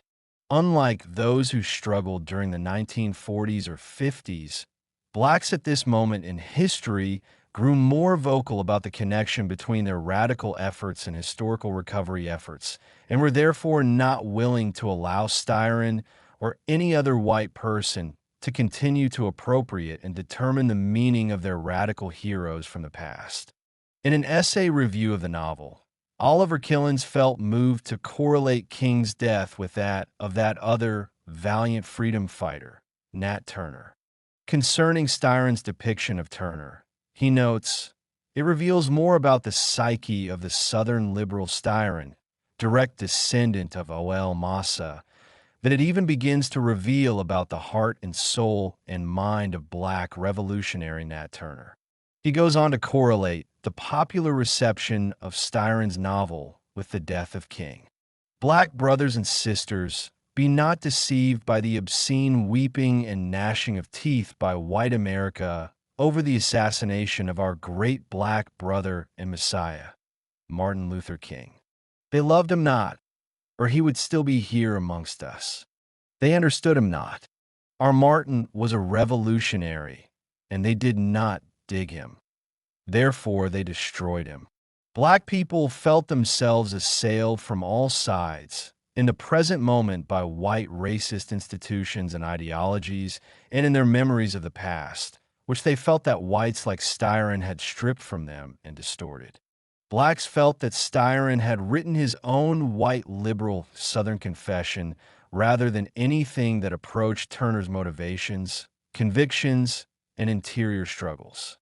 To be fair, it was not entirely Styron's fault that the media and the conservative mainstream artistic community had lauded his novel and positioned him as an authentic scribe of Negro male psychology and historical experience. Had he not received so much attention and been hailed as a true, insightful perceiver, his document and his historical methodology would have probably received little attention from black people. But his accolades mirrored too closely the violent racial reality of the 1960s. That same year, 1968, Columbia, the university that administered the Pulitzer, acted in a racially prejudiced manner toward the black Harlem community, moving to violently contain student civil disobedience efforts. In 1963, a white assassin had gunned down Medgar Evers, the field secretary for the NAACP, in his Mississippi carport. The Nation of Islam, with the rumored assistance of the U.S. Secret Service, had assassinated Malcolm X in 1965. That same year, a six-day insurrection began in the Watts section of Los Angeles. Amid this national furor, Styron's novel and notoriety led to the resurrection of the most contentious and racially charged aspects of Turner's legacy. In November of 1968, Styron received a letter from one Robert B. Franklin in Elkhart, Indiana, describing how he had come to possess Turner's missing skull. "I have in my possession a skull," he begins, "which I believe to be that of Nat Turner. The skull was given to me by my father, who inherited it from his. My grandfather was a doctor who practiced in Richmond, Virginia, around the turn of the century. The skull was given to him by a female patient whose name is not known. She claimed to have gotten it from her father, who was a physician in attendance when Nat Turner was executed. Turner's missing skull had long been a sore spot for black people living in and outside of the Southampton, Virginia community. The beheading of Turner coincided with the boiling down of his flesh and the use of his skin parts to make the notorious money purse. Franklin's letter to Styron only confirmed long-standing black suspicions that whites had literally and socially consumed Turner's body. Whether or not Franklin actually possessed Turner's skull, a fact that remains today and proven by medical science, his safeguarding of the skull and treating it like a cherished family heirloom demonstrates that well into the late 20th century, the possession of Turner's cannibalized body had social and historic significance for whites. This issue of whites consuming Turner's body influenced late 19th and mid-20th century black resistance communities and their practices. The 19th century question of Turner's consumption reared its head in the 20th century in a way that redefined the issue of black consumption under slavery and lent an even greater import to the disappearance of Turner's body. In the 1960s, such concerns took on a political edge that is documented in the above-mentioned 10 Black Writers Respond.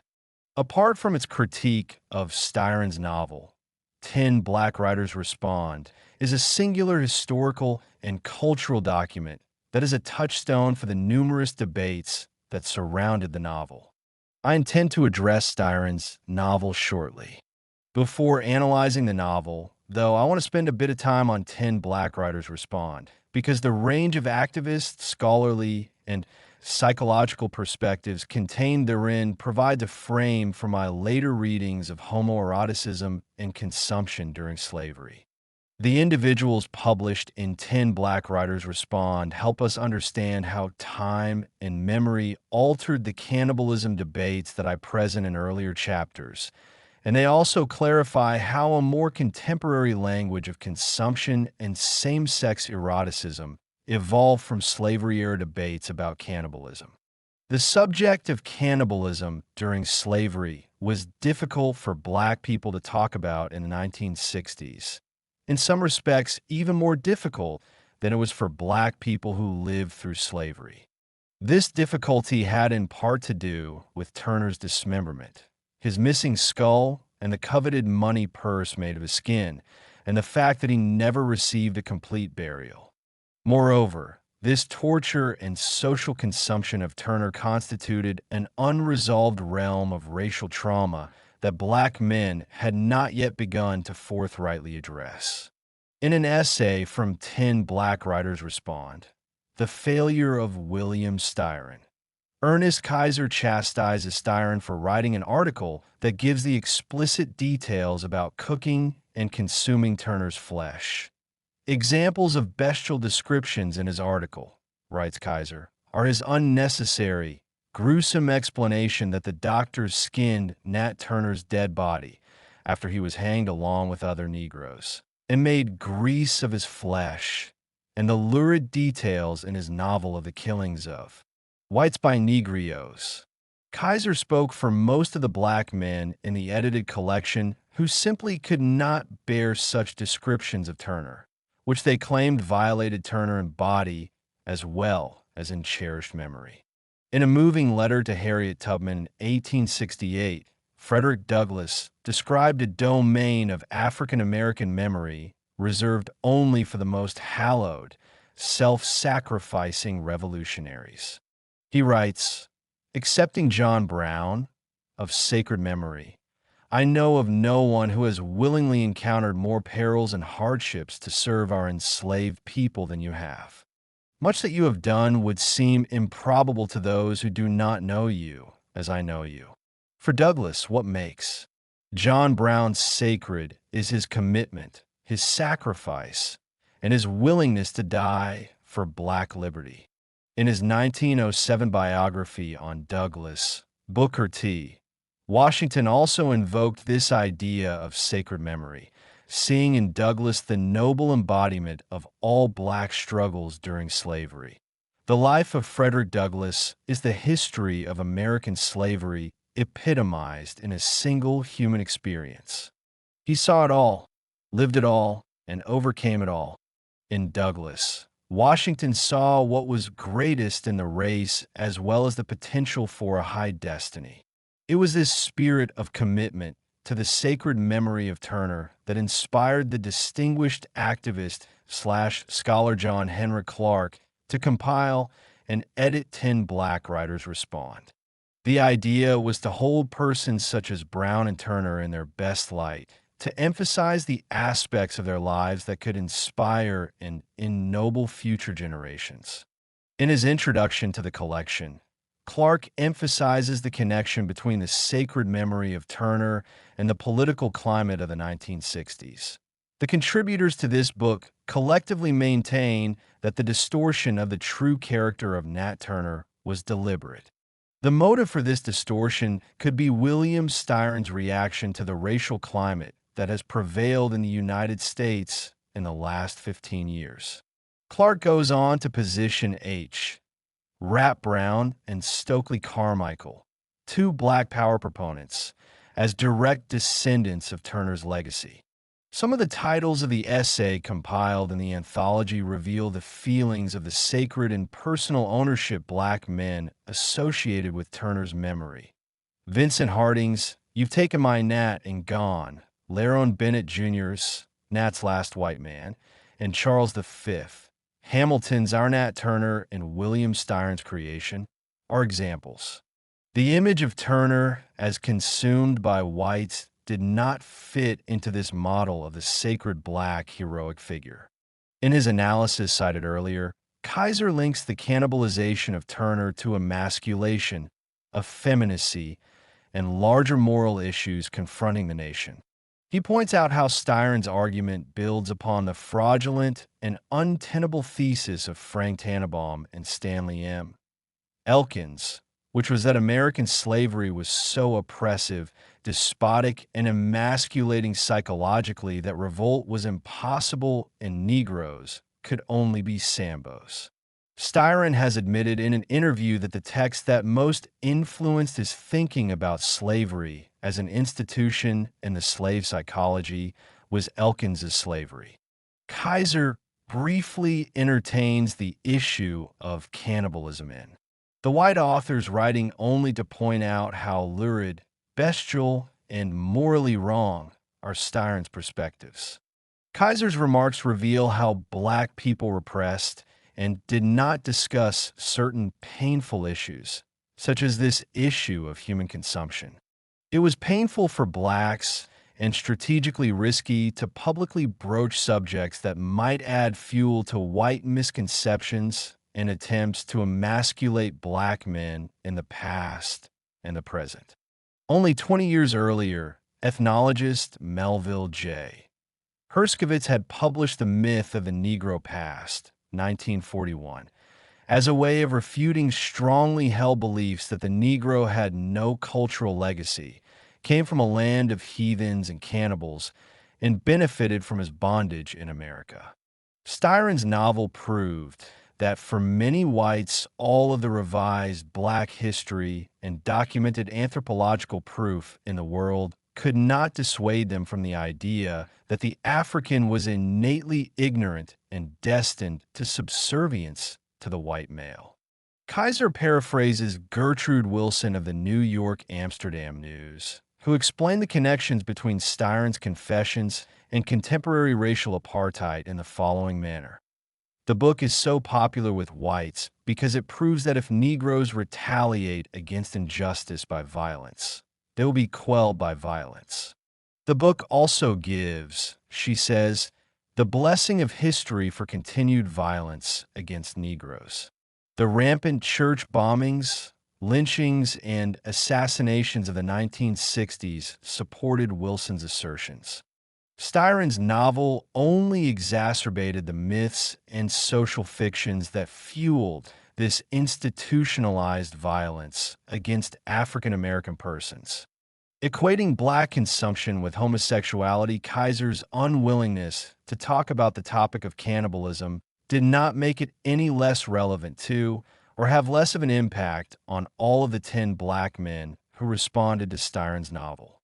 In fact, what happened as a result of the compounded pain of the past and the threat of social consumption and racial annihilation in the present was that black men approached discussions of Styron's novel in order to liberate the voice of the people and at the same time reinforce historical silences. Their general approach tended to diminish the emotional aspects of their masculinity, foregrounding a negative image of homosexuality, and left the issues of white consumption and black self-consumption to fester in the black imagination and soul. The 10 black male contributors coupled cannibalism, overtly and covertly, with homoeroticism and effeminacy. For these black men, homoeroticism became a way of circumventing and projecting their experiences and pain onto certain effeminate black men. The consumed black man these black men equated with the homosexual man. Homosexuality served as a means of containing certain unwieldy and historically difficult topics pertaining to black masculinity, such as the need for intimacy, gender variance, sexual and emotional vulnerability, and violation. It was as if, in this very powerful and discursive moment, threads that had been all along winding through history wove together in a manner that illuminated the past as much as they clouded and blocked full access to its complicated meaning.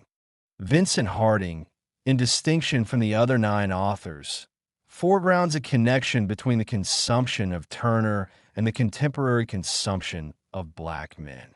Rather than chastising Styron for speaking about Turner's cannibalization, as does Kaiser, Harding openly accuses Styron of attempting to cannibalize Nat Turner. Now, this is precisely what William Styron fails to do with the world and words of Nat Turner. He has been unable to eat and digest the blackness, the fierce religious conviction, the power of the man. Harding draws upon the antebellum legacy of the black heroic figure as impermeable, steeled, and inviolate to prove his point. It is Turner's power and driveness, his liberating truth, that makes him impervious to the jaws and appetites of whites, those who have neither eaten nor mourned. Harding writes the truth. Styron's Turner appealed to the general media, to highbrow white literate communities, and to institutions that awarded and sanctioned literary greatness. Styron's Turner appealed to white desires for a palatable black radical figure diminished in all of his complexity and transhistorical powers. Harding's thinking about black male consumption reflected traditional models of black male virility, literacy, and enlightened consciousness. The counterpoint to the virile, powerful figure in Harding's essay, and in most of the essays the other black men wrote, was the effeminate, homosexual, and therefore emasculated black man. Where radical individuals such as Turner, Martin Luther King Jr., and George Jackson could not be eaten, the assumption was that a Luke, a raped black man depicted in the Harriet Jacobs slave narrative, a James L. Smith, or a contemporary James Baldwin, could be consumed. Harding's discussion of homosexuality in the novel begins with Brantley, a social outcast among whites, and a personally repulsive homosexual whose specialty seems to be the molesting of young boys. Brantley is, in Harding's view, the typical white male parasite of the parasitic master/slave relation. It is disturbing to Harding that Styron alone chose to create such a pariah-like personality for the one white man who is drawn to Nat Turner's religious teachings. This is a perfect example of Styron's attempt to make palatable the fierce religious conviction of the heroic black figure. Styron's use of homosexuality and Christian-sanctioned incest to turn Turner into a consumable subject.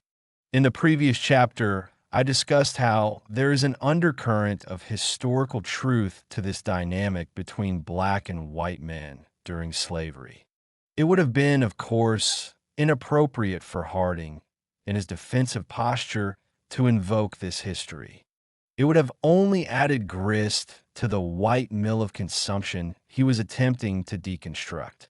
Still, his easy conflation of homosexuality with consumption and black male virility and power with immunity to consumption perpetuates silences and unspeakable domains of black male experience extending back to slavery.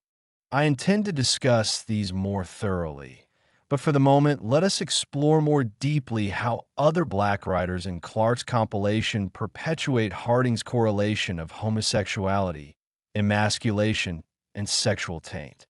Loyal Hairston also equated emasculation with homosexuality.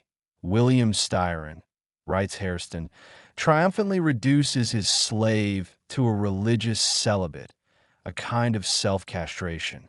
Poor Nat Turner's only sexual experience is, alas, a homosexual one. Laron Bennett Jr. accuses Styron of emasculating Nat Turner by depicting him as an impotent, sex-crazed celibate who masturbates every Saturday in a carpenter's shop, and as one who has a homosexual encounter in a detailed white fantasy life. Concurring with Bennett, psychologist Alvin F. Poussin offers further insights into Styron's psychological motivations. I think Styron's selection of factual and psychological material speaks for itself. It speaks for itself again when we read that the closest our black rebel comes to a realized sexual experience is through a homosexual one with another young black slave. What is the communication here? Naturally, it implies that Nat Turner was not a man at all. It suggests that he was unconsciously really feminine. From these and other observations, there emerges a complicated picture of homosexuality as understood in this context. We could begin with just the use of the word homosexual. Most black men in the collection use the word homosexual, which had no currency during the antebellum period, to describe Styron's Turner, while Styron himself does not actually use that word in his novel. The use of the word speaks to a conflation of historical time periods, the conflation of 20th century psychological discourses of sexual deviancy with same-sex behavior in all of its variations in the context of slavery. On the one hand, the use of the word homosexual conveys a lack of historical consciousness and historical specificity on the part of the black men. On the other hand, this word, as a reflection of 1960s racial politics, does accurately convey how the legacy of slavery fed into contemporary understandings of homosexuality in the context of black experience. In the minds of many of these men, the state was a virile, predatory white man that had long preyed upon and sought to instill in black men an effeminate, sexual availability.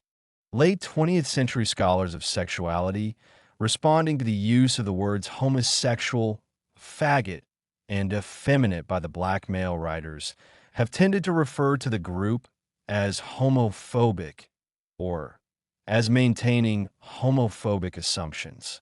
This easy conflation of the past with present, of an effeminate man during slavery with a homosexual man in the present, reflects the extent to which this historical era marked yet another recalibration of the meaning and application of the history of slavery. Ron Ironman writes in Cultural Trauma, Slavery and the Formation of African American Identity that every 20 to 30 years individuals look back and reconstruct a traumatic past.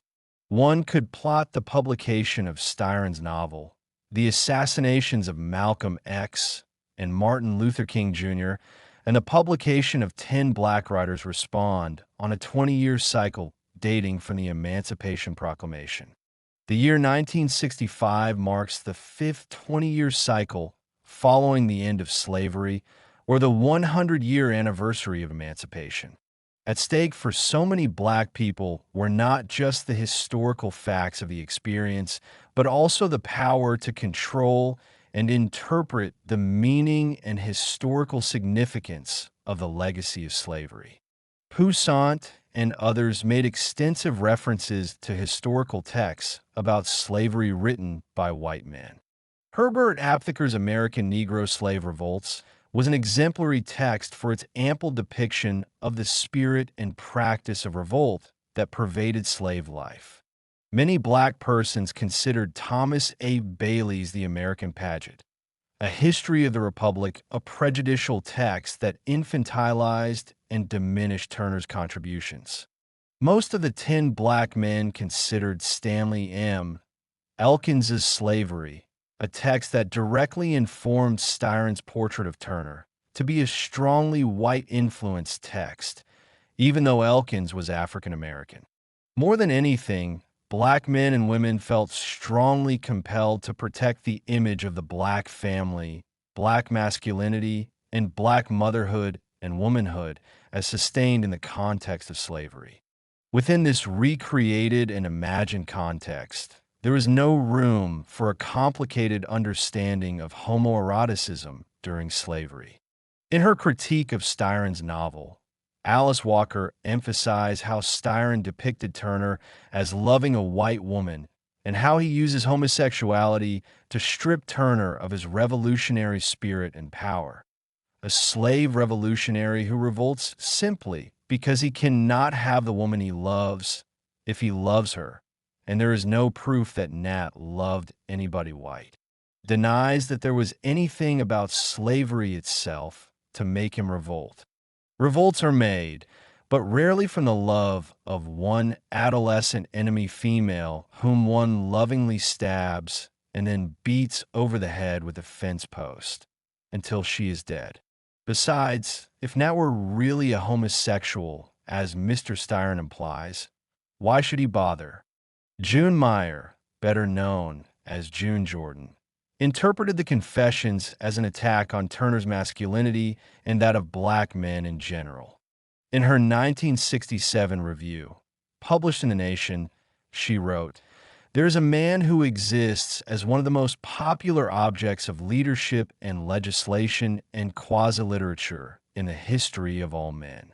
There lives a man who is spoken for, imagined, feared, and criticized, pitted, misrepresented, fought against, reviled, and loved, primarily on the basis of secondhand information or worse." Meyer's review speaks to the long-standing systematic use and consumption of the Black male. Meyer critiques both Styron and those who favorably reviewed his novel for taking Turner out of context, depicting him as disconnected from Black family and community. The Black women and men who reviewed the confessions overtly and covertly assumed a relationship between the Black family during slavery and Black male virility. Sex and gender they also conflated with homosexuality, made out to equal effeminacy. Many Blacks linked homosexuality to castration and the recent history of Black men who had been lynched and Black women who had been raped in the Jim Crow South and in the North. Homosexuality, in its metaphoric power, had an exhaustive function. It is equated with the absence of family, hatred of Black people, estrangement from one's kin and culture, and all of those horrific aspects of Black experience about which Black people would rather not speak. On the surface, At least, I do not disagree with these black men and women. I think their analysis regarding historicity and the diminishment of black communal ties was mostly correct.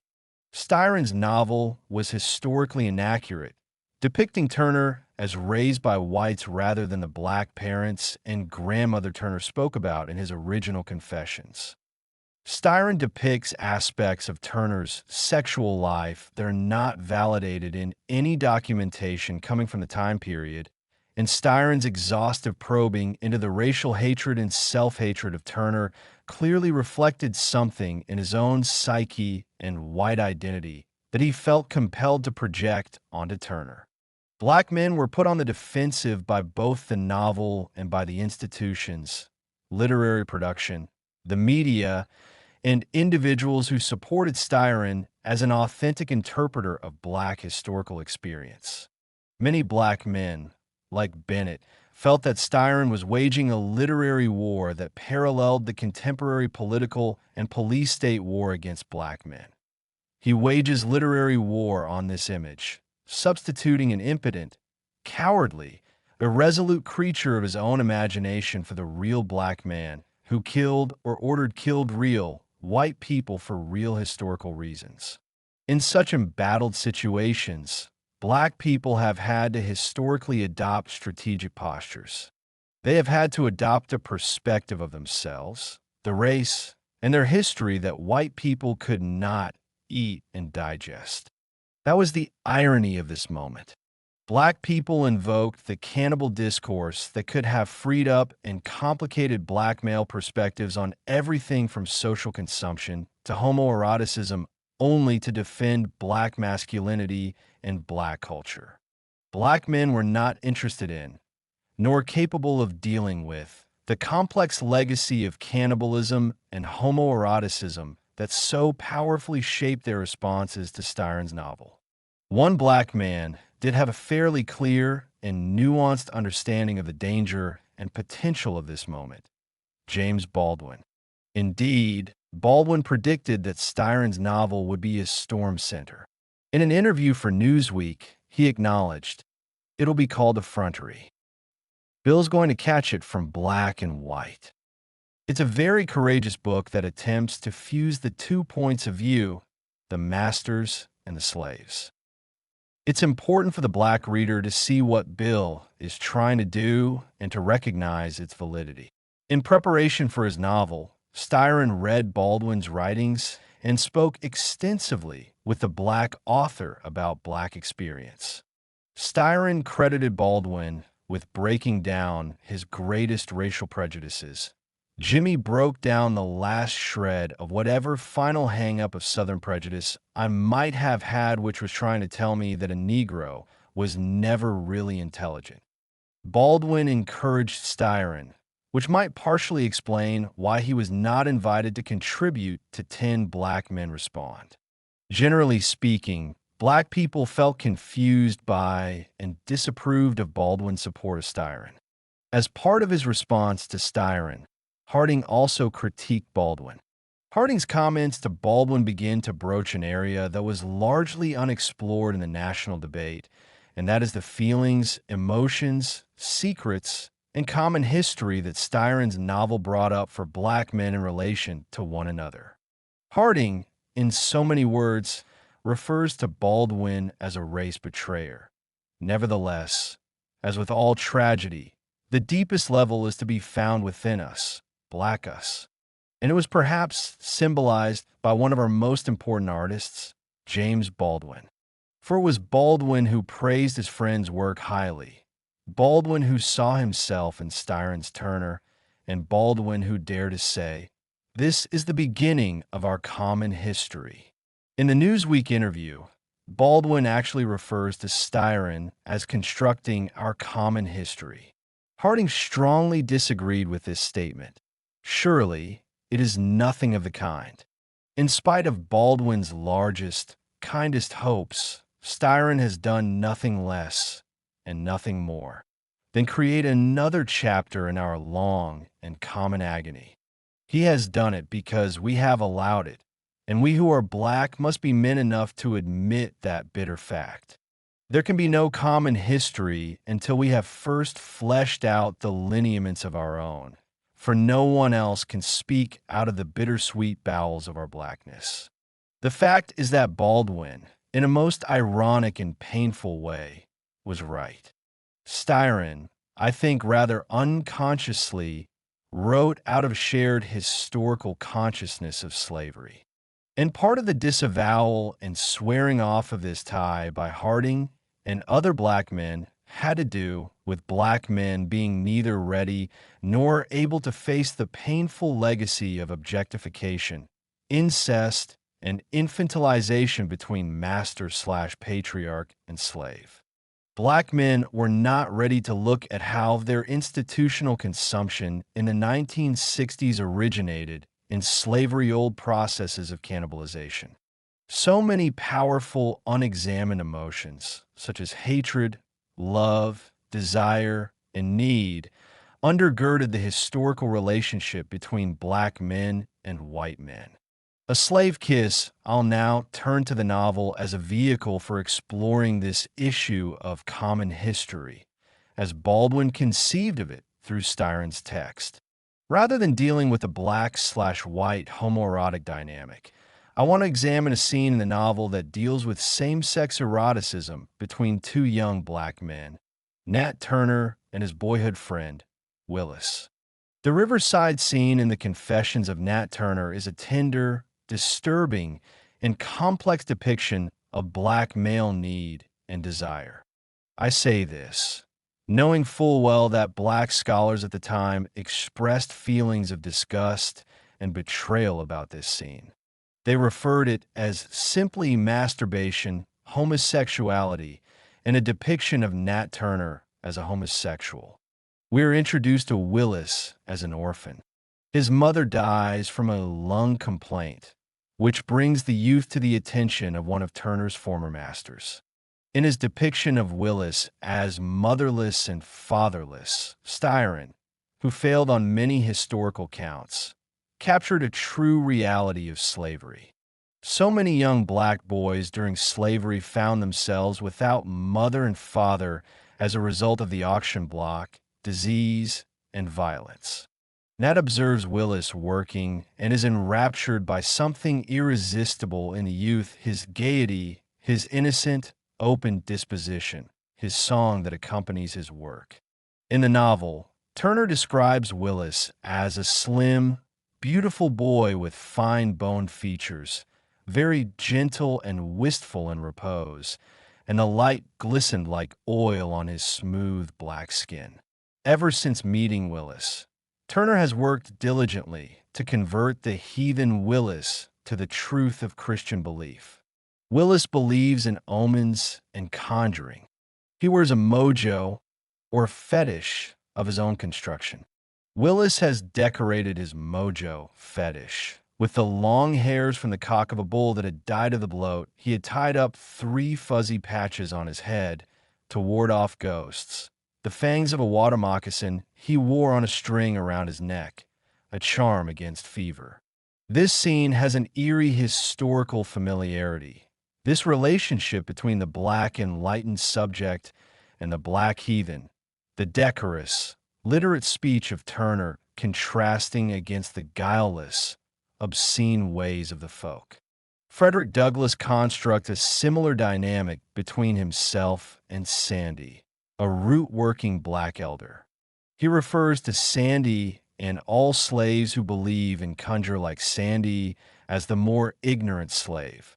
In his preparatory research for his novel, Styron read the slave narrative of Frederick Douglass and numerous others.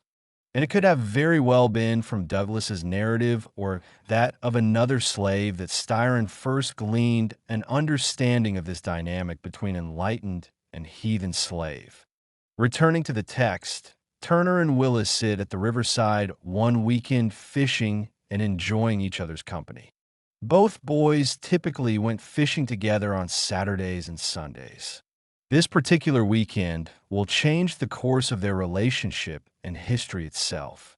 This is the fateful weekend when they will kiss and masturbate one another. Shortly after their arrival, Willis pricks his finger with a hook or the sharp spine of a fish. Instinctively, he cries out, "Fucking Jesus!" Turner, a devout Christian with a missionary zeal, swiftly rapped him sharply across the lips, drawing a tiny runnel of blood. Turner punctuates this act by proclaiming to the shocked Willis, "A filthy mouth is an abomination unto the Lord." Turner's violent response to Willis calls to mind 19th century black missionaries who traveled all the way to Africa to civilize and save so-called African heathens from extinction. Black culture has been, if anything, a long uphill battle against the heathen without and within. Styron exploited this theme for his own ends, but there is still this truth at the heart of this scenario, a truth made all the more complicated and disturbing when intermingled with the theme of homosexuality. After Turner strikes Willis, a whirlwind of emotions grips the two. Willis affects a broken, hurt look. Turner is, in turn, overcome with emotion. I felt a pang of guilt and pain in my anger, and a rush of pity swept through me, mingled with a hungry tenderness that stirred me in a way I have never known. This hunger and rush of feeling gives way to touch and forbidden warmth. Turner describes Willis's eyes as brimming with tears, then flashes onto the moccasin fangs gangling at his neck, bone-white and startling against his shiny, bare black chest. I reach up to wipe away the blood from his lips, pulling him near with the feel of his shoulders slippery beneath my hand.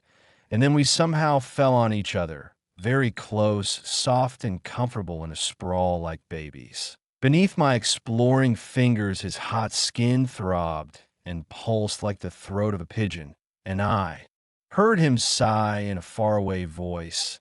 And then for a long moment, as if set free into another land, we did with our hands together what before I had done alone. Never had I known that human flesh could be so sweet. Willis is Africa in the flesh. He is the African infant compared to Turner, who plays the role of the enlightened paternal Negro, a type of New World black missionary. Styron depicts homoeroticism as a complex affair shaped in part by discourses of African exoticization, Negro socialization, and Christian indoctrination.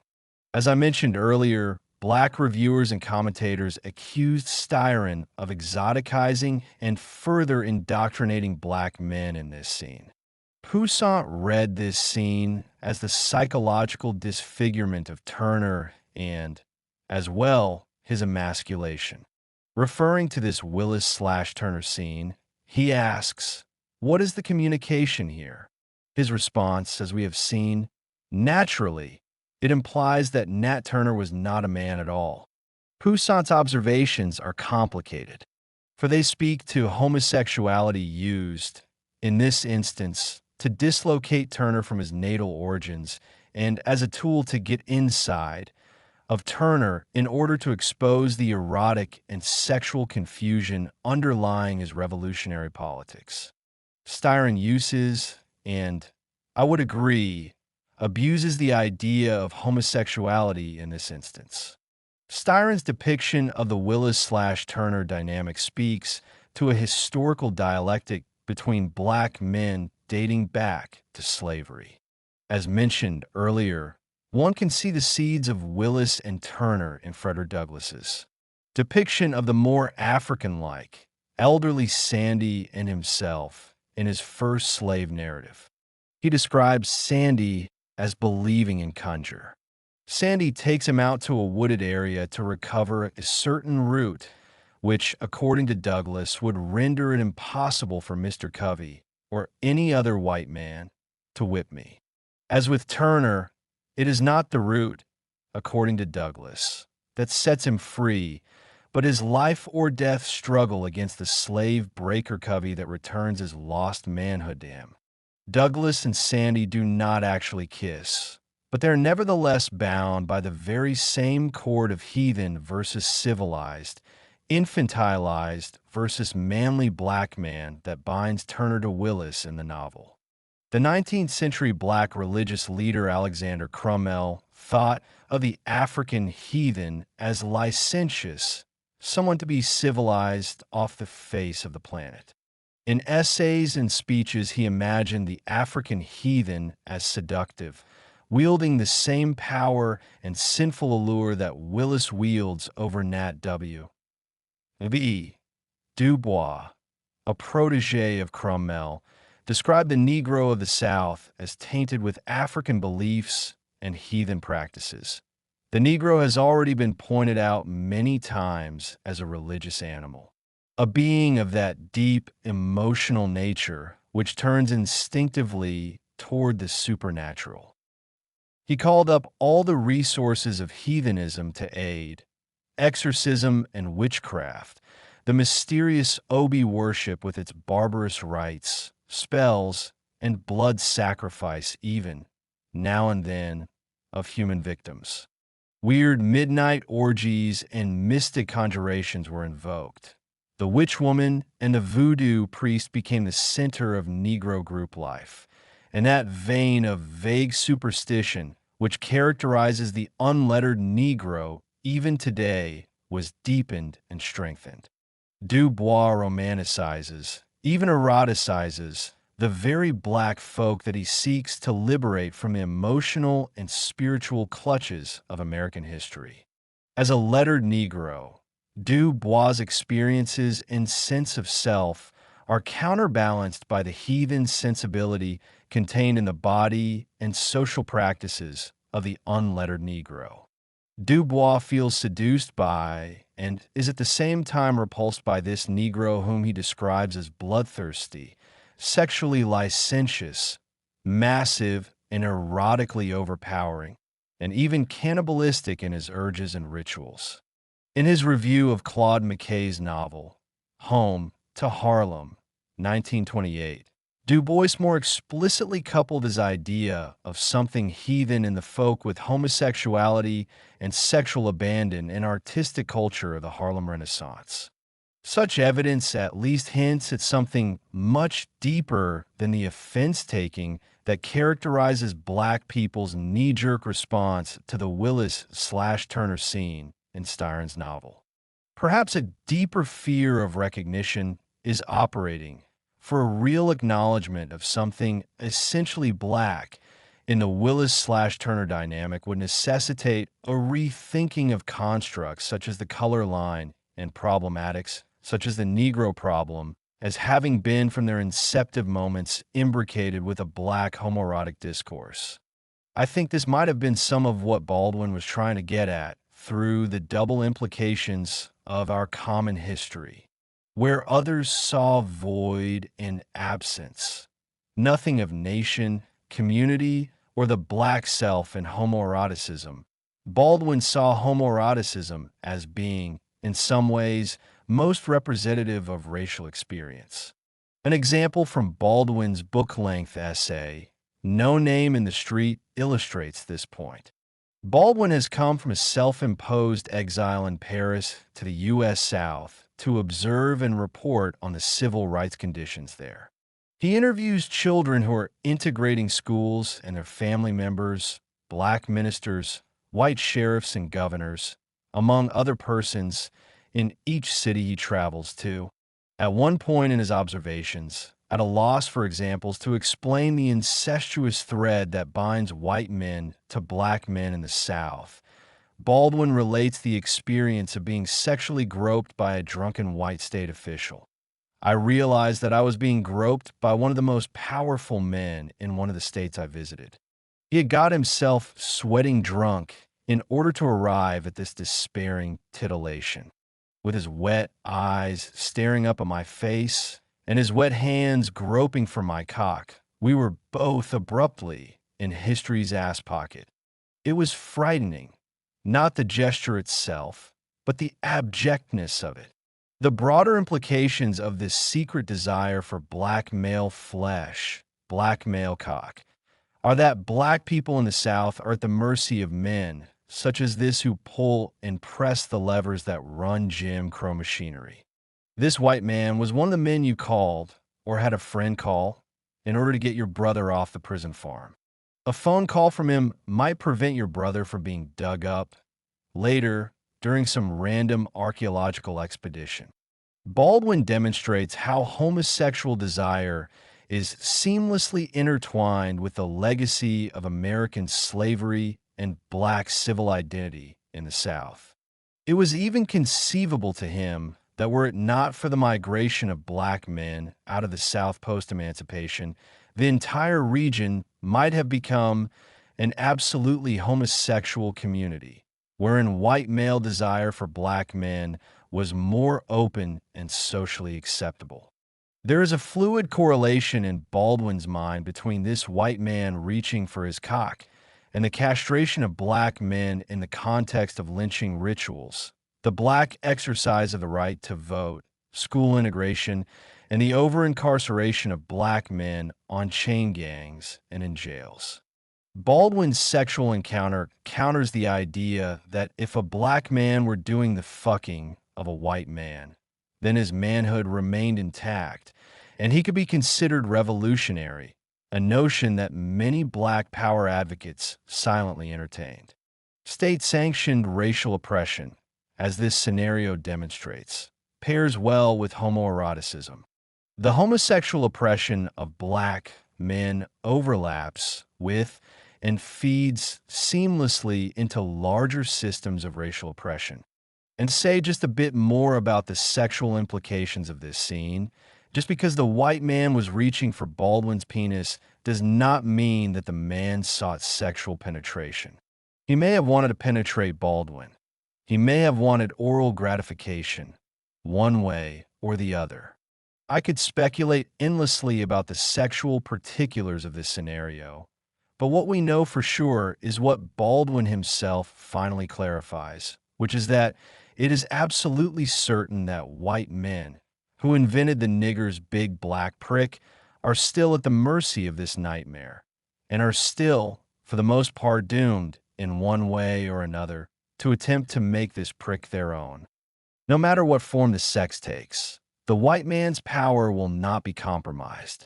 Having access to big black prick, Baldwin infers, is constitutive of the state-sanctioned power of the white official that he encounters.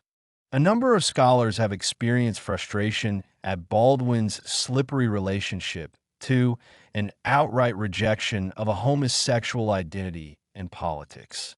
However, this excerpt from No Name in the Street clarifies how Baldwin sees homosexuality in terms of Black experience and Black male identity formation as buried or methodologically disguised in racial logic in the history of slavery and in the psychological workings of the Southern racial ideology. For Baldwin, homosexuality does not and cannot ever exist as something isolated from racial formation. Brian R. Washington, agreeing with this last statement, notes that in Baldwin's writing and overarching cosmology of race and sex, Blackness and homosexuality are not simply coterminous, they are virtually interchangeable. The encounter between himself and the white official helps us better understand why Baldwin would support Styron's freedom to imagine and inhabit Nat Turner, in all of the lurid homosexual implications of that habitation. For how else were the unspeakable fantasies and suppressed homosexual desires of Southern white men going to be exposed and potentially exorcised? This subtle level of discourse was lost upon and completely ignored in the prevailing Black commentary and debates that centered on Styron's novel. There was the general opinion that Styron was constructing a white, Southern, neo-slave master's version of Black American history. Most viewed James Baldwin's contention that Styron was constructing our common history as at best a misguided perception and at worst as white apologist sentiment. Still, there is a solid ethos informing Baldwin's statement. As a Black homosexual who was not afraid to speak publicly about being groped by a white man. Baldwin occupied a unique position that allowed him to understand how desire and sexuality transcended and confounded racial thinking. In his essay, Down at the Cross, Letter from a Region in My Mind, Baldwin refers to whites and blacks as having to come together as lovers in order to achieve America's loftiest ideals and transcend the prison of racial ideology. Everything now, we must assume, is in our hands. We have no right to assume otherwise. If we, and now I mean the relatively conscious whites and the relatively conscious blacks who must, like lovers, insist on or create the consciousness of the others, do not falter in our duty now, we may be able, handful that we are, to end the racial nightmare and achieve our country. For black men, the problem with this idea of the lovers, in particular homoerotic lovers in Styron's novel, was not so much the image of homoeroticism, but the twisted spectral pleasure that whites took in Styron's depictions of black sexuality. Killens from 10 Black Men Respond likened the white review community, journals, and the Pulitzer Prize Committee itself to whoremongers. Recording his feeling after reading a review of the novel in the New York Times Review of Books, he writes, "I had this uncomfortable feeling that a hoax was being perpetrated against the American reading public. I also had the uneasy feeling, even worse, that the reading public dearly loved it, like a whore being brutally ravished and loving every masochistic minute of it." Killens had justification for feeling the way that he did. In the 1930s, psychologists and sexologists from Sigmund Freud to Richard Krafft documented that some Europeans achieved sexual arousal through romanticized images of slaves. Krafft, who coined the term masochism, includes in his compendium on sexual pathology the following letter from a self-diagnosed masochist. Case: "Even in my early childhood, I loved to revel in ideas about the absolute mastery of one man over others.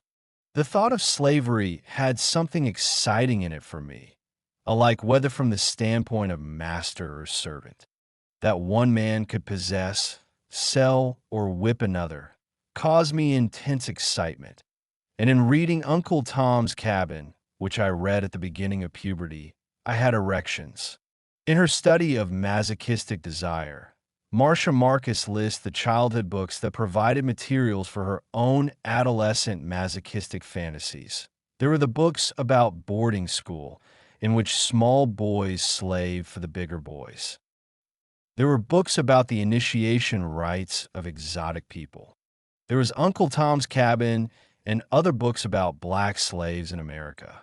From the antebellum period, critiques of Stowe's novel by white Southern men revealed how these men themselves associated sexual license and impurity with the novel and often read into many of its scenes a pornographic subtext. These men, themselves titillated by the novel, wanted to limit and ultimately prevent its distribution. When it came to slavery, the concepts of love, intimacy, and desire between white and black men had been for the longest time shot through with violence, with white erotic voyeurism, and a precarious politics of white empathy and sentimentalism. Baldwin understood this legacy. He found Stowe's novel, for example, to be riddled with sentimentality, the type of sentimentality that is an excuse for violent inhumanity, the mask of cruelty that made objects of the slave among both abolitionists and plantation owners. Baldwin even goes as far as to link Richard Wright's Bigger Thomas with Stowe's Tom, asserting that Bigger is Uncle Tom's descendant, flesh of his flesh, so exactly opposite a portrait that, when the books are placed together, it seems the contemporary Negro novelist and the dead New England woman are locked together in a deadly, timeless battle. Bigger Thomas rapes a white woman and obsesses over white femininity as symbol and prize. Stowe, on the other hand, obsessed over black male virility while domesticating it, packaging it, and emotionally mastering it so as to ward off the unspoken threat of the black beast, the rapist. Baldwin understood how this legacy of black men, fixated either upon white women or white men, had prevented black men from developing more complex models of masculinity and of black male sexuality. 410 Black Men Respond was just that, a response to white representations of an appetite for blackness. It was black men primarily engaged with white men and white institutional structures at the expense of a more private, long overdue discussion of these same issues among black men.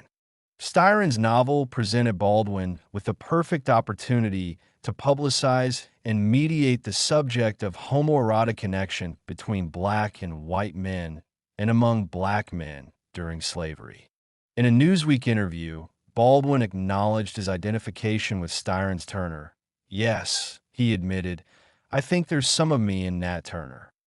If I were an actor, I could play the part.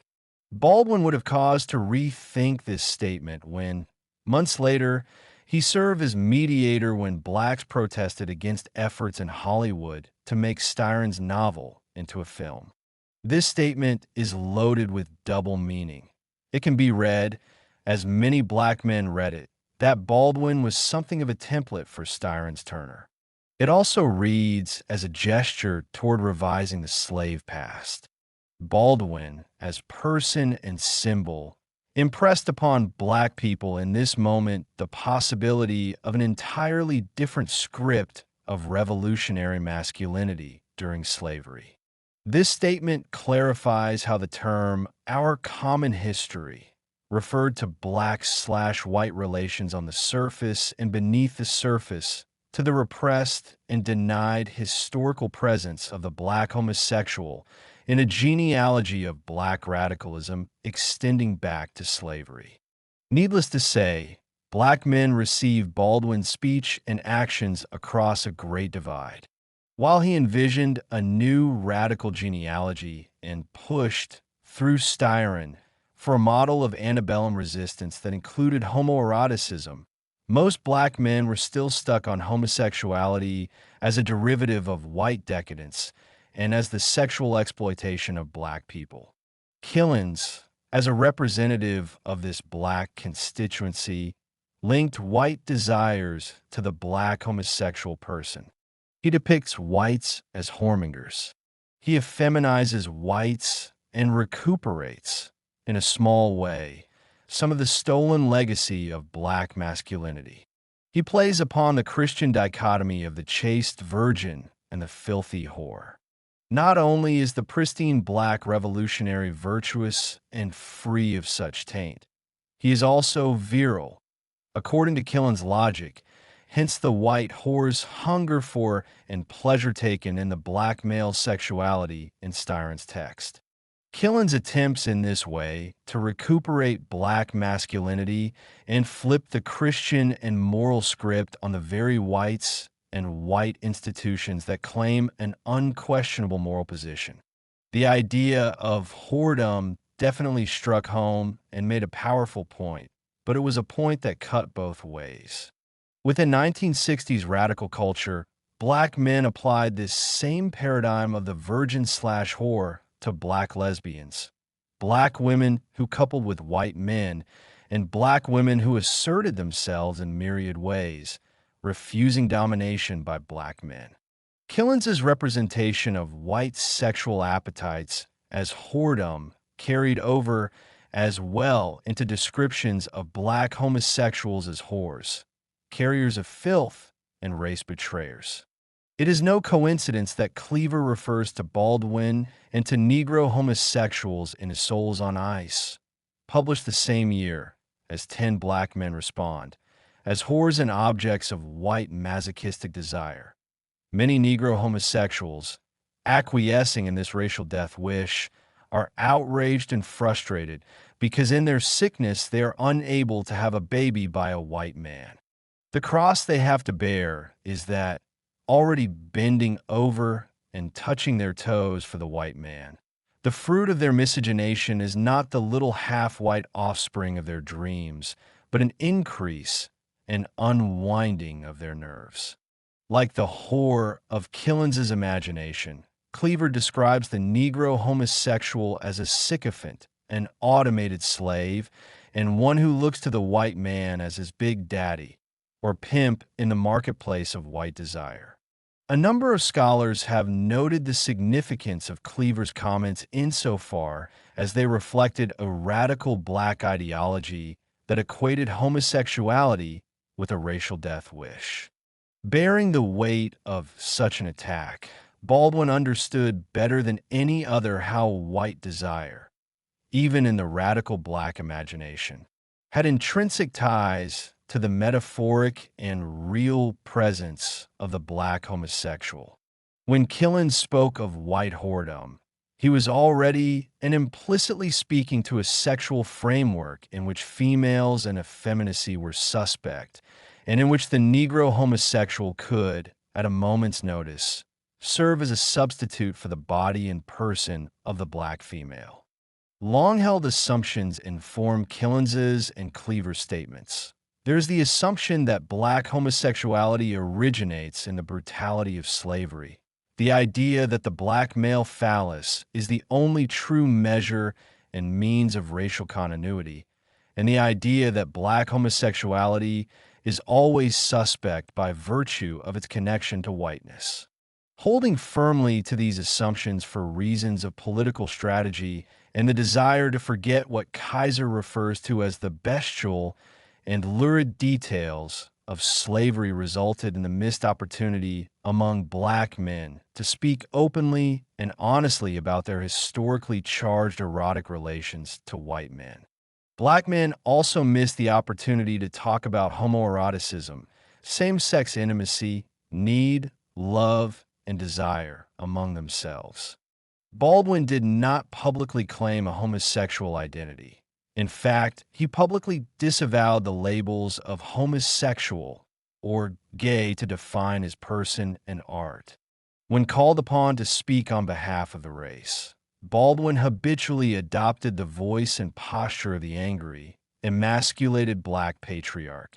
Protect your women, a difficult thing to do in a civilization sexually so pathetic that the white man's masculinity depends on a denial of the masculinity of the blacks.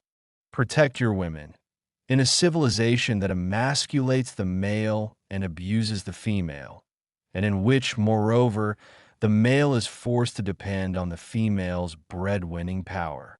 Baldwin was well aware of the dangers of, indeed, the price of the ticket for trying to synthesize his racial and sexual identities. As Dwight A. McBride points out, his efficacy as a race man was, at least in part, dependent on limiting his public activism to racial politics. Baldwin calls upon a dynamic within the black collective conscious that is as old as slavery. The image of the lynched or emasculated black man and the raped, sexually violated black woman. This dynamic foreclosed a number of other configurations, such as black men sexually violated by white men, black men during slavery who played non-patriarchal roles, and black men who, for whatever reasons, did not sexually reproduce the race. The legacy of the black fathers. Although Baldwin did not claim a homosexual politics, he found himself in a historic moment that desperately needed a politics that linked homosexuality with race and with a legacy of black male sexual violation and sexualization stemming back to slavery. In the corpus of his work, especially in texts such as The Fire Next Time, Go Tell on the Mountain, and No Name in the Street, Baldwin lays some of the groundwork for this sexual politics that was never fully realized in the context of the Black Power movement. The example that I cited earlier of his being sexually fondled by a white state official demonstrated Baldwin organically theorizing out his sexual subjectivity, a politics of abuse and white homosexual desire that had an effect upon the entire race and the cause of the civil rights movement. because Baldwin saw himself ultimately as a witness to the truth, as one whose most valuable tools were his experience in person. In much of his writing, Baldwin encodes his racial/sexual politics in his experience, especially those experiences finely attuned to the intimate, unspoken regions of male intimacy and same-sex eroticism.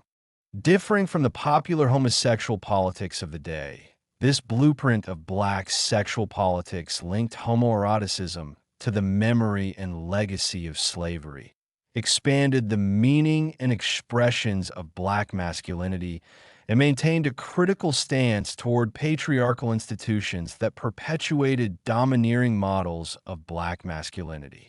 In the essay Down at the Cross from the Fire Next Time, Baldwin records a meeting between himself and the Honorable Elijah Muhammad, leader of the Black Muslims.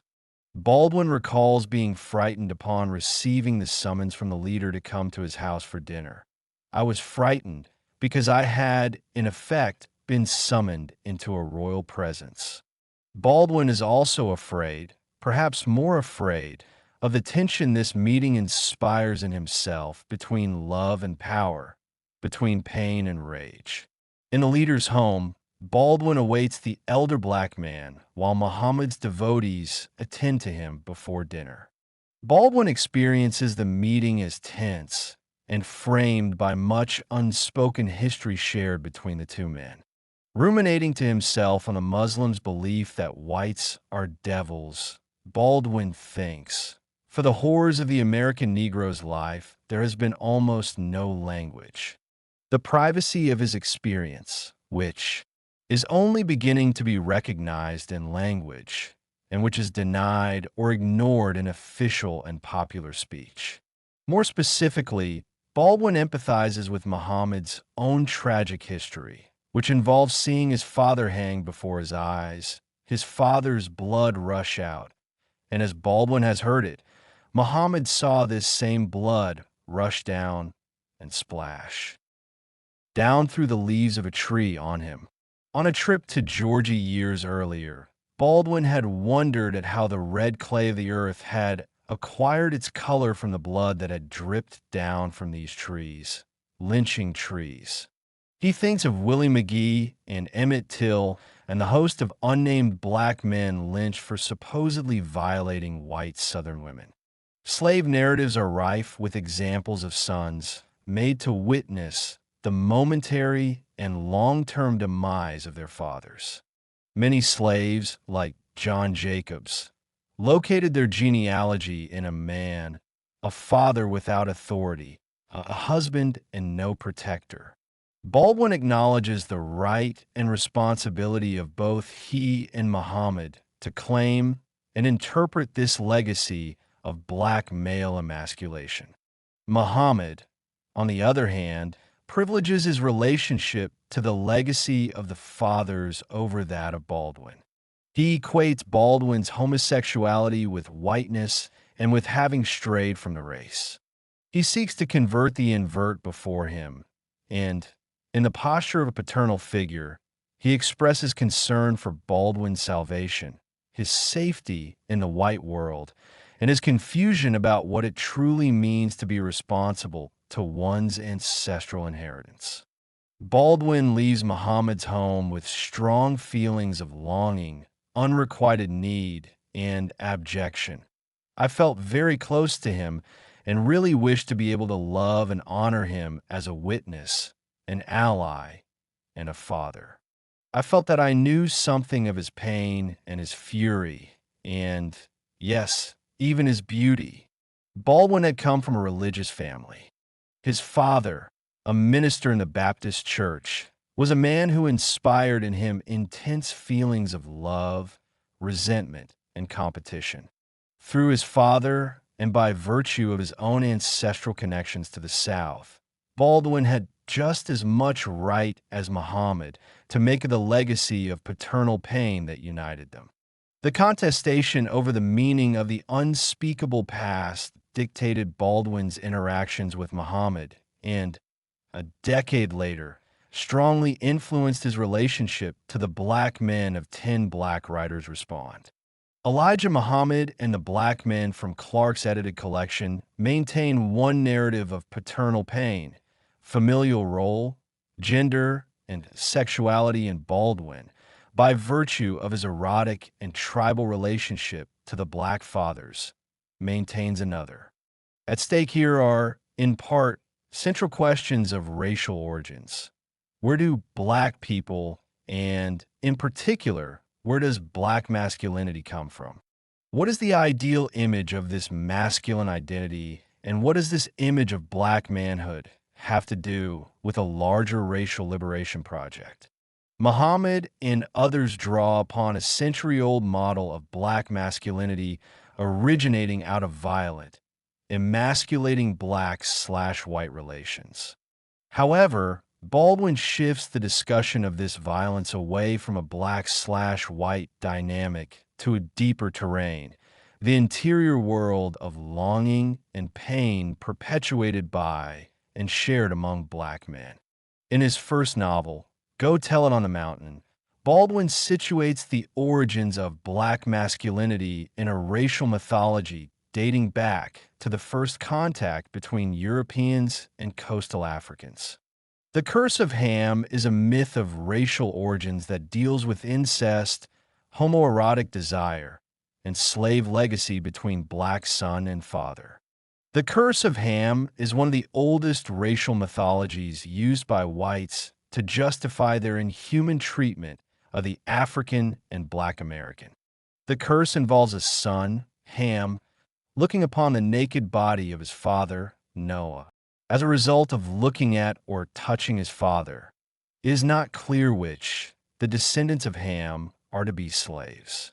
During slavery, Black men interpreted the curse in a number of different ways. As an explanation of their infantilized relationship to white slave owners, as an explanation for why they descended from the tribe of Cush rather than the tribe of Canaan, the cursed son, and as a way of talking about the introduction of white blood into an African lineage. Curiously missing from most discussions of the curse is a reference to its overt homoerotic implications. The son looking upon the father's nakedness and responding with desire or even erotic touch. Baldwin explores the homoerotic implications of this racial mythology through the characters of John, the son, and Gabriel, the father, in Go Tell It on the Mountain. Baldwin reenacts the curse of Ham by having John, while scrubbing his father's back in the bathtub, look down upon his father's nakedness as Ham had originally done to Noah. Yes, he had sinned. One morning, alone, in the dirty bathroom in the square, dirt-gray cupboard room that was filled with the stink of his father. Sometimes, leaning over the cracked, tattletale gray bathtub, he scrubbed his father's back and looked, as the accursed son of Noah had looked, on his father's hideous nakedness. It was secret like sin and slimy like the serpent and heavy like the rod. Then he hated his father and longed for the power to cut his father down. As with Turner and Willis from the Confessions of Nat Turner, religion frames the tense relationship between John and his father. Gabriel, who sits in the bathtub, is a deacon in their local Harlem Baptist church. Gabriel was called to the ministry as a youth and practices a type of Southern Christianity that dates back to slavery. It is in the context of desire for and hatred toward his father that John attempts to understand larger questions of racial origins and the grander cosmic meaning behind the enslavement and dislocation of Africans.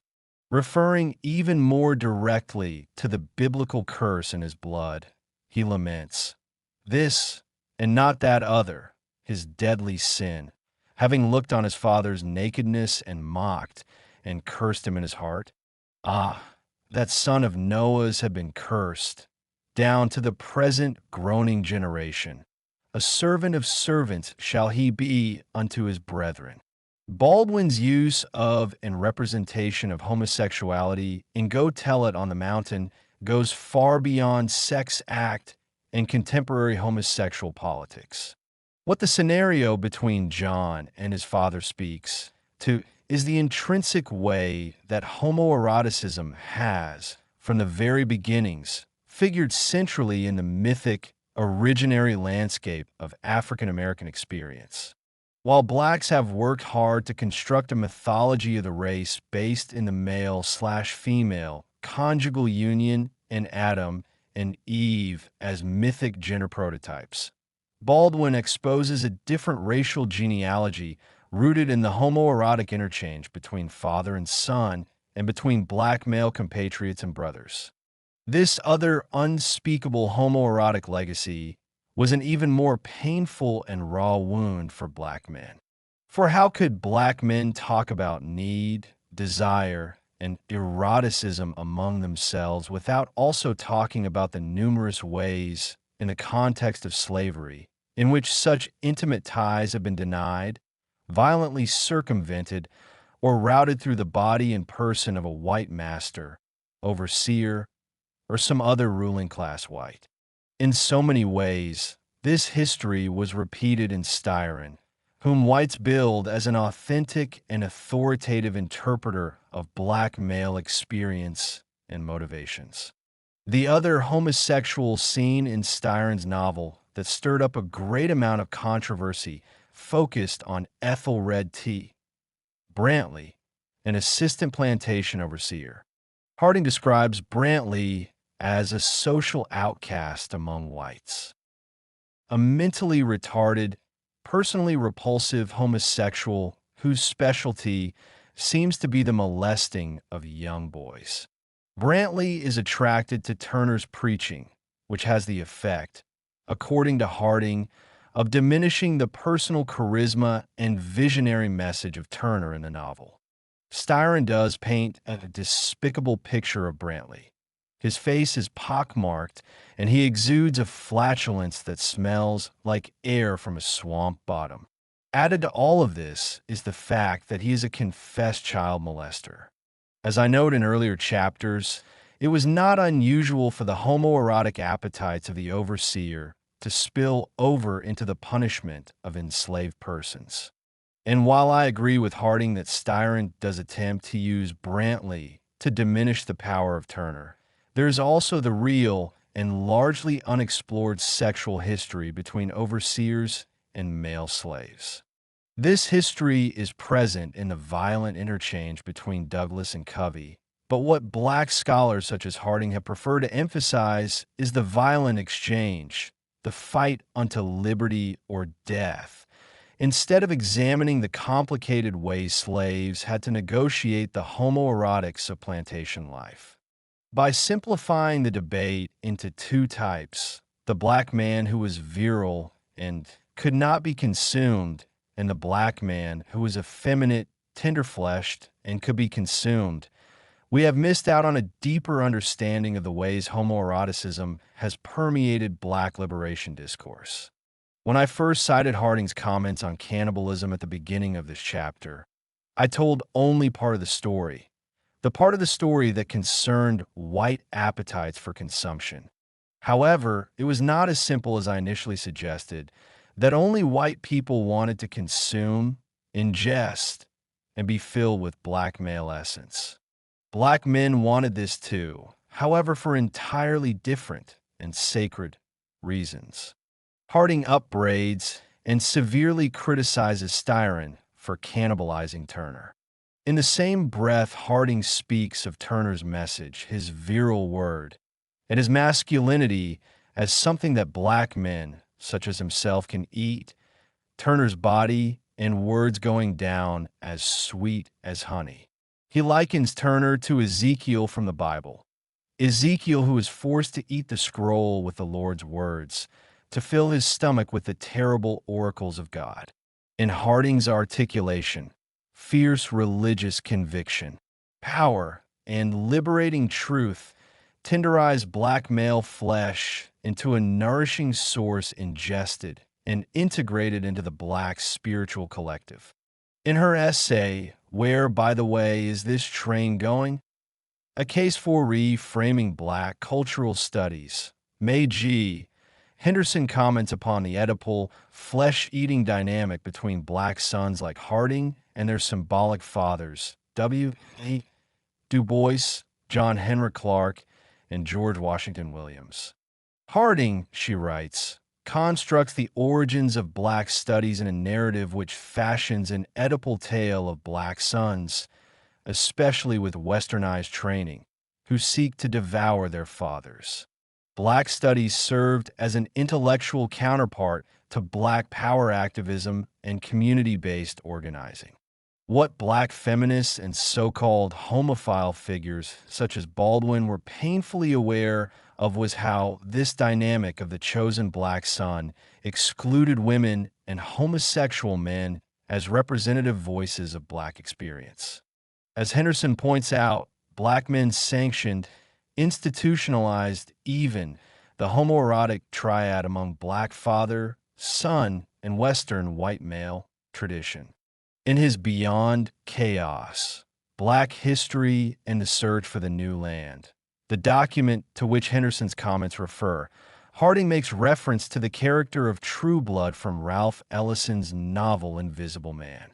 He romanticizes True Blood's raping of his daughter, the black female sexual orifice bonding True Blood and the white man, Mr. Norton, in an erotic tryst.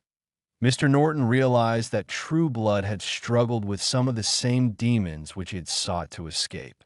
It was then that Norton exclaimed in wonder, "You have looked upon the chaos and are not destroyed." The black man and white man feel unified in their fear, objectification, and use of the black female's body, her vagina. True Blood projects his own feelings of emasculation, sexual violation, and economic disempowerment onto the black female body. The more central problem here, though, is black male interiority, the black male orifice. The black female body is and always has served as a convenient, all too familiar tabula rasa for working out confusions, aggressions, instabilities, and a host of other masculine anxieties. If we replace the female body with that of the male, the essay's reference to chaos takes on new meaning. Chaos as the black male anus, chaos as the black male mouth, chaos as the metaphysical, the quantum conundrum of a black male orifice that devours and consumes as easily as it might constitute and reify masculinity. In the section that follows this discussion, Harding talks of the same blackness that he associates with True Blood and the Black Fathers as something that he in the darkness touches and gropes with erotic longing. As we handle our blackness, we are tempted to fondle it, to worship it, to lie down in its beauty and sleep a long black sleep of wrapping and joy. The sentence that follows this one clarifies its referent to the phallic might of black revolutionaries, such as Brother Fannin and our fathers. Under the guise of revolution, of racial uplift, and racial unity, Harding's observations reveal a powerfully charged domain of black male experience, wherein the consumption of and groping of the phallus, sons eating fathers and fathers eating sons, and a general erotic sharing among black men is the norm. It is a painful mythic and social reality that Harding imagines, in which hurt is necessary, for it grows at once out of the nature of the struggle and out of the natural tendency of the sons, especially with westernized training, to seek to devour their fathers. Harding writes against a legacy of consuming blacks, tasting them, and making them into delectable objects of white phallic authority. For that is the ultimate tragedy and failure of paternal figures such as George Washington Williams, Booker T. Washington, and even Carter G. Woodson, that they function as delectable Negroes who have so deeply internalized the palate of the white fathers that they cannot help but feed their male progeny, in body, soul, and essence, to the insatiable hunger of white America. For example, Williams, the author of the first full-length historical treatment of Black people in the Americas, History of the Negro Race in America, 1619 to 1880, 1885, advocated Black assimilation into the body politic. The colored people had always displayed a matchless patriotism and an incomparable heroism in the cause of Americans. Williams glorified the white male body of persons such as Thomas Jefferson, John Adams, and Abraham Lincoln. He also glorified the tenets and law of American democracy. Contrary to Harding's glorification of the black male body, and in particular the phallus, Williams's primary romantic affection is toward the white male, for whom the state is an extension of his authority and power to either annihilate or consume. As a devouring black father who has an appetite spurred by his loyalty to the drives and palates of the white fathers, Williams is a figure that the black sons must devour if the race is to survive. In addition to casting black history and collectivity in a traditional gender framework that threatens to undermine the intervention he is attempting to make, what also occurs within Harding's tableau of eat or be eaten is that so much complexity and differing meanings of appetite and consumption get obscured. The general sexual violation of black men during slavery does not figure into Harding's analogy. According to Harding, this history and the figure of the sexually violated black man literally represents the threat of black male virility being devoured by inverted sexuality. The ultimate psychic and social threat of the effeminate or raped black is not only that he can take in sex, hunger for and desire it in his interior, but also that he has, in addition to this hunger, the capacity to castrate, bite, chew, and disappear into a teeming chaos the continuity and vital essence of the race. Harding's glorification and eroticization of the black male phallus demonstrates how homoeroticism was intrinsic to black cultural formation in his formulations. Whereas the invert, who resonates too closely with historical notions of black men as unclean, as unchristian, as licentious, effeminate, unbounded, and insane, is the figure that has been most difficult to incorporate into the body politic. In There Is a River, the black struggle for freedom in America, Harding refers to Malcolm X as the shining black prince of the Northern movement. King was also often referred to in this way by black men. Black people worshipped both men, saw them as beauty itself, and both radiated a seductive air of rest and long-awaited joyfulness. Harding romanticizes the seductive virility of blackness and its hidden phallic implications. So too does he romanticize female rape, incest, and white male fascination with women raped on the plantation. This dynamic calls to mind the contradictory words and actions of Eldridge Cleaver. On the one hand, Cleaver could lambaste Baldwin as a virile Negro homosexual, a race traitor, and so forth, and on the other hand show up at a party with Huey P. Newton, run into Baldwin at the party, and engage Baldwin in a long, passionate French kiss. Newton recalls, in 1967, Cleaver was invited to a special dinner for James Baldwin, who had just returned from Turkey, and he in turn invited me. When we arrived, Cleaver and Baldwin walked into each other, and the giant 6'3" Cleaver bent down and engaged in a long, passionate French kiss with the tiny, barely 5 feet, Baldwin.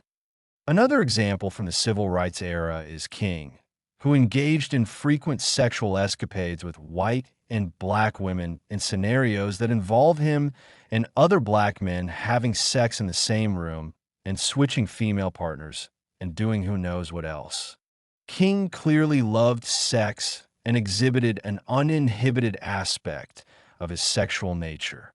Yet King folded under pressure from within the movement to publicly distance himself from Bayard Rustin, the openly homosexual strategist and organizer of the March on Washington, and to not allow Rustin to speak at the March on Washington. All of which brings me to the question, what are we really talking about when we talk about homoeroticism in the civil rights and Black Power eras, and in particular, in the context of slavery?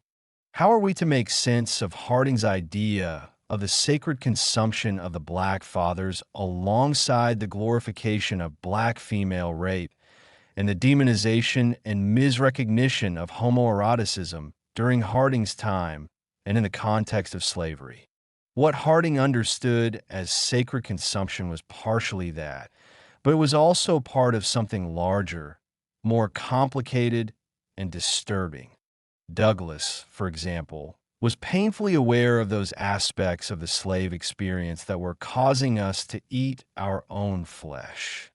In his slave narrative, Douglass referred to the legacy of violence and terror that had caused many slaves to remain frozen in terror and apathetic to their bonded status.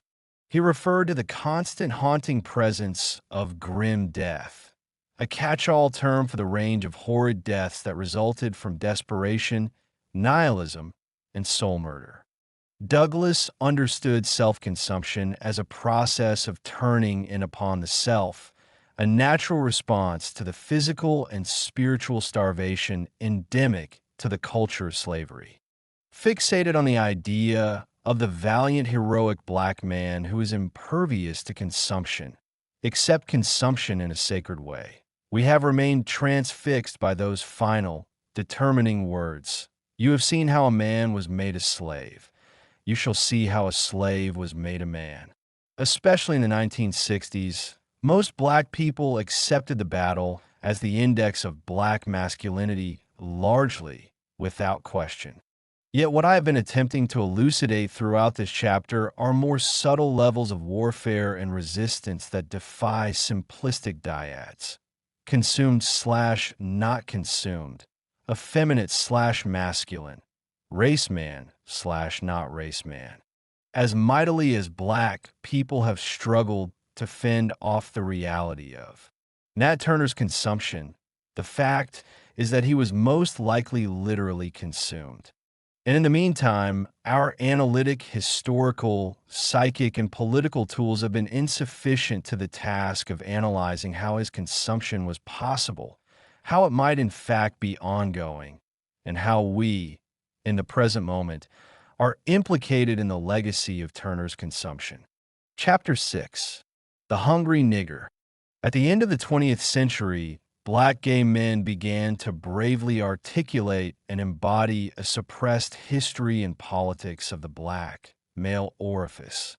For example, Essex Hemphill's brazen anal erotic manifesto, Loyalty, marked a historic moment in Black sexual politics and cultural recovery. Tracking an epistemology of the anus rooted in Black Christian ideologies and faith practices stemming back to slavery, Hemphill writes, "For my so-called sins against nature and the race, I gained the burdensome knowledge of carnal secrets. A knowledge disquieting and liberating inhabits my soul. It often comforts me, or at times is miserably intoxicating with requisite hangovers and regrets. At other moments it is sacred communion, causing me to moan and tremble and cuss as the Holy Ghost fucks me. It is a knowledge of fire and beauty that I will carry beyond the grave. When I sit in God's final judgment, I will wager this knowledge against my entrance into the holy kingdom." Hemphill writes against the normative logics of nature and race, founding his complaint within the taboo, interior regions of the male anus. The anus functions here as a vehicle of erotic coupling, as a site of knowledge apprehension, as a means of existential inquiry, and as a central ground of racial formation. Religiosity and saving of one's self and community figures centrally in Black epistemology and experience. Through the sacred idea of and sacred relationship to his anus, Hemphill builds upon a legacy of Black people using their bodies and body parts since slavery to reconfigure the precincts of the sacred and humane. For example, as I have noted, Sojourner Truth at strategic moments in her oratory career refer to her breasts and her womb in public speeches.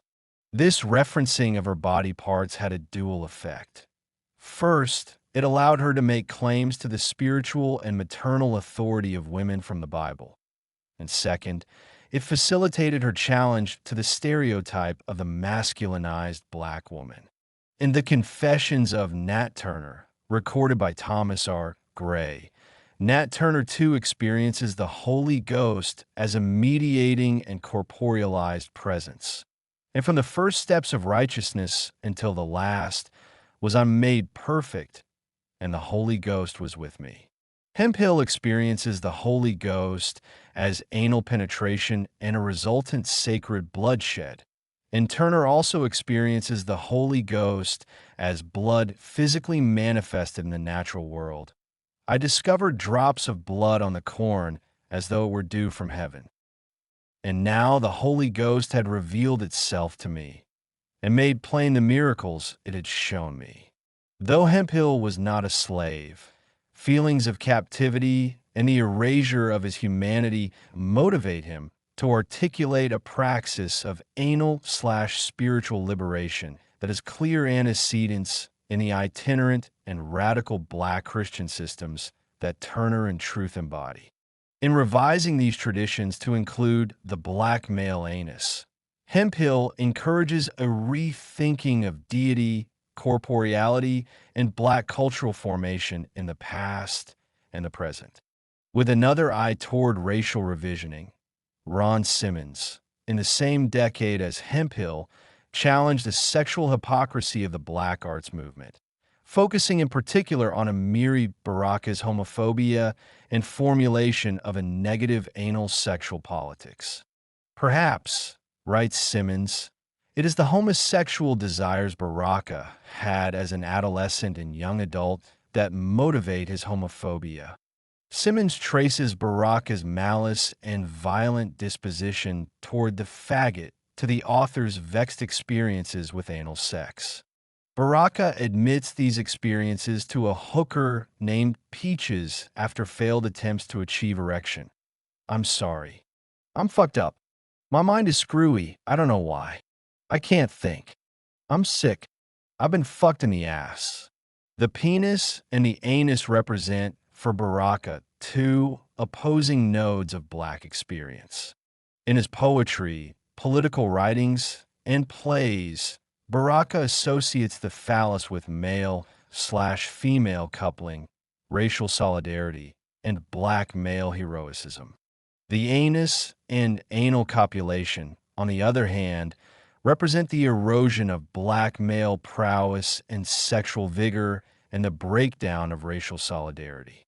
Simmons also traces these negative implications of the anus and of black gay identity to the ideologies and political praxis of other Afrocentric thinkers and leaders, such as Haki Madhubuti, Louis Farrakhan, Benjo Cannon, and Molefa Sani.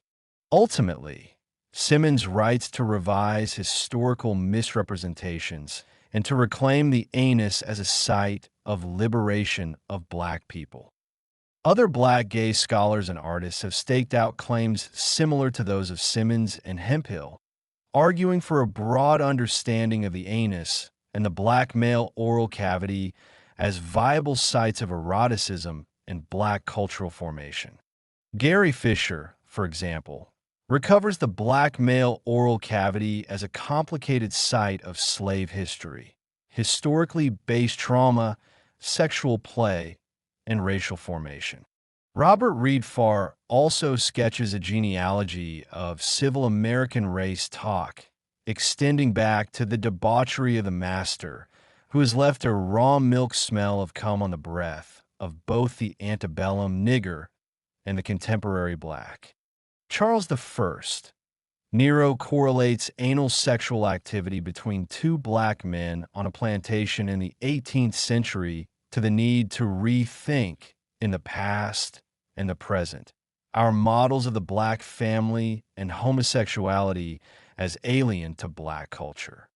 Black gay men, writing at the end of the 20th century, demonstrated the culturally challenging and historically problematic nature of the eroticized black male orifice. Through their personal sexual politics and appeals to a broader racial political platform, they argued for the need to rethink the genealogy of the black male orifice, to re-examine its political import, to decouple the orifice from black gay bodies and sex practices, and to begin, in the most creative ways possible, to locate black self-fashioning and cultural formation within the eroticized male interior.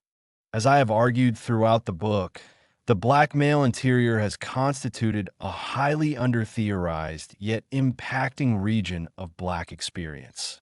By grounding this notion of the interior in eroticized regions of the male body, black gays have begun collectively to blueprint a way for us to finally and fully begin to inhabit and theorize this idea of the black male interior.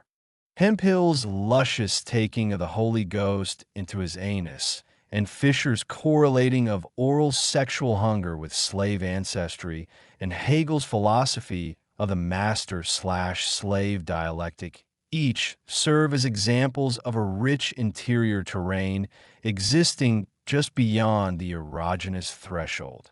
Each artist depicts the black male interior as an erogenous and culturally relevant structure rooted in the body's emotional and spiritual needs. What I want to hone in on and make more explicit in this chapter is the historical tie between the black male orifice and a largely unspoken politics of interiority. The eroticized anal and oral orifices, in and of themselves, have not constituted a problem for black cultural formation. In fact, black people have, to useful ends, imagined these regions of the male body as surface structures, as demarcating and indecipherable zones of experience.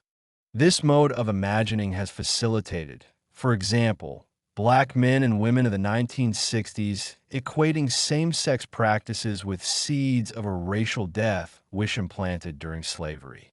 For example, W.E.B. Du Bois construed Augustus Dill, the black man arrested for having tea-room sex in the 1920s, as a threat to black uplift and the dismantling of the historically laden color line.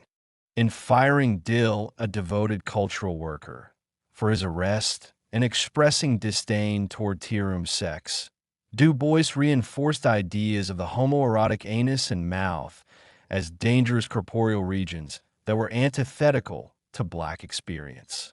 From these 20th century examples, we get a sense of the anus and oral cavity depicted in racial uplift contexts as racial grave sites and terrains of experience existing beyond the boundaries of blackness. Such modes of thinking reinforce the notion of the black male erotic interior as empty, as unspeakable and unknowable, as uninhabitable and fundamentally antithetical to black experience. Bringing together the slave past with the present, I used Toni Morrison's Beloved to initiate a discussion of black male interiority in slave history and within the collective black memory of slavery.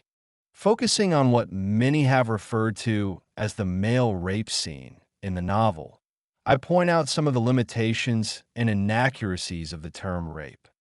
Rape names acts of sexual violation in the novel, but obscures realities of black male sex and sexual appetite. Furthermore, rape, as most conceive of it, gives no indication of the rich interior and emotional life that precedes and follows the sexually violating act. These surface-level and more contemporary readings have also involved equating male rape and eroticism during slavery with contemporary black gay identities and sexual politics. Even black gay men, I suggest, are guilty of transposing the historically specific implications of the black male orifice in slave contexts into contemporary registers of gender and homosexual understanding. As a solution to this tendency to erase historical specificity and to shine over the depth and rich metaphorical implications of the anus and oral cavity, I suggest that we read the black men in Morrison's neo-slavery novel as suffering from a condition of institutionalized hunger. The black men in Morrison's novel suffer under the same culture of hunger and human consumption that I have documented throughout this book. In Morrison's novel, this culture of hunger takes the form of staged breakfast scenarios, forced oral sex in the context of breakfast, and hungry niggers who symbolize the compound experience of racial and sexual degradation. However, the difference between Morrison's hungering black male figures and, say, a Luke or a James L. Smith is that they bring us to a much clearer and immediate understanding of black male erotic hunger as an index of internal need, self-awareness, alternative gender expressions and social roles, and longing for ancestral and ancient pasts. From this discussion of Morrison's novel, I segue into theorizing the black male interior space. My thinking along these lines is helped by Houston Baker Jr., who has written of this interior space as a tight spot, or tight place. The tight place, as Baker thinks of it, is a place of hunger and black male desire, a zone of homoerotic contact between black and white men, and a site of black masculine anxieties that date back to slavery. Though sexually suggestive, Baker's model does not formally ground this terrain within the male anus and oral cavities. Advancing upon Baker's claims, I ground this idea of the tight place in the homoerotic experiences of black men during slavery. In particular, I look at how anal and oral sexual contact between black men on the plantation served as a means of reconstituting African cultural legacies, self and communal identity, the memory of and loss occasioned through the Middle Passage, and non-normative modes of gender expression. Rather than interpreting the anus and mouth as flat, utilitarian surfaces, I encourage and model a process of inhabitation, of theoretically, embodying the black male interior. Only from the perspective of the inside, I attempt to show, can we ascertain the rich, fecund, and reproductive potentials of the black male orifice. The rape/hunger dialectic at the end of the 20th century, the subject of slavery emerged in the hearts and imagination of Americans with haunting acuity. A cluster of novels about slavery or neo-slave narratives appeared at this time. Shirley and Williams's Dessa Rose, 1986. Gail Jones's Corregidora, 1975. Charles Johnson's Middle Passage, 1990. Randall Keenan's A Visitation of Spirits, 1989. Octavia Butler's Kindred, 1979. And Wild Seed, 1980. And, of course, Morrison's Beloved. In the visual arts, the work of Michael Ray Charles, Beverly McIver, Renee Cox, and Kara Walker all dealt with racial stereotypes, the historical memory of slavery, the recovery of slave memory, and issues of racial typing and demonizing originating in slavery. On a grander scale, films such as Sankofa, 1993, Amistad, 1997, and Jonathan Demme's Beloved, 1998, brought the subject of slavery to the big screen and reintroduced the topic into the collective imagination.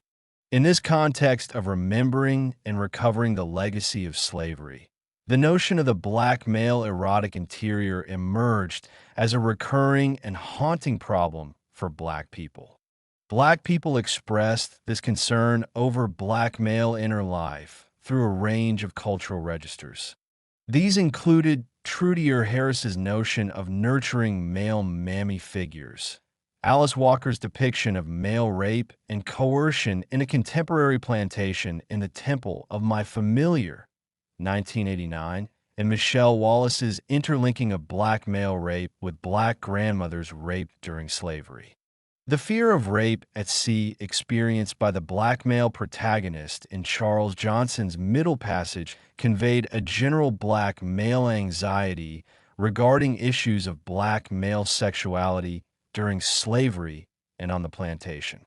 Finally, as I've already described, there was, within black nationalist fears, the equating of the male anal and oral cavities with racial dissolution and a death wish stemming back to slavery. These various considerations of black male inner life, though problematically fixated on male rape during slavery, signaled black people as, in a positive way, attempting to inhabit and more deeply embody the legacy of slavery. Morrison has suggested in an interview that the movement of black people away from the trauma of slavery has resulted in the abnegation of certain moral responsibilities. I think Afro-Americans, in rushing away from slavery, which was important to do, it meant rushing out of bondage into freedom, also rushed away from the slaves because it was painful to dwell there, and they may have abandoned some responsibilities in so doing. In other interviews and writings, Morrison has linked the legacy of slavery to contemporary U.S. fascism, the demonization of black single mothers, and the presence of black people as haunting specters in early American literature. Slave experience, she insists, cannot be forgotten because it continues to have a real, determining impact on the present. This legacy of memory is even more complicated and difficult to manage when it comes to the subject of black male sexuality, violation, and homoeroticism in the context of slavery. What we see from one end of the 20th century to the other is a pattern in geography of black migration that charts how black people have had to and have chosen to leave behind the issues of black male sex, sexual violation, and sexual ambiguity. Leaving behind, though, does not necessarily imply never returning to, especially when memory and trauma are experienced as cyclical. According to sociologist Ron Eierman, the memory of slavery has always reemerged in the collective black psyche in a cyclical manner. Since emancipation, the memory of slavery has served as a container of important historical and contemporary events for black people. He writes, "Without the means to influence public memory, blacks were left to form and maintain their own collective memory, with slavery as an ever-shifting, reconstructed reference point. Regarding the trans-historical significance of slavery for differing generations of black people, Eierman clarifies, slavery has meant different things for different generations of black Americans, but it was always there as a referent. As I have pointed out, at the end of the 20th century, the meaning of the slave experience expanded to include homoeroticism and, more specifically, the topic of male sexual violation. I speak of rape and homoeroticism together as a unit because, as Nero and others have pointed out, there's been, at least since the Reconstruction period, an unspoken correlation within the black imagination between all forms and expressions of homoeroticism during slavery and the subject of black male rape. Over time, and across cycles of memory, the pain, trauma, and terrifying consideration of black male rape has overshadowed the distinct and complex ways that homoeroticism impacted and shaped the lives of black men during slavery. I dealt extensively with the topic of male rape in earlier chapters, but I come back to this theme again in this chapter as a way of more directly naming and more fully exploring the haunting specter that the topic of male rape has become. At this point in the cycle of slave memory that Eierman delineates, rape operates as a phenomenon that overshadows the historical reality of the past. In terms of the black male interior, rape, though a real and disturbing historical occurrence, functions as a screen that keeps us from accessing black male emotional and erotic life in a complex way. Morrison's depiction of black male rape in Beloved is rare in the annals of slave history and neo-slave literature written about the slave's condition. Morrison's depiction of black men made to perform oral sex on white chain gang leaders contradicted these myths of black paternity and stimulated scholars at the end of the 20th century to reconsider the significance and meaning of black male rape under slavery. Before considering the import and various meanings these scholars have attributed to male rape, let me first describe and briefly analyze the rape scenario depicted in Beloved. The scene in question begins with black men awakened at dawn by the sound of buckshot and then, one by one, let out of their cages and made to kneel before the white chain gang leaders. When all 46 were standing in a line in the trench, another rifle shot signaled to climb out and up to the ground above, where 1,000 feet of the best hand-forged chain in Georgia stretched. Each man bent and waited. Kneeling in the mist, they waited for the whim of a guard, or two, or three. Or maybe all of them wanted it. Wanted it from one prisoner in particular or none, or all. Breakfast? Want some breakfast, nigger? Yes, sir.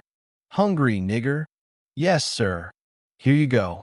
Occasionally, a kneeling man chose gunshot in his head as the price, maybe of taking a bit of foreskin with him to Jesus. This scene, unlike any other in the novel, has occasioned among scholars a crisis in definition and meaning. According to E. Francis White, the black men in the chain gang experience homosexual rape at the hands of white chain gang leaders. White conflates contemporary homosexual practices and identities with the sexual treatment of black men during slavery.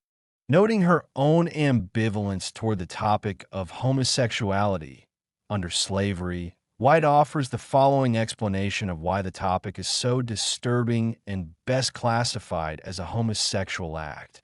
Homosexuality has already had such bad press. Why add to that by pointing to instances in which it would be seen as sordid and despicable? Admittedly, the acknowledgement of heterosexual rape during slavery does not make most people think that the entire institution and various practices of heterosexuality need to be condemned. But, of course, homosexuality and heterosexuality are not parallel and equal constructions. The latter depends on the former for its claim of normalcy.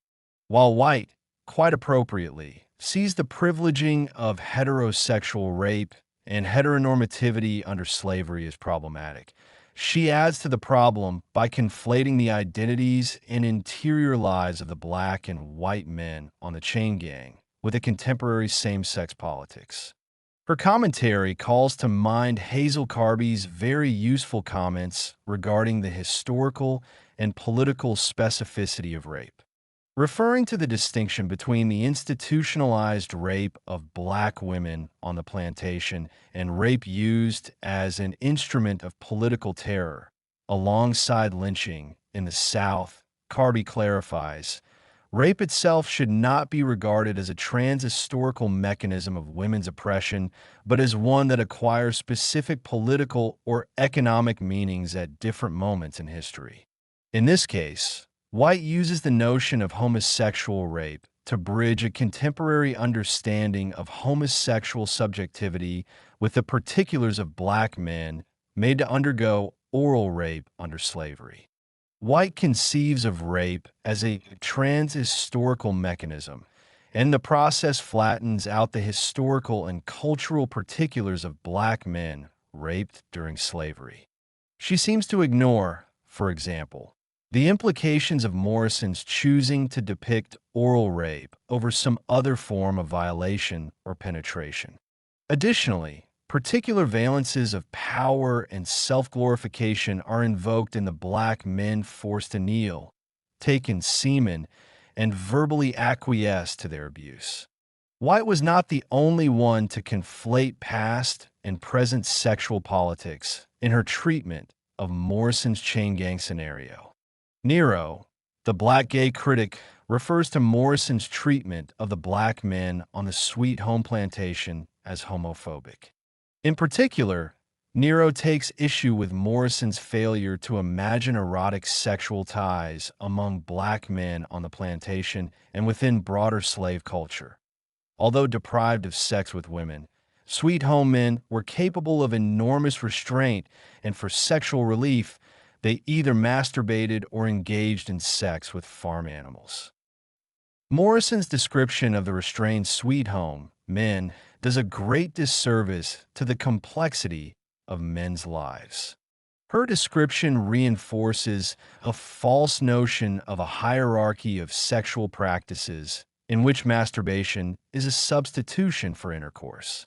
Morrison's description is homophobic because it reveals her inability to imagine homosexual relationships among heroic characters. By implication, sex with farm animals is preferable to homoerotic sex. Nero's complaint, more broadly, is that Morrison imagines homosexuality as the most degraded sexual option for black men on the plantation.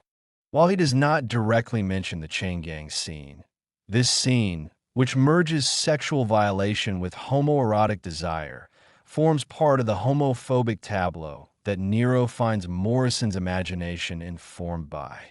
Nero's point concerning the failure of black people and black women in particular to imagine homoerotic ties among black men during slavery is well taken and reflective of larger historical dynamics that he documents. At best, he writes, our understanding of the sexuality of our slave ancestors is fragmentary. We need to uncover more and reread diaries, letters, and narratives to gain a greater understanding of the sexuality of our forebears. At the very least, we need to revise our models of the black family and of homosexuality as alien to black culture. I fully agree with Nero's historical analysis and call for historical revision, but want to challenge the casual manner in which he, like White, draws correlations between contemporary homosexual politics and the particular and local circumstances of same-sex behavior practiced by black men under slavery. The emphasis upon sex and sex practice obscures, among other things, the ways that gender-variant behavior, and social roles played by black men on the plantation might have shaped their erotic lives. To see Morrison simply as homophobic is to overlook these epistemological and material considerations. In addition, the designation of homophobia obscures the long-standing historical problem that the topic of black male rape has represented to black people. Morrison's imaginative failure is part of a much larger network of imagining and remembering slavery that dates back to slavery and the first slave narratives written by black women. From Harriet Jacobs to Pauline Hopkins to Alice Walker and Morrison, black women have throughout history maintained an imaginative fixation upon the specter of black male violation. This fixation, as Nero asserts, has worked to obscure the deeper emotional and erotic realities of black men under slavery. Still, I do not believe that the solution is to completely abandon the topic of male rape for a more pristine, freer dimension of black male experience on the plantation. If anything, the consistent historical preoccupation with black male rape indicates the importance of beginning, as Carby suggests, to unearth a deeper, more particularized understanding of black male sexualization, sexual violation, and interior response to sexual brutality. Derrick Scott's treatment of the chain gang scene in Morrison's novel comes closest to what I am suggesting in the way of unpacking and particularizing black male rape. After rehearsing the details of the scene, Scott moves to analyze the powerful reactions of African Americans to the scenario. What is at stake in the intense reactions to Beloved's chain gang episode? I think reactions both convergent with and divergent from the homophobia and heterosexism of the dominant culture in the United States, is the very manliness of black men as a matter of fact and history. What is in jeopardy is African Americans' own investments in the truth of black manhood. Scott's observations call to mind Sojourner Truth's oft-repeated antebellum inquiry. Am I a woman? However, in this instance the question becomes, shrouded in historical silence, shame, and gender ambiguity, ain't I a man? Ain't I a heroic and noble man? Thinking about this very personal statement in a broader, more historically sweeping context makes one wonder, at this late juncture of black arrival, if it is possible to recover any usable vestiges of manhood and honor from something as unspeakable and unpalatable as the breakfast. Scott refers to the oral ingestion of semen and the spectacle of black men made to watch, retch, and perform as the breakfast. We are prepared to encounter anything and everything else in a scenario of this nature, he notes, but the notion of taking breakfast, the image and idea, are too incendiary. What I would like to suggest, though, is that when we think about the breakfast in the broader context of consumption and institutionalized hunger under slavery, we see that the idea of meal taking represents only a small part of a much larger tableau of black male hunger and self-consumption. In a dialogue from the Chain Gang, the white man says, "Breakfast? Want some breakfast, nigger?" To which one of the black men responds, "Yes, sir." Again, the white man, "Hungry, nigger?" To which the black man again responds, "Yes, sir." Even more incendiary than the allusions to morning meal, taking, and the staple nourishment that breakfast provides is the black man's admission to hunger, his being made to hunger. Confronting a long-held historical silence, Morrison gives us finally through the voice of a kneeling, helpless black man admission to the reality of black men made to undergo institutionalized hunger during slavery. Only in brief, oblique moments have black men, such as Frederick Douglass, admitted to the reality of slavery, causing us to eat our own flesh, to slavery as a gnawing, systemic hunger. But what Morrison does, mainly through the public staging of black male hunger, is hint at the range of interpretive implications of black male hunger, with hunger serving as metonymy for needing, wanting, being made to taste, lack, and the taboo desire to be filled. Theorizing the black male orifice, we can better apprehend the erotic implications of black male hunger if we begin by considering some of the history and genealogy of the mouth in black experience. The mouth represents a sacrosanct structure of black cultural production that black people have, for the most part, conceived of as outside of the domain of sexual violation under slavery. For the black male spokesperson, orator, autobiographer, and speech giver in the late 19th and early 20th centuries, the mouth has symbolized, more than anything, the entrance and exit port of freedom and self-definition. Slave narratives, itinerant speeches, pamphlets, abolitionist treatises, letters, reportage, poetry, and historical fiction published in the 19th century all serve as examples of how the foundations of black antebellum experience were laid in speech and literacy. In light of this historical trend, it is understandable that a resistance to thinking about the black male's mouth as sexual receptacle would exist in scholarship on the black slave experience. In turning south again, rethinking modernism / rereading Booker T. Houston A. Baker Jr. provides a useful model for beginning to think about black male orifices as emblems for and receptacles of black cultural production.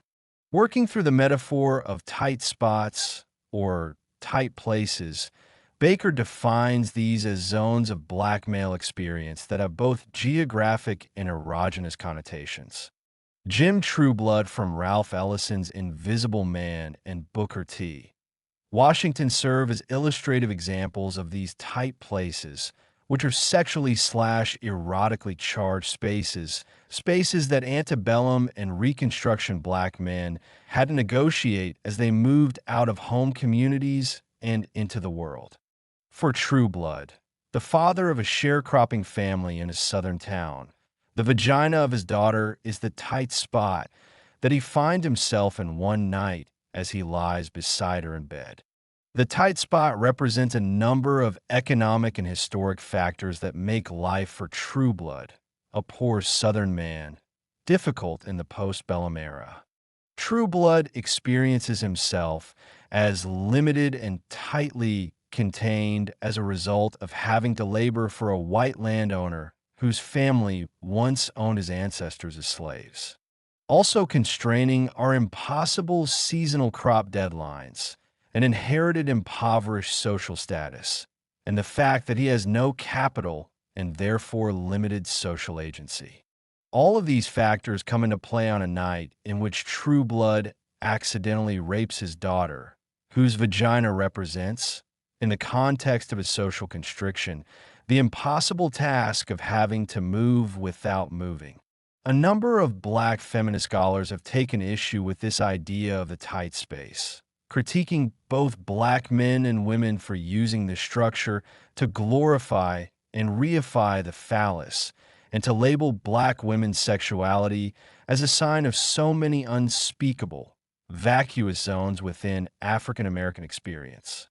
And Dusil brings a helpful gendered interpretation to bear upon Ellison's Invisible Man and Baker's glorification of the black male phallus in the novel.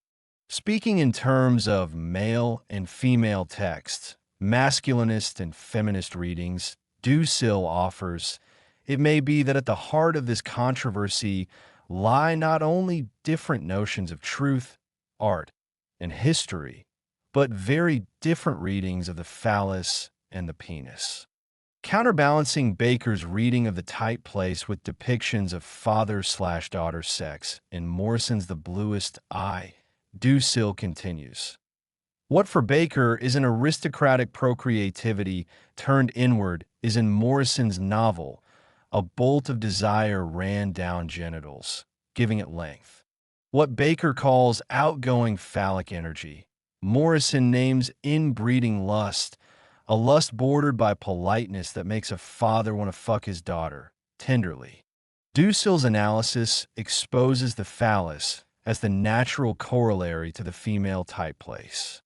The phallus and the vacuous vagina are the symbolic representations of a long-standing history of black male and female sexual violence.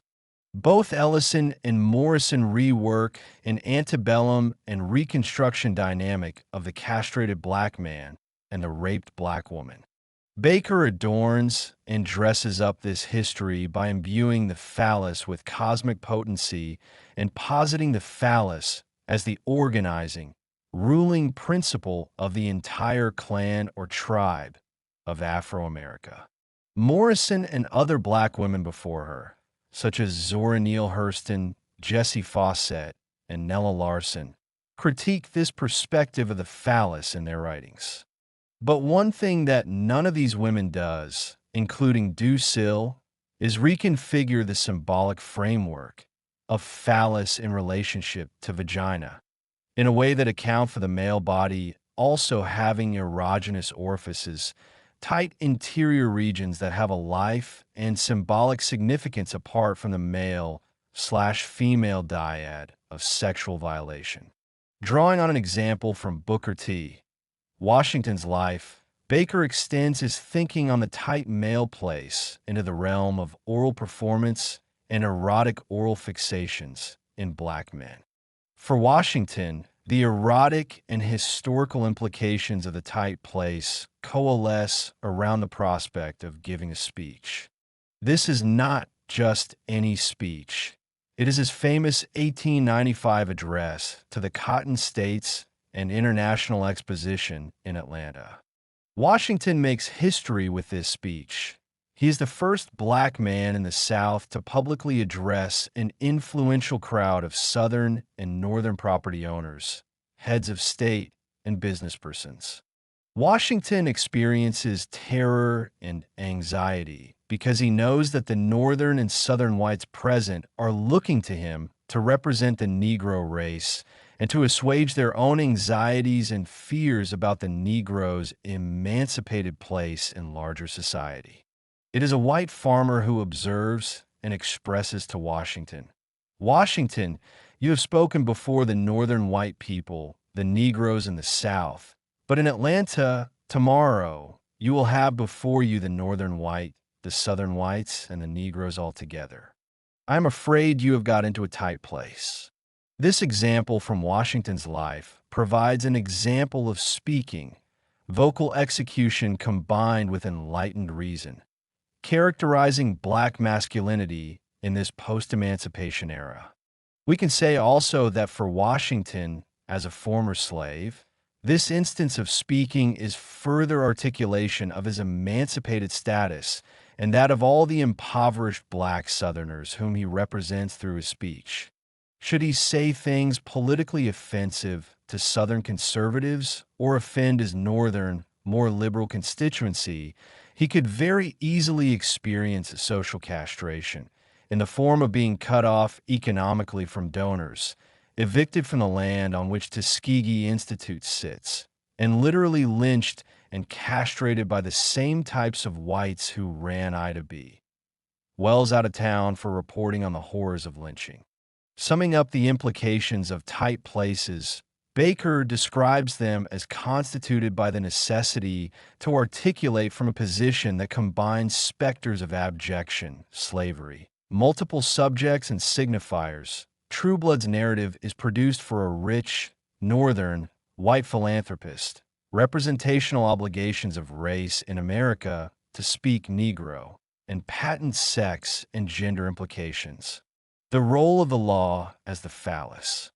Baker describes Washington and True Blood as struggling to come into their own phallic agency in the context of institutional and white male phallic power. He establishes a clear relationship among phalluses, but does not go far enough in locating in the male body itself the tight, erogenous regions that he theorizes.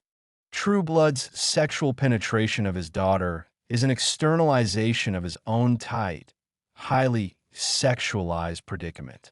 In addition, it is an externalization of the ways he feels violated and is made to reproduce plantation and postbellum sharecropping economics. True Blood experiences a type of economic and social penetration at the hands of a number of white men.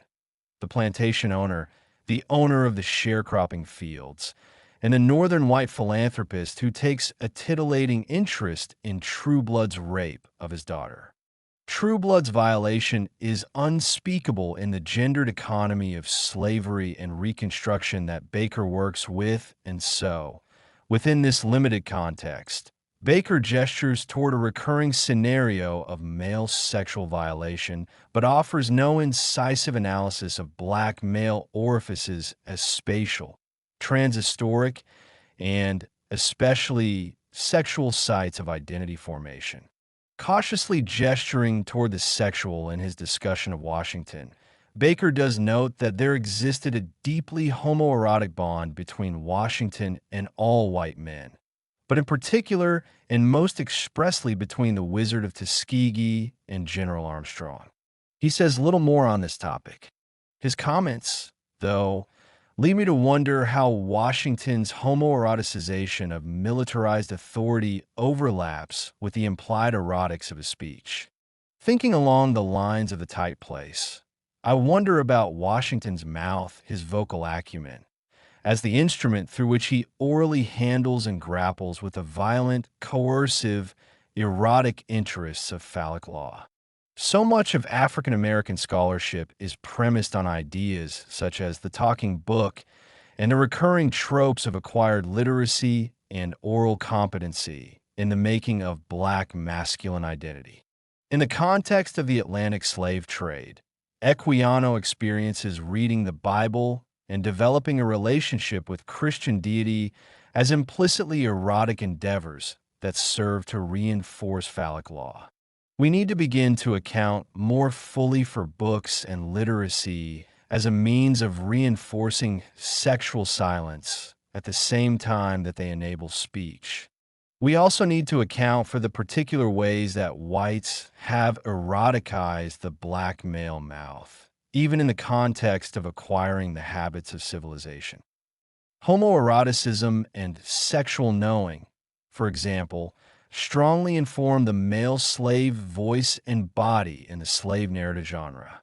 The narratives of Frederick Douglass, Solomon Northup, Austin Stewart, and Moses Roper, among others, are rife with examples of gender variance, sexualized violence, incestuous master/slave dynamics, and exposed genitals, buttocks, and backs. In the context of these men's lives, speaking, the mouth, and textual presentation take on an overlapping erotic significance that has been little noted by scholars of slavery and the slave narrative genre. Baker's idea of the tight place is important and potentially very useful, as it names a concept and mode of thinking about black male sex that black men and women have employed for the past 150 years. In 1970, Vincent Harding wrote a landmark historical essay in which he referred to black history as emptiness, the void, and the chasm. He too used Ellison's True Blood scene to characterize the chaos of black history as female and sexually castrating. In other writings, though, Harding makes clear that projections onto black female anatomy and sex disguise a deeper, more problematic figure, and that is the black man who hungers, who has the capacity to ingest and interiorize. Harding alludes to himself and to blacks more broadly, fearing that they will be devoured by inverted sexuality. Harding's expressed fears illuminate the importance of theorizing and positively embodying notions of black male hunger and erotic appetite. Already we have developed a corpus of beliefs, cosmology, spatial mapping, and racial self-fashioning based in the intangible yet active presence of the hungering black male. Already the hungering nigger serves as an index of homoerotic and racialized experience, suggesting that our theorizing of race, black male inner life, and homoeroticism need to occur within a closer, more syncretized framework. To counter this spatial logic of the tight place as emptiness, void, chasm, and vacuum, we might begin to think in a more concrete manner about the correlation between actual geospatial places and the interior space of the eroticized male mouth and anus. We already have precedents for this way of thinking. With the example of Washington, we have the erogenous oral region coinciding with Reconstruction-era claims to tilled and harvested land, to postbellum sites of slavery, and to a sense of Southern homeland sought after by emancipated slaves. In the 1960s and 70s, we have the eroticized black male anus made to signify black urban and inner-city dislocation, the landscape of plantations, and black men sexually violated under slavery, and the home space of community defiled by the presence and desires of black homosexual men. In the late 20th century, the black male orifice still signifies, to many, absence and a culturally threatening vacuity. What I am suggesting, though, in opposition to this logic, is that we begin to think about male erogenous regions as constitutive of place, belonging, and presence. I am suggesting that we find in the anus and the oral cavity productive and reproductive relationships to land, landscape, place, home, and homeland, among other sites. Such a shift in perspective would take us a long way toward realizing the positive implications of the tight place as inhabited, inhabitable, and a culturally productive space. The black male sodomite, as we move to rethink and historically reign habit structures, such as the male anus, I think it crucial that we shift our thinking to a relational model. Rather than thinking about the anus of a particular black man, I think it much more helpful to think about anal copulation between two black men, to think about the anus as a relational structure. Within this relational dynamic, we can better conceive of the anus and anal copulation as an index of gender identity and social role, as a site of black male erotic and emotional hungers, as a regenerative space of black cultural formation. Importantly, this relational model that I describe can help us reclaim from colonial American history those black men who were demonized and misrecognized as a result of their committing punishable acts of sodomy. Such reclamation is a crucial first step in constructing a new genealogy of the black male orifice, one rooted in slave history and African cultural legacies largely obscured through European empire building. Manuel Congo and Jan Creeley, whom we have already discussed, were convicted sodomites. They were also important markers of 17th and 18th century debates concerning the meaning of anal copulation between black men. The public record evinces very few documented cases of sodomy among black men. The 1646 case of Jan Creeley and Manuel Congo is one of the first of its type to be recovered by Jonathan Ned Katz in the Gay/Lesbian Almanac, a new documentary. Court officials logged the Creeley and Congo case following proceedings in 1646 on Manhattan Island, New Netherland colony. According to the record, this was Creeley's second sodomy offense. The court had found him guilty of sodomizing a 10-year-old by the name of Manuel Congo. For reasons that are unclear, Congo was also punished and executed along with Creeley. Manuel Congo, a lad 10 years old, on whom the above abominable crime was committed, to be carried to the place where Creeley is to be executed, tied to a stake and faggots piled around him, for justice' sake, and to be flogged, sentence executed. It might have been the case that Creeley and Congo were close in age, causing the white colonialists to perceive Congo as somehow instigative of the sodomy act. The punishment of both Creeley and Congo suggests a correlation to the white way of thinking between black bodies and an innate sense of sexual taint. The sentencing of Congo and Creeley occurred approximately 50 years before the Black Sodomy Act of the Quakers was passed. That Quakers felt the need to craft separate sodomy laws for blacks says that there were probably occurrences of sodomy among blacks prior to 1706. Webster's Encyclopedic Unabridged Dictionary defines a sodomite as an inhabitant of Sodom, one who practices sodomy.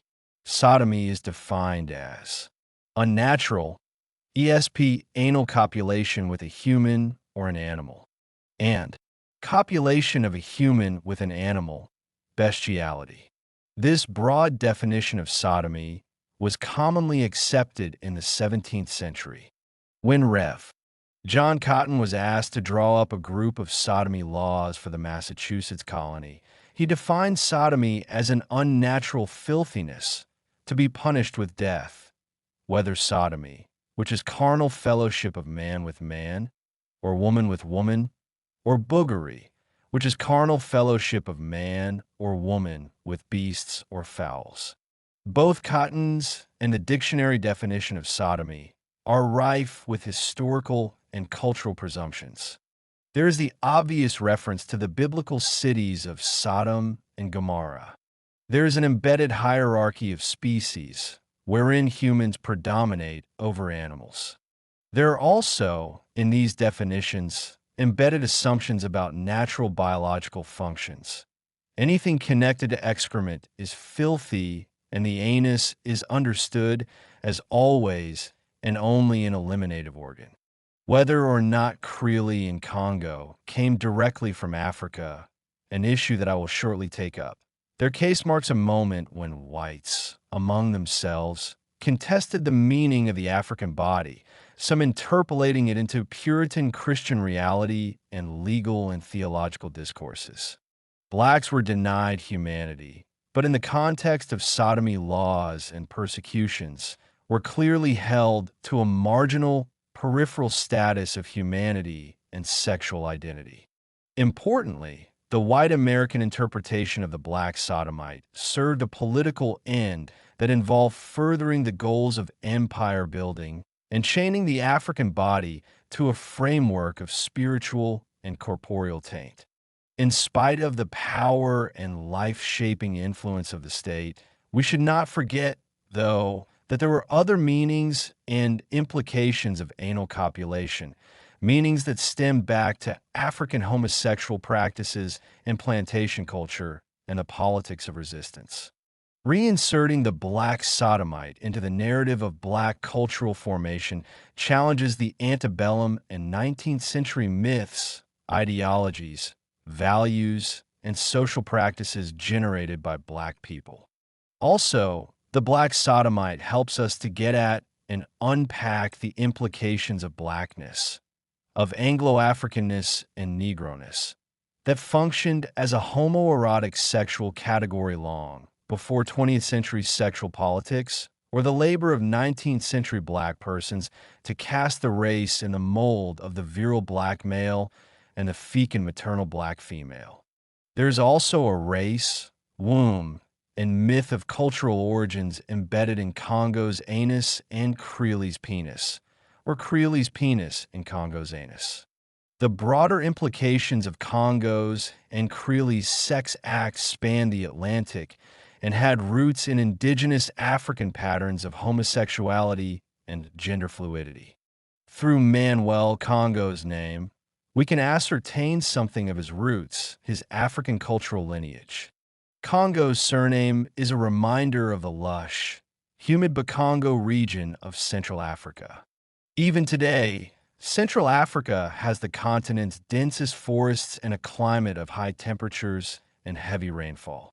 Africans brought to the Americas often retained, in name, some hint of their geographic origins.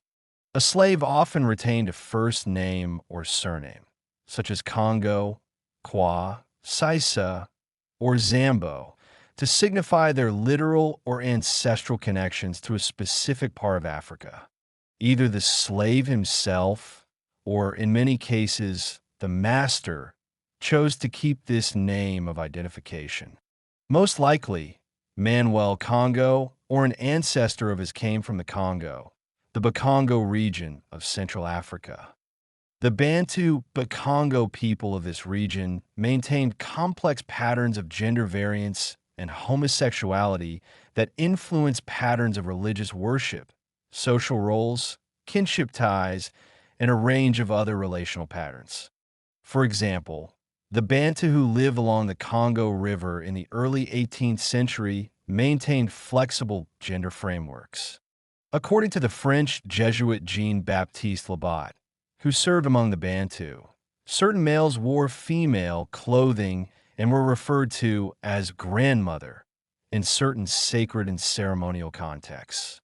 Labat, true to his Christian training, describes a man who lives as a Gangia Chibanda as an infernal servant of licentiousness and an expert in demonology, a shameless, impudent, lewd man. He dresses ordinarily as a woman and makes an honor of being called the grandmother. Whatever bad action that he might commit, there is no point of law that might condemn him to death. Also, he is one of the very loyal ministers of the demon of impurity. The privileges of his character go so far that one is not able to say the outrages that he does to married persons, may be with their women, may be with their concubines. The Gangia Chibanda, according to the missionary, copulates with married men, their wives, and their concubines. Her sexual appetites know no bounds.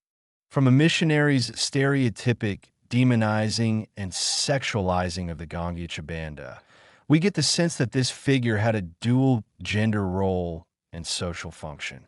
It is hard to surmise from this account whether this person was possessed by a female spirit or inherited his or her responsibilities through the female bloodline, but clearly a person enacting this social function reflected spiritual/ancestral affiliations. In many Western and Central African cultures, the grandmother, as the embodiment of the institution of motherhood, was a respected and feared person. This woman could elevate or erode the moral and material foundations of a community. The grandmother, at the level of womb and social regeneration, mediated between the human community and the ancestral maternal legacies of the clan or group. The Jesuit priest translates gender variance into a sexually licentious act. The priest links the Gangi Chibanda's role of keeping the ancestral shrines and presiding over ancestral practices with demon servitude, impurity, and, by extension, the impurity of same-sexual and heterosexual acts. The Jesuit priest's sexualization of the Gangi Chibanda coincided with French interests in land, minerals, and slaves during this time period. His comments exemplify how a colonial discourse of black homosexuality existed long before Africans arrived in the Americas. This discourse did not use the language of sex and sexual practice. Rather, it embedded homosexual deviance within a larger conceptualization of the deviant nature of Africans. Other priests and missionaries made more overt connections among homosexuality, gender variance, and the transgression of Christian tenets and values. Jesuit priest João dos Santos, who was in the Congo region in the 17th century, observed a type of man referred to as Chibadi.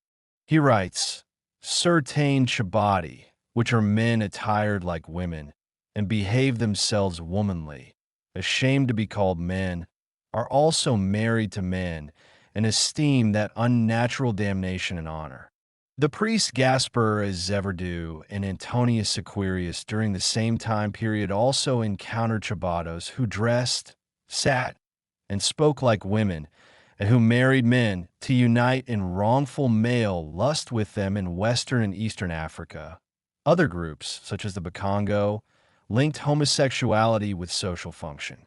In Kenya, the Meru people have maintained the role of the Mughal for centuries, if not millennia. The Mughal is a powerful religious leader who is considered a complement to male political leaders. The Mughal wears women's clothing and women's hairstyles. In another example, the Kwanyin people of southern Angola acknowledge the Kimbanda as an important gender-variant person.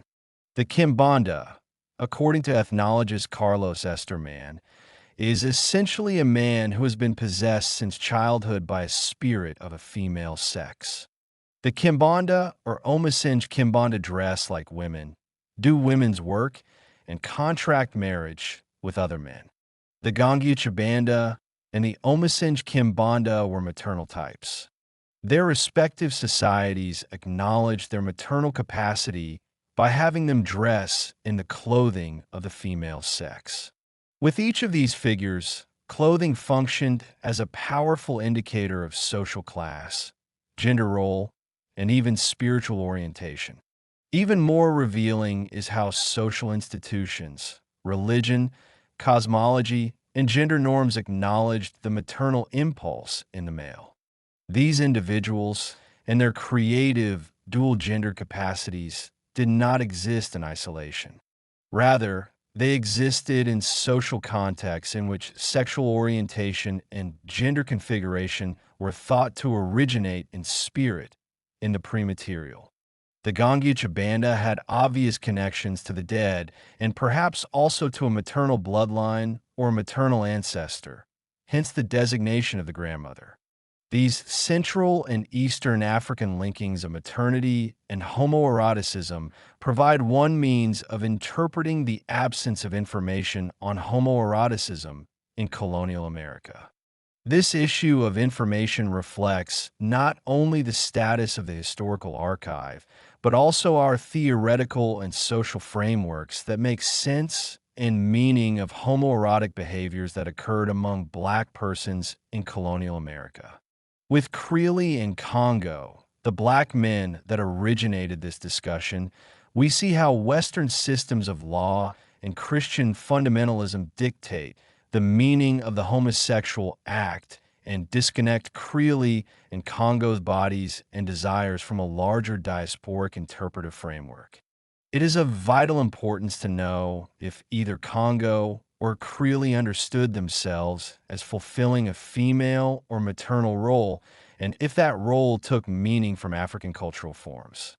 Within the sexualizing logic of sodomy law, we get nothing of the intimate and spiritual ties that might have bonded Congo to Creeley and dictated the nature and significance of their bond. Did they live together? Did they share economic resources and acquired capital? Did other members of their slave community acknowledge and sanction a bond between them? Along with Creeley and Congo, other Black men were also convicted of sodomy offenses. These men could easily fit into the diasporic framework suggested through Congo. Someone, such as Mingo alias Cock Negro, had a suggestive African first name and was executed for forcible boogery in 1712. With Cock Negro, we have even less information about his affectional or social ties to other men, and Black men in particular. This should inspire us to look more deeply into the implications of his being crafted through legal discourse into a figuration of sodomy. At a more basic level of libidinal drive and need, I wonder about Creeley, Congo, and Cock Negro as emblems of Black male hunger for self and other. In particular, I'm thinking of the emotional and erotic hungers that drive these young Black men to risk death in the pursuit of erotic pleasure. They all, in their own ways, surely hungered for deep connection, for familiarity and intimacy, for warmth and communal ties. Hunger, unlike need and even desire, taps into those libidinal and spiritual urges that sustain and drive the organic being. To think of Creeley, Congo, and Cock as hungering in the way I am suggesting also opens us up to the theoretical and erotic implications of their satiation, their momentary fulfillment, their pleasure as an index of survival praxis and cultural renewal. Coming back to my earlier point concerning the relational, hunger, as I am thinking of it, is fundamentally a relational construct. It is significant that Creeley and Congo are both young Black men rather than a young Black man and a white man. As young Black men, as two persons sharing the bonded condition, both young men had access potentially to a common field of cultural and ancestral experience. In such a context, the act of anal copulation might have served to unify, reconstitute, and regenerate self and society in ways that were particular to the circumstances of bondage. As symbols of sameness and erotic reciprocity, Creeley and Congo provide an opportunity to think about the anus as a generative place. As a place, the anus serves as a site of ancestral memory, of African customs, and gender practices that perhaps informed the relation between Congo and Creeley. Africa, as symbolic and geographic region, brings into greater focus the positive aspects of Black male hunger, of Black men made to hunger in the context of slavery. In addition, intersecting the geography of Africa with Black male interior life makes available to us a rich and largely unacknowledged terrain of Black cultural formation. Through Creeley, Congo, and their act of anal copulation, we get an expanded sense of gender and relational dynamics on the plantation, erotic modes of resistance and self-generation, and the Black male orifice as a space constituted through mutual need and desire. The anus in diasporic context through the tight and seemingly confining space of the anus. We find ourselves navigating the Atlantic and quite seamlessly engaging with issues of cultural origins and racial meaning at the heart of Black experience. This journeying through the anal cavity conveys the inherent potential of the Black male orifice to complicate and advance our inquiries into the Black Atlantic itself and Black diasporic experience. Black Atlantic or Black diasporic studies have greatly furthered our understandings of the ways African cultural practices have remained viable in the context of the new African world. In the Black Atlantic, modernity and double consciousness, Paul Gilroy uses the emblem of the ship to symbolize migrational shifting, the moving between two great cultural assemblages that marks the nature of Black Atlantic culture. He focuses mainly on routes of cultural sharing and transmission that move along the ancient arc of the slave triangle. Throughout the slave trade, but especially during the first two-thirds, slavery commerce was a Black Atlantic phenomenon, a cultural sharing. Slaves would come from Africa to the Caribbean. Slave traders would then transfer them to ports in Georgia, the Carolinas, and Louisiana, among other places. Sometimes whites would take slaves from American ports to trade in the Caribbean or off the coast of South America. African-based same-sex practices also migrated within this framework.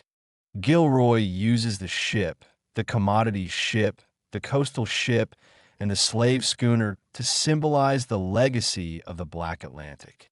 The image of two Black men in an intimate embrace, an anal embrace, calls our attention to those first bodies held together in the ship.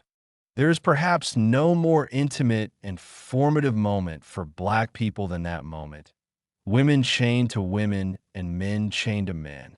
If the ship captures a legacy of movement, of in-between consciousness, then join Black male bodies, either through chains, terror, mutual dislocation, or anal intercourse, registers the effects of this movement on the body, the emotions, the psyche, and desire.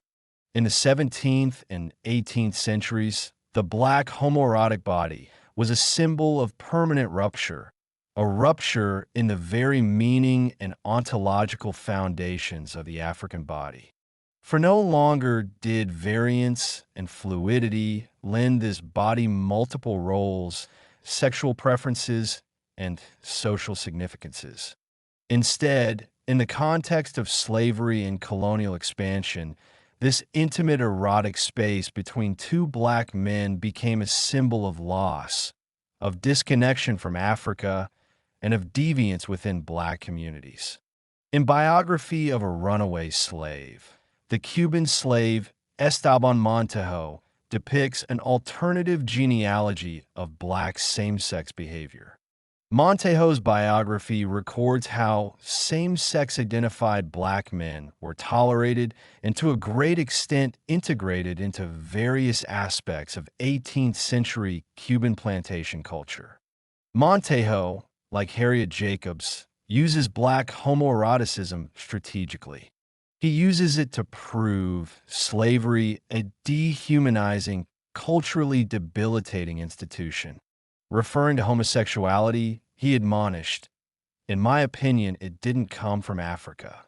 Old men didn't like it at all. Old men wanted to have nothing to do with them." Them means the effeminate men who partner with more masculine men on the plantation. Montejo links effeminacy and acts of sodomy among Black men to a much larger context of forced intimacy. These violences, rape, seasoning pens, physical beatings, and language disruption, are to blame rather than the pristine paternal legacy of Africa. In Montejo's cosmology, the effeminate Black male slave is a symbol of rupture and disconnection. This male becomes one repository for the collective treatment of black men under Cuban plantation culture. Black men ruptured from land and language. Black men held together with chains, vomit, and feces. Black men broken in seasoning pens and made to share the mutual secret of their degradation, of constant, permanent subjugation. Ironically, the effeminate black male becomes the means of forgetting and simultaneously remembering Africa. For the old men from Africa who wanted to have nothing to do with them, such men clarified what Africa was in their imaginations, an idyllic place of male/female conjugal unions, a place where men did not make house together. According to Montejo, elder African men recognized nothing of their native Yoruba, Bantu, or Kikongo lands in such persons or the domestic relationships they formed. These elder men associated the effeminate male, insofar as he is associated with the pain and mangling circumstances of slavery, with forgetting Africa, not being true to the noble legacy represented by the old men. Through the ancestral authority that he invests in the old men, Montejo establishes that the word effeminate came about after slavery. In this early 18th century example, we see homoeroticism, the black penis inside the anus, figured into the cosmology and memory of Africa. Making black men have unwilling and willing sex with white men did not encourage such thinking. Such acts were usually blamed upon plantation culture and the malformed appetites of white slavers. However, African men making love to and being loving with one another brought African legacy into view more centrally. What Montejo thinks of as a culturally dead space, the anal, emotional, erotic tie between two black men, I would like to, for a moment, think about as a reproductive space. In particular, I would like to think about the effeminate men that Montejo describes as possessing symbolic wombs, regenerative spaces of their hearts, bodies, and minds. For even in Montejo's mind, such an erotic connection between two black men is charged with memory, with lineage, and African cultural legacy. As with the Gongi Chibanda and Omisenj Kimbanda figures, the effeminate man plays a womanly and even maternal domestic role, tending and perpetuating the psychic and economic well-being of the domestic space. Montejo argues that male wives and their husbands signify a break with all things African, but I want to shift the dialogue to think in terms of continuity and recalibration. The intimate sexual space shared between the black men that Montejo describes translated into domestic spaces and economic partnerships. Speaking of life on the plantation, Montejo recalls, to make a long story short, life was lonely anyway because women were pretty scarce. And to have a woman, you had to be 25 years old and lay her in a field. Many men didn't suffer because they were accustomed to that life. Others had sex with each other and didn't want to have anything to do with women. Sodomy, that was their life. Those men washed clothes, and if they had a husband, they also cooked for him. They were good workers and were busy tending their canucos. They gave produce to their husbands to sell to the guajiros. And the word effeminate came about after slavery, because that situation continued on.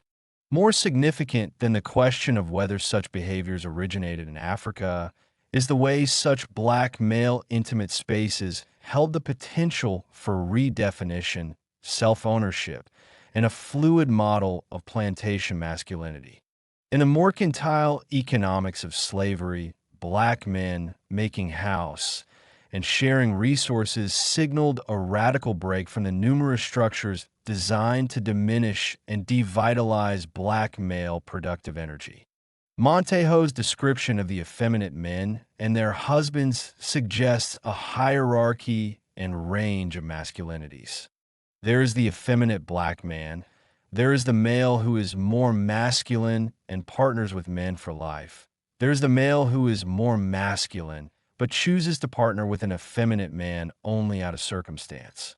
From Montejo's narrative, we cannot know the full range of combinations, the ways, perhaps, that effeminate men partnered with one another, or a so-called masculine man chose to partner with both a womanly man and a biological woman. Furthermore, we do not get from Montejo's perspective a sense of how effeminate men worked alongside and in relationship to women. There were not a lot of women in these situations, but there were some, and certainly following the abolition of slavery in Cuba, more women were readily available to men who were not kept from women by the Spanish men who had previously owned them. Montejo makes no mention of the effeminate male's dress or effect, but it might be important to know how such men dressed, what flourishes of coiffure, jewelry, or clothing they wore to signify their wifely status. Montejo's narrative offers ample evidence of continuities between Central and Western African cultures and the plantation values and cultural practices he describes. He notes that most of the slaves in Cuba came from either Yorubaland or Central Africa, the Bakongo region. His own grandfather, Jin Congo, comes from the Congo region of Central Africa. He says that his father was Lukumi from Oyo, the Oyo region of Yorubaland and the location of the once prominent Oyo Empire. J. Laura Mattery has written extensively about what he calls transvestite types among the Yoruba in the era of the Oyo Yoruba Kingdom and Empire. The Yoruba maintained a fluid and complex gender system in which male Shango priests wore the clothing and hairstyles of women and were understood to be the brides of the king and the thunder deity, Shango. Yoruba cosmology and lore are rife with examples of men changing into women, women into men, women with penises, and males with reproductive genitalia. In addition, a significant number of the enslaved population in Cuba came from Central Africa. As I have noted earlier, if we look to Africa, there's a definite cultural precedent for men on American and Cuban plantations acting as domesticated wives to husbands who traverse the public domain. Throughout the African diaspora, pockets of culture emerged that we catch only a hint of through examples related in Montejo's narrative. From plantations in Bahia, Brazil, there also emerged documented examples of cross-dressing, effeminacy, and same-sex eroticism directly linked to African cultural practices.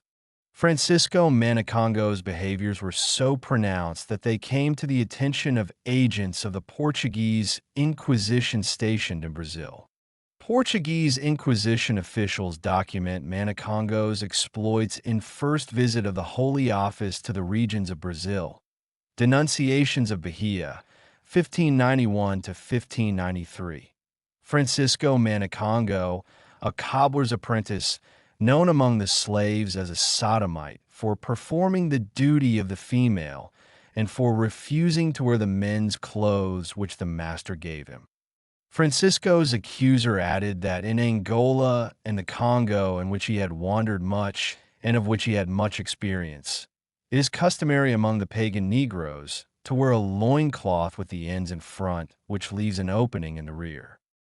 This custom being adopted by those sodomitic Negroes who serve as passive women in the abominable sin.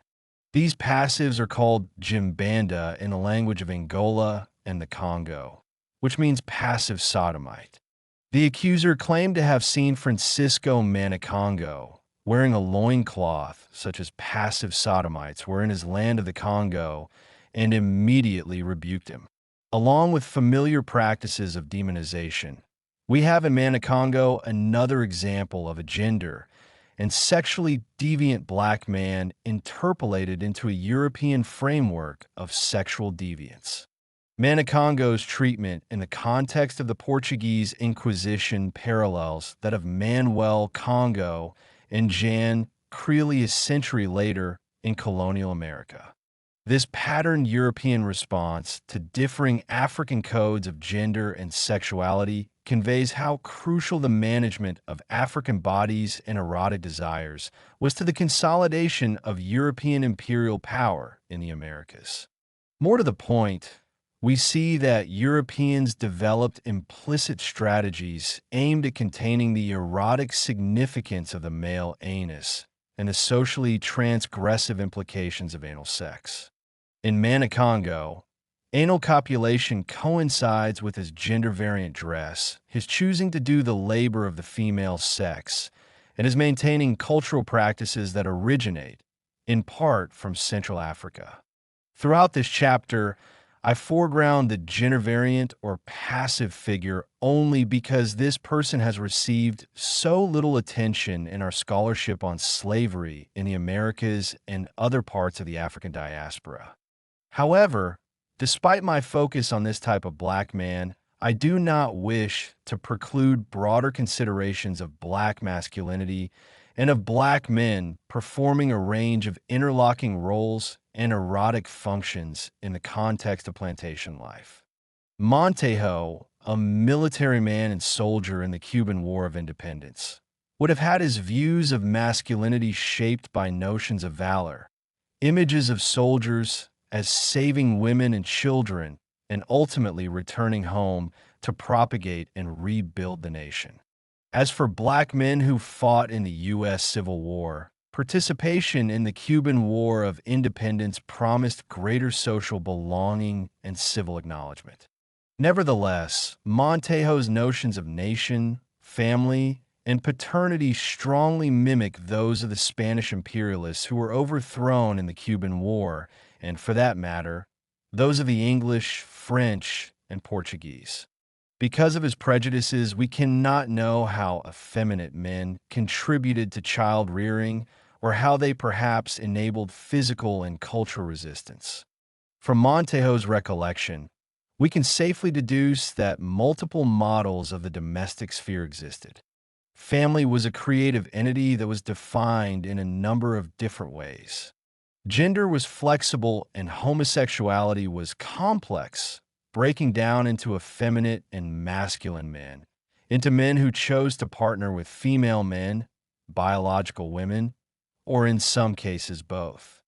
Montejo speaks from a male identity that arises from the colonial paradigm, so that while he has helped create a social reality that survives and thrives beyond Spanish occupation, he still occupies and employs the gender and mythic reality of the Spanish colonizer. His mythology of masculinity is one whose creativity and reproductive potential stems from the phallus and the phallic-based institutions of the military and the church, among others. Yet, gender-variant figures, such as the male wives depicted in Montejo's narrative, suggest that the phallus and phallic ideology were not the only nodes around which culture and resistance cohered. The dimorphic worldview Montejo occupied existed alongside the more flexible reality of the male-female man. This man who could substitute for a biological woman and existed somewhere between or beyond the idea of two biological sexes. In a number of the plantation contexts I described, the anus and anal copulation symbolize cultural continuity, alternative and creative relational bonds, and sites of resistance to the dehumanizing and emotionally numbing circumstances of slavery.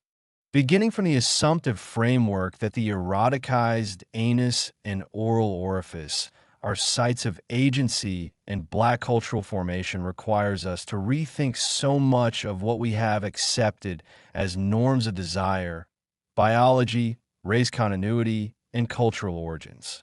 Even with the expanding and prolific body of work on black slave experience, we should still know that we have only just begun to fully delve into the more complex and difficult to articulate regions of black experience under slavery. The same groups that went to Cuba and Brazil from the Bakongo region, Yorubaland, Sierra Leone, and the Gambia also came to the United States.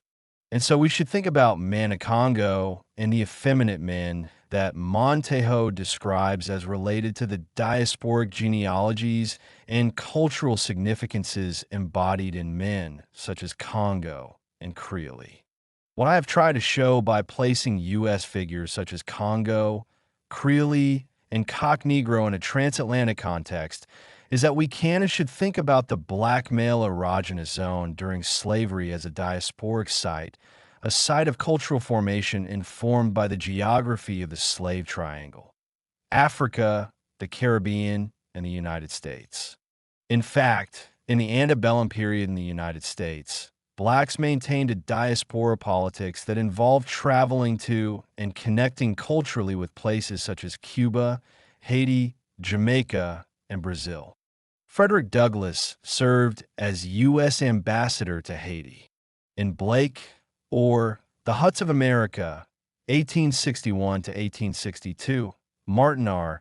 Delaney wrote of the political ties between U.S. blacks and the people of Cuba. Enslaved persons in the United States frequently escaped to Mexico. David Walker, the black abolitionist, spent the last portion of his political career traveling between the United States and West Africa. There is already precedent for thinking about black men during slavery as occupying and emotionally inhabiting the diaspora. What I am encouraging, though, is a deeper exploration of habitation, of the loss and longing that dislocation encouraged, of the profound hungers to belong, to have a homeland. I am imagining a tableau of black experience that includes the experiences of Manicongo, Cock Negro, and Congo alongside those of Montejo, Walker, and Delaney.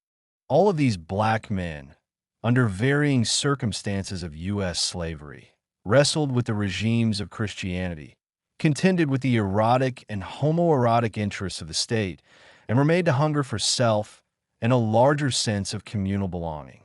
What figures such as Congo and others bring into focus, though, is how we have largely overlooked the interior and erotic dimensions of these black men's struggles. At varying points throughout this book, through the examples of Douglass and Sandy, Turner and Willis, Baldwin, and the black men from 10 Black Writers Respond, I have alluded to the relational and erotic ties that have bound black men to one another throughout history. We should not limit our understandings of anal and oral copulation to the specifics of the sex act. Rather, it is my hope that we will begin, more broadly, to marshal the relational implications of these sex acts and use these energies to reconfigure and remap black masculinity, black male interior life, and even the implications of the Black Atlantic and Black Atlantic experience. Our new and first priority should be the mapping and excavating of the interior, where we have feared to expose our deepest hungers and libidinal drives. We should now see these energies and domains of experience as guideposts and indicators of a new and vital terrain of Black experience. Thanks for listening. Like, subscribe, and share if you enjoyed this knowledge.